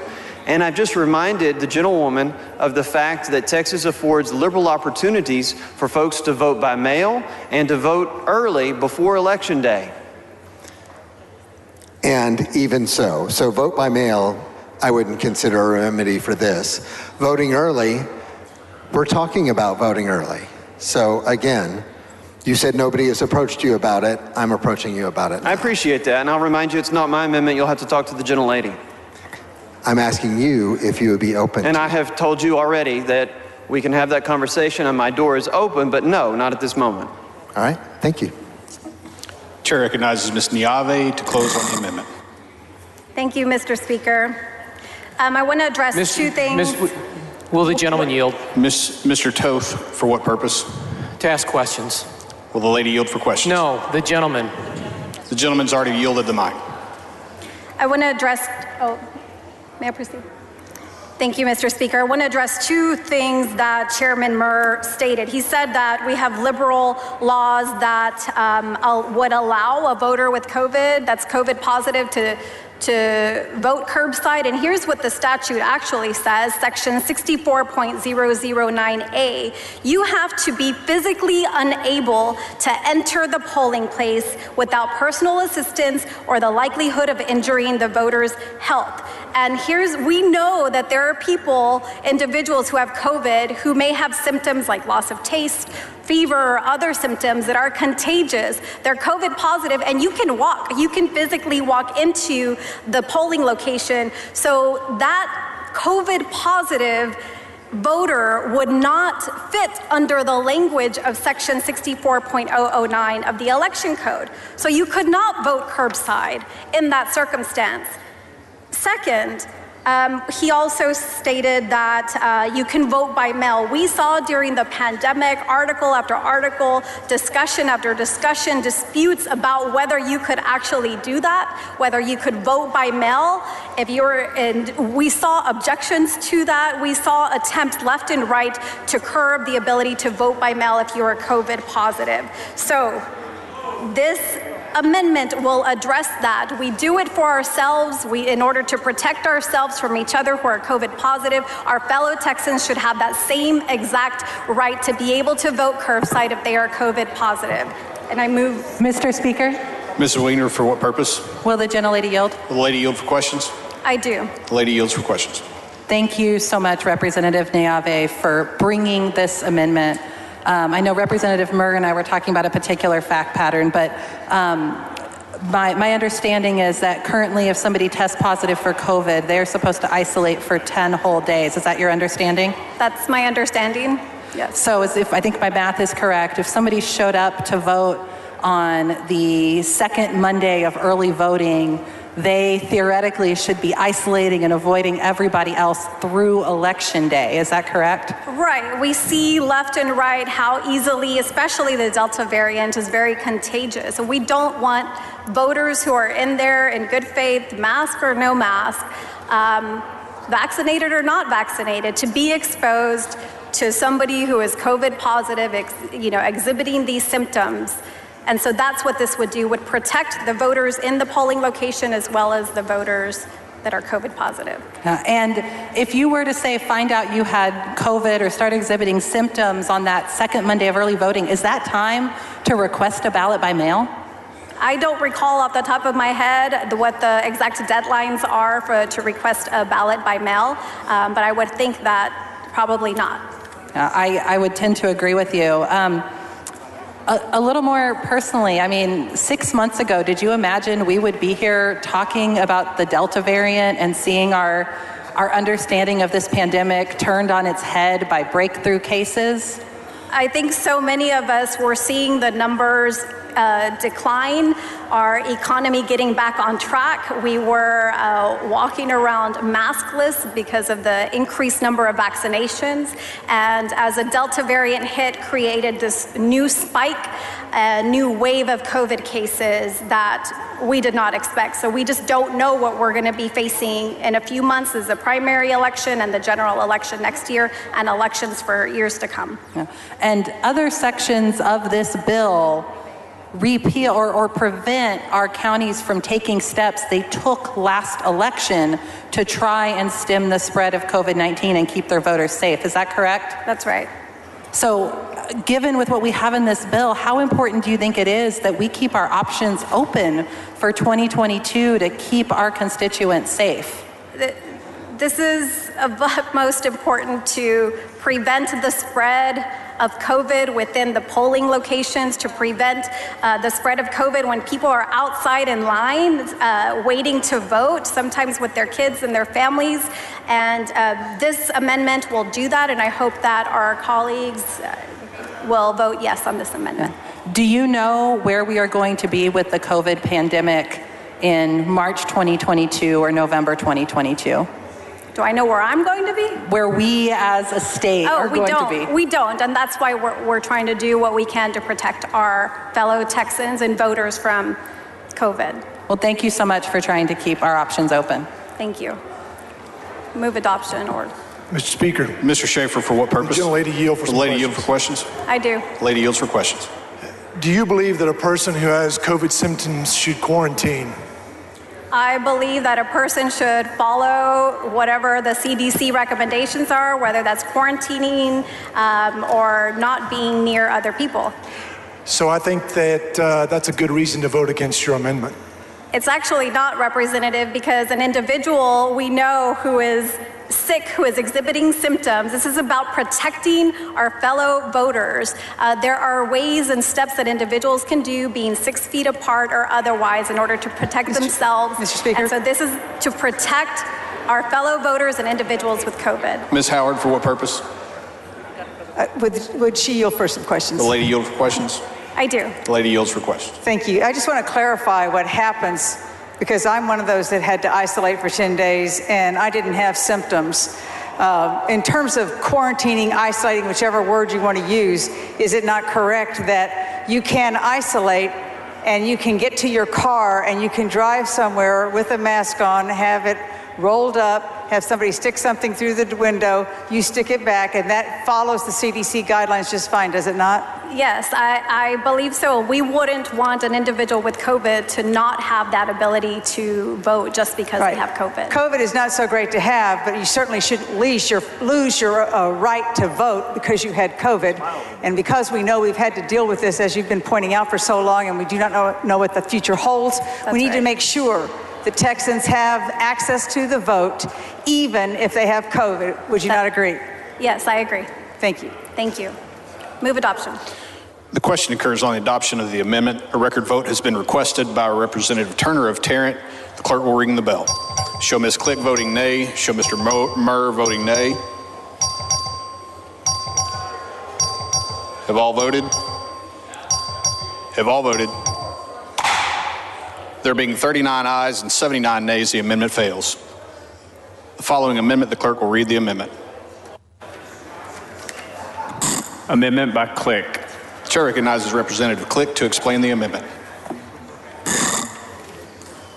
Members, this amendment is just a simple transparency amendment, and it says that any electronic device that's used to count votes must be equipped with software tracking all activity on the device. The data must be reported to the Secretary of State within 5 days after voting is complete.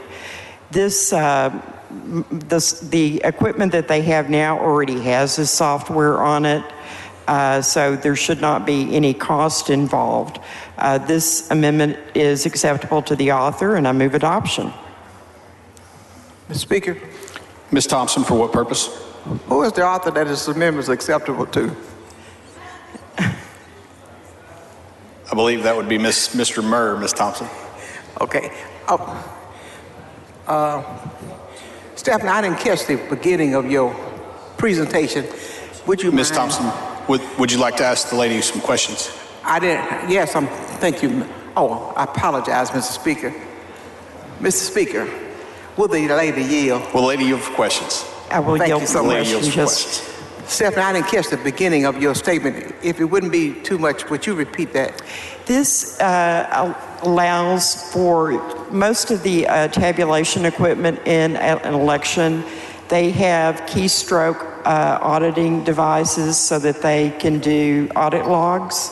And this, they've already got that installed on their equipment. And this just says within 5 days of the election that a copy of those logs goes to the Secretary of State. Thank you. Alrighty. I move adoption. Ms. Click sends up an amendment. The amendment is acceptable to the author.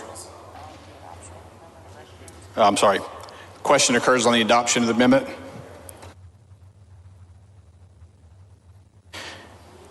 There is no objection. Ms.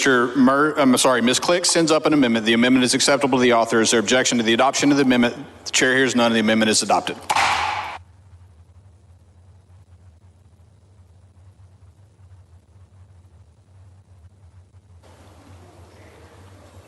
The following amendment, the clerk will read the amendment.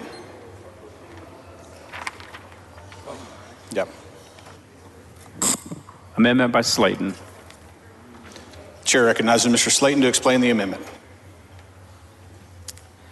Thank you, Mr. Speaker. Members, this amendment requires the Secretary of State to conduct an audit of the election in 4 randomly selected counties after each regularly scheduled. Let me get finished. Okay. Thank you, ma'am. Pardon me, members. 4 randomly selected counties after each regularly scheduled November general election. Conducting randomized audits will help bring confidence in our election, will further the goal of making it easier to vote and harder to cheat. And if we find any problems during the random audits, we can immediately fix those problems for the next election. Mr. Speaker. Mr. Busey, for what purpose? Will the gentleman yield for some questions? Will the gentleman yield for questions? Yes, I'll yield. The gentleman yields for questions. Thank you, Representative. Mr. Slayton, could you explain to me how your amendment differs from the risk limiting audits passed overwhelmingly by this legislature this regular session? We just passed this when we're all together back in the regular session. So for risk limiting audits, I'm just wondering how this differs from that. Well, this is just a random audit of 2 smaller counties and 2 larger counties that the Secretary of State is in charge of, and they foot the bill for.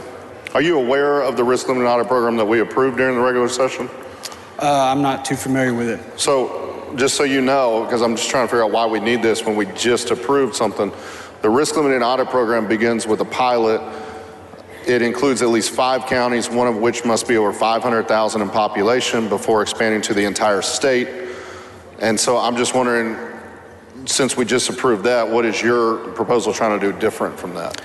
Mine's just trying to, apparently we want audits. They're helpful to kind of give us a snapshot of where we've been, what's happened. Like in any case, this is just going to be another avenue to look into our elections, and it should ease concerns. I mean, if there's members in this chamber that are concerned they think there's fraud, well, if that audit turns up there's nothing, well, then their concerns are eased. If there's members that think there's no problem with our elections and then the audit confirms that, well, this eases their concern, and it's just a small sample. I get that. I guess I just feeling like we just did this as a body, and we're about to do this. We're about to have 5 counties where we do this risk limiting audit.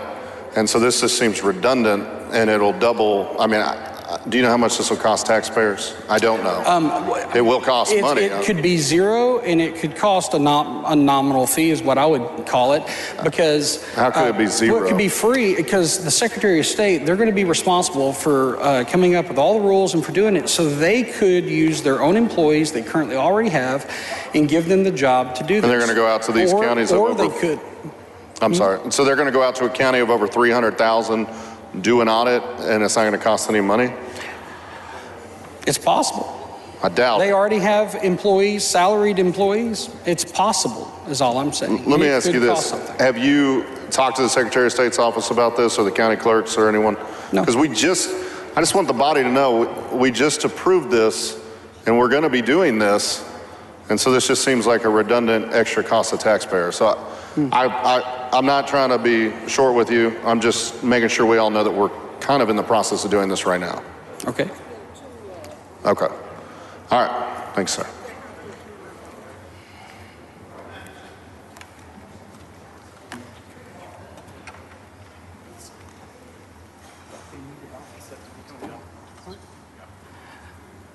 She's trying. Members, I believe this amendment is acceptable to the author, and I move adoption.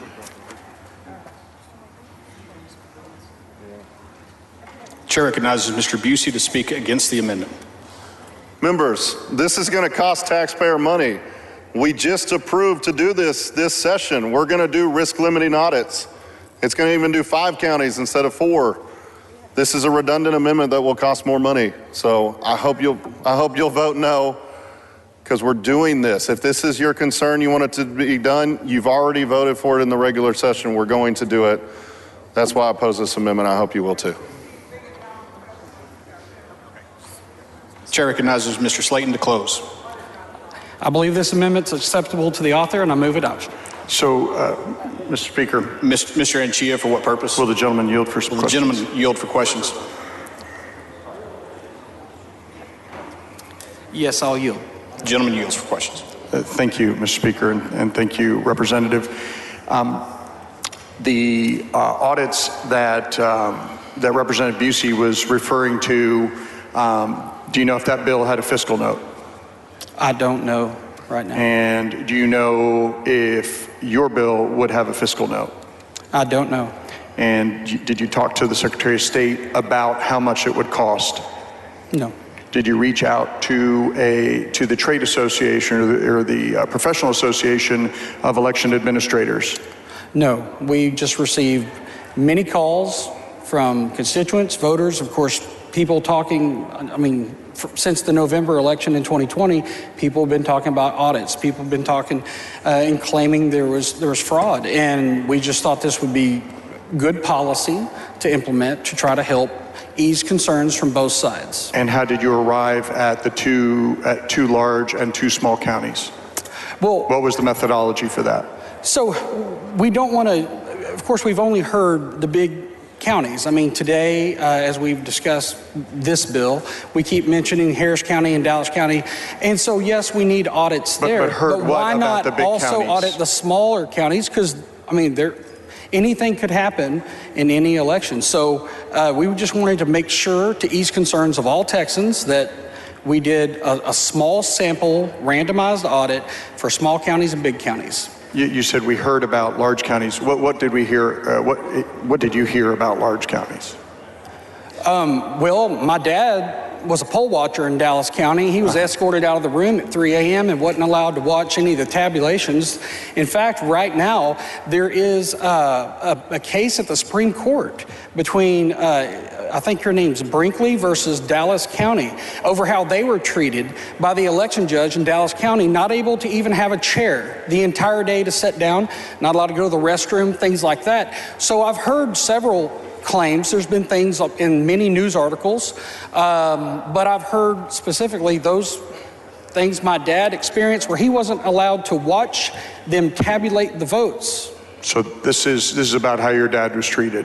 No. Okay. You asked for an example. Well, I asked what you heard, and you told me what you heard from your dad. Or referencing Fox News or whatever. I'm telling you of a personal example, plus a case that is at the Supreme Court right now with someone in Dallas County versus Dallas County. Okay. Brinkley versus Dallas County. And has that been finally adjudicated?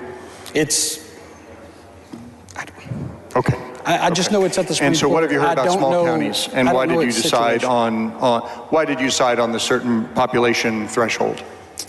It was just a number we picked to help hit a certain amount of big counties and small counties. We wouldn't want to How many small counties does that population threshold hit? It's going to hit 227, I believe, and it hit about 18 big counties. 18 big counties. Mm-hmm. And so the likelihood of auditing 2 small counties is much lower than the likelihood of auditing. So 2 out of 18, is that a bigger number or a smaller number than 2 out of 240? Most of our conversations here have been about things that have taken place in the big counties, in Harris County. So it's okay to have a sample size that would maybe hit them quicker. Of course, if they get hit for this audit, they get selected, they cannot be selected 2 years later. The earliest they can be selected is 4 years. And this is an audit of the entire county election process? It's up to the Secretary of State to determine that. Okay. And you arrived at this population threshold of, in your amendment, 300,000. 300,000, and said you would have, on an annual basis, 2 out of 240 for small counties, and 2 out of 18 for big counties. Am I reading your amendment correct? And if we listen to the complaints which number is bigger, 2 out of 240 or 2 out of 18?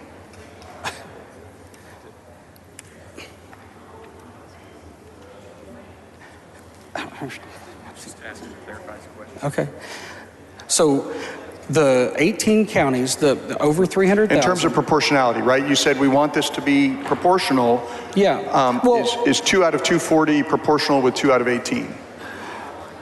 Well, depends on how you look at it. If you look at population, you look at those 18 counties, and you look that they could be more than all those other counties combined. If you look at the complaints we hear from people of the problems people have with mail-in, drive-through voting and other things, we heard all those. We hear all these complaints from the big counties. So just based on that, what percentage of complaints did you hear about the big counties versus small counties? I don't have from a the number. Secretary of State. In fact, you didn't talk to the Secretary of State, did you? No, I don't have to talk to the Secretary of State to come up with public policy to implement. But you said most of the complaints were from big counties that represent a big county. What percentage is that? Not advised. Okay, thank you. Mr. Speaker. Mr. Dominguez, for what purpose? Just a couple questions for the author. Will the gentleman yield? Yes, sir, I'll yield for Gentleman questions. yields for questions. Okay, I'm trying to understand the funding source for these audits. I understand reading the amendment that counties that are selected would not bear the cost. So would the funding come from the Secretary of State's office? Yes, sir. And how much would these audits cost? We don't know. What I have claimed that it could cost zero if they use all their staff that they have on salary and they make this a priority and they want to do it internally, they could, and it wouldn't cost any more. If the Secretary of State chose to use a third party or something, of course it would cost, but that is up to the Secretary of State to determine that. And when you talk about if they use all the staff they have at hand, is that county staff or Secretary of State staff? Secretary of State. They would be the ones. Of course, they're going to need county employees to help them with the information they have there, but it'd be Secretary of State employees, if they so choose. And how many staff members does the Secretary of State's office have? Not advised. And are they going to create a report that will be made public?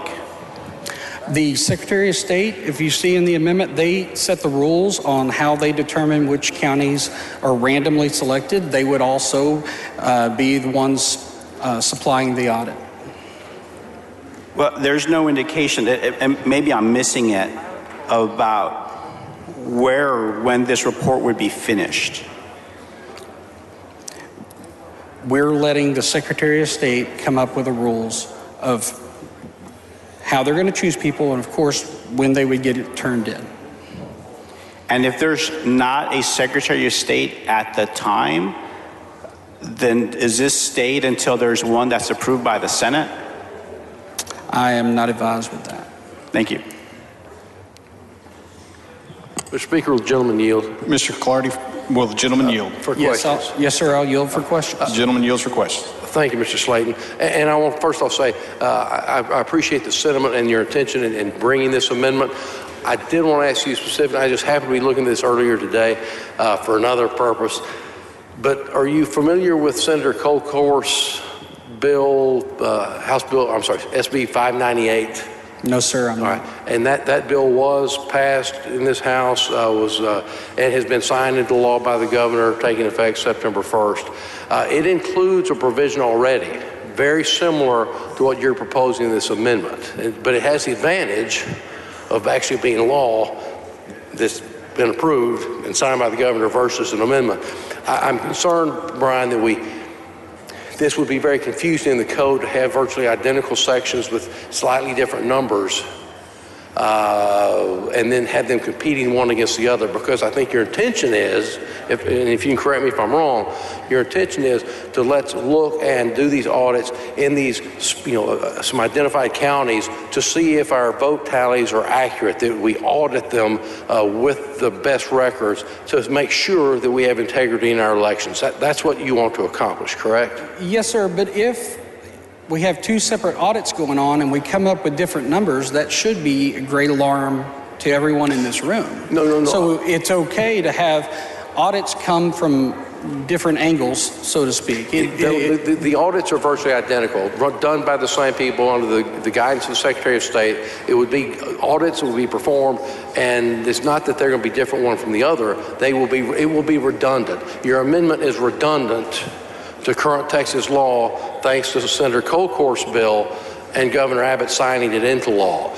But we could create an inconsistency where, although your amendment is well-intentioned, and I'm in no way questioning that, it's just there's going to be differences in which one do you apply, which one do you not, and I think what we might wind up doing is losing the purpose of the bill and of your amendment. But we already have the bird in the hand. I don't really want to chase after a second bird in the air. So I would respectfully ask you to pull the amendment down, but I'll be voting against it because I'm afraid how the effect it would have on the current law in Texas. All right, thank you. The gentleman's time has expired. Mr. Slayton sends up an amendment. A record vote has been requested by Mr. Turner of Tarrant. The clerk will ring the bell. Show Mr. Clardy voting nay. Show Mr. Tinderholt voting aye. Show Mr. Murr voting aye. Have all voted? Have all voted? There being 59 ayes, 57 nays, the amendment is adopted.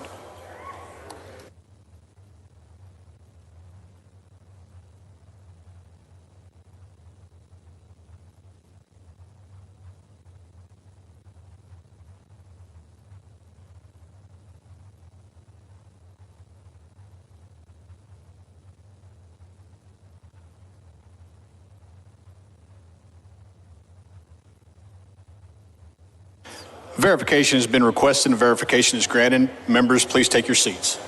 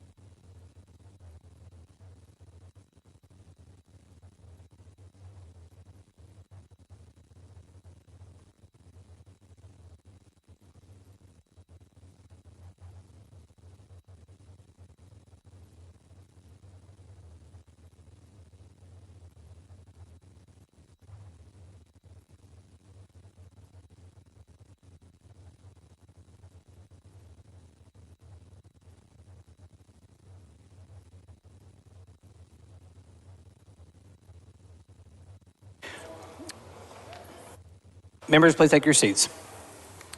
The clerk will verify those members voting aye. Anderson, Ashby, Bella Montgomery, Biederman, Buckley,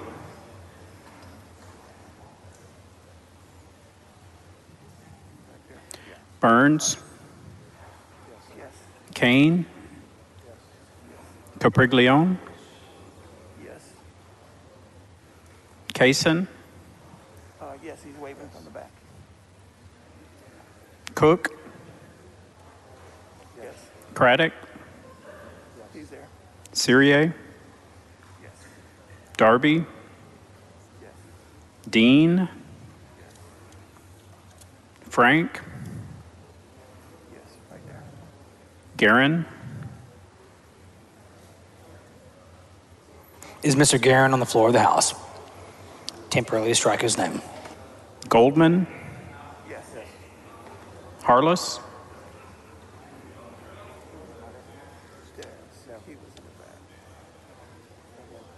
Is Mr. Harless on the floor of the House? Temporarily strike his name. Hefner, Holland, Hull, Jatan, Click, Kraus, Landgraf, Leach, Lamont, Longoria. Is Mr. Longoria on the floor of the House? Temporarily strike his name. Lozano, Metcalf, Meyer, Middleton, Morrison, Is Ms. Morrison on the floor of the House? Temporarily strike her name.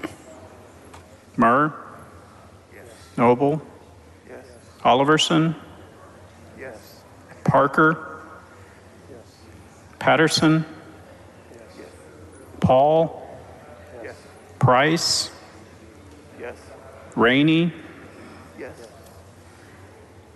Rose, Sanford, yes, Schaefer, Schofield, Shaheen, Shine, Slayton, Slauson, Smith, Smithy, Spiller, Swanson, Thompson of Berzoria, Toth, Van Dever, Vasut, White, Wilson,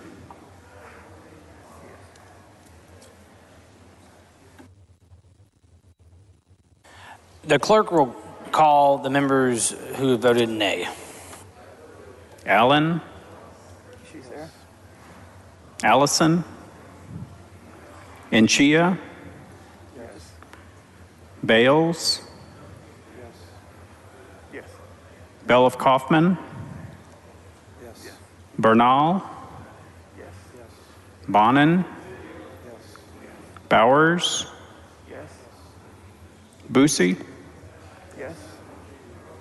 Burrows, Button,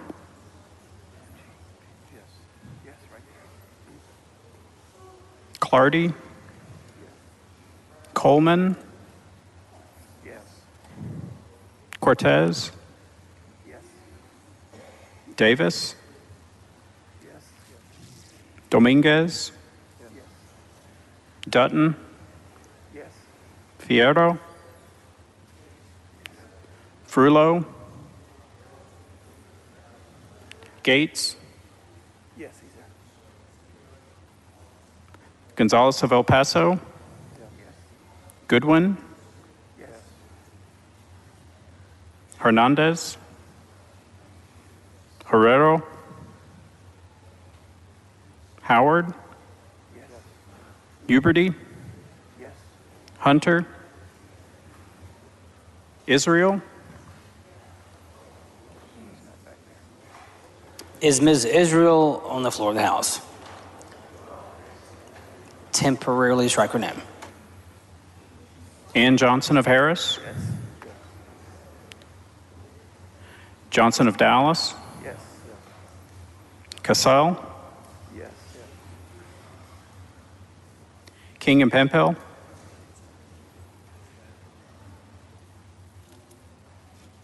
King? Okay. King of Uvalde? Kempel? Lambert? Larson? Lucio? Moody? Morales of Maverick? Murphy? Niave? Ordaz Perez? Is Ms. Ordaz Perez on the floor of the House? Temporarily strike her name. Ortega? Patty? Yes, he's at his desk. Rogers? Rosenthal? Yes.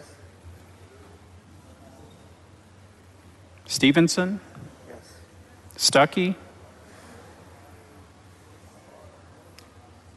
Tallarico? Thompson of Harris? Tenderholt? Turner of Tarrant? Turner of Dallas? Vo? Wale? Wu? Zwiener?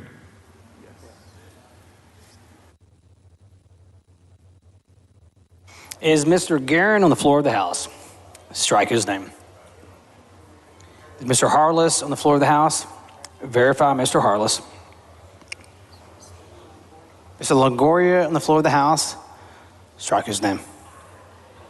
Is Ms. Morrison on the floor of the House? Strike her name. Is Ms. Israel on the floor of the House? Strike her name.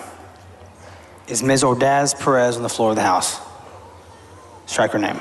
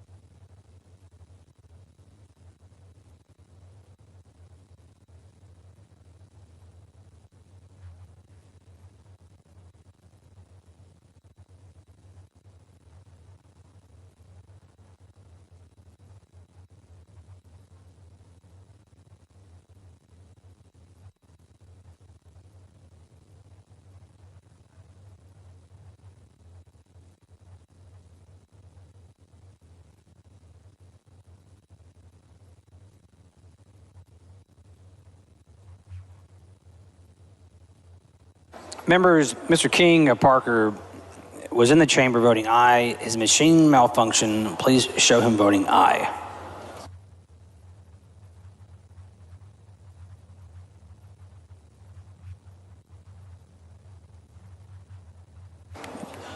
Members, the following members were in the chamber voting no. Their machines malfunction. Please show them voting no. Ms. Cole, Ms. Hinojosa, Ms. Perez, and Ms. Jessica Gonzalez.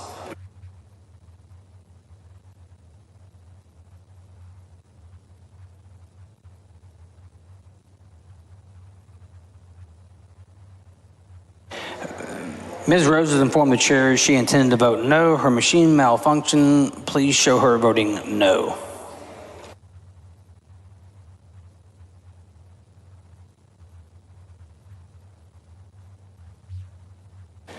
The following members informed the chair that their machines malfunction, showing them voting nay.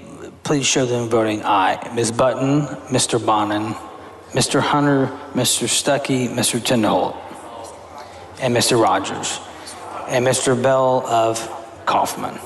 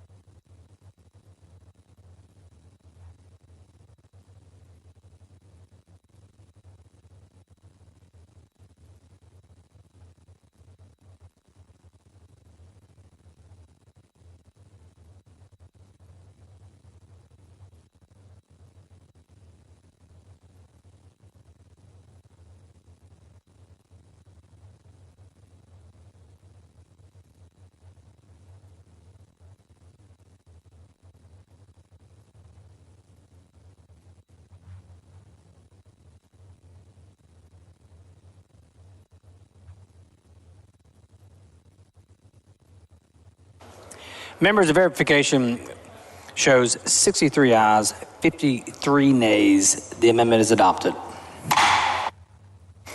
Please excuse Ms. Israel because of important business in the district on the motion of Representative Howard. Please excuse Mr. Guerin because of illness in the family on the motion of Mr. Ashby. Is there objection? Chair hears none. So ordered.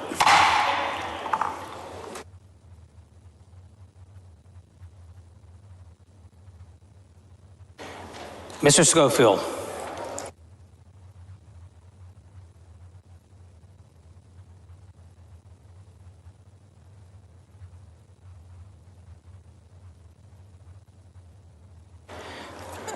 The following amendment, the clerk will read the amendment.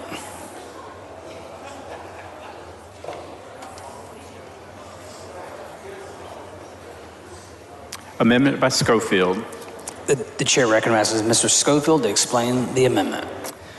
Mr. Speaker, members, this amendment restores a few provisions that were in SB 1 in the hopes that we can go without a conference. The first part would require at the opening of the polling, the election judge would print out the tape showing there were 0 votes cast, and at the end of polling, they would print out one showing how many votes had been cast. We would change the early voting ballot board composition to make it like we do for polling places. There would be an alternate judge. Each party would get one.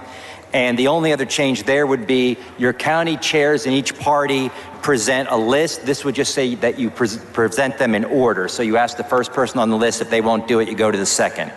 It also requires that communications with voting system vendors be public information unless the communication would disclose information, data, or records relating to the security of elections critical infrastructure. The central counting station would be required to provide a tabulation of voters and votes so we can see how many people checked in and how many actually cast a vote. In the bill on page 37 and 38, they make it an offense to send out an application to somebody for mail ballot who did not ask for it. This amendment would just also put that you can't do it without any penalties in section 80, chapter 84, which is the operations section for applications for a mail ballot. Let's see. It would also clarify the current practice of a voter who returns to vote, who has gotten a mail ballot, wants to vote in person and doesn't have it.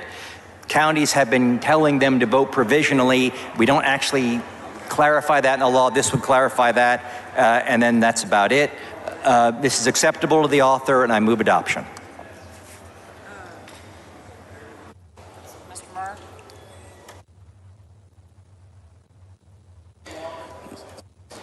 Mr. Schofield has sent the amendment. The amendment is acceptable to the author. A record of vote has been requested by Mr. Turner of Tarrant. The clerk will ring the bell.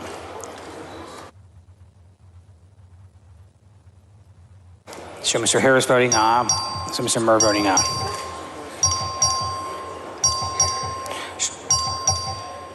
Show Mr. Patterson voting aye.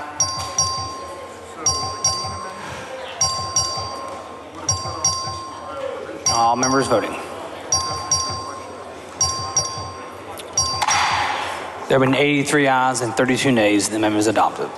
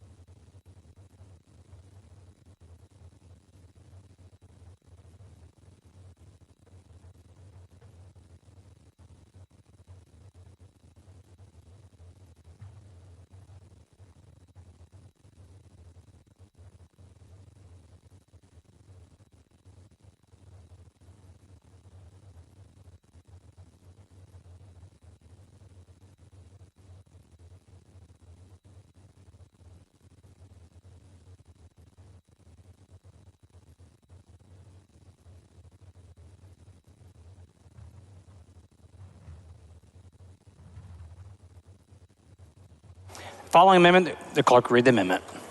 Amendment by Click. The chair recognizes Ms. Click to explain the amendment.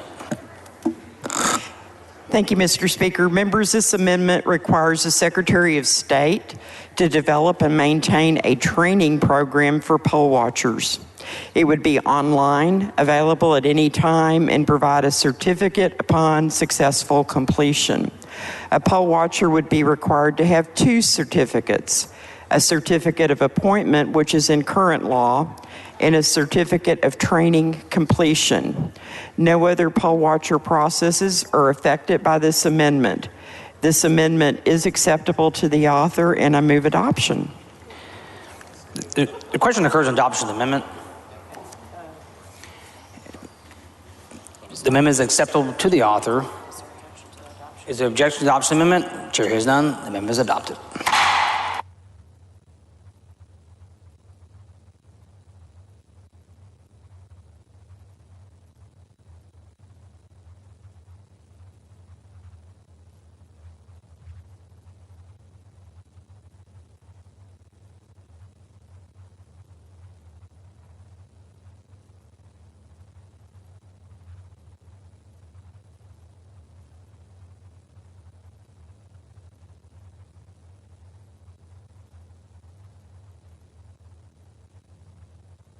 The following amendment, the clerk will read the amendment. Amendment by Dutton. The chair recognizes Mr. Dutton to explain the amendment. Mr. Speaker and members, this amendment simply says that a poll watcher will have to be designated at least 15 days before an election. The question I had, this amendment did include training by the Secretary of State, but the amendment that Ms. Representative Click just had took care of that part. So I changed my amendment to include only the notice provision. And I could give you a whole host of reasons why that ought to be important. But the whole point is that we ought to know who they are. We ought to know before the election day who they are. And they ought to have taken the required course at least, I would suggest, a couple of weeks. And what this amendment says is that they'll be noticed who they are at least 15 days before the election. And I move adoption.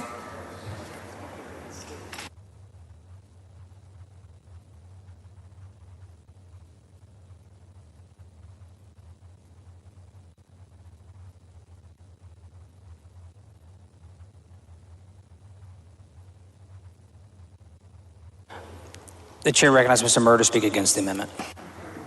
Thank you, Mr. Speaker, members. I appreciate, as always, Chairman Dutton's thought process in trying to ensure that adequate training occurs before an election, and I believe that's his goal here. However, that being said, I visited with other colleagues that I have, and the concept of training is designed so that it can be done at any prudent time. And if you heard from Chairwoman Click, the concept would be through the Secretary of State and an online portal system. And so whenever you think about the folks that would be receiving the training, they're going to be typically volunteers. Their status, their schedules may or may not be known at that time. And so respectfully, I would oppose the amendment. The chair recognizes Mr. Dutton to close on the amendment. Well, it's easy to be in opposition to this amendment. But the more difficult thing is to have people showing up at the polling place who we don't really know who they are. That's what's going to be the problem. And I'm telling you that one of the things that will keep that under control is if we required the training, but we ought to have some notice of who they are. And what this would simply do is allow us to have that. And what I'm concerned with is I can tell you that as poll watchers take the training, right now you can take the training. I assume you could take the training online the day before or something and then show up at the polling place with a certificate that you took the training. What this would do is give us an opportunity for everybody, for all of the precinct judges at all of the polling places, to know who it is that's going to show up. And that's all this amendment does. And I don't think it does any violence to the bill. It doesn't hurt the bill. And all it really does is helps this bill so that you and I and all of the people in our districts at the polling places, particularly the precinct judges, will know exactly who's showing up. And I would ask you to vote aye for the amendment.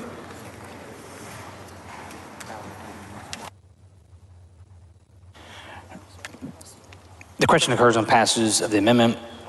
A record of voters and requested by Mr. Turner of Tarrant. The clerk ring the bell. Show Ms. Click voting no. Show Mr. Murr voting no. Show Mr. Harris voting no. Mr. Patty voting no. Show Mr. Dutton voting aye. Mr. Clardy voting nay. Mr. Smithy voting nay.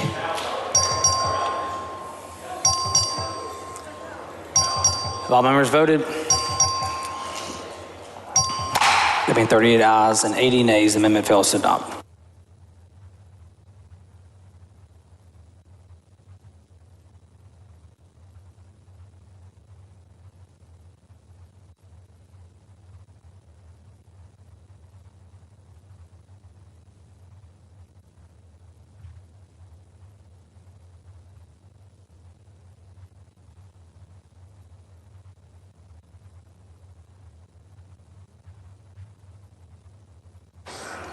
The following amendment, the clerk read the amendment. Amendment by Anchia. The chair recognizes Mr. Anchia to explain the amendment. Thank you, Mr. Speaker.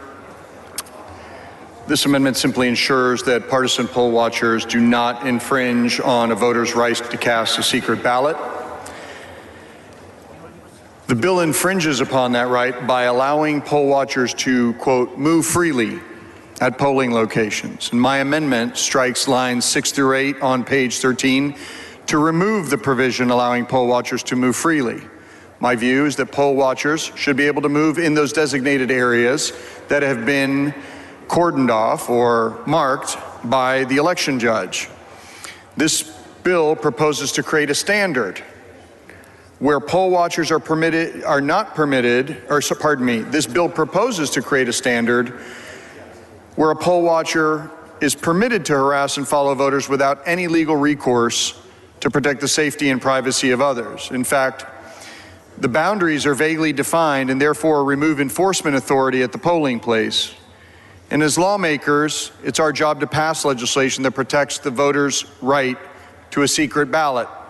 It has been our concern all along that the secret ballot provisions would be at odds with the poll watchers' free movement. In fact, there was a member on the House floor under questioning that suggested that a family member had been removed from a polling location without disclosing, since I have since talked to an election judge that was involved in that, without disclosing that the Secretary of State's office actually observed this person's family member violating their oath, having their phone on when they were not supposed to be on, planning on ways to obstruct the voting process. And that's why they were removed. But of course, they didn't mention that earlier when they were trying to use that anecdote to justify the need for audits. And so I worry that we saw poll watchers not only fuel misinformation and distrust. These, of course, members are partisans appointed by parties and campaigns. And if you think about 50 campaigns that may be able to appoint persons at a polling location, you see a polling location is full of partisans who now, under this bill, are able to freely move throughout without the ability of an election judge to deal with that. And so granting these poll watchers who serve these partisan aims and interests disproportionate power over our elections and allowing them to move freely as voters cast their secret ballot encourages aggressive partisanship. And so this provision the provision in question will intimidate election officials into allowing poll watchers to roam around. And in talking to an election judge, poll watchers in Dallas County that were the subject of a discussion earlier, they were not only turning on their phones in and around voting locations, not only getting close to voters without masks, especially in times of a pandemic, they were planning on how to disrupt the election. They were also lying about their ability to need to get closer to voters because they had poor eyesight and needed their glasses and had forgotten their glasses at home, thereby providing pretext to try to observe the vote of others. And that's what we're dealing with, members. These partisans, and we saw this in Dallas County, where election administrators received complaints of these poll watchers looking over voter shoulders as they cast their ballot and questioning voters when they came in on their politics. Are you a Democrat or are you a Republican? Telling the election judge, oh, I can't see because I left my glasses at home, I need to get closer. Giving them this free rein at a polling location is very dangerous. In Harris County, the Harris County attorney received multiple complaints and even requested a monitor from the U.S. Department of Justice to observe the voting process because poll watchers in black neighborhoods in Acres Homes in Northeast Houston were hovering around voters, getting in election workers' faces, blocking or disrupting lines of voters waiting to cast their ballots. And I hope all the members in this body can agree that this is reckless behavior. I also offer it so this legislature does not inadvertently foster unsafe conditions for voters of all parties, be they Republicans or Democrats, and allows them to safely and securely cast their secret ballot. If it is truly the intent, one of the precepts of this bill, to protect the secrecy of this ballot, then we must restrict the movement of poll workers so they do not try to harass or intimidate voters, as we have seen over and over again in this state. Mr. Speaker. Mr. Turner, for what purpose? The gentleman yield for some questions. The gentleman yield for questions. I do. The gentleman yields. Thank you, Representative Chia. So, under your amendment, a duly appointed poll watcher would still be able to be present in the polling location. They simply observe the election activity, the conduct of the election, but they simply wouldn't be able to roam around at will throughout the polling place while people are voting. Is that correct? That is correct. Under the current bill, they're entitled to sit or stand near enough to a counting team and to observe the activity at the polling location. And I don't know how the polling locations are situated in your district. I know in my district in Arlington, at one popular early voting location is at Tarrant County College. The actual polling location is in a portable building, however, so it's pretty cramped. A lot of voting machines in there, several election workers. It's pretty cramped to begin with. And another location at the city water department, similarly a pretty tight space. And under this bill, if we did not adopt your amendment, I can really envision just setting aside the privacy concerns for the moment, which are paramount, just the idea of extra people roaming around in pretty tight quarters when voters are trying to cast a ballot in a safe and secure way, I would imagine is going to be especially disruptive in many of our polling locations. Would you agree that that's a concern?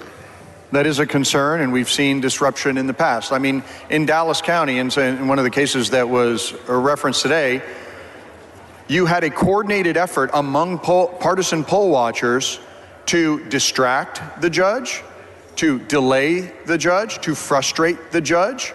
They violated their oath of office, or pardon me, their oath as poll watchers by having their phones on in the polling location when they shouldn't be. They were planning in a coordinated fashion to disrupt the election. So yes, these are very real concerns and concerns we have seen in the past.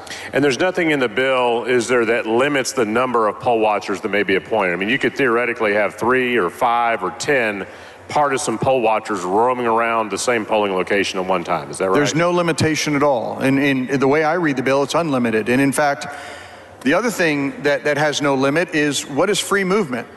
the concept of free movement within a polling location is 3 feet from a voter when they cast a ballot. Free movement, especially in a cramped space. Is it 1 foot? Is it 6 inches? There are no guidelines in this bill about what free movement entails. Right.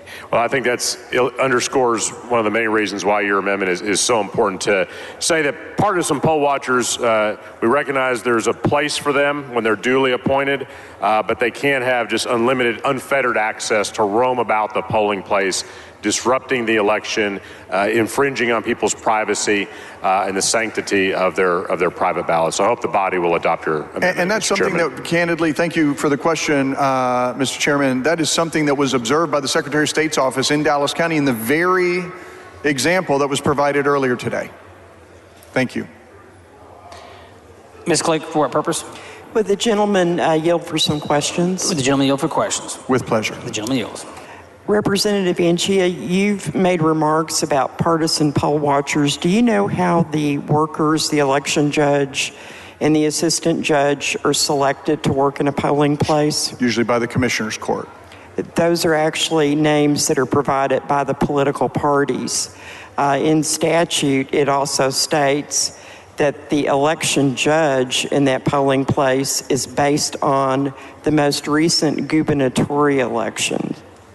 So those workers in a polling place are partisans as well. Were you aware of that, Yes, but unaffiliated with campaigns that are on the ballot, right? And that's really, when I say partisan, that's what I really get at. These are campaign poll watchers in a cramped polling location that are now under this bill going to be given free movement with no guidelines, and whom, and we've seen evidence of this in Dallas County, which is the county that I represent, where these partisan poll watchers are coordinated to disrupt the election, have coordinated. And in fact, under the law currently, even though the election judge has the same, under the election code, that the election judge has the same power of a state district judge, even with that power, they have coordinated efforts to distract, to delay, to frustrate the election judge. And so imagine giving them unfettered free movement in the polling location, I find problematic. Well, Representative Anchia, in the most recent election, and I think, right now, under law, they still have to be allowed to observe election processes. In the most recent election, there were some partisan election officials that would not allow them to be into the room, the same room that elections activities were occurring. Do you find that problematic? I don't know the specific case. I know those allegations were made about Dallas County, but in Dallas County, they had marked off an area under guidance from the county election. So this is the situation I know about. Under guidance from, not county election, county health department during the pandemic, where these partisan poll watchers were stepping across these boundaries, getting within the social distance space during this pandemic, and would get very close not only to voters, but also to the counters of the ballot. And try as they might, these election officials would give them warnings, would try to discourage them from getting within that social distance, because the county health department said, hey, you have to be 6 feet away from each other. And they were trying to get in the face of some of these counters. And I have a problem with that. Gentleman's time has expired. Thank you.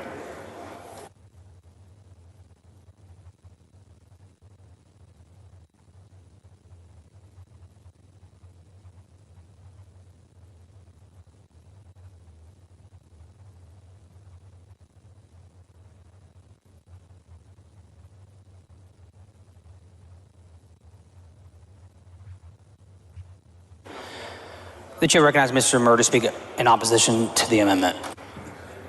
Thank you, Mr. Speaker, members. I appreciate Chairman Anchia's. Ms. Davis, for what purpose? Will the gentleman yield for a question? I will happily yield for questions. Yes, gentleman yields for questions. Thank you. Representative Murr, I know you're going to oppose this amendment, but I wanted to ask a couple of questions on the record as it relates to poll watchers. Yes, ma'am. Do you currently have poll watchers on a regular basis at your elections? You mean personally as a candidate for office or just in my jurisdiction? As in, during your elections, are there poll watchers typically assigned in your polls?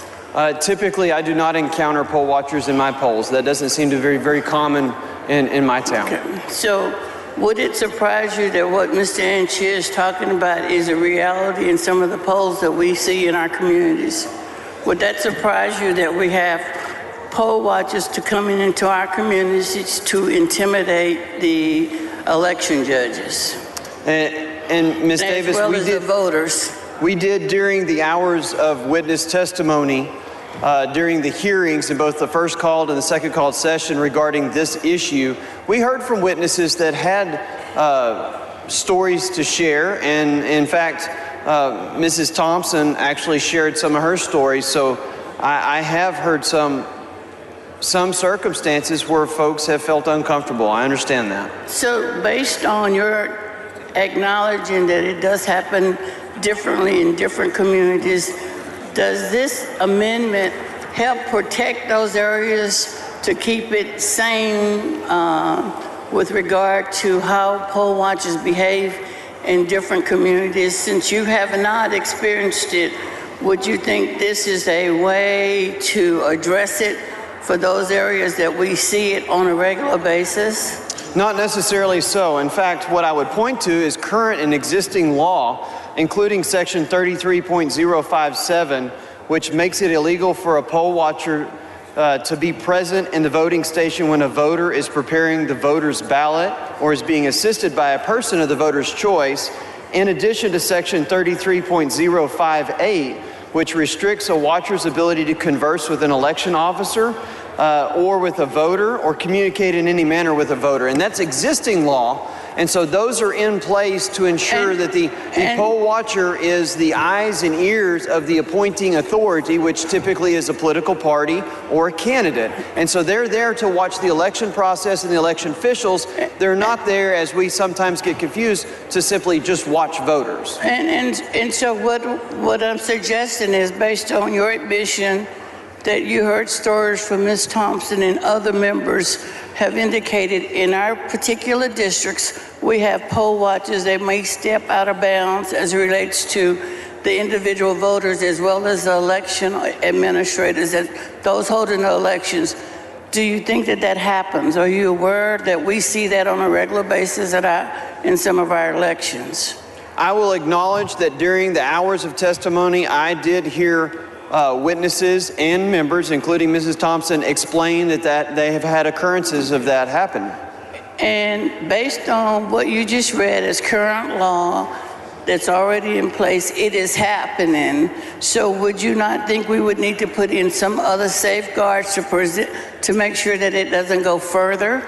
That's what I think Representative Anchia's or Chairman Anchia's amendment is trying to do, is make sure that we create an opportunity to curtail the behavior that's going on with existing law.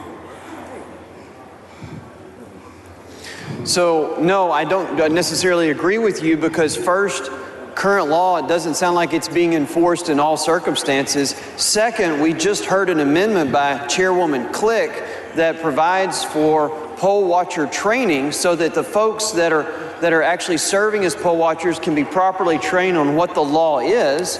And then third, that training is incorporated into the requirements for them to be properly certified and participate in the election process. And so this bill actually takes those steps to do that. Not to mention the fact that there is no restriction for the judge or the election officials to remove a poll watcher whenever they do violate the law, including the penal code or the election code. Are you aware that people come out to certain precincts with the intent to intimidate, to create chaos at polls, knowing that they fully well might be kicked out, but they will have created an environment that is not conducive to a demeanor in the poll that allows the election judge to hold that election without chaos? Are you aware that they do that? I'm not advised of that. Okay. So I would have to take your word Are you for aware it. that there have been signs put up trying to intimidate election workers who work who work on election day, and they have poll watchers coming in threatening what they can and can't do? Do you know that that happens at polls? Are you aware? And as I had mentioned earlier, I was made aware by some testimony during both of the many hearings, as well as Mrs. Thompson pointed out her personal And experience. so I want to reiterate, based on what you said current law is, and we know that people are still practicing, and I appreciate Ms. Click's amendment relative to poll watcher training, because we actually do try to do that in Dallas County now. So I appreciate the strengthening and or the stating the value of that. But beyond that, we still have situations where poll watchers, and I know you said you don't have them in your communities. It's not that we don't have them, it's that I haven't observed them. And That's what I mean. You've not had this experience relative to poll watchers coming into polls trying to intimidate the election judges. You've expressed that that has not been your experience. I would agree, that has not been my experience. Okay. But I can tell you that many of us have had that experience, and so I'm wondering if, in fact, Chairman Anchia's amendment would not help strengthen our eviction law to protect from it getting going further. We know that it's going on now. You've admitted that you've heard it on testimony, and I know that you said, Ms. Thompson mentioned it. I can tell you that I've witnessed it.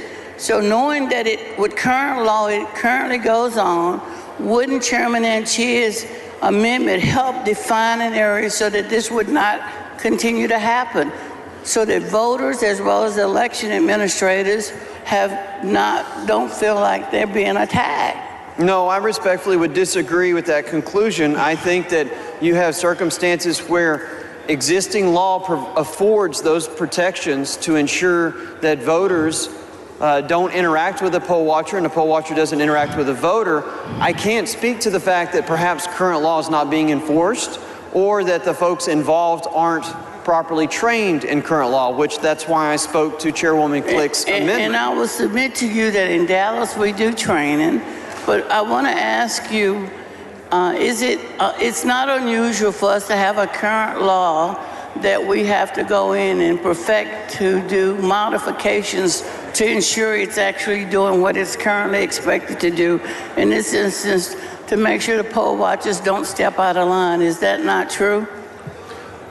This legislation before you that the amendment's proposed on actually does make changes in current law to ensure that poll watchers do their job as serving as the eyes and ears for the appointing authority.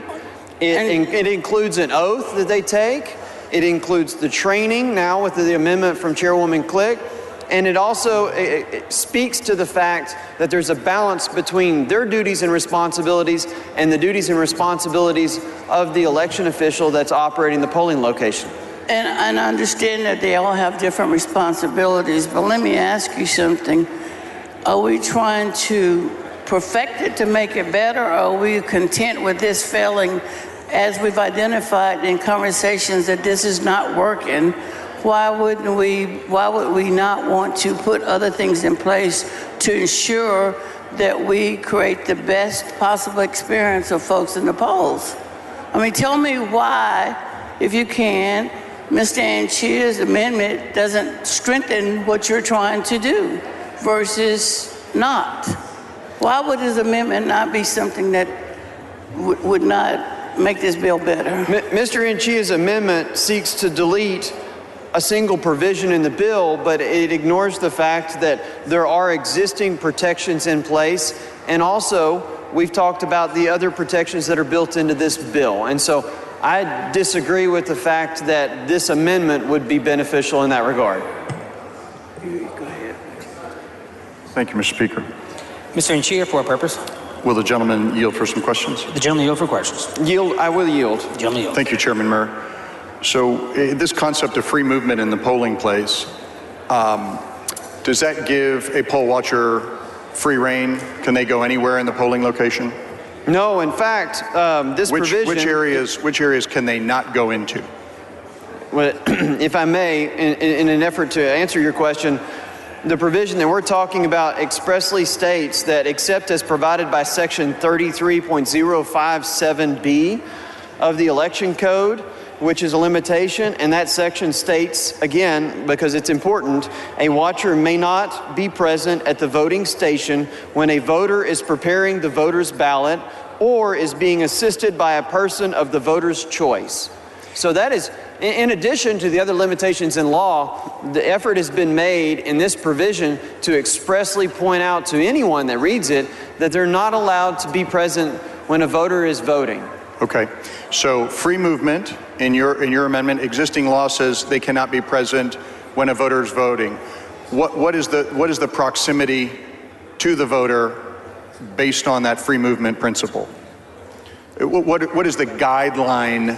What is the guideline, especially in the cramped locations like the ones that were described earlier during the dialogue? How close can they get? And I'm sure that's going to vary depending on the polling location and the space inside the polling location. So that's not an easy answer to give because they're going to vary everywhere and anywhere. And but what at the is end your of the guidance? day, Section what is your 33. guidance to an election judge who is dealing with someone who says, I have free movement, and now there are criminal penalties against that election judge because of your bill, and you have existing law that says they cannot be present when a voter is voting. So when we put these things out in the world, there are fact patterns that exist all the time, every day, and so what is your guidance? My guidance is I go back to, for example, these two statutes that say they're not allowed to speak or communicate with the voter, and they're not allowed to be present or look at the ballot when the voter is exercising their voting rights there in the ballot location. And so the point I make is it doesn't clarify a distance requirement. It goes and speaks to the fact of their presence. So can I stand directly behind the voter as long as I'm not looking at the ballot and be in that proximity? I'm just trying to understand the parameters here. I mean, based on your fact pattern, that's a little bit ambiguous, but no, I don't believe that Section 33.057 allows you to come and stand directly behind a voter in the voting station when a voter is preparing the voter's ballot. And there is language in your bill that speaks to intimidation of a voter, right? Yes, but that's not the provision that you're speaking to with your amendment. No, I understand that, but that is another one of the sort of the guardrails that you've tried to set up, correct? I mean, because you've referred to existing law and you've referred to things outside of my amendment, so I'm asking, how does that voter intimidation provision come into play with both existing law and your bill? And what I want to do is point out the fact and the purpose of the poll watcher, because you seem to be honed in on the fact that poll watchers are there to observe the voter, and that's not the case. They are appointed by the appointing authority, which is typically a candidate, a political party, a write-in candidate, or a measure, like a ballot measure, to be the eyes and ears to watch the election process. Predominantly, that means they're there to watch the election workers, volunteer and paid, to perform the election duties as the eyes and ears, an extension, as an extension of the appointing authority. They're not there necessarily to watch the individual voters vote. They're there to watch the process that's put on by those folks to ensure that there is a safe, reliable, and secure election. But, so let me ask you this. Does this free movement permit them to follow a voter in the polling location? No. Okay. Does it permit someone to shadow a voter in either the polling place or the parking lot? No. Okay. And at what point does their observing activity become harassment or intimidation? Because obviously, I don't think it's defined, right? That is not defined in your bill, that term. What is that? Voter intimidation. I do not believe that is a defined term. Okay. And so, because it is not a defined term, give me maybe some fact patterns or examples of what you would consider intimidation. And because this will be guidance to election judges since they are now subject to criminal penalties? Look, so don't overlook the fact that a poll watcher can be removed for a violation of law presently. There's not a restriction or a limitation by an election worker to do so. In addition, we talk about terms like breach of the peace, which is expressly contained in this bill. And I will tell you that that term is generic and includes all violations of the public peace or order or decorum. And it actually can include a Class C misdemeanor disorderly conduct. And I know that you're aware of that. We see that occurrence from time to time in different circumstances. So don't think that there is some type of restriction that they're allowed to engage in conduct that's not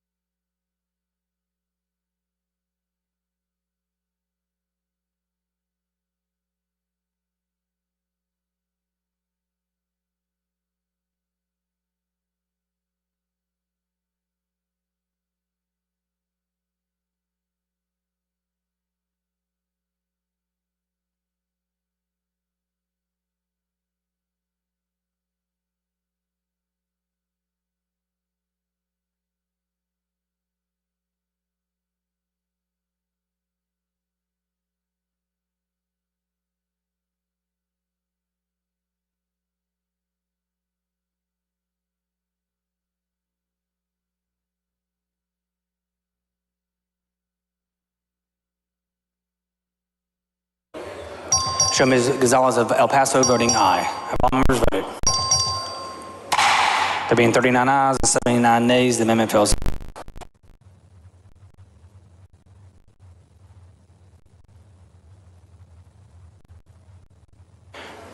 The following amendment, the clerk read the amendment. Amendment by Dominguez. The chair recognizes Mr. Dominguez to explain the amendment.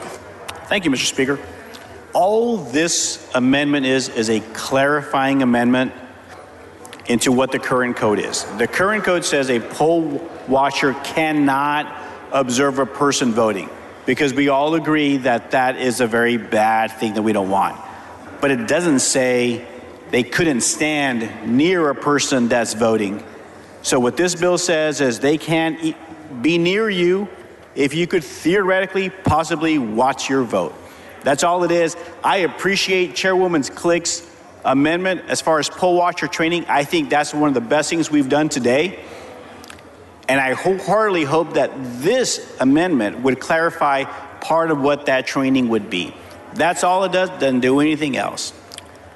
Move passage or adoption.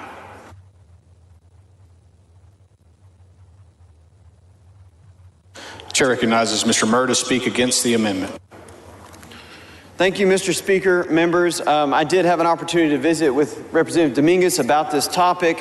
I know that he raises concerns, but I believe that those concerns are currently addressed in law, and specifically, we've spoken about it a great deal today, but I go back and I talk about section 33.057 of the election code, which specifically states a watcher may not be present at the voting station when a voter is preparing the voter's ballot or is being assisted by a person of the voter's choice. And the point that I make there is current law is already very clear and explicit about where a poll watcher can be. And so therefore, I would oppose the amendment. Chair recognizes Mr. Dominguez to close on the amendment. All this does is just clarify that, because we've been having some back and forth on where the poll watcher can be. This just really clarifies it into law, and we just want a clear law. I think we all agree on that. Move adoption. Question occurs on adoption of the amendment. A record vote has been requested by Mr. Turner of Tarrant. The clerk will ring the bell. Show Mr. Murr voting nay. Show Mr. Dominguez voting aye. Show Mr. Rosenthal voting aye. Have all voted? There being 39 ayes, 76 nays, the amendment fails.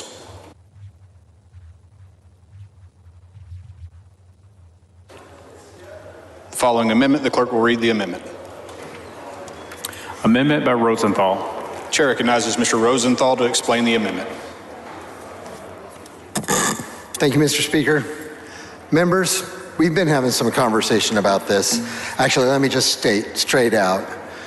We want to make it crystal clear that poll watchers are not allowed to interfere with somebody casting a ballot. Now, I know that it's in a section of the code, but in this room, with a bunch of esteemed legal minds, all this back and forth about, oh, I would have to look at the code, I have to look at that.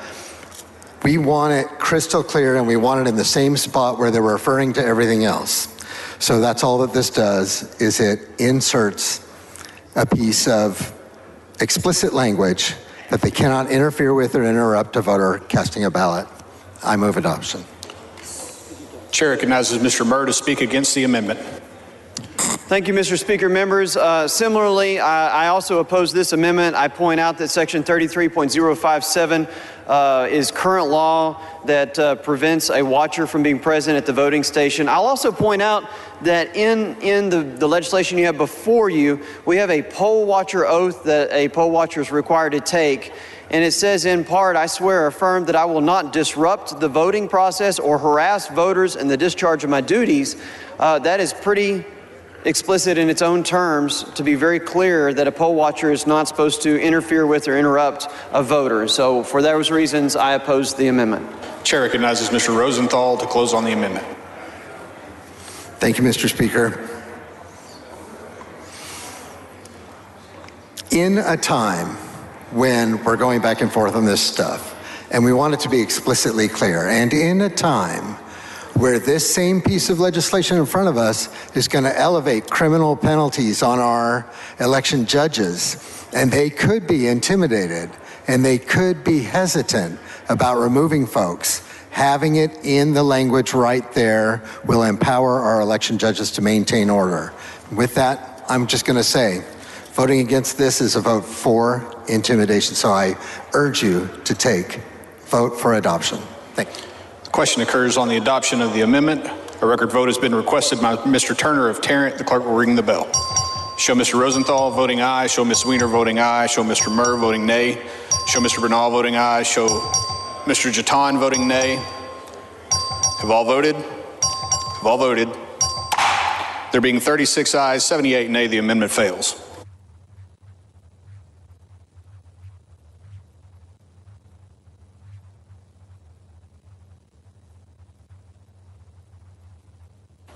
The following amendment, the clerk will read the amendment. Amendment by Turner of Dallas. The chair recognizes Mr. Turner of Dallas to explain the amendment.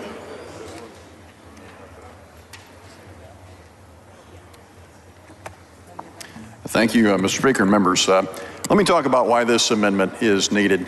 Imagine that you are an election worker. One of your jobs is to actually deal with poll watchers who are appointed by campaigns and candidates, and you've got to make sure that you're running proper operation and making sure that voters aren't feeling intimidated. And this is something that's happening thousands of times during an election all across our enormous state. And you might be concerned that you see some poll watchers who are not doing the right thing. Now, we hope most of them will act properly. We hope the training might help with that a little bit as well. But there will be those that aren't respecting the boundaries and that are walking around. They're maybe hovering over election workers as they're checking in voters, or they're standing sort of in an intimidating sort of way, not too far away from the voters, or perhaps as they walk into the polling location. And you feel that as an election worker, you ought to ask them to stand back, to move over. The problem is you are at risk in making such a request of becoming a criminal. And right in this very bill, we make it a Class A misdemeanor to take any action to obstruct the view of a watcher or distance the watcher from an activity or procedure to be observed in a manner that would make observation not reasonably effective for the watcher. So you're concerned about this tightrope that you have to walk as an election worker or an election judge if you feel like a watcher is not acting appropriately. You're worried if you ask them to move back, they're going to say, well, I was moved away from an area where I could more easily watch, and therefore you risk becoming a criminal and committing a Class A misdemeanor. So a great approach to helping to solve this issue, I believe, is this amendment, which simply says that it would be an exception to the application of that criminal offense that the person requests that a watcher refrain from an activity that the person reasonably believed obstructed the conduct of the election, including an activity that disturbed a voter or an election officer in a manner not authorized by this code. And again, it says reasonably believed. To offer this defense against the criminal prosecution that could take place against an election worker, that election worker would have to show that they had a reasonable belief that what they were doing was simply consistent with making sure that the election was not obstructed and that voters were not disturbed in a manner not authorized by the election code. I think it's a very reasonable amendment, and members, we have to realize we're making it harder to be an election worker. We are increasing the fear, literally, of criminal prosecution for an election worker in managing poll workers and poll watchers in a way they believe is appropriate. Let's not make their jobs any harder than they already are. They are doing tremendous work. Many of them, of course, just doing it because they believe in democracy and doing it as volunteers. They're really making our democracy work. And we should be supporting them and not threatening them with criminal penalties for innocuous conduct. So for those reasons, I would move for adoption of this amendment. Chair recognizes Mr. Murr to speak against the amendment. Thank you, Mr. Speaker. I have spent a number of hours with my esteemed colleague, Mr. Turner. I know that his heart is always in the right place on behalf of his constituents, and I appreciate that. That being said, the bill before you contains legislation that restricts an issue of obstructing the view of a watcher or the distance of the watcher from the election activity or procedure in any manner that would make observation not reasonably effective. And I point out that the word reasonable is in the bill, and so I don't think that these extra protections are necessary. I think that it adequately addresses concerns raised by Mr. Turner, so I respectfully oppose the amendment. Chair recognizes Mr. Turner to close on the amendment. Again, members, we're dealing with a situation where an election worker is worried about being charged with a crime, okay? If you just think for a moment how it might feel for election workers after this bill is passed to be evaluating whether you ask that poll watcher who you feel like is not acting appropriately, is intimidating voters, is disturbing the conduct of the election, and you're worried if you ask them to move, you're going to be labeled a criminal and potentially prosecuted. We need a clarity that is not present in this bill right now to make sure that people are protected in their ability to do things that are reasonable. I agree with the use of the word reasonable, which is why it's part of this amendment, and I urge its adoption. Question occurs on the adoption of the amendment. A record vote has been requested by Mr. Turner of Tarrant. The clerk will ring the bell. Show Ms. Weiner voting aye. Show Mr. Turner of Dallas voting aye. Show Mr. Murr voting nay. Have all voted? Show Mr. Jatan voting nay. Have all voted? There being 37 ayes, 77 nays, the amendment fails. Following amendment, the clerk will read the amendment. Amendment by Zwiener. Chair recognizes Ms. Zwiener to explain the amendment. Mr. Speaker, members, so much of this bill is about transparency because transparency is a really critical component of integrity. This amendment is about adding another element of transparency into our election code, specifically related to poll watchers. Currently, poll watchers are required to present a certificate of appointment when they arrive at the polling place. This amendment simply adds to that certificate of appointment whether or not the poll watcher is being financially compensated for being there as a poll watcher, and if they are being compensated, by whom. I think this is a critical element of transparency. Texans are concerned more and more about the impact of dark money, both on our campaigns and on our election processes. So this is information we should have. This is information Texas voters deserve. If poll watchers are there to provide transparency to Texas voters on how elections are being run, then let's give Texas voters transparency on the people supervising our elections. This amendment allows Texas voters to have more knowledge about which groups or people are investing in our elections, in particular with the compensation of poll watchers. I move adoption. Chair recognizes Mr. Murr to speak in opposition to the bill. Thank you, Mr. Speaker and members. I respectfully oppose this amendment. I will point out that under Chapter 33 of the Election Code, we find the authority for an appointing authority to actually appoint a poll watcher, and that includes a candidate, a political party, a write-in candidate, and a measure, and that includes a ballot measure. In addition to that, our election code actually details out what is required for appointment of a poll watcher. And it's very clear that watchers can be family members, and there is a guide that's produced by the Secretary of State that goes into that level of detail. And so consequently, because of the structure that we have, these folks serve as the eyes and the ears of the appointing authority to observe the election process. A single candidate can't be in multiple places at one time. So that's why this is designed that way. So consequently, I don't know that this amendment is adequately necessary. Thank you. Chair recognizes Ms. Weiner to close on the amendment.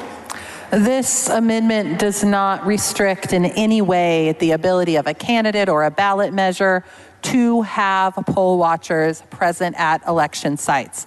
all it does is provide Texas voters some transparency on who precisely is paying for those poll watchers. Members, this is an entire bill about transparency. Why don't we have it here? So I hope for your favorable consideration, and I move adoption. Question occurs on the adoption of the amendment. A record vote has been requested by Mr. Turner of Tarrant. The clerk will ring the bell. Show Mr. Murrow voting nay. Show Ms. Weiner voting aye. Show Ms. Click voting nay. Have all voted? Have all voted? There being 37 ayes, 76 nays, the amendment fails. Mr. Clardy?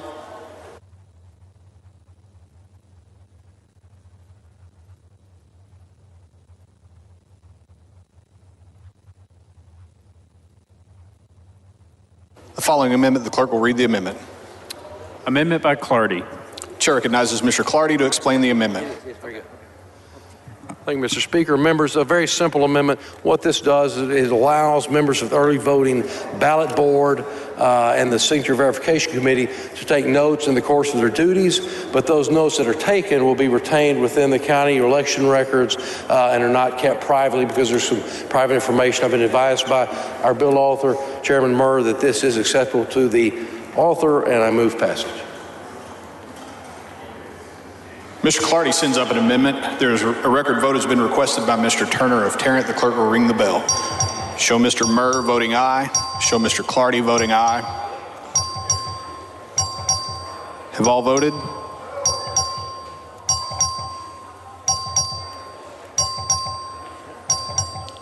Have all voted?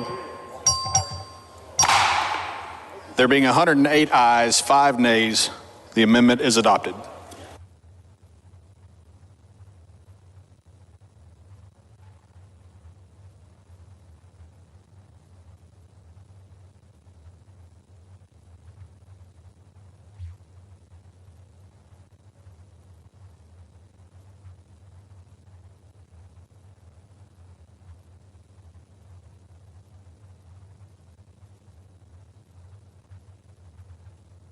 Following amendment, the clerk will read the amendment. Amendment by Ortega. Chair recognizes Ms. Ortega to explain the amendment.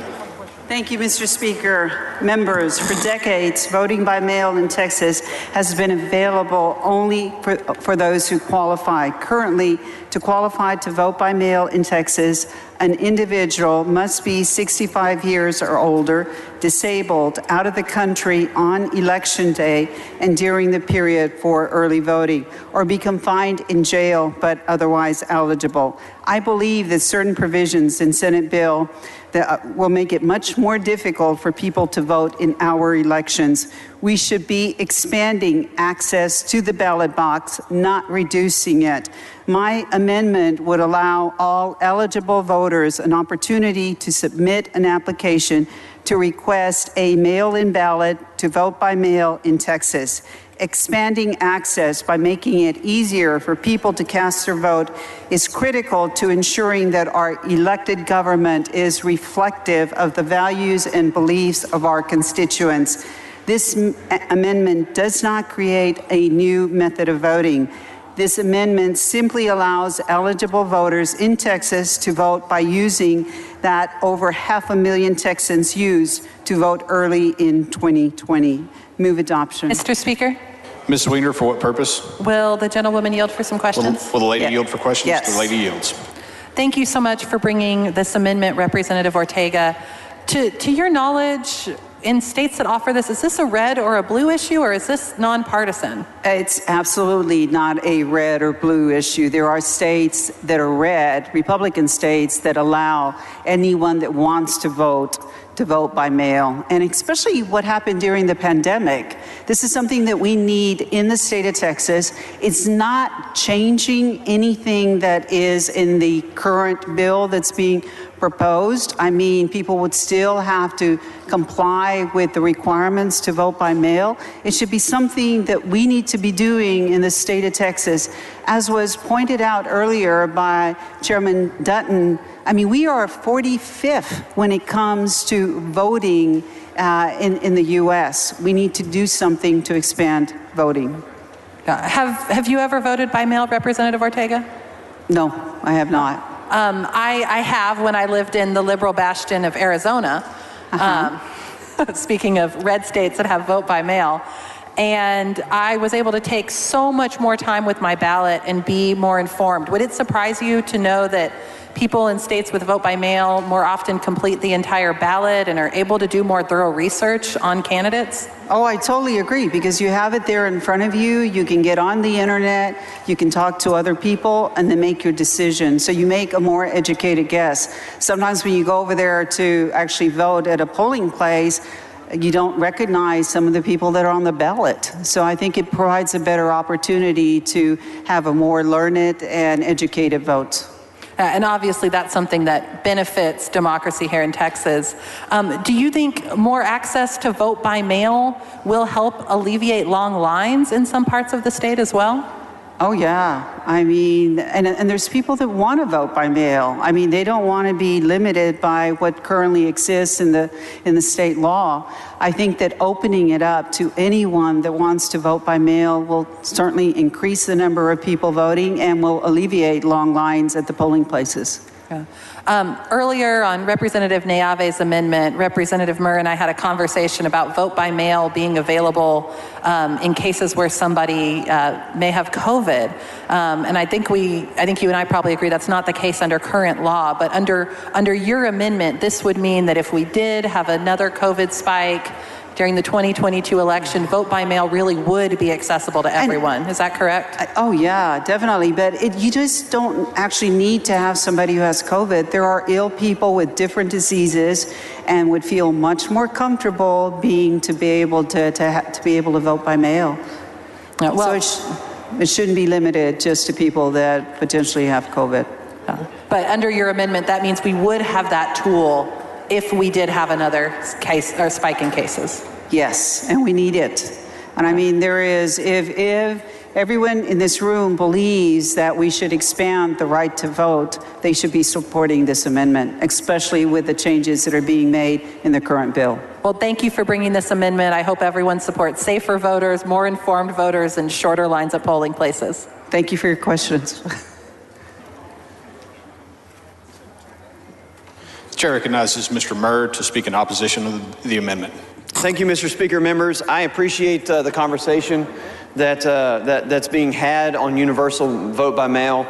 I'll just articulate that a lot of the hundreds of witnesses that we heard and testimony about in this this type of election bill that we have didn't speak to the concept of, gosh, I wish I could vote by mail. And in Texas, you have to be eligible to vote by mail.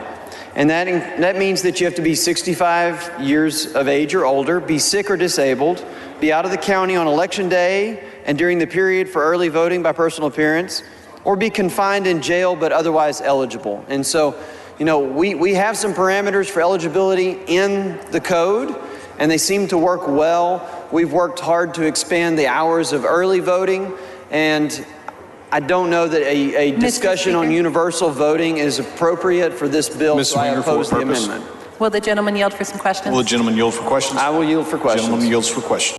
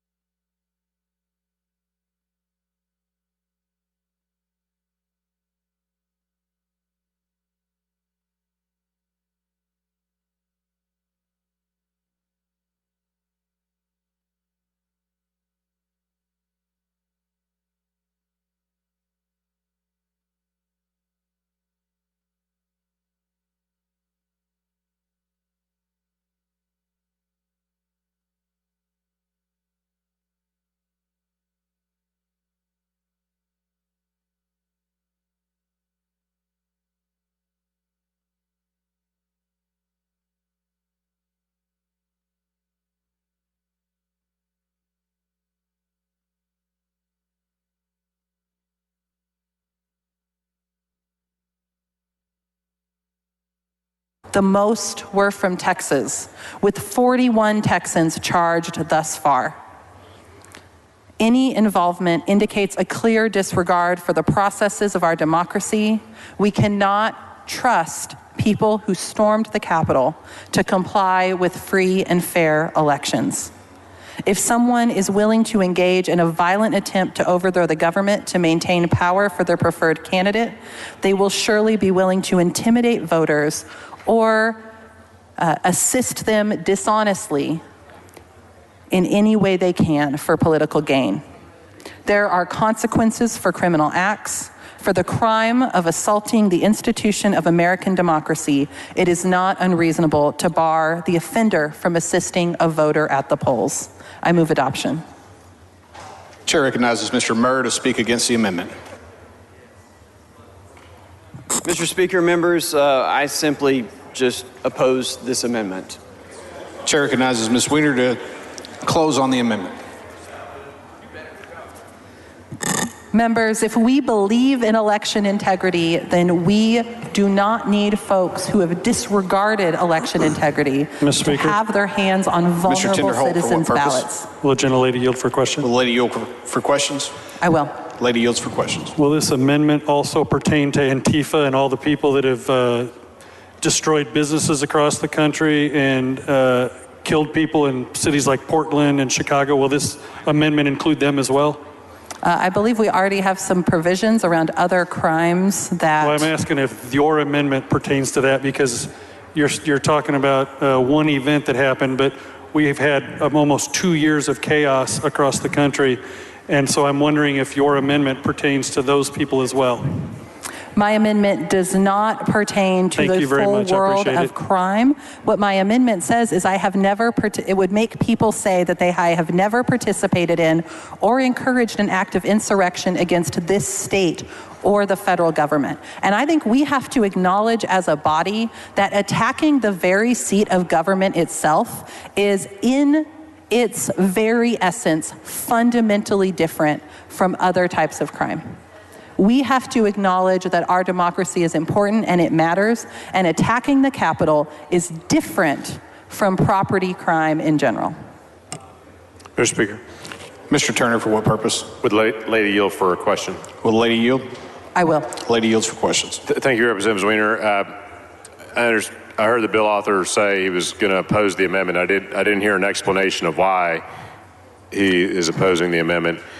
I just want to make sure I understand it. It seems pretty clear that you just have to assert that you've never participated in or encouraged an act of insurrection against the state or the country. Is that right? That is correct.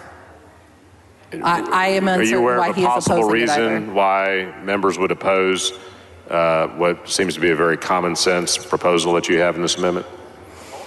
I am not. I mean, the only thing I could surmise is that because this bill is so deeply rooted in the big lie, that there is some concern that the same people who support this legislation, not in this body, but that the same people who support this legislation may have concerns about this language because of their actions or the actions of people close to them.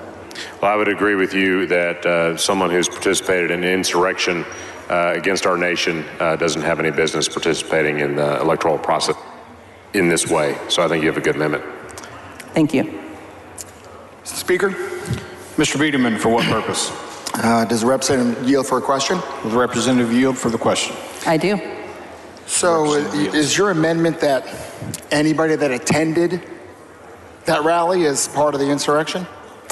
The language is I have never participated in or encouraged an act of insurrection. As to the motivations and actions of someone who attended a rally, I'll have to leave that to them and their conscience. So what does your amendment say? My amendment says, and I have, well, it would add to the statement that that is someone who assists the voter makes, and I have never participated in or encouraged an act of insurrection against the state or the federal government. Well, you only took off to D.C. against the state of Texas, against the law, but again, what does your amendment actually say? I don't think we should get into a back and forth about our individual actions regarding insurrection, Representative Biederman. What?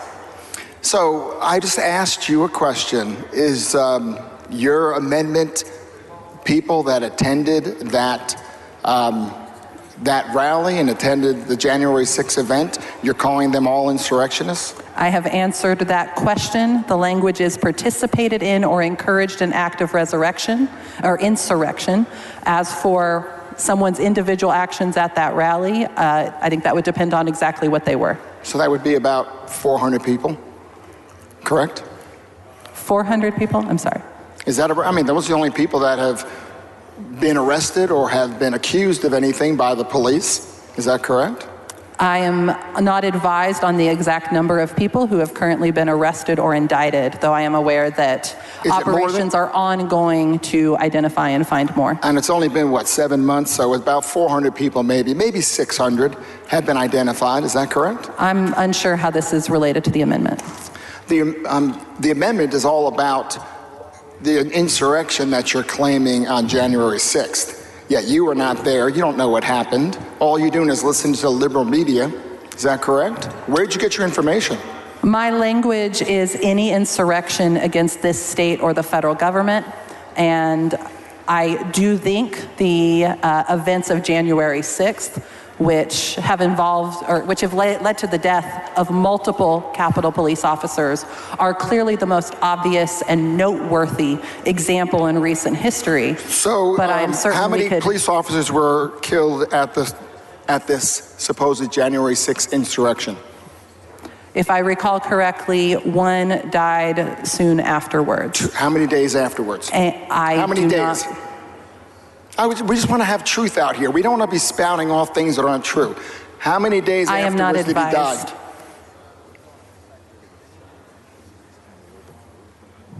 I'm just asking you a question. How many days? I am not advised. Oh, you're making all these accusations about Representative people dying. Bierman, I have been on a game show. I am not on one right now. So I am not going to draw up random facts. Sure, but you're not telling the truth either. And you're making up and exaggerating what happened at that event.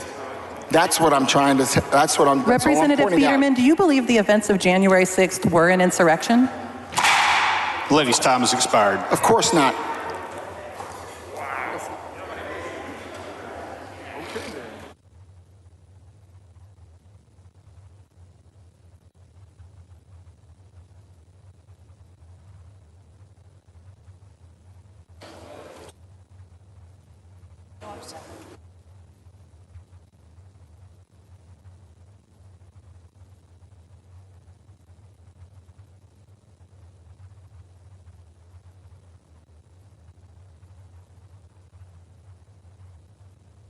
The question occurs on the adoption of the amendment. A record vote has been requested by Mr. Turner of Tarrant.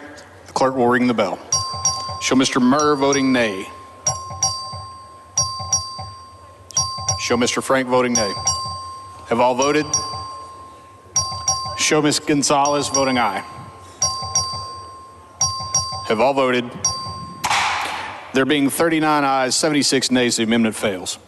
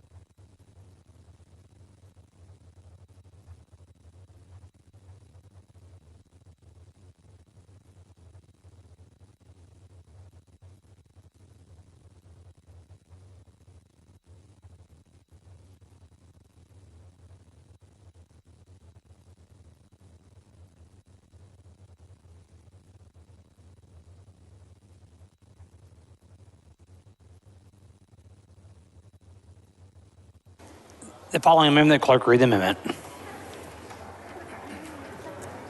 Amendment by Gonzalez of El Paso. The chair recognizes Mrs. Gonzalez of El Paso to explain the amendment. Thank you, Mr. Speaker. Members, in Texas, there are 3 million voters who have a disability. 3 million voters. And on this House floor, many of us have worked together to support people with disabilities. In fact, Chairman James Frank and I worked really hard during the legislative session to support helping deaf, blind members of our state. So we always want to make sure we're taking steps forward, not steps backwards, when it comes to supporting people with disabilities.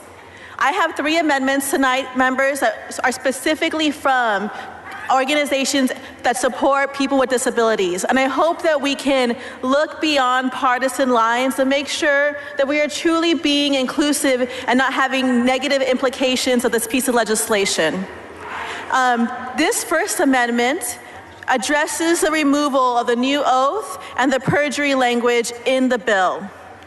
Currently, people with disabilities are able to have people who assist them when they are voting. The piece of legislation on the floor right now changes language so that under 6.03 of this bill, voters must take an oath stating that they were not pressured, encouraged, coerced, or intimidated the voter into accepting assistance under penalty or perjury. Assisters who would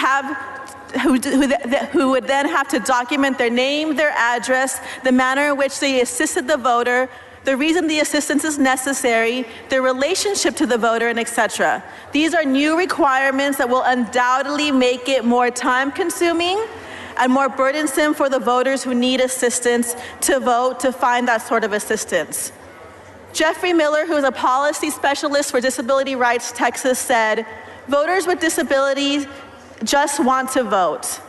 They just want to be able to go to the polls and have their vote counted." Unfortunately, and because some circumstances, those voters have support needs that need some sort of accommodation, we treat them differently. Members, as a body, we should agree that all voters deserve to have easy access to the ballot and to receive assistance in reading and handling the ballot. This amendment would ensure that the assisters are not intimidated or for helping out voters by unnecessary and even punitive language. Our constituents have elected us to do everything we can to make voting accessible to all Texans. The language in the bill has potential for negative implications, and I urge you to stand with Texas voters, and I move adoption.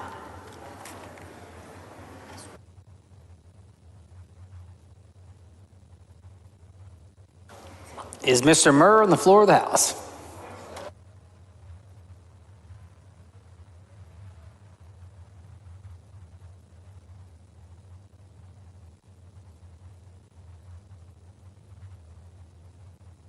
The chair recognizes Mr. Murr to speak in opposition to the amendment. I appreciate the gentlelady from El Paso and her consideration and thought process regarding voters with disabilities. The oath that we speak about that her amendment proposes to strike was actually modified by my perfecting amendment that did remove some language that I understand was at the request of disability rights advocates to improve that oath so that there wasn't a focus on that. And so that is now already on as an amendment to the bill.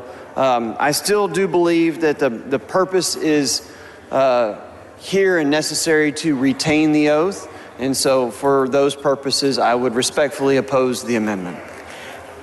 The chair recognizes Mr. Gonzalez to close on the amendment. Thank you, Mr. Speaker, and thank you to Chairman Murr for his really conscientious work today, all day long.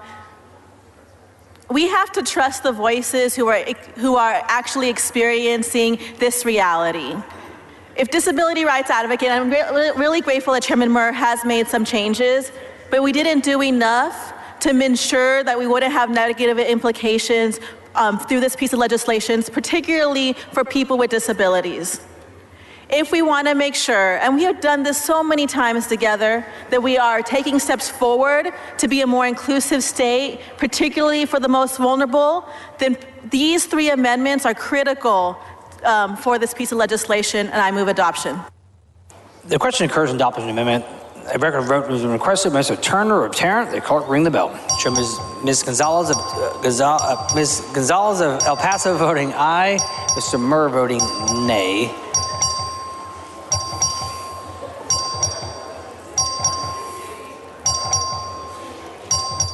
All members voting. All members voting. There being 30 ayes and 79 nays, the amendment fails to adopt. The following amendment, the clerk read the amendment. Amendment by Gonzalez of El Paso. The chair recognizes Ms. Gonzalez. Members, since I already explained some of the process, I'll be brief in this one. This amendment simply says that if your voter assistants work for nonprofit organizations and they're there to help in their capacity under their job, that they can basically do their job. So the piece of legislation right now limits assistants from receiving compensation. However, this amendment will allow voter assistants who are assisting as part of their daily job to be compensated. So let me give an example. This legislative session, I was really proud to work with multiple members for a bill to support people who are both deaf and blind. Deaf, blind at the same exact time. They need assistance. And those assistants are very difficult to find sometimes considering their unique needs. And so they will have a lot of times people who work in nonprofit organizations support them through their daily lives. The current piece of legislation would not allow them to support them in voting.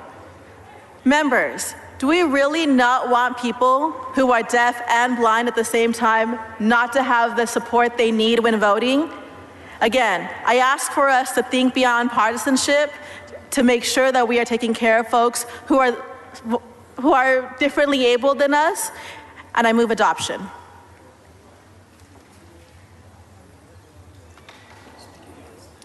The chair recognizes Mr. Murr to speak against the amendment.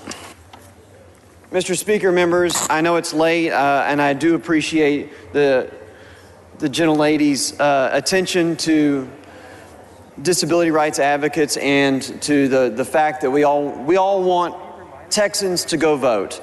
However, her amendment here is expansive in nature and actually adds in quite a bit of broad expansion of employees that would then not be subject to this criminal offense that talks about compensation, solicitation, et cetera, when relating to the process of voting. And I think that we all worry about having a clean and fair election process, and we think that this concept would best be left out of the bill. So I oppose the amendment. Thank you.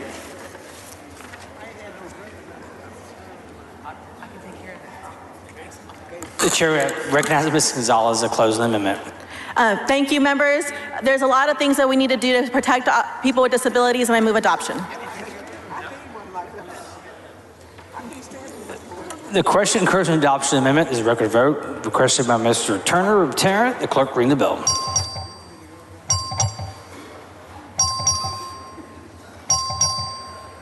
Show Ms. Gonzalez of El Paso voting aye, Mr. Murr voting nay. So okay. All members voted. There being 39 ayes and 78 nays, the amendment fails to adopt. The following amendment, the clerk read the amendment. Amendment by Moody. The chair recognizes Mr. Moody to explain the amendment.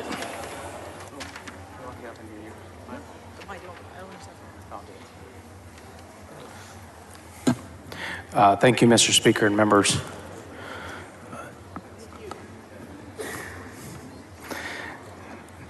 Despite what Mr. Murr says, it is not late. It's early. We have a lot to discuss and many things to discuss. And this is one of them. This is actually very straightforward. What the amendment does, and it's actually not really clear if you look at it on your screen. So let me kind of summarize it for you. This is the part of the bill that requires those who are assisting to list what the relationship they have is to the voter. And during our testimony in the first special and then subsequently in the second special, we had heard from advocates from the disability community that said, look, we're not opposed to the concept. What we're opposed to is that this is going to have a chilling effect on people being willing to help. Because if they're not related, they may think that they can't sign on to assist a voter. Even though the law doesn't say they can or cannot, it does require them to place it in the record. And if they don't do it correctly, the most problematic part of this is it makes them a felon. And so we've discussed many times on this floor deterrent effect of criminal laws. And that's debatable whether they work or not. But what we heard very clearly, and I want to say very clearly to the disability community tonight, I hear you. And what they said to us in the committee was, this is going to deter our helper, those who help us on a day-to-day basis, from helping us either fill out this application or fill out the ballot. Because not that they're not related to us, or not that they have a relation to us, or whatever the case may be, they're going to see this as a barrier to entry, as a barrier to being able to help, and a barrier that carries a very stiff penalty. And so we heard time and time again, please don't have this threat, don't have this effect out there for the folks that help us day to day. And so when I listen to the disability community, I try to hear them, I try to respect them, I try to do what they ask, because I know as a family member of someone who lives day to day in the disability community that very rarely do people listen and hear their real life experiences.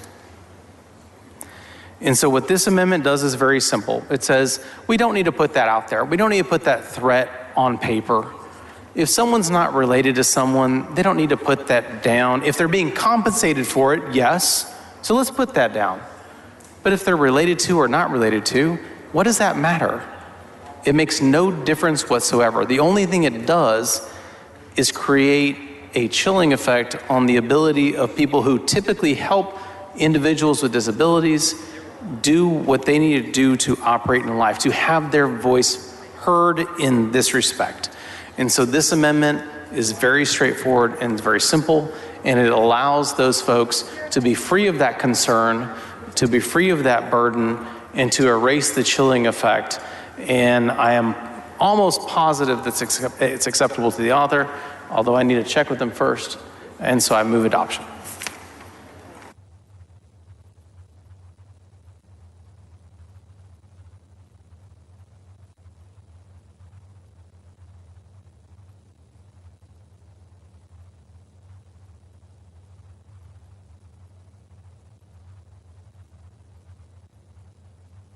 The chair recognizes Mr. Murd to speak in opposition to the amendment. Mr. Speaker, members, I greatly respect Mr. Moody and the points that he makes with his amendment. The language that he's seeking to strike here has to do with simply providing notice of the relationship between the person and the voter. And obviously in most scenarios, that shouldn't be an issue to provide that information.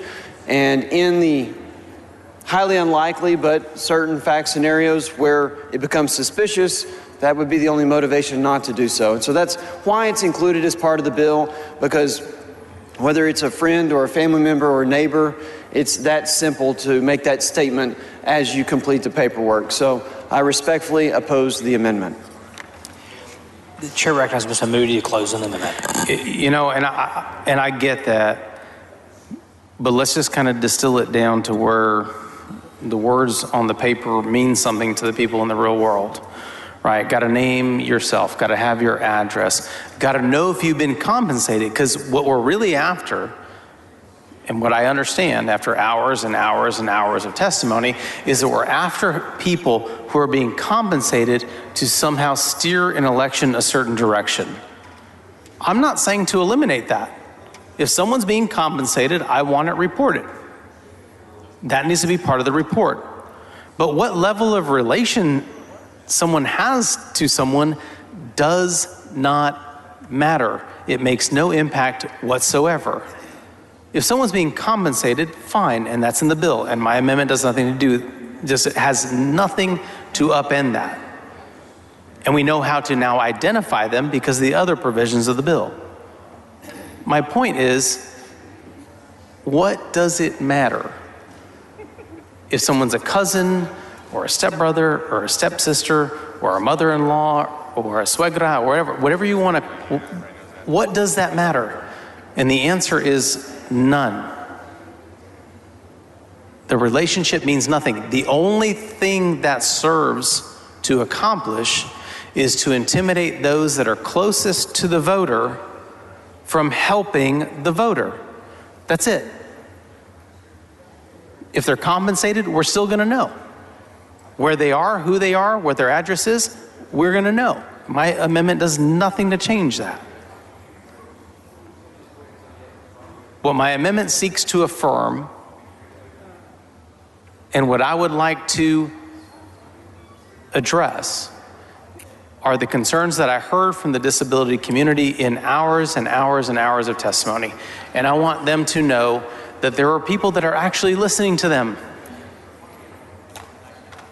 that we want to address the concerns that they raised. Because some of those have been addressed on the floor today, but some of them have not. They've been ignored. And I want them to know unequivocally, there are people in this body, in this chamber, that hear them.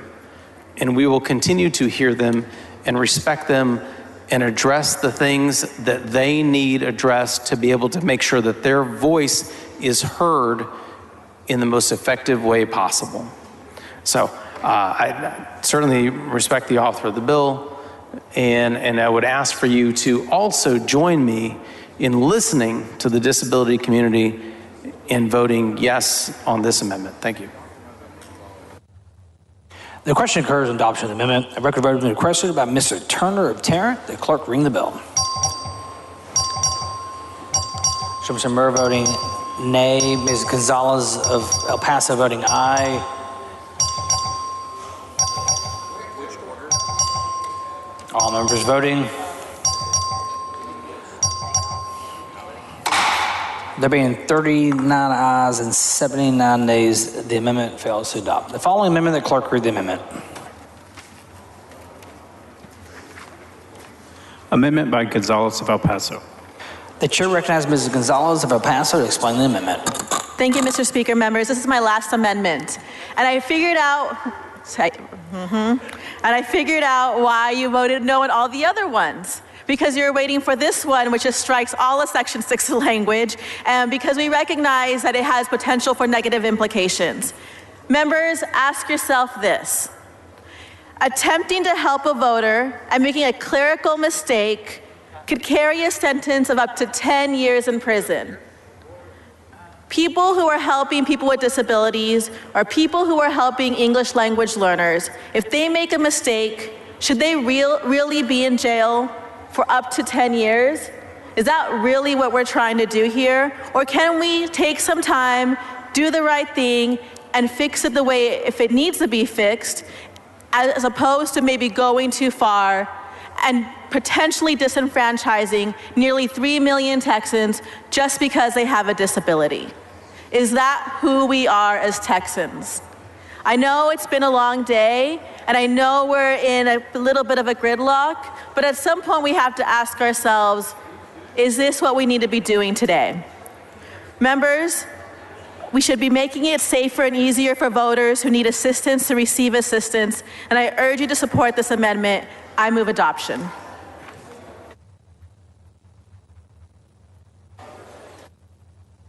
The chair recognizes Mr. Murder in opposition to the amendment. Thank you, Mr. Speaker. Members, I respectfully oppose this proposed amendment that strikes all of Article 6 contained in the bill. There are provisions contained in Article 6 that are in current law. In addition, there are proposals there that I think provide good measures for advancing the policy we're talking about today. So therefore, I oppose. The chair recognizes Mrs. Gonzalez to close on the amendment. Members, this section of the piece of legislation has potential to really impact people's access to voting and democracy, people who really need democracy to work for them, not against them. I urge you to vote yes on this amendment. The question encourages adoption of the amendment. A record vote has been requested by Mr. Turner of Tarrant. The clerk ring the bell. Show Ms. Gonzalez of El Paso voting aye, Mr. Murr voting nay.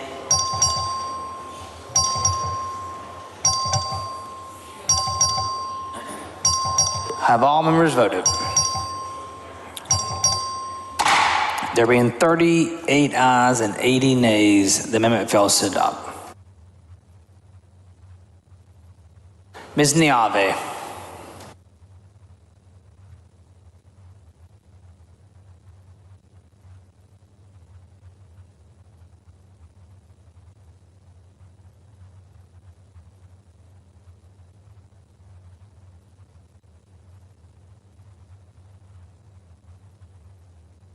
The following amendment, the clerk read the amendment.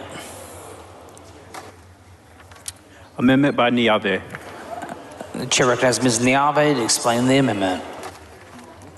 Thank you, Mr. Speaker. Members, currently under Texas law, section 64.009 of the election code, certain individuals can vote curbside. We talked about a little bit about that earlier. We heard earlier from Representative Dr. Mary Gonzalez talk about the numbers of individuals, our fellow Texans with disabilities is several million. What this amendment will do is it will require, we will add to the election code that an election officer shall post a notice outside the polling location in large font that's clearly readable from a vehicle to inform voters about their right to be able to vote curbside. So this amendment doesn't change who is eligible to vote curbside. It requires something that the Federal American with Disabilities Act touches on and gives guidance about signage and the need for signage.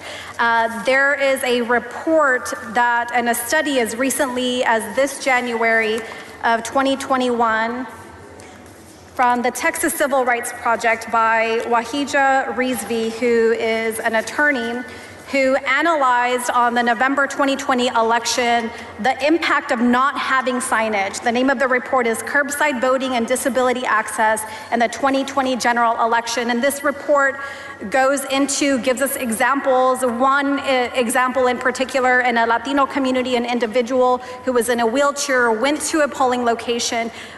His wheelchair could not get up because there were no cuts in the floor to allow, or a ramp to allow his wheelchair to be able to allow him to vote. And thankfully there was a poll individual who was assisting outside who was able to inform him that he could vote curbside voting. And so many people in our community do not know about this right. This amendment will assist and allow individuals to know about this right to vote curbside. The Texas Secretary of State actually has sample signs that can be used in English and in Spanish to inform individuals. So the information is there, but this is not being followed. So this would codify in our election code to require our local counties to post signage to allow more individuals to have access. As I mentioned, the Department of Justice has issued guidance on this. This report goes into much detail. It's gotten to the point where the Texas coalitions of Texans with disabilities in a district court had to obtain a temporary restraining order to require a county to post these signs. So I ask you to consider and vote yes in favor of this amendment that will allow and assist our individuals, our community of people with disabilities to be able to know about their right to vote curbside. I move adoption.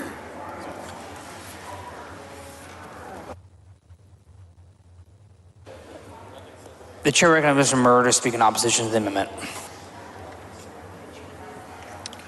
Thank you, Mr. Speaker. Members, I appreciate my colleagues' attention to ensuring that curbside voting is made well known to Texans.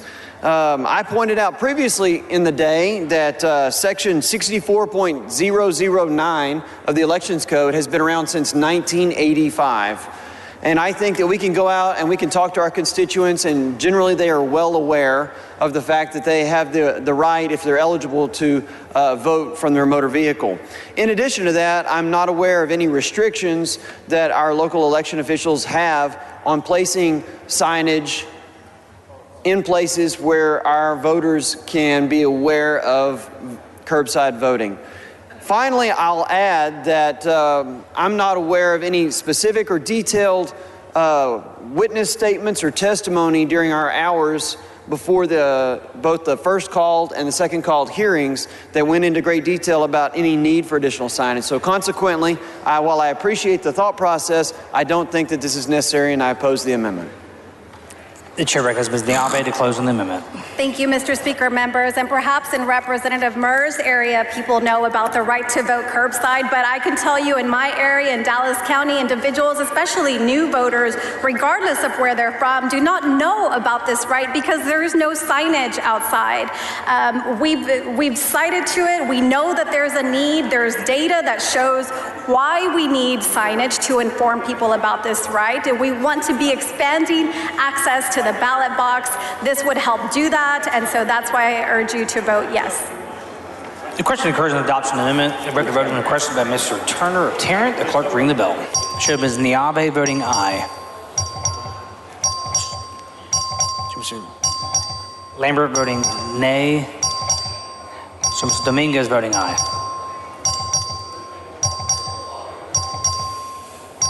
All members voted. There being 39 ayes and 80 nays, the amendment fails to adopt. Following amendment, clerk read the amendment. Amendment by Dominguez. The chair recognizes Mr. Dominguez to explain the amendment. Thank you, Mr. Speaker. Currently, the law prohibits photos being taken of a person voting. That's the law right now. And we would all agree it's not a good thing. We don't want people taking pictures of people voting, right? The problem with the current law is there's actually no teeth to it. So they can take a picture of you voting, and all the election judge can tell you to do is stop taking pictures or ask you to leave. I think the law should be harder than this. And I think if you want to stop some of the bad stuff going on at voting places, you'll agree with me that we should add some teeth to the code. That's what this amendment does. If you're taking a picture of somebody who's getting assistance voting, that's a Class B misdemeanor. If they actually take a picture of your ballot, that's a Class A misdemeanor. I would hope the author, and we talked about this, I would hope he would support this because this makes current election laws tougher. So if you like tough election laws, you should be a 1 on this. Move adoption. The chair recognizes Mr. Murr to speak in opposition to the amendment. Thank you, Mr. Speaker. Representative Dominguez actually alluded to the fact that current law prohibits a person from taking a photograph or audio video while in the polling location. That is current law right now. And so I appreciate his attention to this detail. Again, in the hours and hours of committee hearing testimony, we didn't hear from witnesses that spoke to this measure. I believe that it is well-known fact, and typically it seems to be remedied promptly anytime that it may allegedly occur. So consequently, I oppose the amendment. The chair recognizes Mr. Dominguez to close on the amendment. Tough election laws, that's what Texas needs. Let's make Texas election laws tougher. In this case, move passage. Move adoption. The question occurs on adoption of the amendment. This is a record vote requested by Mr. Turner of Tarrant. The clerk ring the bell. So Mr. Dominguez voting aye. Mr. Wally voting aye.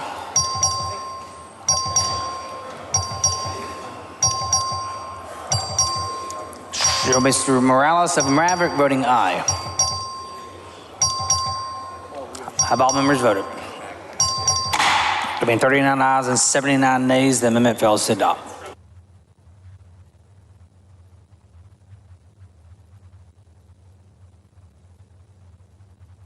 The following amendment, the clerk read the amendment. Amendment by Turner of Dallas.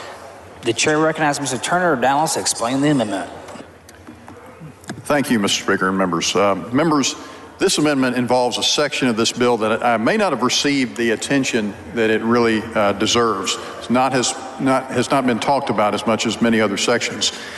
But the background here is section 6.05 of this bill says that it is going to be a criminal offense, a state jail felony, to compensate another person or receive compensation for assisting voters as provided by section 86.010. Okay? 86.010 is the section that allows assistance to a voter who has a physical disability, and it's defined as cannot write or see or an inability to read the language of the ballot in filling out a ballot by mail. Okay, it's now going to be under this bill a criminal offense, a state jail felony, to receive any compensation for performing that service or to offer to compensate anyone or to compensate anyone for performing that service. So imagine for a moment a personal caregiver in the home. That person is compensated. Now they're not being compensated specifically for providing that assistance, but this language does not say it has to be specifically for that purpose. It just simply says compensate a person, and if that's part of their job, I think that might well fall within the parameters of this new law. Similarly, at a nursing home or an assisted living center, if a person is a compensated employee, I think that's been a practice where there are employees of a nursing home who assist people in filling out their mail ballots, who need that assistance because they cannot write or see well enough to do so on their own. Now, 6 months to 2 years in prison, or in a state jail facility for that. I can imagine that we might see some years from now someone actually convicted of that crime. And that person might end up saying, you know, I did this in 2018 and I did it again in 2020, but in 2022 I did it again and I didn't realize it had become a state jail felony to do that, and I'm in prison. I mean, it almost sounds comical, but it will not be funny if that occurs, if that happens to somebody, and there's every reason to expect it might. Now, what my amendment does, my preference would be to get rid of the entire section, but this amendment does at least do one thing that I think is important, and it would say that that would not apply if the voter is a person with a disability who is being assisted by a previously known attendant or caregiver, or by a person primarily employed or compensated to provide care to the voter. So a domestic employee who cares for an elderly person. They're exempted if my amendment is adopted. By the way, that very language I just read, the first part of it, and that is assisted by a previously known attendant or caregiver, was in this bill until today. It was in this bill that passed out of committee. It's been removed to my understanding. What my amendment would do is put that back in, and that's something that passed out of committee, and that was in the language of the House bill as originally introduced, House Bill 3. And I would also add, also by a person primarily employed or compensated to provide care to the voter, which would cover a full-time employee, for instance, of an assisted living center or nursing home, who ought to be able to assist a resident in filling out a mail ballot. Now, various other requirements to make sure they do it correctly, to make sure they're not influencing the voter. They have to fill out an oath. Okay, this is not something with no standards associated with it, but do we really not want people who are paid help, paid assistance, to be able to assist in this process? I don't think we want that. I think that's going to lead to fewer people being able to vote. So I urge you to consider supporting this amendment. If you do so, you'll be supporting, in essence, for the most part, language that was already in this bill when we arrived on this floor today, plus an additional correction in the same spirit. Mr. Moody, for a purpose. Will the gentleman yield for questions? The gentleman yield for questions. Gladly. Gentleman yields for questions. Thank you, Mr. Turner. I kind of heard you bifurcate kind of some of the purposes that you're doing here. The initial part you talked about was someone that's known to the person, or known to, explain that language one more time, known to or? Yes, so there are two categories here in my amendment. One would be a previously known attendant or caregiver. Okay, so let's stop there. And I think you mentioned, I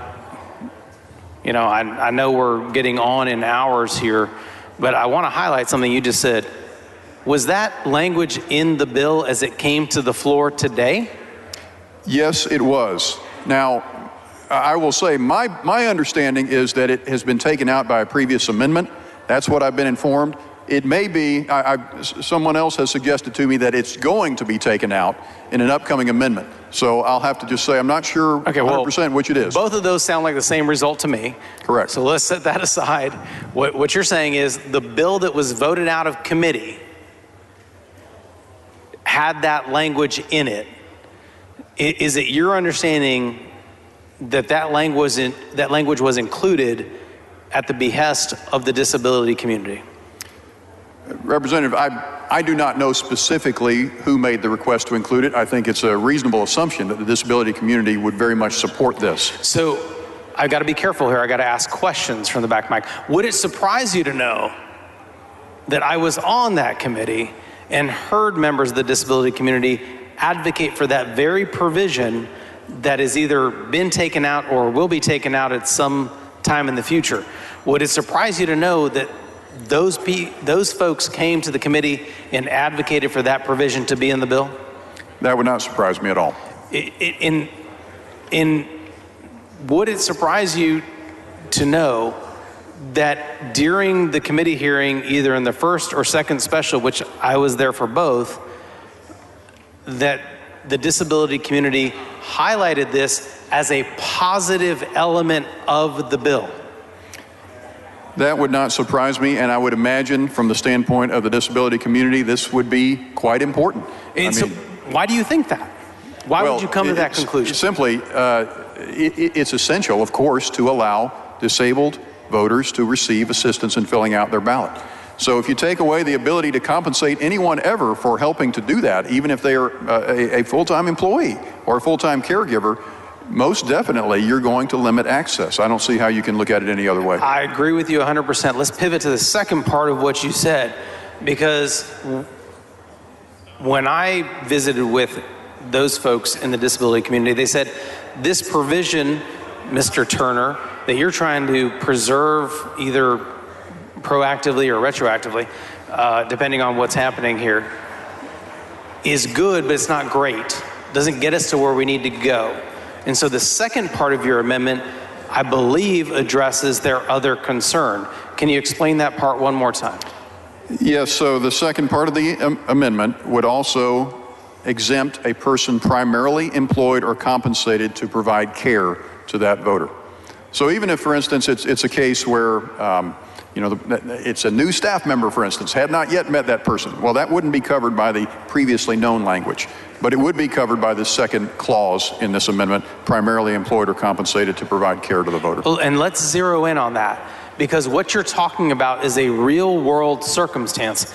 If anyone here on the floor has had a loved one being cared for in a facility, in a nursing home, they know that from day to day, that individual caring for their loved one might not be the same person, may not be known to them.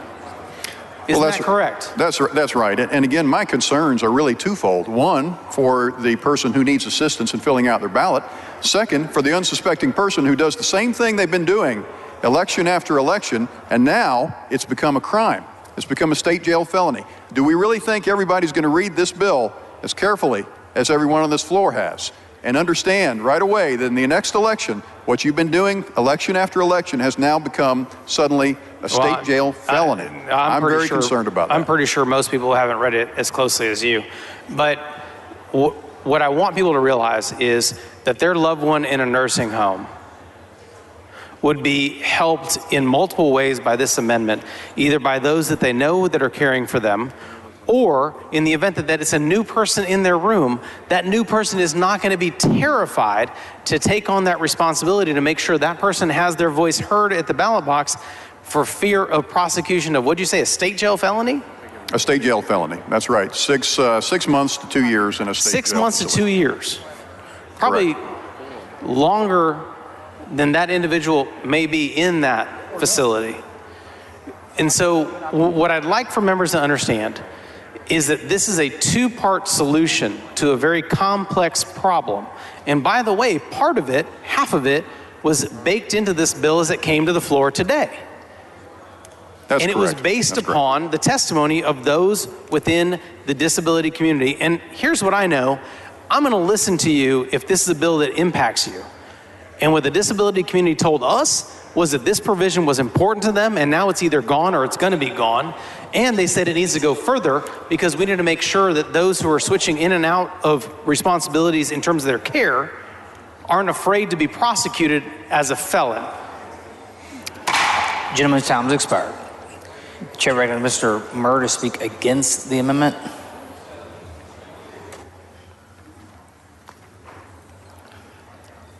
Thank you, Mr. Speaker. Members, politely, I oppose this amendment, and it looks like there may be questions, so I'm happy to yield for questions. Mr. Chair, for what purpose? To ask the gentleman some questions. Gentleman, yield for questions? I yield for questions. Gentleman yields for questions. Thank you. Representative Murr, part of this amendment was in the bill previously.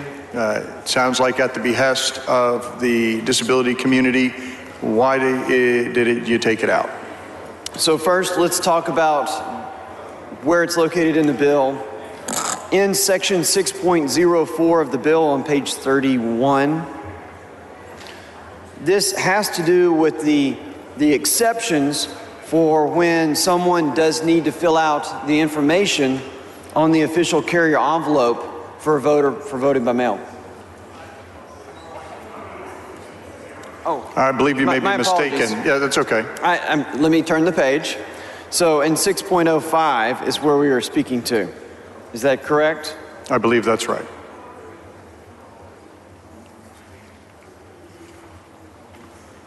And so, would you ask your question again since I was interrupted? I'm sorry. Why did you take it out?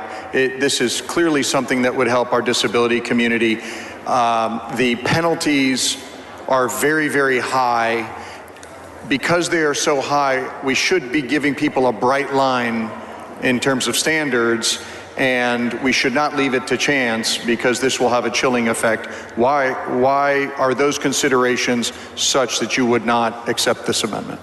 So the provisions that we're talking about are simply an exception to completing the paperwork. That's all it is. And so in this amendment, for example, it talks about a person primarily employed or compensated to provide care for the voter. Clearly, time is not necessarily an issue for them.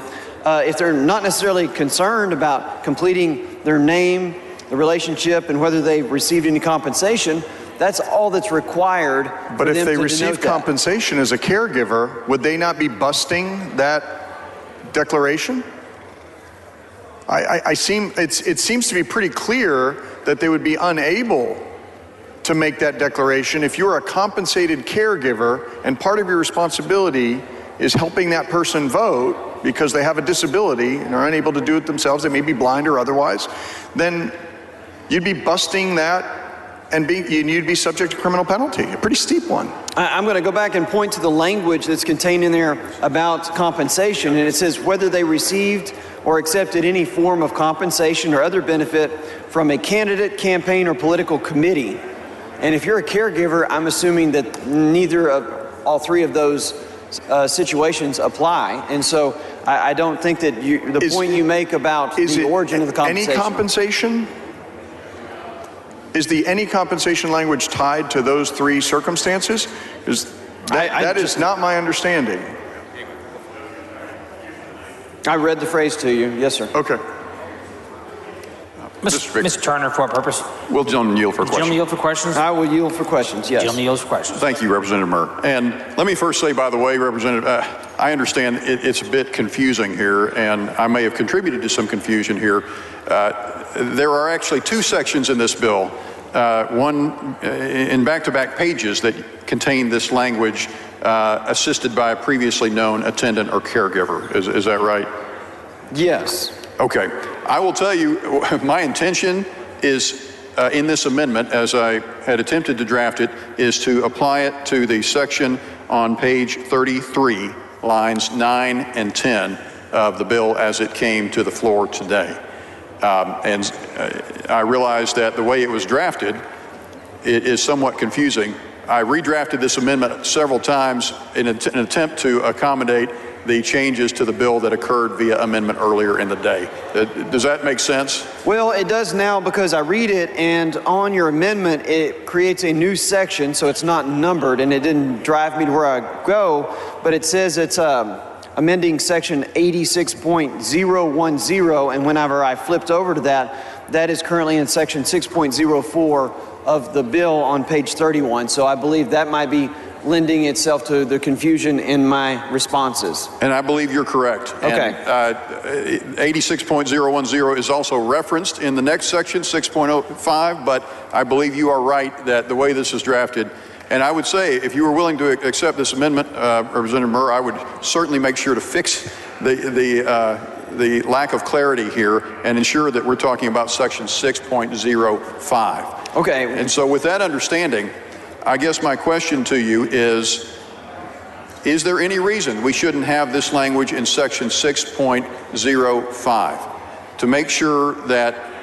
since we are going to make it illegal and a crime to compensate or offer to compensate or to receive compensation for assisting a person in filling out their mail ballot if they are disabled, that we should make sure that that does not cover a person who is a previously known attendant or caregiver or someone primarily employed or compensated to provide care to the voter. In response, respectfully, and I know you and I have spent a lot of time discussing this issue and the language in this bill, I would point out that reference to 86.010 refers us back to section 6.04, and there the reference of compensation, which provides that you provide notice that the person, whether the person received or accepted any form of compensation or other benefit from a candidate, campaign, or political committee in exchange for providing assistance. Clearly, a caregiver would not receive compensation from any of those entities, and therefore, under section 6.05, I do not read that to mean that a caregiver who's not receiving compensation from a candidate, campaign, or political committee would be in violation. Well, that is interesting, Representative Murr, because the way I had read this and studied it, it certainly seemed to me that section 86.010 simply laid out the method by which a person is to assist someone who is disabled in voting and filling out their ballot by mail, and also provides what's lawful and unlawful. And so when you go to section 6.05, and it simply says in section A1, a person commits an offense if the person compensates or offers to compensate another person for assisting voters, as provided by section 86.010, that seemed to me to very directly say you can't do that anymore if you're paid to do it. Now, if you are willing to discuss this, I would be glad to.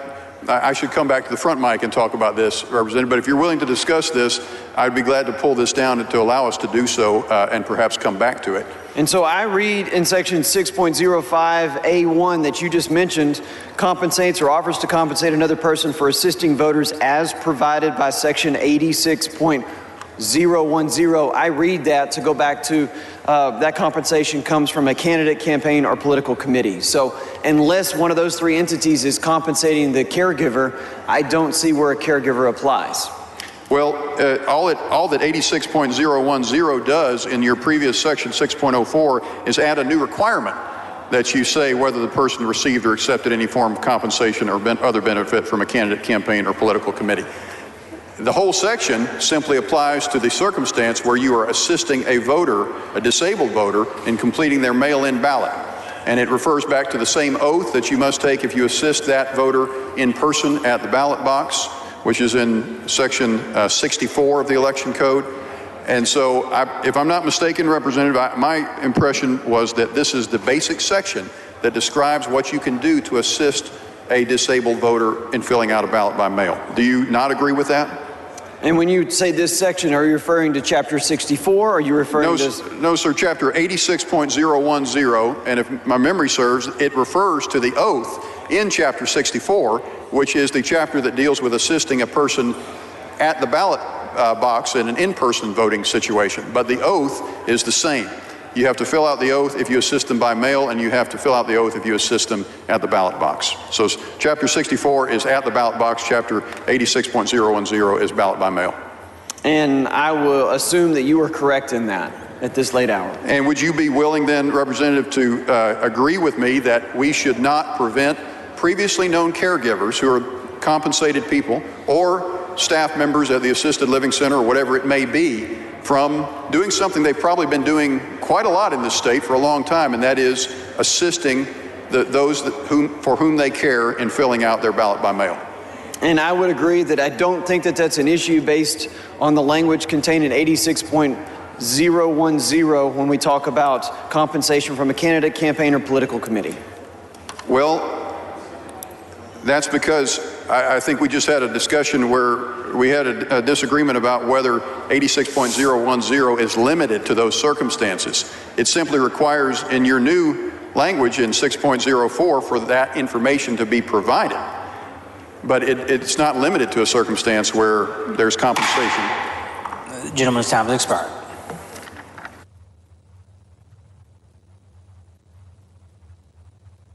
The chair recognizes Mr. Turner to close on the amendment.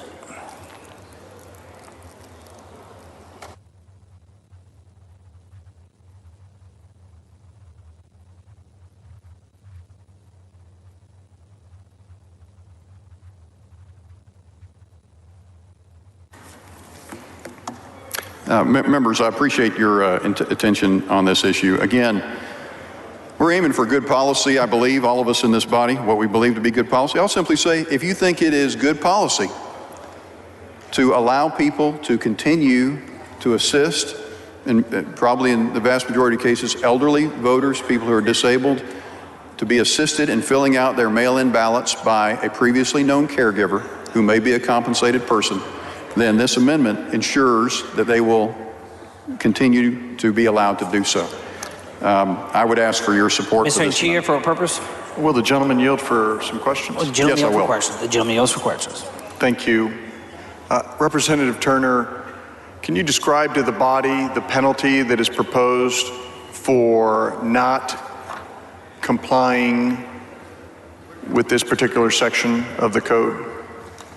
Yes, that 6.05 of this bill provides that the penalty is going to be a state jail felony. Now, it's worth, by the way, just looking, if you look at section 6.05, you'll see the changes in code that are being made here. It is now already illegal to compensate someone as part of a performance-based compensation scheme based on the number of voters assisted. And if you receive such compensation under those circumstances, it is illegal to do so with knowledge that accepting compensation for such activity is illegal. So we have the mental state requirement in our current law. That's being deleted. Everything I just read to you is being deleted in section 6.05. So now what's going to be illegal is simply compensating or accepting compensation to assist a voter in filling out their mail-in ballot if they fall within the disabled category. And so that becomes strict liability, right? If there's no mental state, you either received compensation or you didn't, and that makes you culpable, right? Hence my concern that this is a trap for the unwary. Or for a prosecutor who wants to make their bones, could easily use this to prosecute someone who simply was doing the job that they were paid to do by a disabled Texan. I fear exactly that outcome. We know that, of course, sometimes we just assume, oh, these things won't be prosecuted. Well, then we find out, then we read something in the paper that it happened. And we've had that experience. And those of us in this body who vote for legislation need to be prepared to accept that people will actually be prosecuted for the actions that we define as criminal offenses. And all you're trying to do is create safe harbors for existing caregivers that you have a relationship with or someone who has been paid to do that job so that they don't fall into the trap that you just described. That is correct. And again, this language has been in this bill, the first part of it, the previously known attendant or caregiver. I'm just adding a little bit to it with this amendment to also cover compensated employees of who provide care to the voter. I believe that Chairman Murr was sincere in his perception.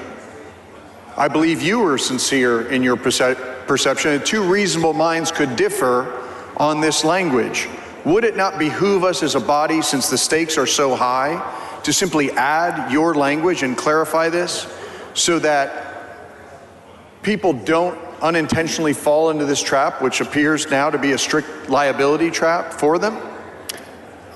I agree with you, Representative Anchia. That's my hope. And again, I absolutely agree with you. The Representative Murr and I are looking, the way this amendment was drafted was confusing.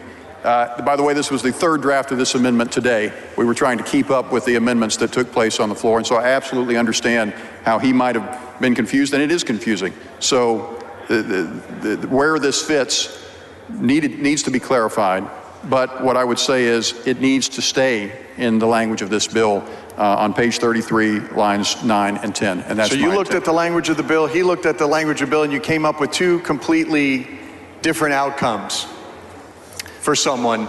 And again, wouldn't it make sense for this body to say, hey, we don't intend for caregivers to be covered by this state jail felony? Why don't we make it clear? Why don't we accept John Turner's amendment? It doesn't sound like it is a bridge too far for this body to accomplish.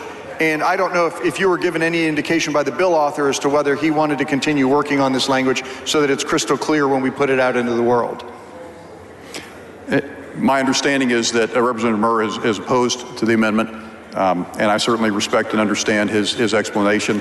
However, I do believe that this is an important provision to keep in this bill because we're affecting real lives. We want the disabled and the elderly to be able to vote and receive assistance when they need to do so, and we don't want someone who is assisting them, who may be a paid employee, to end up in jail. Thank you, Representative. Thank you, members. I move adoption. Please excuse Ms. Menadez because of important business in the district on the motion of Ms. Claudia Adaz Perez. If the objection, chair hears none, so ordered. Question occurs in adoption of the amendment. The record vote requested by Mr. Turner of Tarrant. The clerk ring the bell. Show Ms. Click voting nay. Mr. Turner of Dallas voting aye. Mr. Murr voting nay. Have all members voted?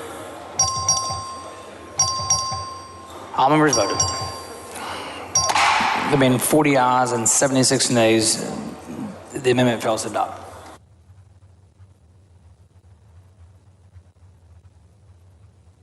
The following amendment, the clerk read the amendment.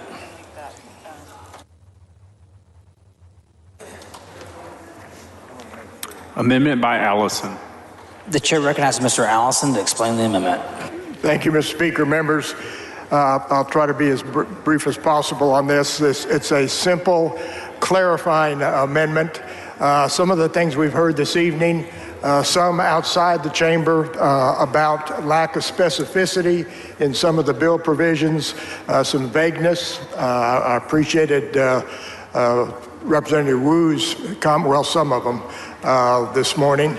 And then some of the comments we've heard this evening from Representative Moody, Representative Gonzalez, and even the last exchange about some uncertainty about some of the provisions, criminal and otherwise, that I think this amendment addresses. So it addresses more specificity on the provisions regarding voter fraud or other violations of the election code by providing exactly what makes up or what constitute those violations or conduct. And then more importantly, I believe, of the amendment is it addresses the mens rea that avoids the inadvertent or mistaken, unintended violations that we've heard some discussion about by inserting that for any of the conduct to be a violation, it has to be knowingly and intentionally or with intent to deceive, and that's what carries on throughout those provisions of the amendment throughout that I think will help clarify whether it's a caregiver, whether it's a relative providing assistance, whatever. There has to be a knowing and intentional violation before there's any action, and I think that helps quite a bit. And I understand this is Mr. Turner, for a purpose. Acceptable to the author. Will the gentleman yield for a brief question or two? The gentleman yield for a brief question. Certainly. He does. Representative Allison, I agree with your goal of trying to make sure that we are not criminalizing mistakes. But as I look at the very first change in the amendment, you add two words, false or, in front of intentionally misleading statement representation. So I know that we already criminalize an intentionally misleading statement. But as you add those two words, false or intentionally misleading, it seems to me that we're now criminalizing a statement that might be simply false, but not intentionally so. Do you disagree with that? Yeah, let me explain. What's not included in this amendment is what's in the existing bill in the preceding language that in this one place it does have knowing and intentional. Well, the first change in the amendment says cause any false or intentionally misleading statement to be provided to an election official or on an application for ballot by mail. So if someone simply provided unintentionally a false statement or information, in other words, they got it wrong, they made a mistake but not on purpose, isn't that now criminalized under the language of this amendment? No, that's my point. What I didn't need to include in this amendment, this is one place within the existing bill where the preceding language says knowingly and intentionally, then follows what's in this amendment. Okay. I will study it a little further. Thank you for answering my questions. Okay. Mr. Turner, for what purpose? Gentleman yield for a question. The gentleman yield for questions. Yes. The gentleman yields. Thank you, Representative Allison. So my questions are similar to Representative Turner's because I want to make sure I understand on the first page of your amendment on line 3 that you're adding in the words false or before intentionally misleading, and you mentioned mens rea a minute ago, but false, I mean, the definition of false simply means someone can make a honest mistake without the intent to commit a crime or to deceive or cheat or anything like that, but simply make an honest mistake. But an honest mistake is false, right? And so someone could make an honest mistake and get caught up in this legislation now. Is that fair to say? No, and that's what we're trying to avoid, and that's what I guess I'm not making it very clear, and perhaps when I did the amendment I should have included the language that I'm not amending that precedes this, that says a person commits an offense if the person knowingly or intentionally, and then this. Does that make sense? Okay, so yeah, I don't have the copy of the bill here with me, so when you insert this, when you strike page 35, lines 4 through 17, and substitute the following, how would that complete sentence read in the bill? Right before that, it says knowingly or intentionally, and then cause any false or intentionally, etc. Knowingly or intentionally cause any false or intentionally misleading statement? That's how it would read? Yes. Okay. And then scrolling down, it's a 3-page amendment. What else are you doing with this amendment? Well, then scrolling down on the first page and the second page, it provides more specificity as to what will constitute election fraud or other violation of the election code by providing more specificity. And then proceeding further, it provides the knowingly or intentionally, the mens rea for each violation, so it avoids any inadvertent, unintended action, such as with a caregiver or relative providing assistance. Understood. Okay. Thank you, Representative. I just wanted to clarify, to make sure we understood exactly what the language is doing. Thank you. Mr. Speaker. Mr. Turner, for what purpose? will the gentleman yield for one follow-up? Sure. Yield for questions. He yields for questions. Representative Allison, I just wanted to acknowledge that you were correct. As I look back at what you were saying, I now understand the preceding language that you were trying to convey, and so I apologize for not grasping that initially, but I do see what you're talking about. Thank you. Appreciate it. And I understand this authored speaker, and I move acceptance.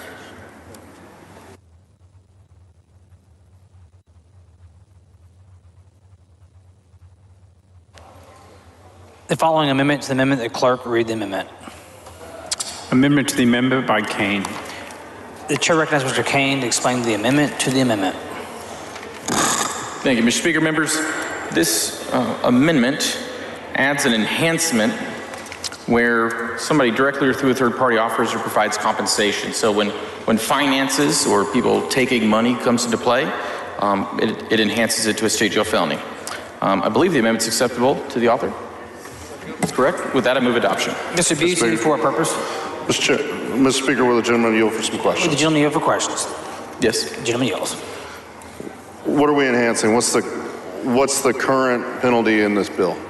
Under this amendment, it has it at a Class A misdemeanor for a person who commits an offense to the person knowingly or intentionally makes a false statement on a registration application. If, with my amendment, it would become a state jail felony if they offer to provide someone compensation to make that false statement on a registration application. And the penalty for that now is a Class A misdemeanor? The amendment that I'm amending has it at a Class A misdemeanor. And you want to take this up to a state jail felony? It would be an enhancement for somebody putting money, paying someone or accepting money to intentionally cause a false statement or to intentionally coerce someone to put a false statement on a registration application. Yeah. Can you explain a situation to me that we're trying to solve here? Yeah. Someone gives you money to coerce somebody to put a false statement on a registration application. Give me an example, like a false statement on a registration application. Is this an occurrence that's happening? I just want to know what we're doing here, that the current Class A misdemeanor isn't enough. Well, I mean, I think you would agree with me when we start adding money and things that we should prohibit people from being able to be paid. I'm just saying, is a Class A misdemeanor not a deterrent enough? Why do you think this needs to be a state jail felony? So that people don't pay somebody to coerce a person to put a false statement. Wouldn't the amendment you're amending already make it where they can't do that? But then we're not punishing the person who would pay someone to put a false statement. So it doesn't do that at all? I thought you were raising the penalty from a misdemeanor to a state jail felony. Yeah, if someone pays someone to do it or accepts, that would be if you accept compensation to do it, yes, it would enhance the penalty. But isn't that already a punishment in here as a Class A? No, see, there would just be a Class A under Representative Allison's amendment. And raise it to a state jail felony? Yeah, it's no. If you, for example, solicit, receive, or accept compensation to do an activity under A, which is to knowingly or intentionally, how about command someone to make a false statement on a registration application. Can you give an example where this has happened that we need this higher penalty? I mean, this is harvesting stuff. I don't understand the problem. But all day long, I've listened to people talk about, gosh.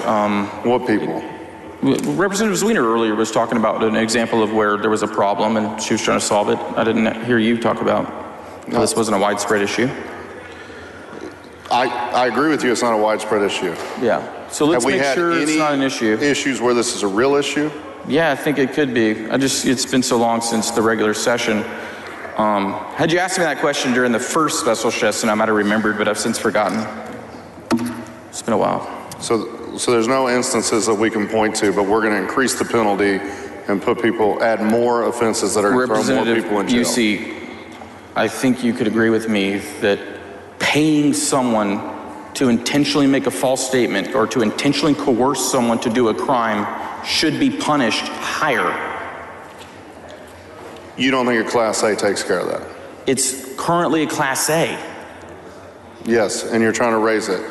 And this is such a widespread problem that we can point to these instances that we need to raise this penalty. Thank you, Representative. I think I'm done. You're done. All right. Yeah. Thanks. Members, we've done enough of raising penalties today. Thank you. Move adoption.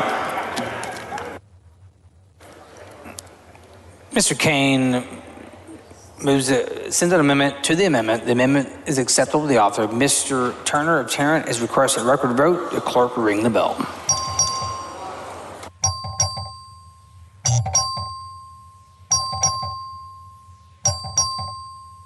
Show Ms. Swanson voting aye.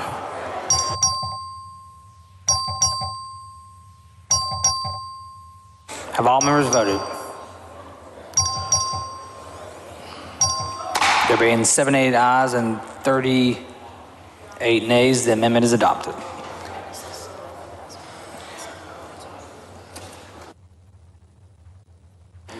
The amendment as amended is acceptable to the author. Is the objection?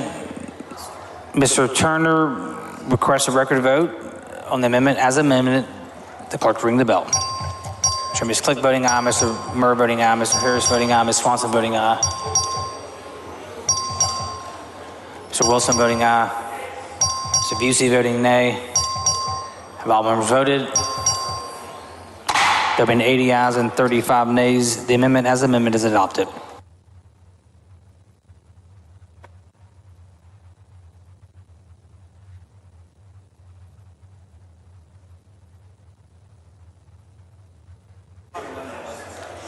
The following amendment, the clerk read the amendment.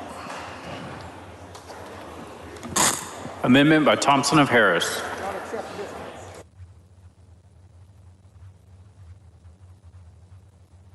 The chair recognizes Ms. Thompson to explain the amendment. Mr. Speaker, members, this is an amendment to reduce the penalties down from a state jail felony to a Class A misdemeanor, and I move passage. The chair recognizes Mr. Murr to speak in opposition to the amendment. Mr. Speaker, members, I have great respect for Ms. Thompson and her many years of service. She always has a focus on criminal penalties. We engaged in a lot of discussion as a body and individually, both during the regular session and the first called session, about criminal penalties. And so because of the efforts that were made then, I would oppose changes to the bill now. So I oppose the amendment. The chair recognizes Ms. Thompson to close on the amendment. Mr. Speaker, members, I think it's time for a change, and I think this is a good amendment. It's going to be in line with things that we've been doing for the last two sessions, and I think reducing it from a state jail felony to a Class A misdemeanor is the appropriate move, and I move passage. The question occurs on adoption of the amendment. This is a record vote requested by Mr. Turner of Tarrant. The clerk ring the bell. Show Ms. Thompson of Harris voting aye. Show Mr. Murr voting nay. Show Ms. Swanson voting nay. Show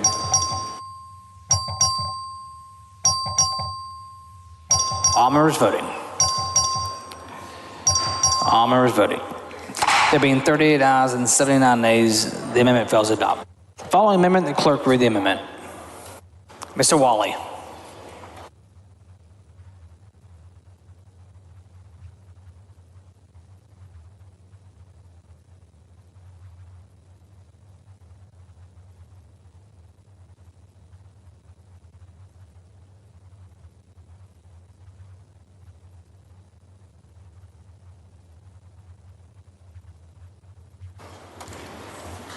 Following amendment, clerk read the amendment. Amendment by Wally.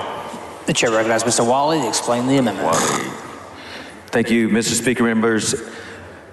The bill with Chair Murr's amendment would generally prohibit ballot by mail applications from being sent by officials to folks who did not request the application. So what we've done in Harris County for the 4 last election cycle is allow for these applications to vote by mail be sent to folks over 65. And so while I disagree with the notion that prohibiting this well-run Harris County practice is any sort of improvement on election security or integrity, We do know that these proposed prohibitions keep officials from making it easier for eligible ballot-by-mail applications to get their ballots. Applicants, I'm sorry, to get their ballots. So as Chair Murr and I think earlier Rep. Shaheen mentioned a few hours ago, there are already existing requirements to vote by mail in Texas. And as mentioned before, you must be 65 years or older, be sick or disabled, be out of the country on Election Day, and during the period for early voting by personal appearance, or lastly, be confined in jail but otherwise eligible. So what my amendment would do, members, it would exempt these prohibitions with respect to potential applicants for folks that are over 65, our senior citizens. And so all it does is allow for the mail ballot application, not the ballot itself, but just the application to be sent to folks over 65 to their homes. Move adoption.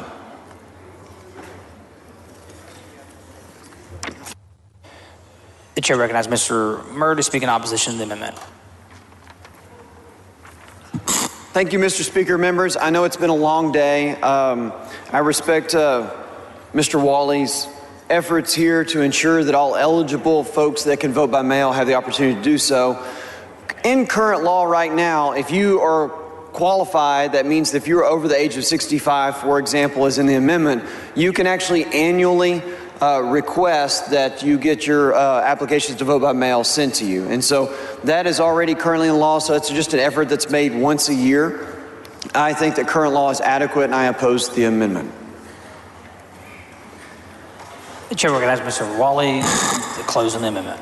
Thank you, Mr. Speaker. Again, all we're saying with this amendment is if you're 65 or older, that you are allowed to be sent your mail ballot application. Just the application itself, nothing more, nothing less, just the mail ballot application. Move adoption.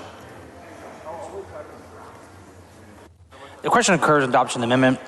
A record vote has been requested by Mr. Turner of Tarrant. The clerk ring the bell.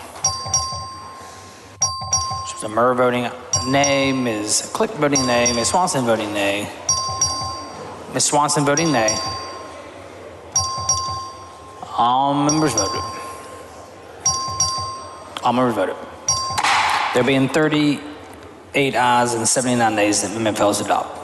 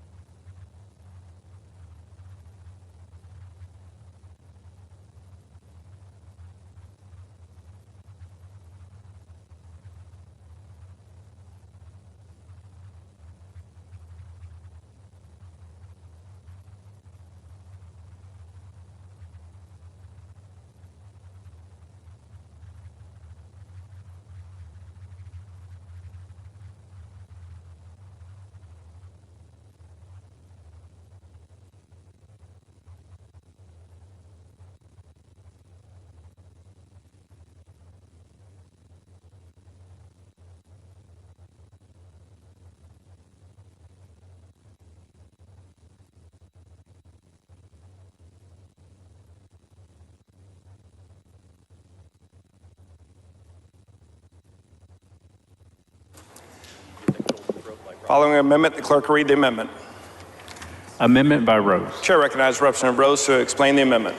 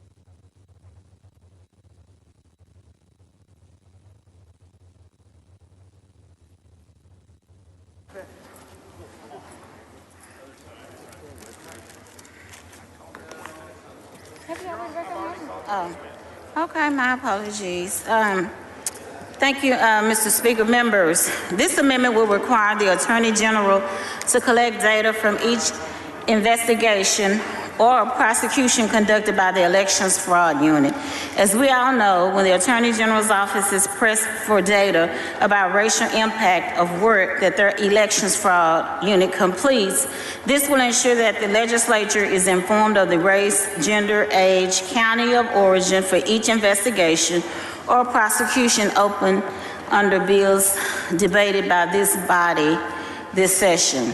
So this would also require an annual report from the AG's office to the legislature and executive branch, as well as to the Principal Deputy Assistant Attorney General for the Civil Rights Division of the U.S. Department of Justice, the agency responsible for holding states accountable for racially disparate election laws.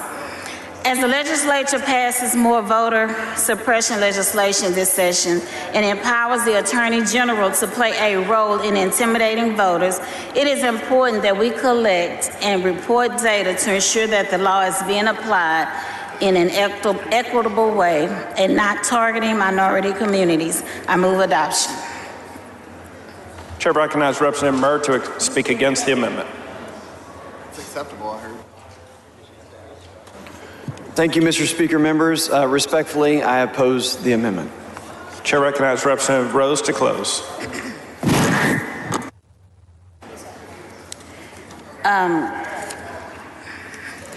Mr. Speaker, I know in this chamber we get a little sensitive when we talk about race and gender and disparities, but it's important that we acknowledge that. And until we acknowledge that there is an issue in certain communities and sometimes certain communities are targeted, we will continue to kick this can down the road. And so with that, I move adoption. Representative Rose sends up an amendment. It is not acceptable to the author. Representative Turner of Tarrant has requested a record vote. The clerk will ring the bell. Show Representative Rose voting aye. Show Representative Patterson voting no. Representative Swanson voting no. Representative Click voting no. Have all voted? Have all voted? There being 37 ayes and 79 nays, the amendment fails to be adopted.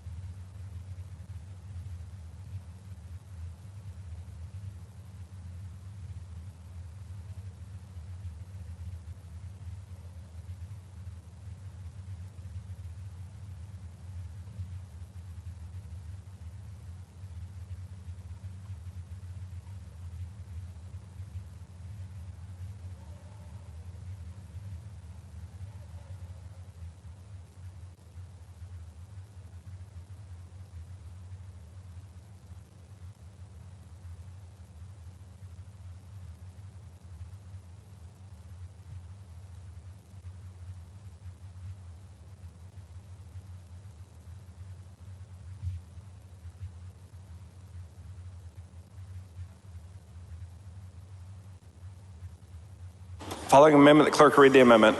Amendment by Chatan. Chair recognizes Representative Chatan to explain the amendment. Thank you, Speaker. Members, this amendment to SB 1 does quite a bit. And so I'm going to take some time to explain all the different line items, and I also have an amendment to the amendment, and I'm happy to answer any questions. Starting off on page 1, this amendment would require the Department of Public Safety to generate a list of individuals who indicate they are not a U.S. citizen and provide information to the Secretary of State on a monthly basis. If the Secretary of State determines existing voter registration is on file, the registration would be canceled. This does not impact future registrations by the same individual. Moving on to page 2, the amendment would amend section 18.065 regarding the Secretary of State's ability to monitor registrar's compliance.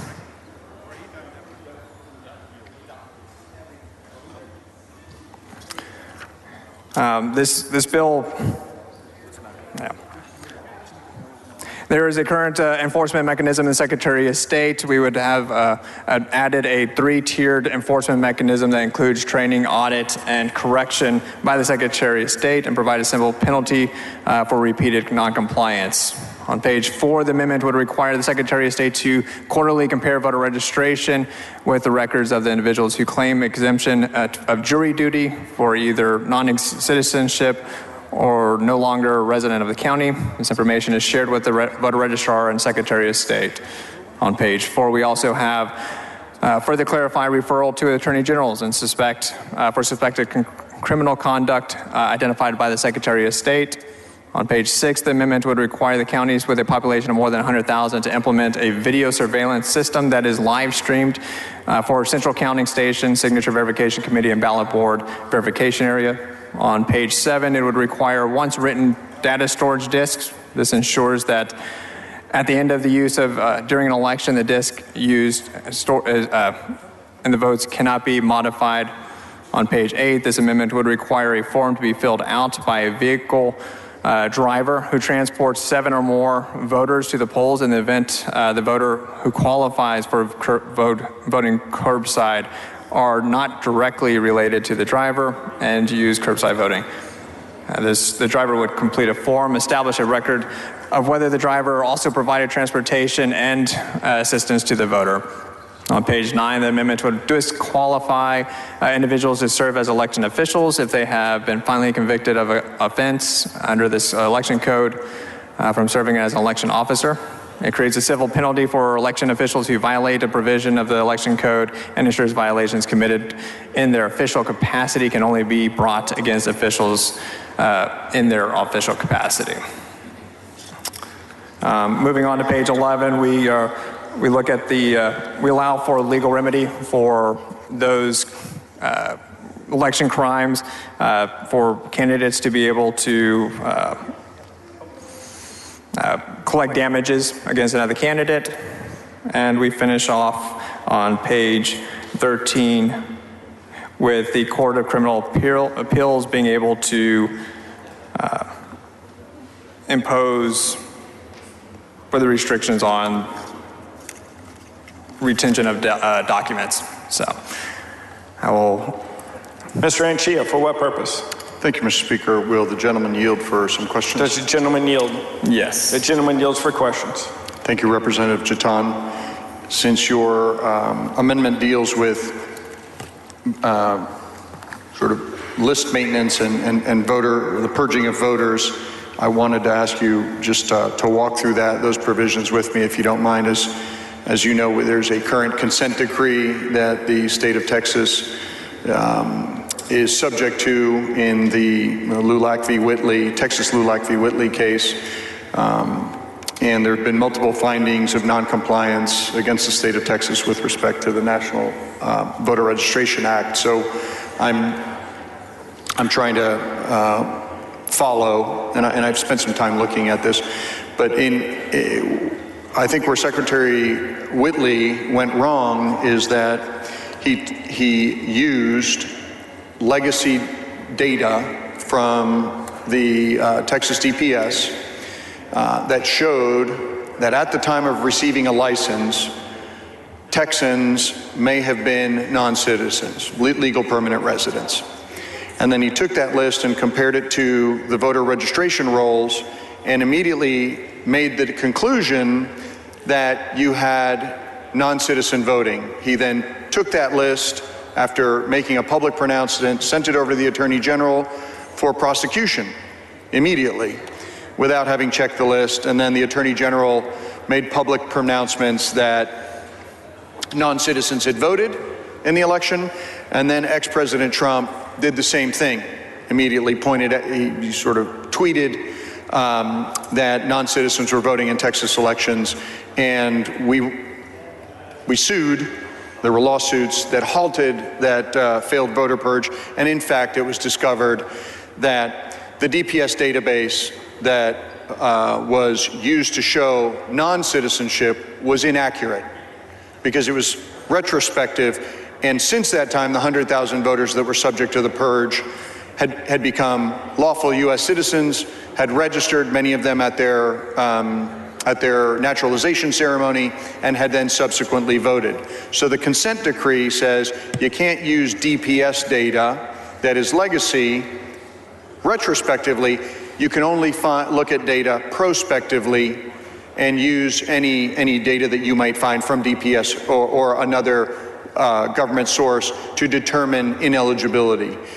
Can you walk me through your amendment, and can you speak to its compliance with the consent decree? Sure. So what this is going to do is, on a monthly basis, the Department of Public Safety, any individual who identifies with the Department of Public Safety that they are not a citizen, monthly that is sent to the Secretary of State. The Secretary of State will check to see if there is a current voter registration for that individual, and it will be removed if that is the case. It will not look at future voter registrations, or it will not look at future. So if they are on the list from the DPS when it is sent over, that is not going to be referenced in the future when they go and register to vote. And this is in compliance with the settlement agreement that I believe is part of the lawsuit you're talking about. And did you run this language by the Secretary of State's office? I believe it was. I'm not advised. Okay. So did you draft this language? This particular portion, no. Okay. Who drafted it? I received it from working with Chairman Murr's office. Okay. I'll ask Chairman Murr where he got the language. And again, this isn't a gotcha moment. What I'm trying to do is make sure that we're not running afoul of a current consent decree that the state is subject to, wherein the Secretary of State's office has to be in compliance with this. So I... Sure, and I can tell you I've been advised that is the case, that this is in compliance. You've been advised by whom? By Chairman Murr's office. Okay. But have you been advised by the Attorney General's office? I have not spoken directly with them. Have you been advised by the Secretary of State's office? I have not spoken directly with them. Okay. Can you walk me through the actual language of the bill and talk to me about where there will only be, where Texas DPS data will only be used prospectively? Sure, the Secretary of State shall, sorry, we're looking at page can you just 1. let me know which page? Yeah, page 1, line 23. The Secretary of State shall enter into an agreement with the Department of Public Safety under which information in the existing statewide computerized voter registration list is compared against information in the database from the Department of Public Safety on a monthly basis to verify the accuracy of citizen status information. So it's comparing it with the current voter registration list. So if we can look at the next sentence. So in comparing information under the subsection, the Secretary of State shall only consider a voter information in the database of DPS, all right? That was, and explain this part to me, that was derived from documents presented by the voter to the department after the person's current voter registration become effective. Walk me through that fact pattern, how that occurs.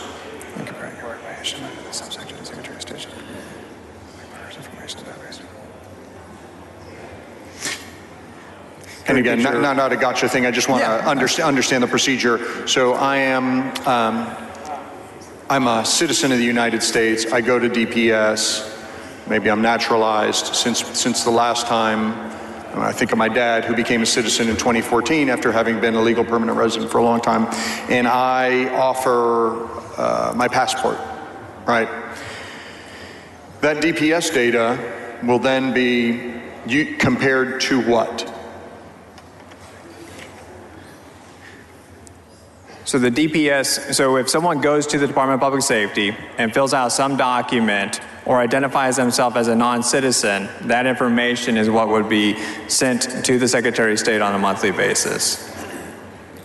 Okay, so it's sent to the Secretary, and then the Secretary of State does what with that? So the Secretary of State would compare that with the current voter rolls, and if there is a strong match, then they will remove it. If it's a soft match, then it goes to the county for voter roll maintenance. What constitutes a strong match versus a soft match?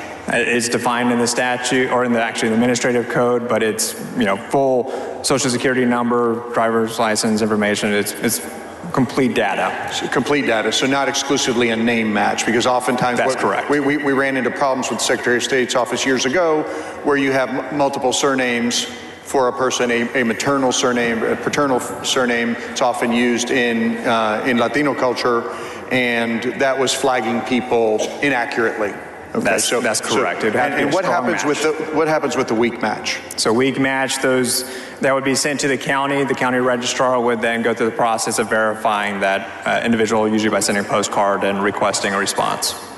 Okay, and that's an existing statute? Yes, sir. Okay, so this is activated only when there is information that is given to DPS suggesting non-citizenship. That is then run through the Secretary of State's voter registration database, and then if it is a weak match, the county again takes over. Same process with the county for weak match. Yes, I think the only thing I would clarify on there is it'd be the individual confirming that they're non-citizen, and then it would go through that process, not merely suggesting. I apologize, say that one more time. So I think in your statement you had said that if it was suggested that they were non-citizen, I'm saying that they would have to confirm somewhere in some documentation that was provided to the DPS that in that case it would go through that process. Okay, thank you for the clarification. Yes. Mr. Turner, for what purpose? Will the gentleman yield for some questions? The gentleman yield for questions? Yes. The gentleman will yield. Thank you, Representative Ton. I want to turn to page 6 of your amendment with respect to section titled Security of Voted Ballots, calling for the implementation of a video surveillance system in certain counties. What is the purpose of the video surveillance system in this language? Sure, it is to allow for video surveillance or streaming of the tabulation area, ballot board counting area, or the signature verification area. It's to provide more transparency of that process. Just provide transparency of the process. Transparency to who? To the general public. To the public. Okay, that's achieved through a live web. That's correct. Live stream on the internet. Is that That's right? correct. Okay. And so does this provision pertain to every county in the state of Texas? It applies to those over 100,000 in population. Only those over 100,000 population? That's correct. Okay. And so what is the reason for that provision, that it applies to counties over 100,000 population but not counties under 100,000 population? So there was a lot of conversations with EAs and registrars. We wanted to make sure that those counties that did not have the broadband capacity or different limitations, that we were taking that into consideration. So there's no counties under 100,000 population that have the capacity to put a video surveillance system in their central counting and then live stream it? Yeah, I guess capability would be the more proper word. I misspoke earlier, but it is taken into consideration that there are many counties under 100,000 that may not be able to meet these requirements, and so we've taken that into consideration. And was there testimony to that effect, that people said we don't have the ability to put in a camera and live stream it? There were definitely conversations during hearings, during the regular sessions and elections committee that I recall discussing the certain limitations that we may find or differences in rural counties. But you said the reason for the provision in the first place is transparency, correct? That's correct. So wouldn't transparency be equally important in a county of less than 100,000 people as it is in a county of more than 100,000 people?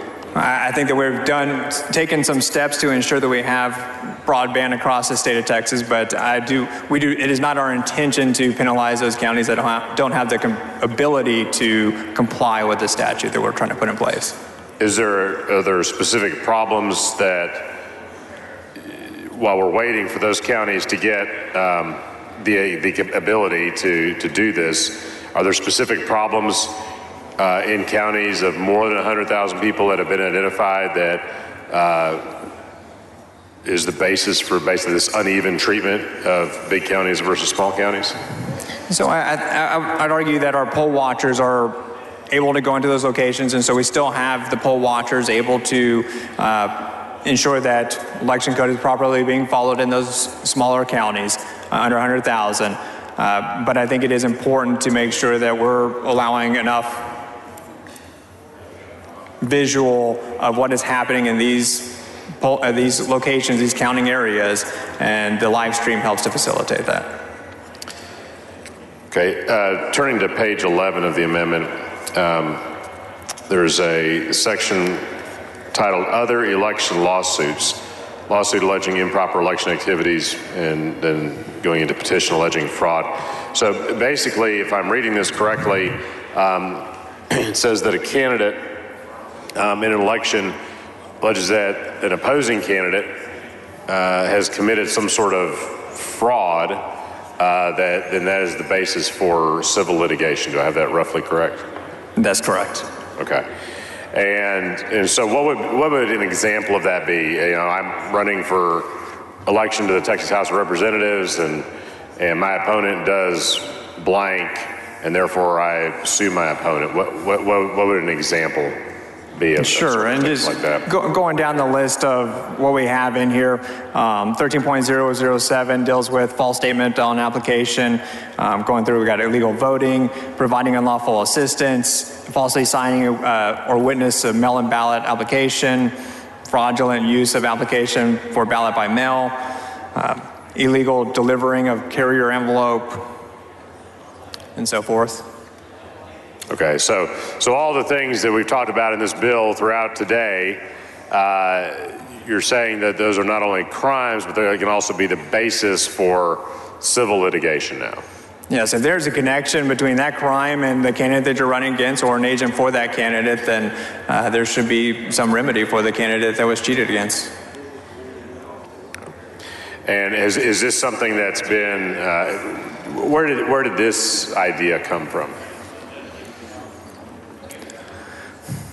I can't tell you the origin, but this is something that as we've continued to discuss these fraud claims, that we wanted to make sure that there was some remedy for candidates. I mean, was there, what I'm wondering is was there someone who said, you know, I lost an election, or maybe I won the election, but I think my opponent, you know, cheated, or people who work for my opponent's campaign cheated, and I really wished I could have sued them. I've just never heard a circumstance like that, but Sure, I can tell you that I've talked to colleagues here on this floor from not my party that has expressed those same issues and wish that they could have had damages remedied to them. So this is an issue. It is an issue, but you can't point to a specific case or instance, as a specific election or a specific campaign where, wow, if we'd had this provision in the law, that really would have helped deter this type of activity, alleged activity? I think that you can look back at the different cases that that the Attorney General has ruled on and other fraud claims, and know that one candidate was harmed in that, and if there was a way to point that back to the other candidate, there was evidence, then I think there should be some remedy. Okay. All right, but so there's not a specific person who brought this idea, as far as you know. Do you know what the origin of the actual language was that created this provision? Senate bill. This is pulled from Senate Bill 1 from the Senate. So it came from the Senate? That's correct. All right, thank you. The gentleman's time has expired. The chair recognizes Representative Metcalf for an announcement. Thank you, Mr. Speaker. Members, Representative Lucio has generously donated pizza for you all. It's in the members' lounge. Following amendment to the amendment. Clerk will read the amendment to the amendment. Amendment to the amendment by Jatan. Chair recognizes Representative Jatan to explain the amendment to the amendment. Sure. So the amendment to the amendment simply clarifies, actually, it takes the definition out of the amendment and moves it and references section 1.005 that was added in by Chairman Kane in a previous amendment. Additionally, it changes, it strikes an election contest and substitutes a cause of action. Move adoption. Representative Johnson sums up an amendment to the amendment. It is acceptable to the author.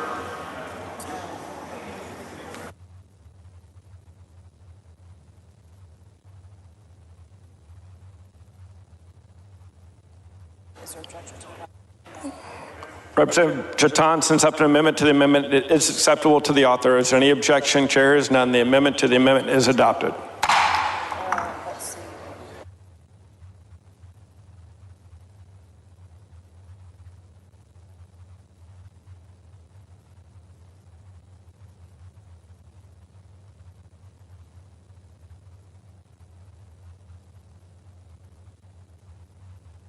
Chair recognizes Representative Jatan to close. Representative Gonzalez, for what purpose? Will the gentleman yield, please? Does the gentleman yield? Yes. The gentleman yields. That happened really quickly, and you did the amendment to the amendment, and you added a cause of action. Can you please explain what you just did and the implications of that? Sure. And so what this is on the last page of the amendment, we had Chapter 247 where we had applied only to an election contest. Originally, this was in the bill as an election contest. It was moved and is no longer deals with that. It's allows for a candidate to remedy election fraud with another candidate, and so it just says a cause of action instead.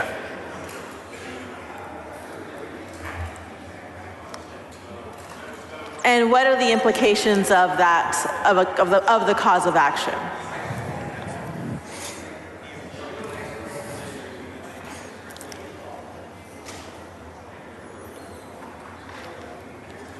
Applies only to.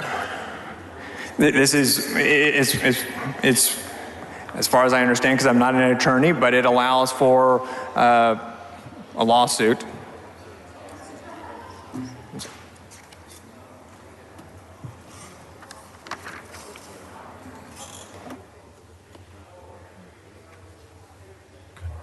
Just allows. Yeah, this is just allowing for a legal remedy. Versus election contest, So which was originally what it was. Can you give me a scenario of how this would apply in the context of what you're doing? Sure. So if you go back to page 11, where it says Chapter 247, you go through the lawsuits for alleged improper election activities. This is what's allowing for the filing. The collection of damages. And so who would be able to sue who under what context? Sure, it'd be one candidate would be able to sue another candidate or their agent for violating one of those sections of the code. So can you give me an example of how you would presume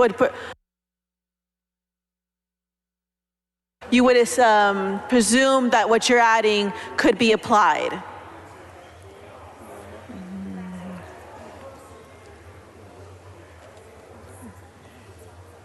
Okay. Yeah, so we're just impacting the effective date of this act. I think you're moving on to another question. Is that right? So I guess you have all this thing about allowing for a cause of action. And I'm just trying to basically, and also, I'm not a lawyer either, so let's have a lawyer talk by two non-lawyers. Yes, this works. But my question is, can you give me a scenario in which you see what you're trying to do it being put into practice? Sure. So as I just explained to Representative Turner, we are allowing for one candidate to sue another candidate or collect damages from another candidate or their agent for those list of items, which includes illegal voting, providing unlawful assistance, fraudulent use of application for ballot by mail, illegally delivering carrier envelope, and so forth. Okay, thank you very much. Okay. Representative Murr, for what purpose? To ask the gentleman a question, will he yield for a question? Does the gentleman yield for a question? Yes. The gentleman yields. Representative Jatan, earlier you were asked about the origins of the provisions contained in your amendment. I just wanted to clarify that it's correct that the provisions here are all found in Senate Bill 1 engrossed that came out of the Senate. Is that correct? That is correct. Thank you. Thank you. Mr. Busey, for what purpose? Will the gentleman yield for a question? Does the gentleman yield for a question? Yes. The gentleman yields. Representative, just clarification on these drivers coming. Can you walk us through what this provision does? Yes, that's a good question. So when we're looking at, and it's going to be on page 8, starting on page on line 17 or 17. So if someone who is transporting more than 7 people in a vehicle, and they are all there to vote curbside because they qualify for it, at that point, they would have to fill out a form informing whether or not they are just providing transportation or also providing assistance. And it also clarifies in there that this only applies to those individuals that are in the vehicle that are not family members. This is just for curbside voting. It has no correlation if they go inside to vote. That's correct. Absolutely. Only for curbside. What happens if the vehicle is mixed? Some are going to go inside and some are not. Yes. So if a number of individuals go in that brings the total people in the vehicle during curbside voting below 7, they would not have to fill out the form. Okay. Is this true even if it's like an Uber or a paid taxi driver or that kind of thing? That's correct. They would have to have seven people in the vehicle, all there for voter assistance only, curbside voting only, and that individual that transported them all would then have to fill out a form just notifying whether or not it was just transportation or transportation and voter assistance. Can you talk about the purpose behind this form? Sure.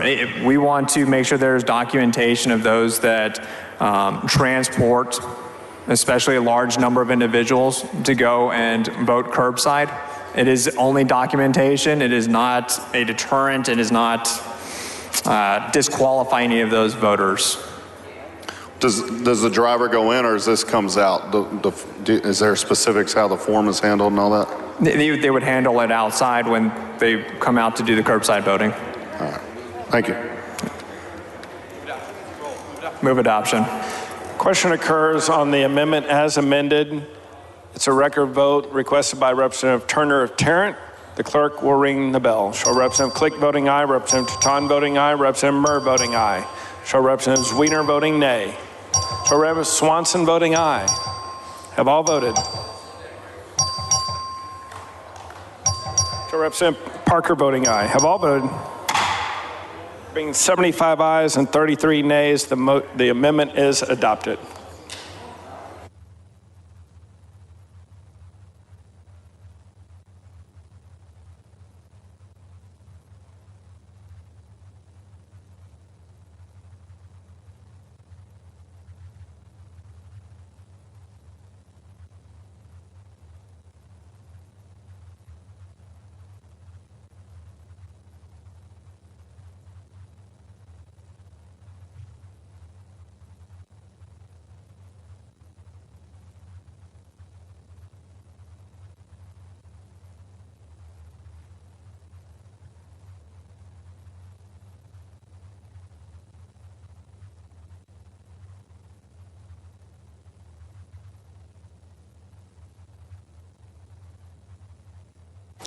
Following amendment, the clerk will read the amendment. Amendment by Schofield. Chair recognizes Representative Schofield to explain the amendment. Mr. Speaker, members, this amendment would separate our elections from the federal elections technically. They'd still be on the same machine so that your voters would vote like they always do. Mr. Speaker. But it would Representative Turner, for what preserve, purpose? Speaker, not at this time, but I'll be happy as soon as I'm done with my layout. For what? I raise a point of order. Representative Turner, for what purpose? I rise to raise a point of order against further consideration of this amendment under Rule 11, Section 2 of the House Rules on the grounds the amendment is not germane. Bring your point of order down front. Hold on.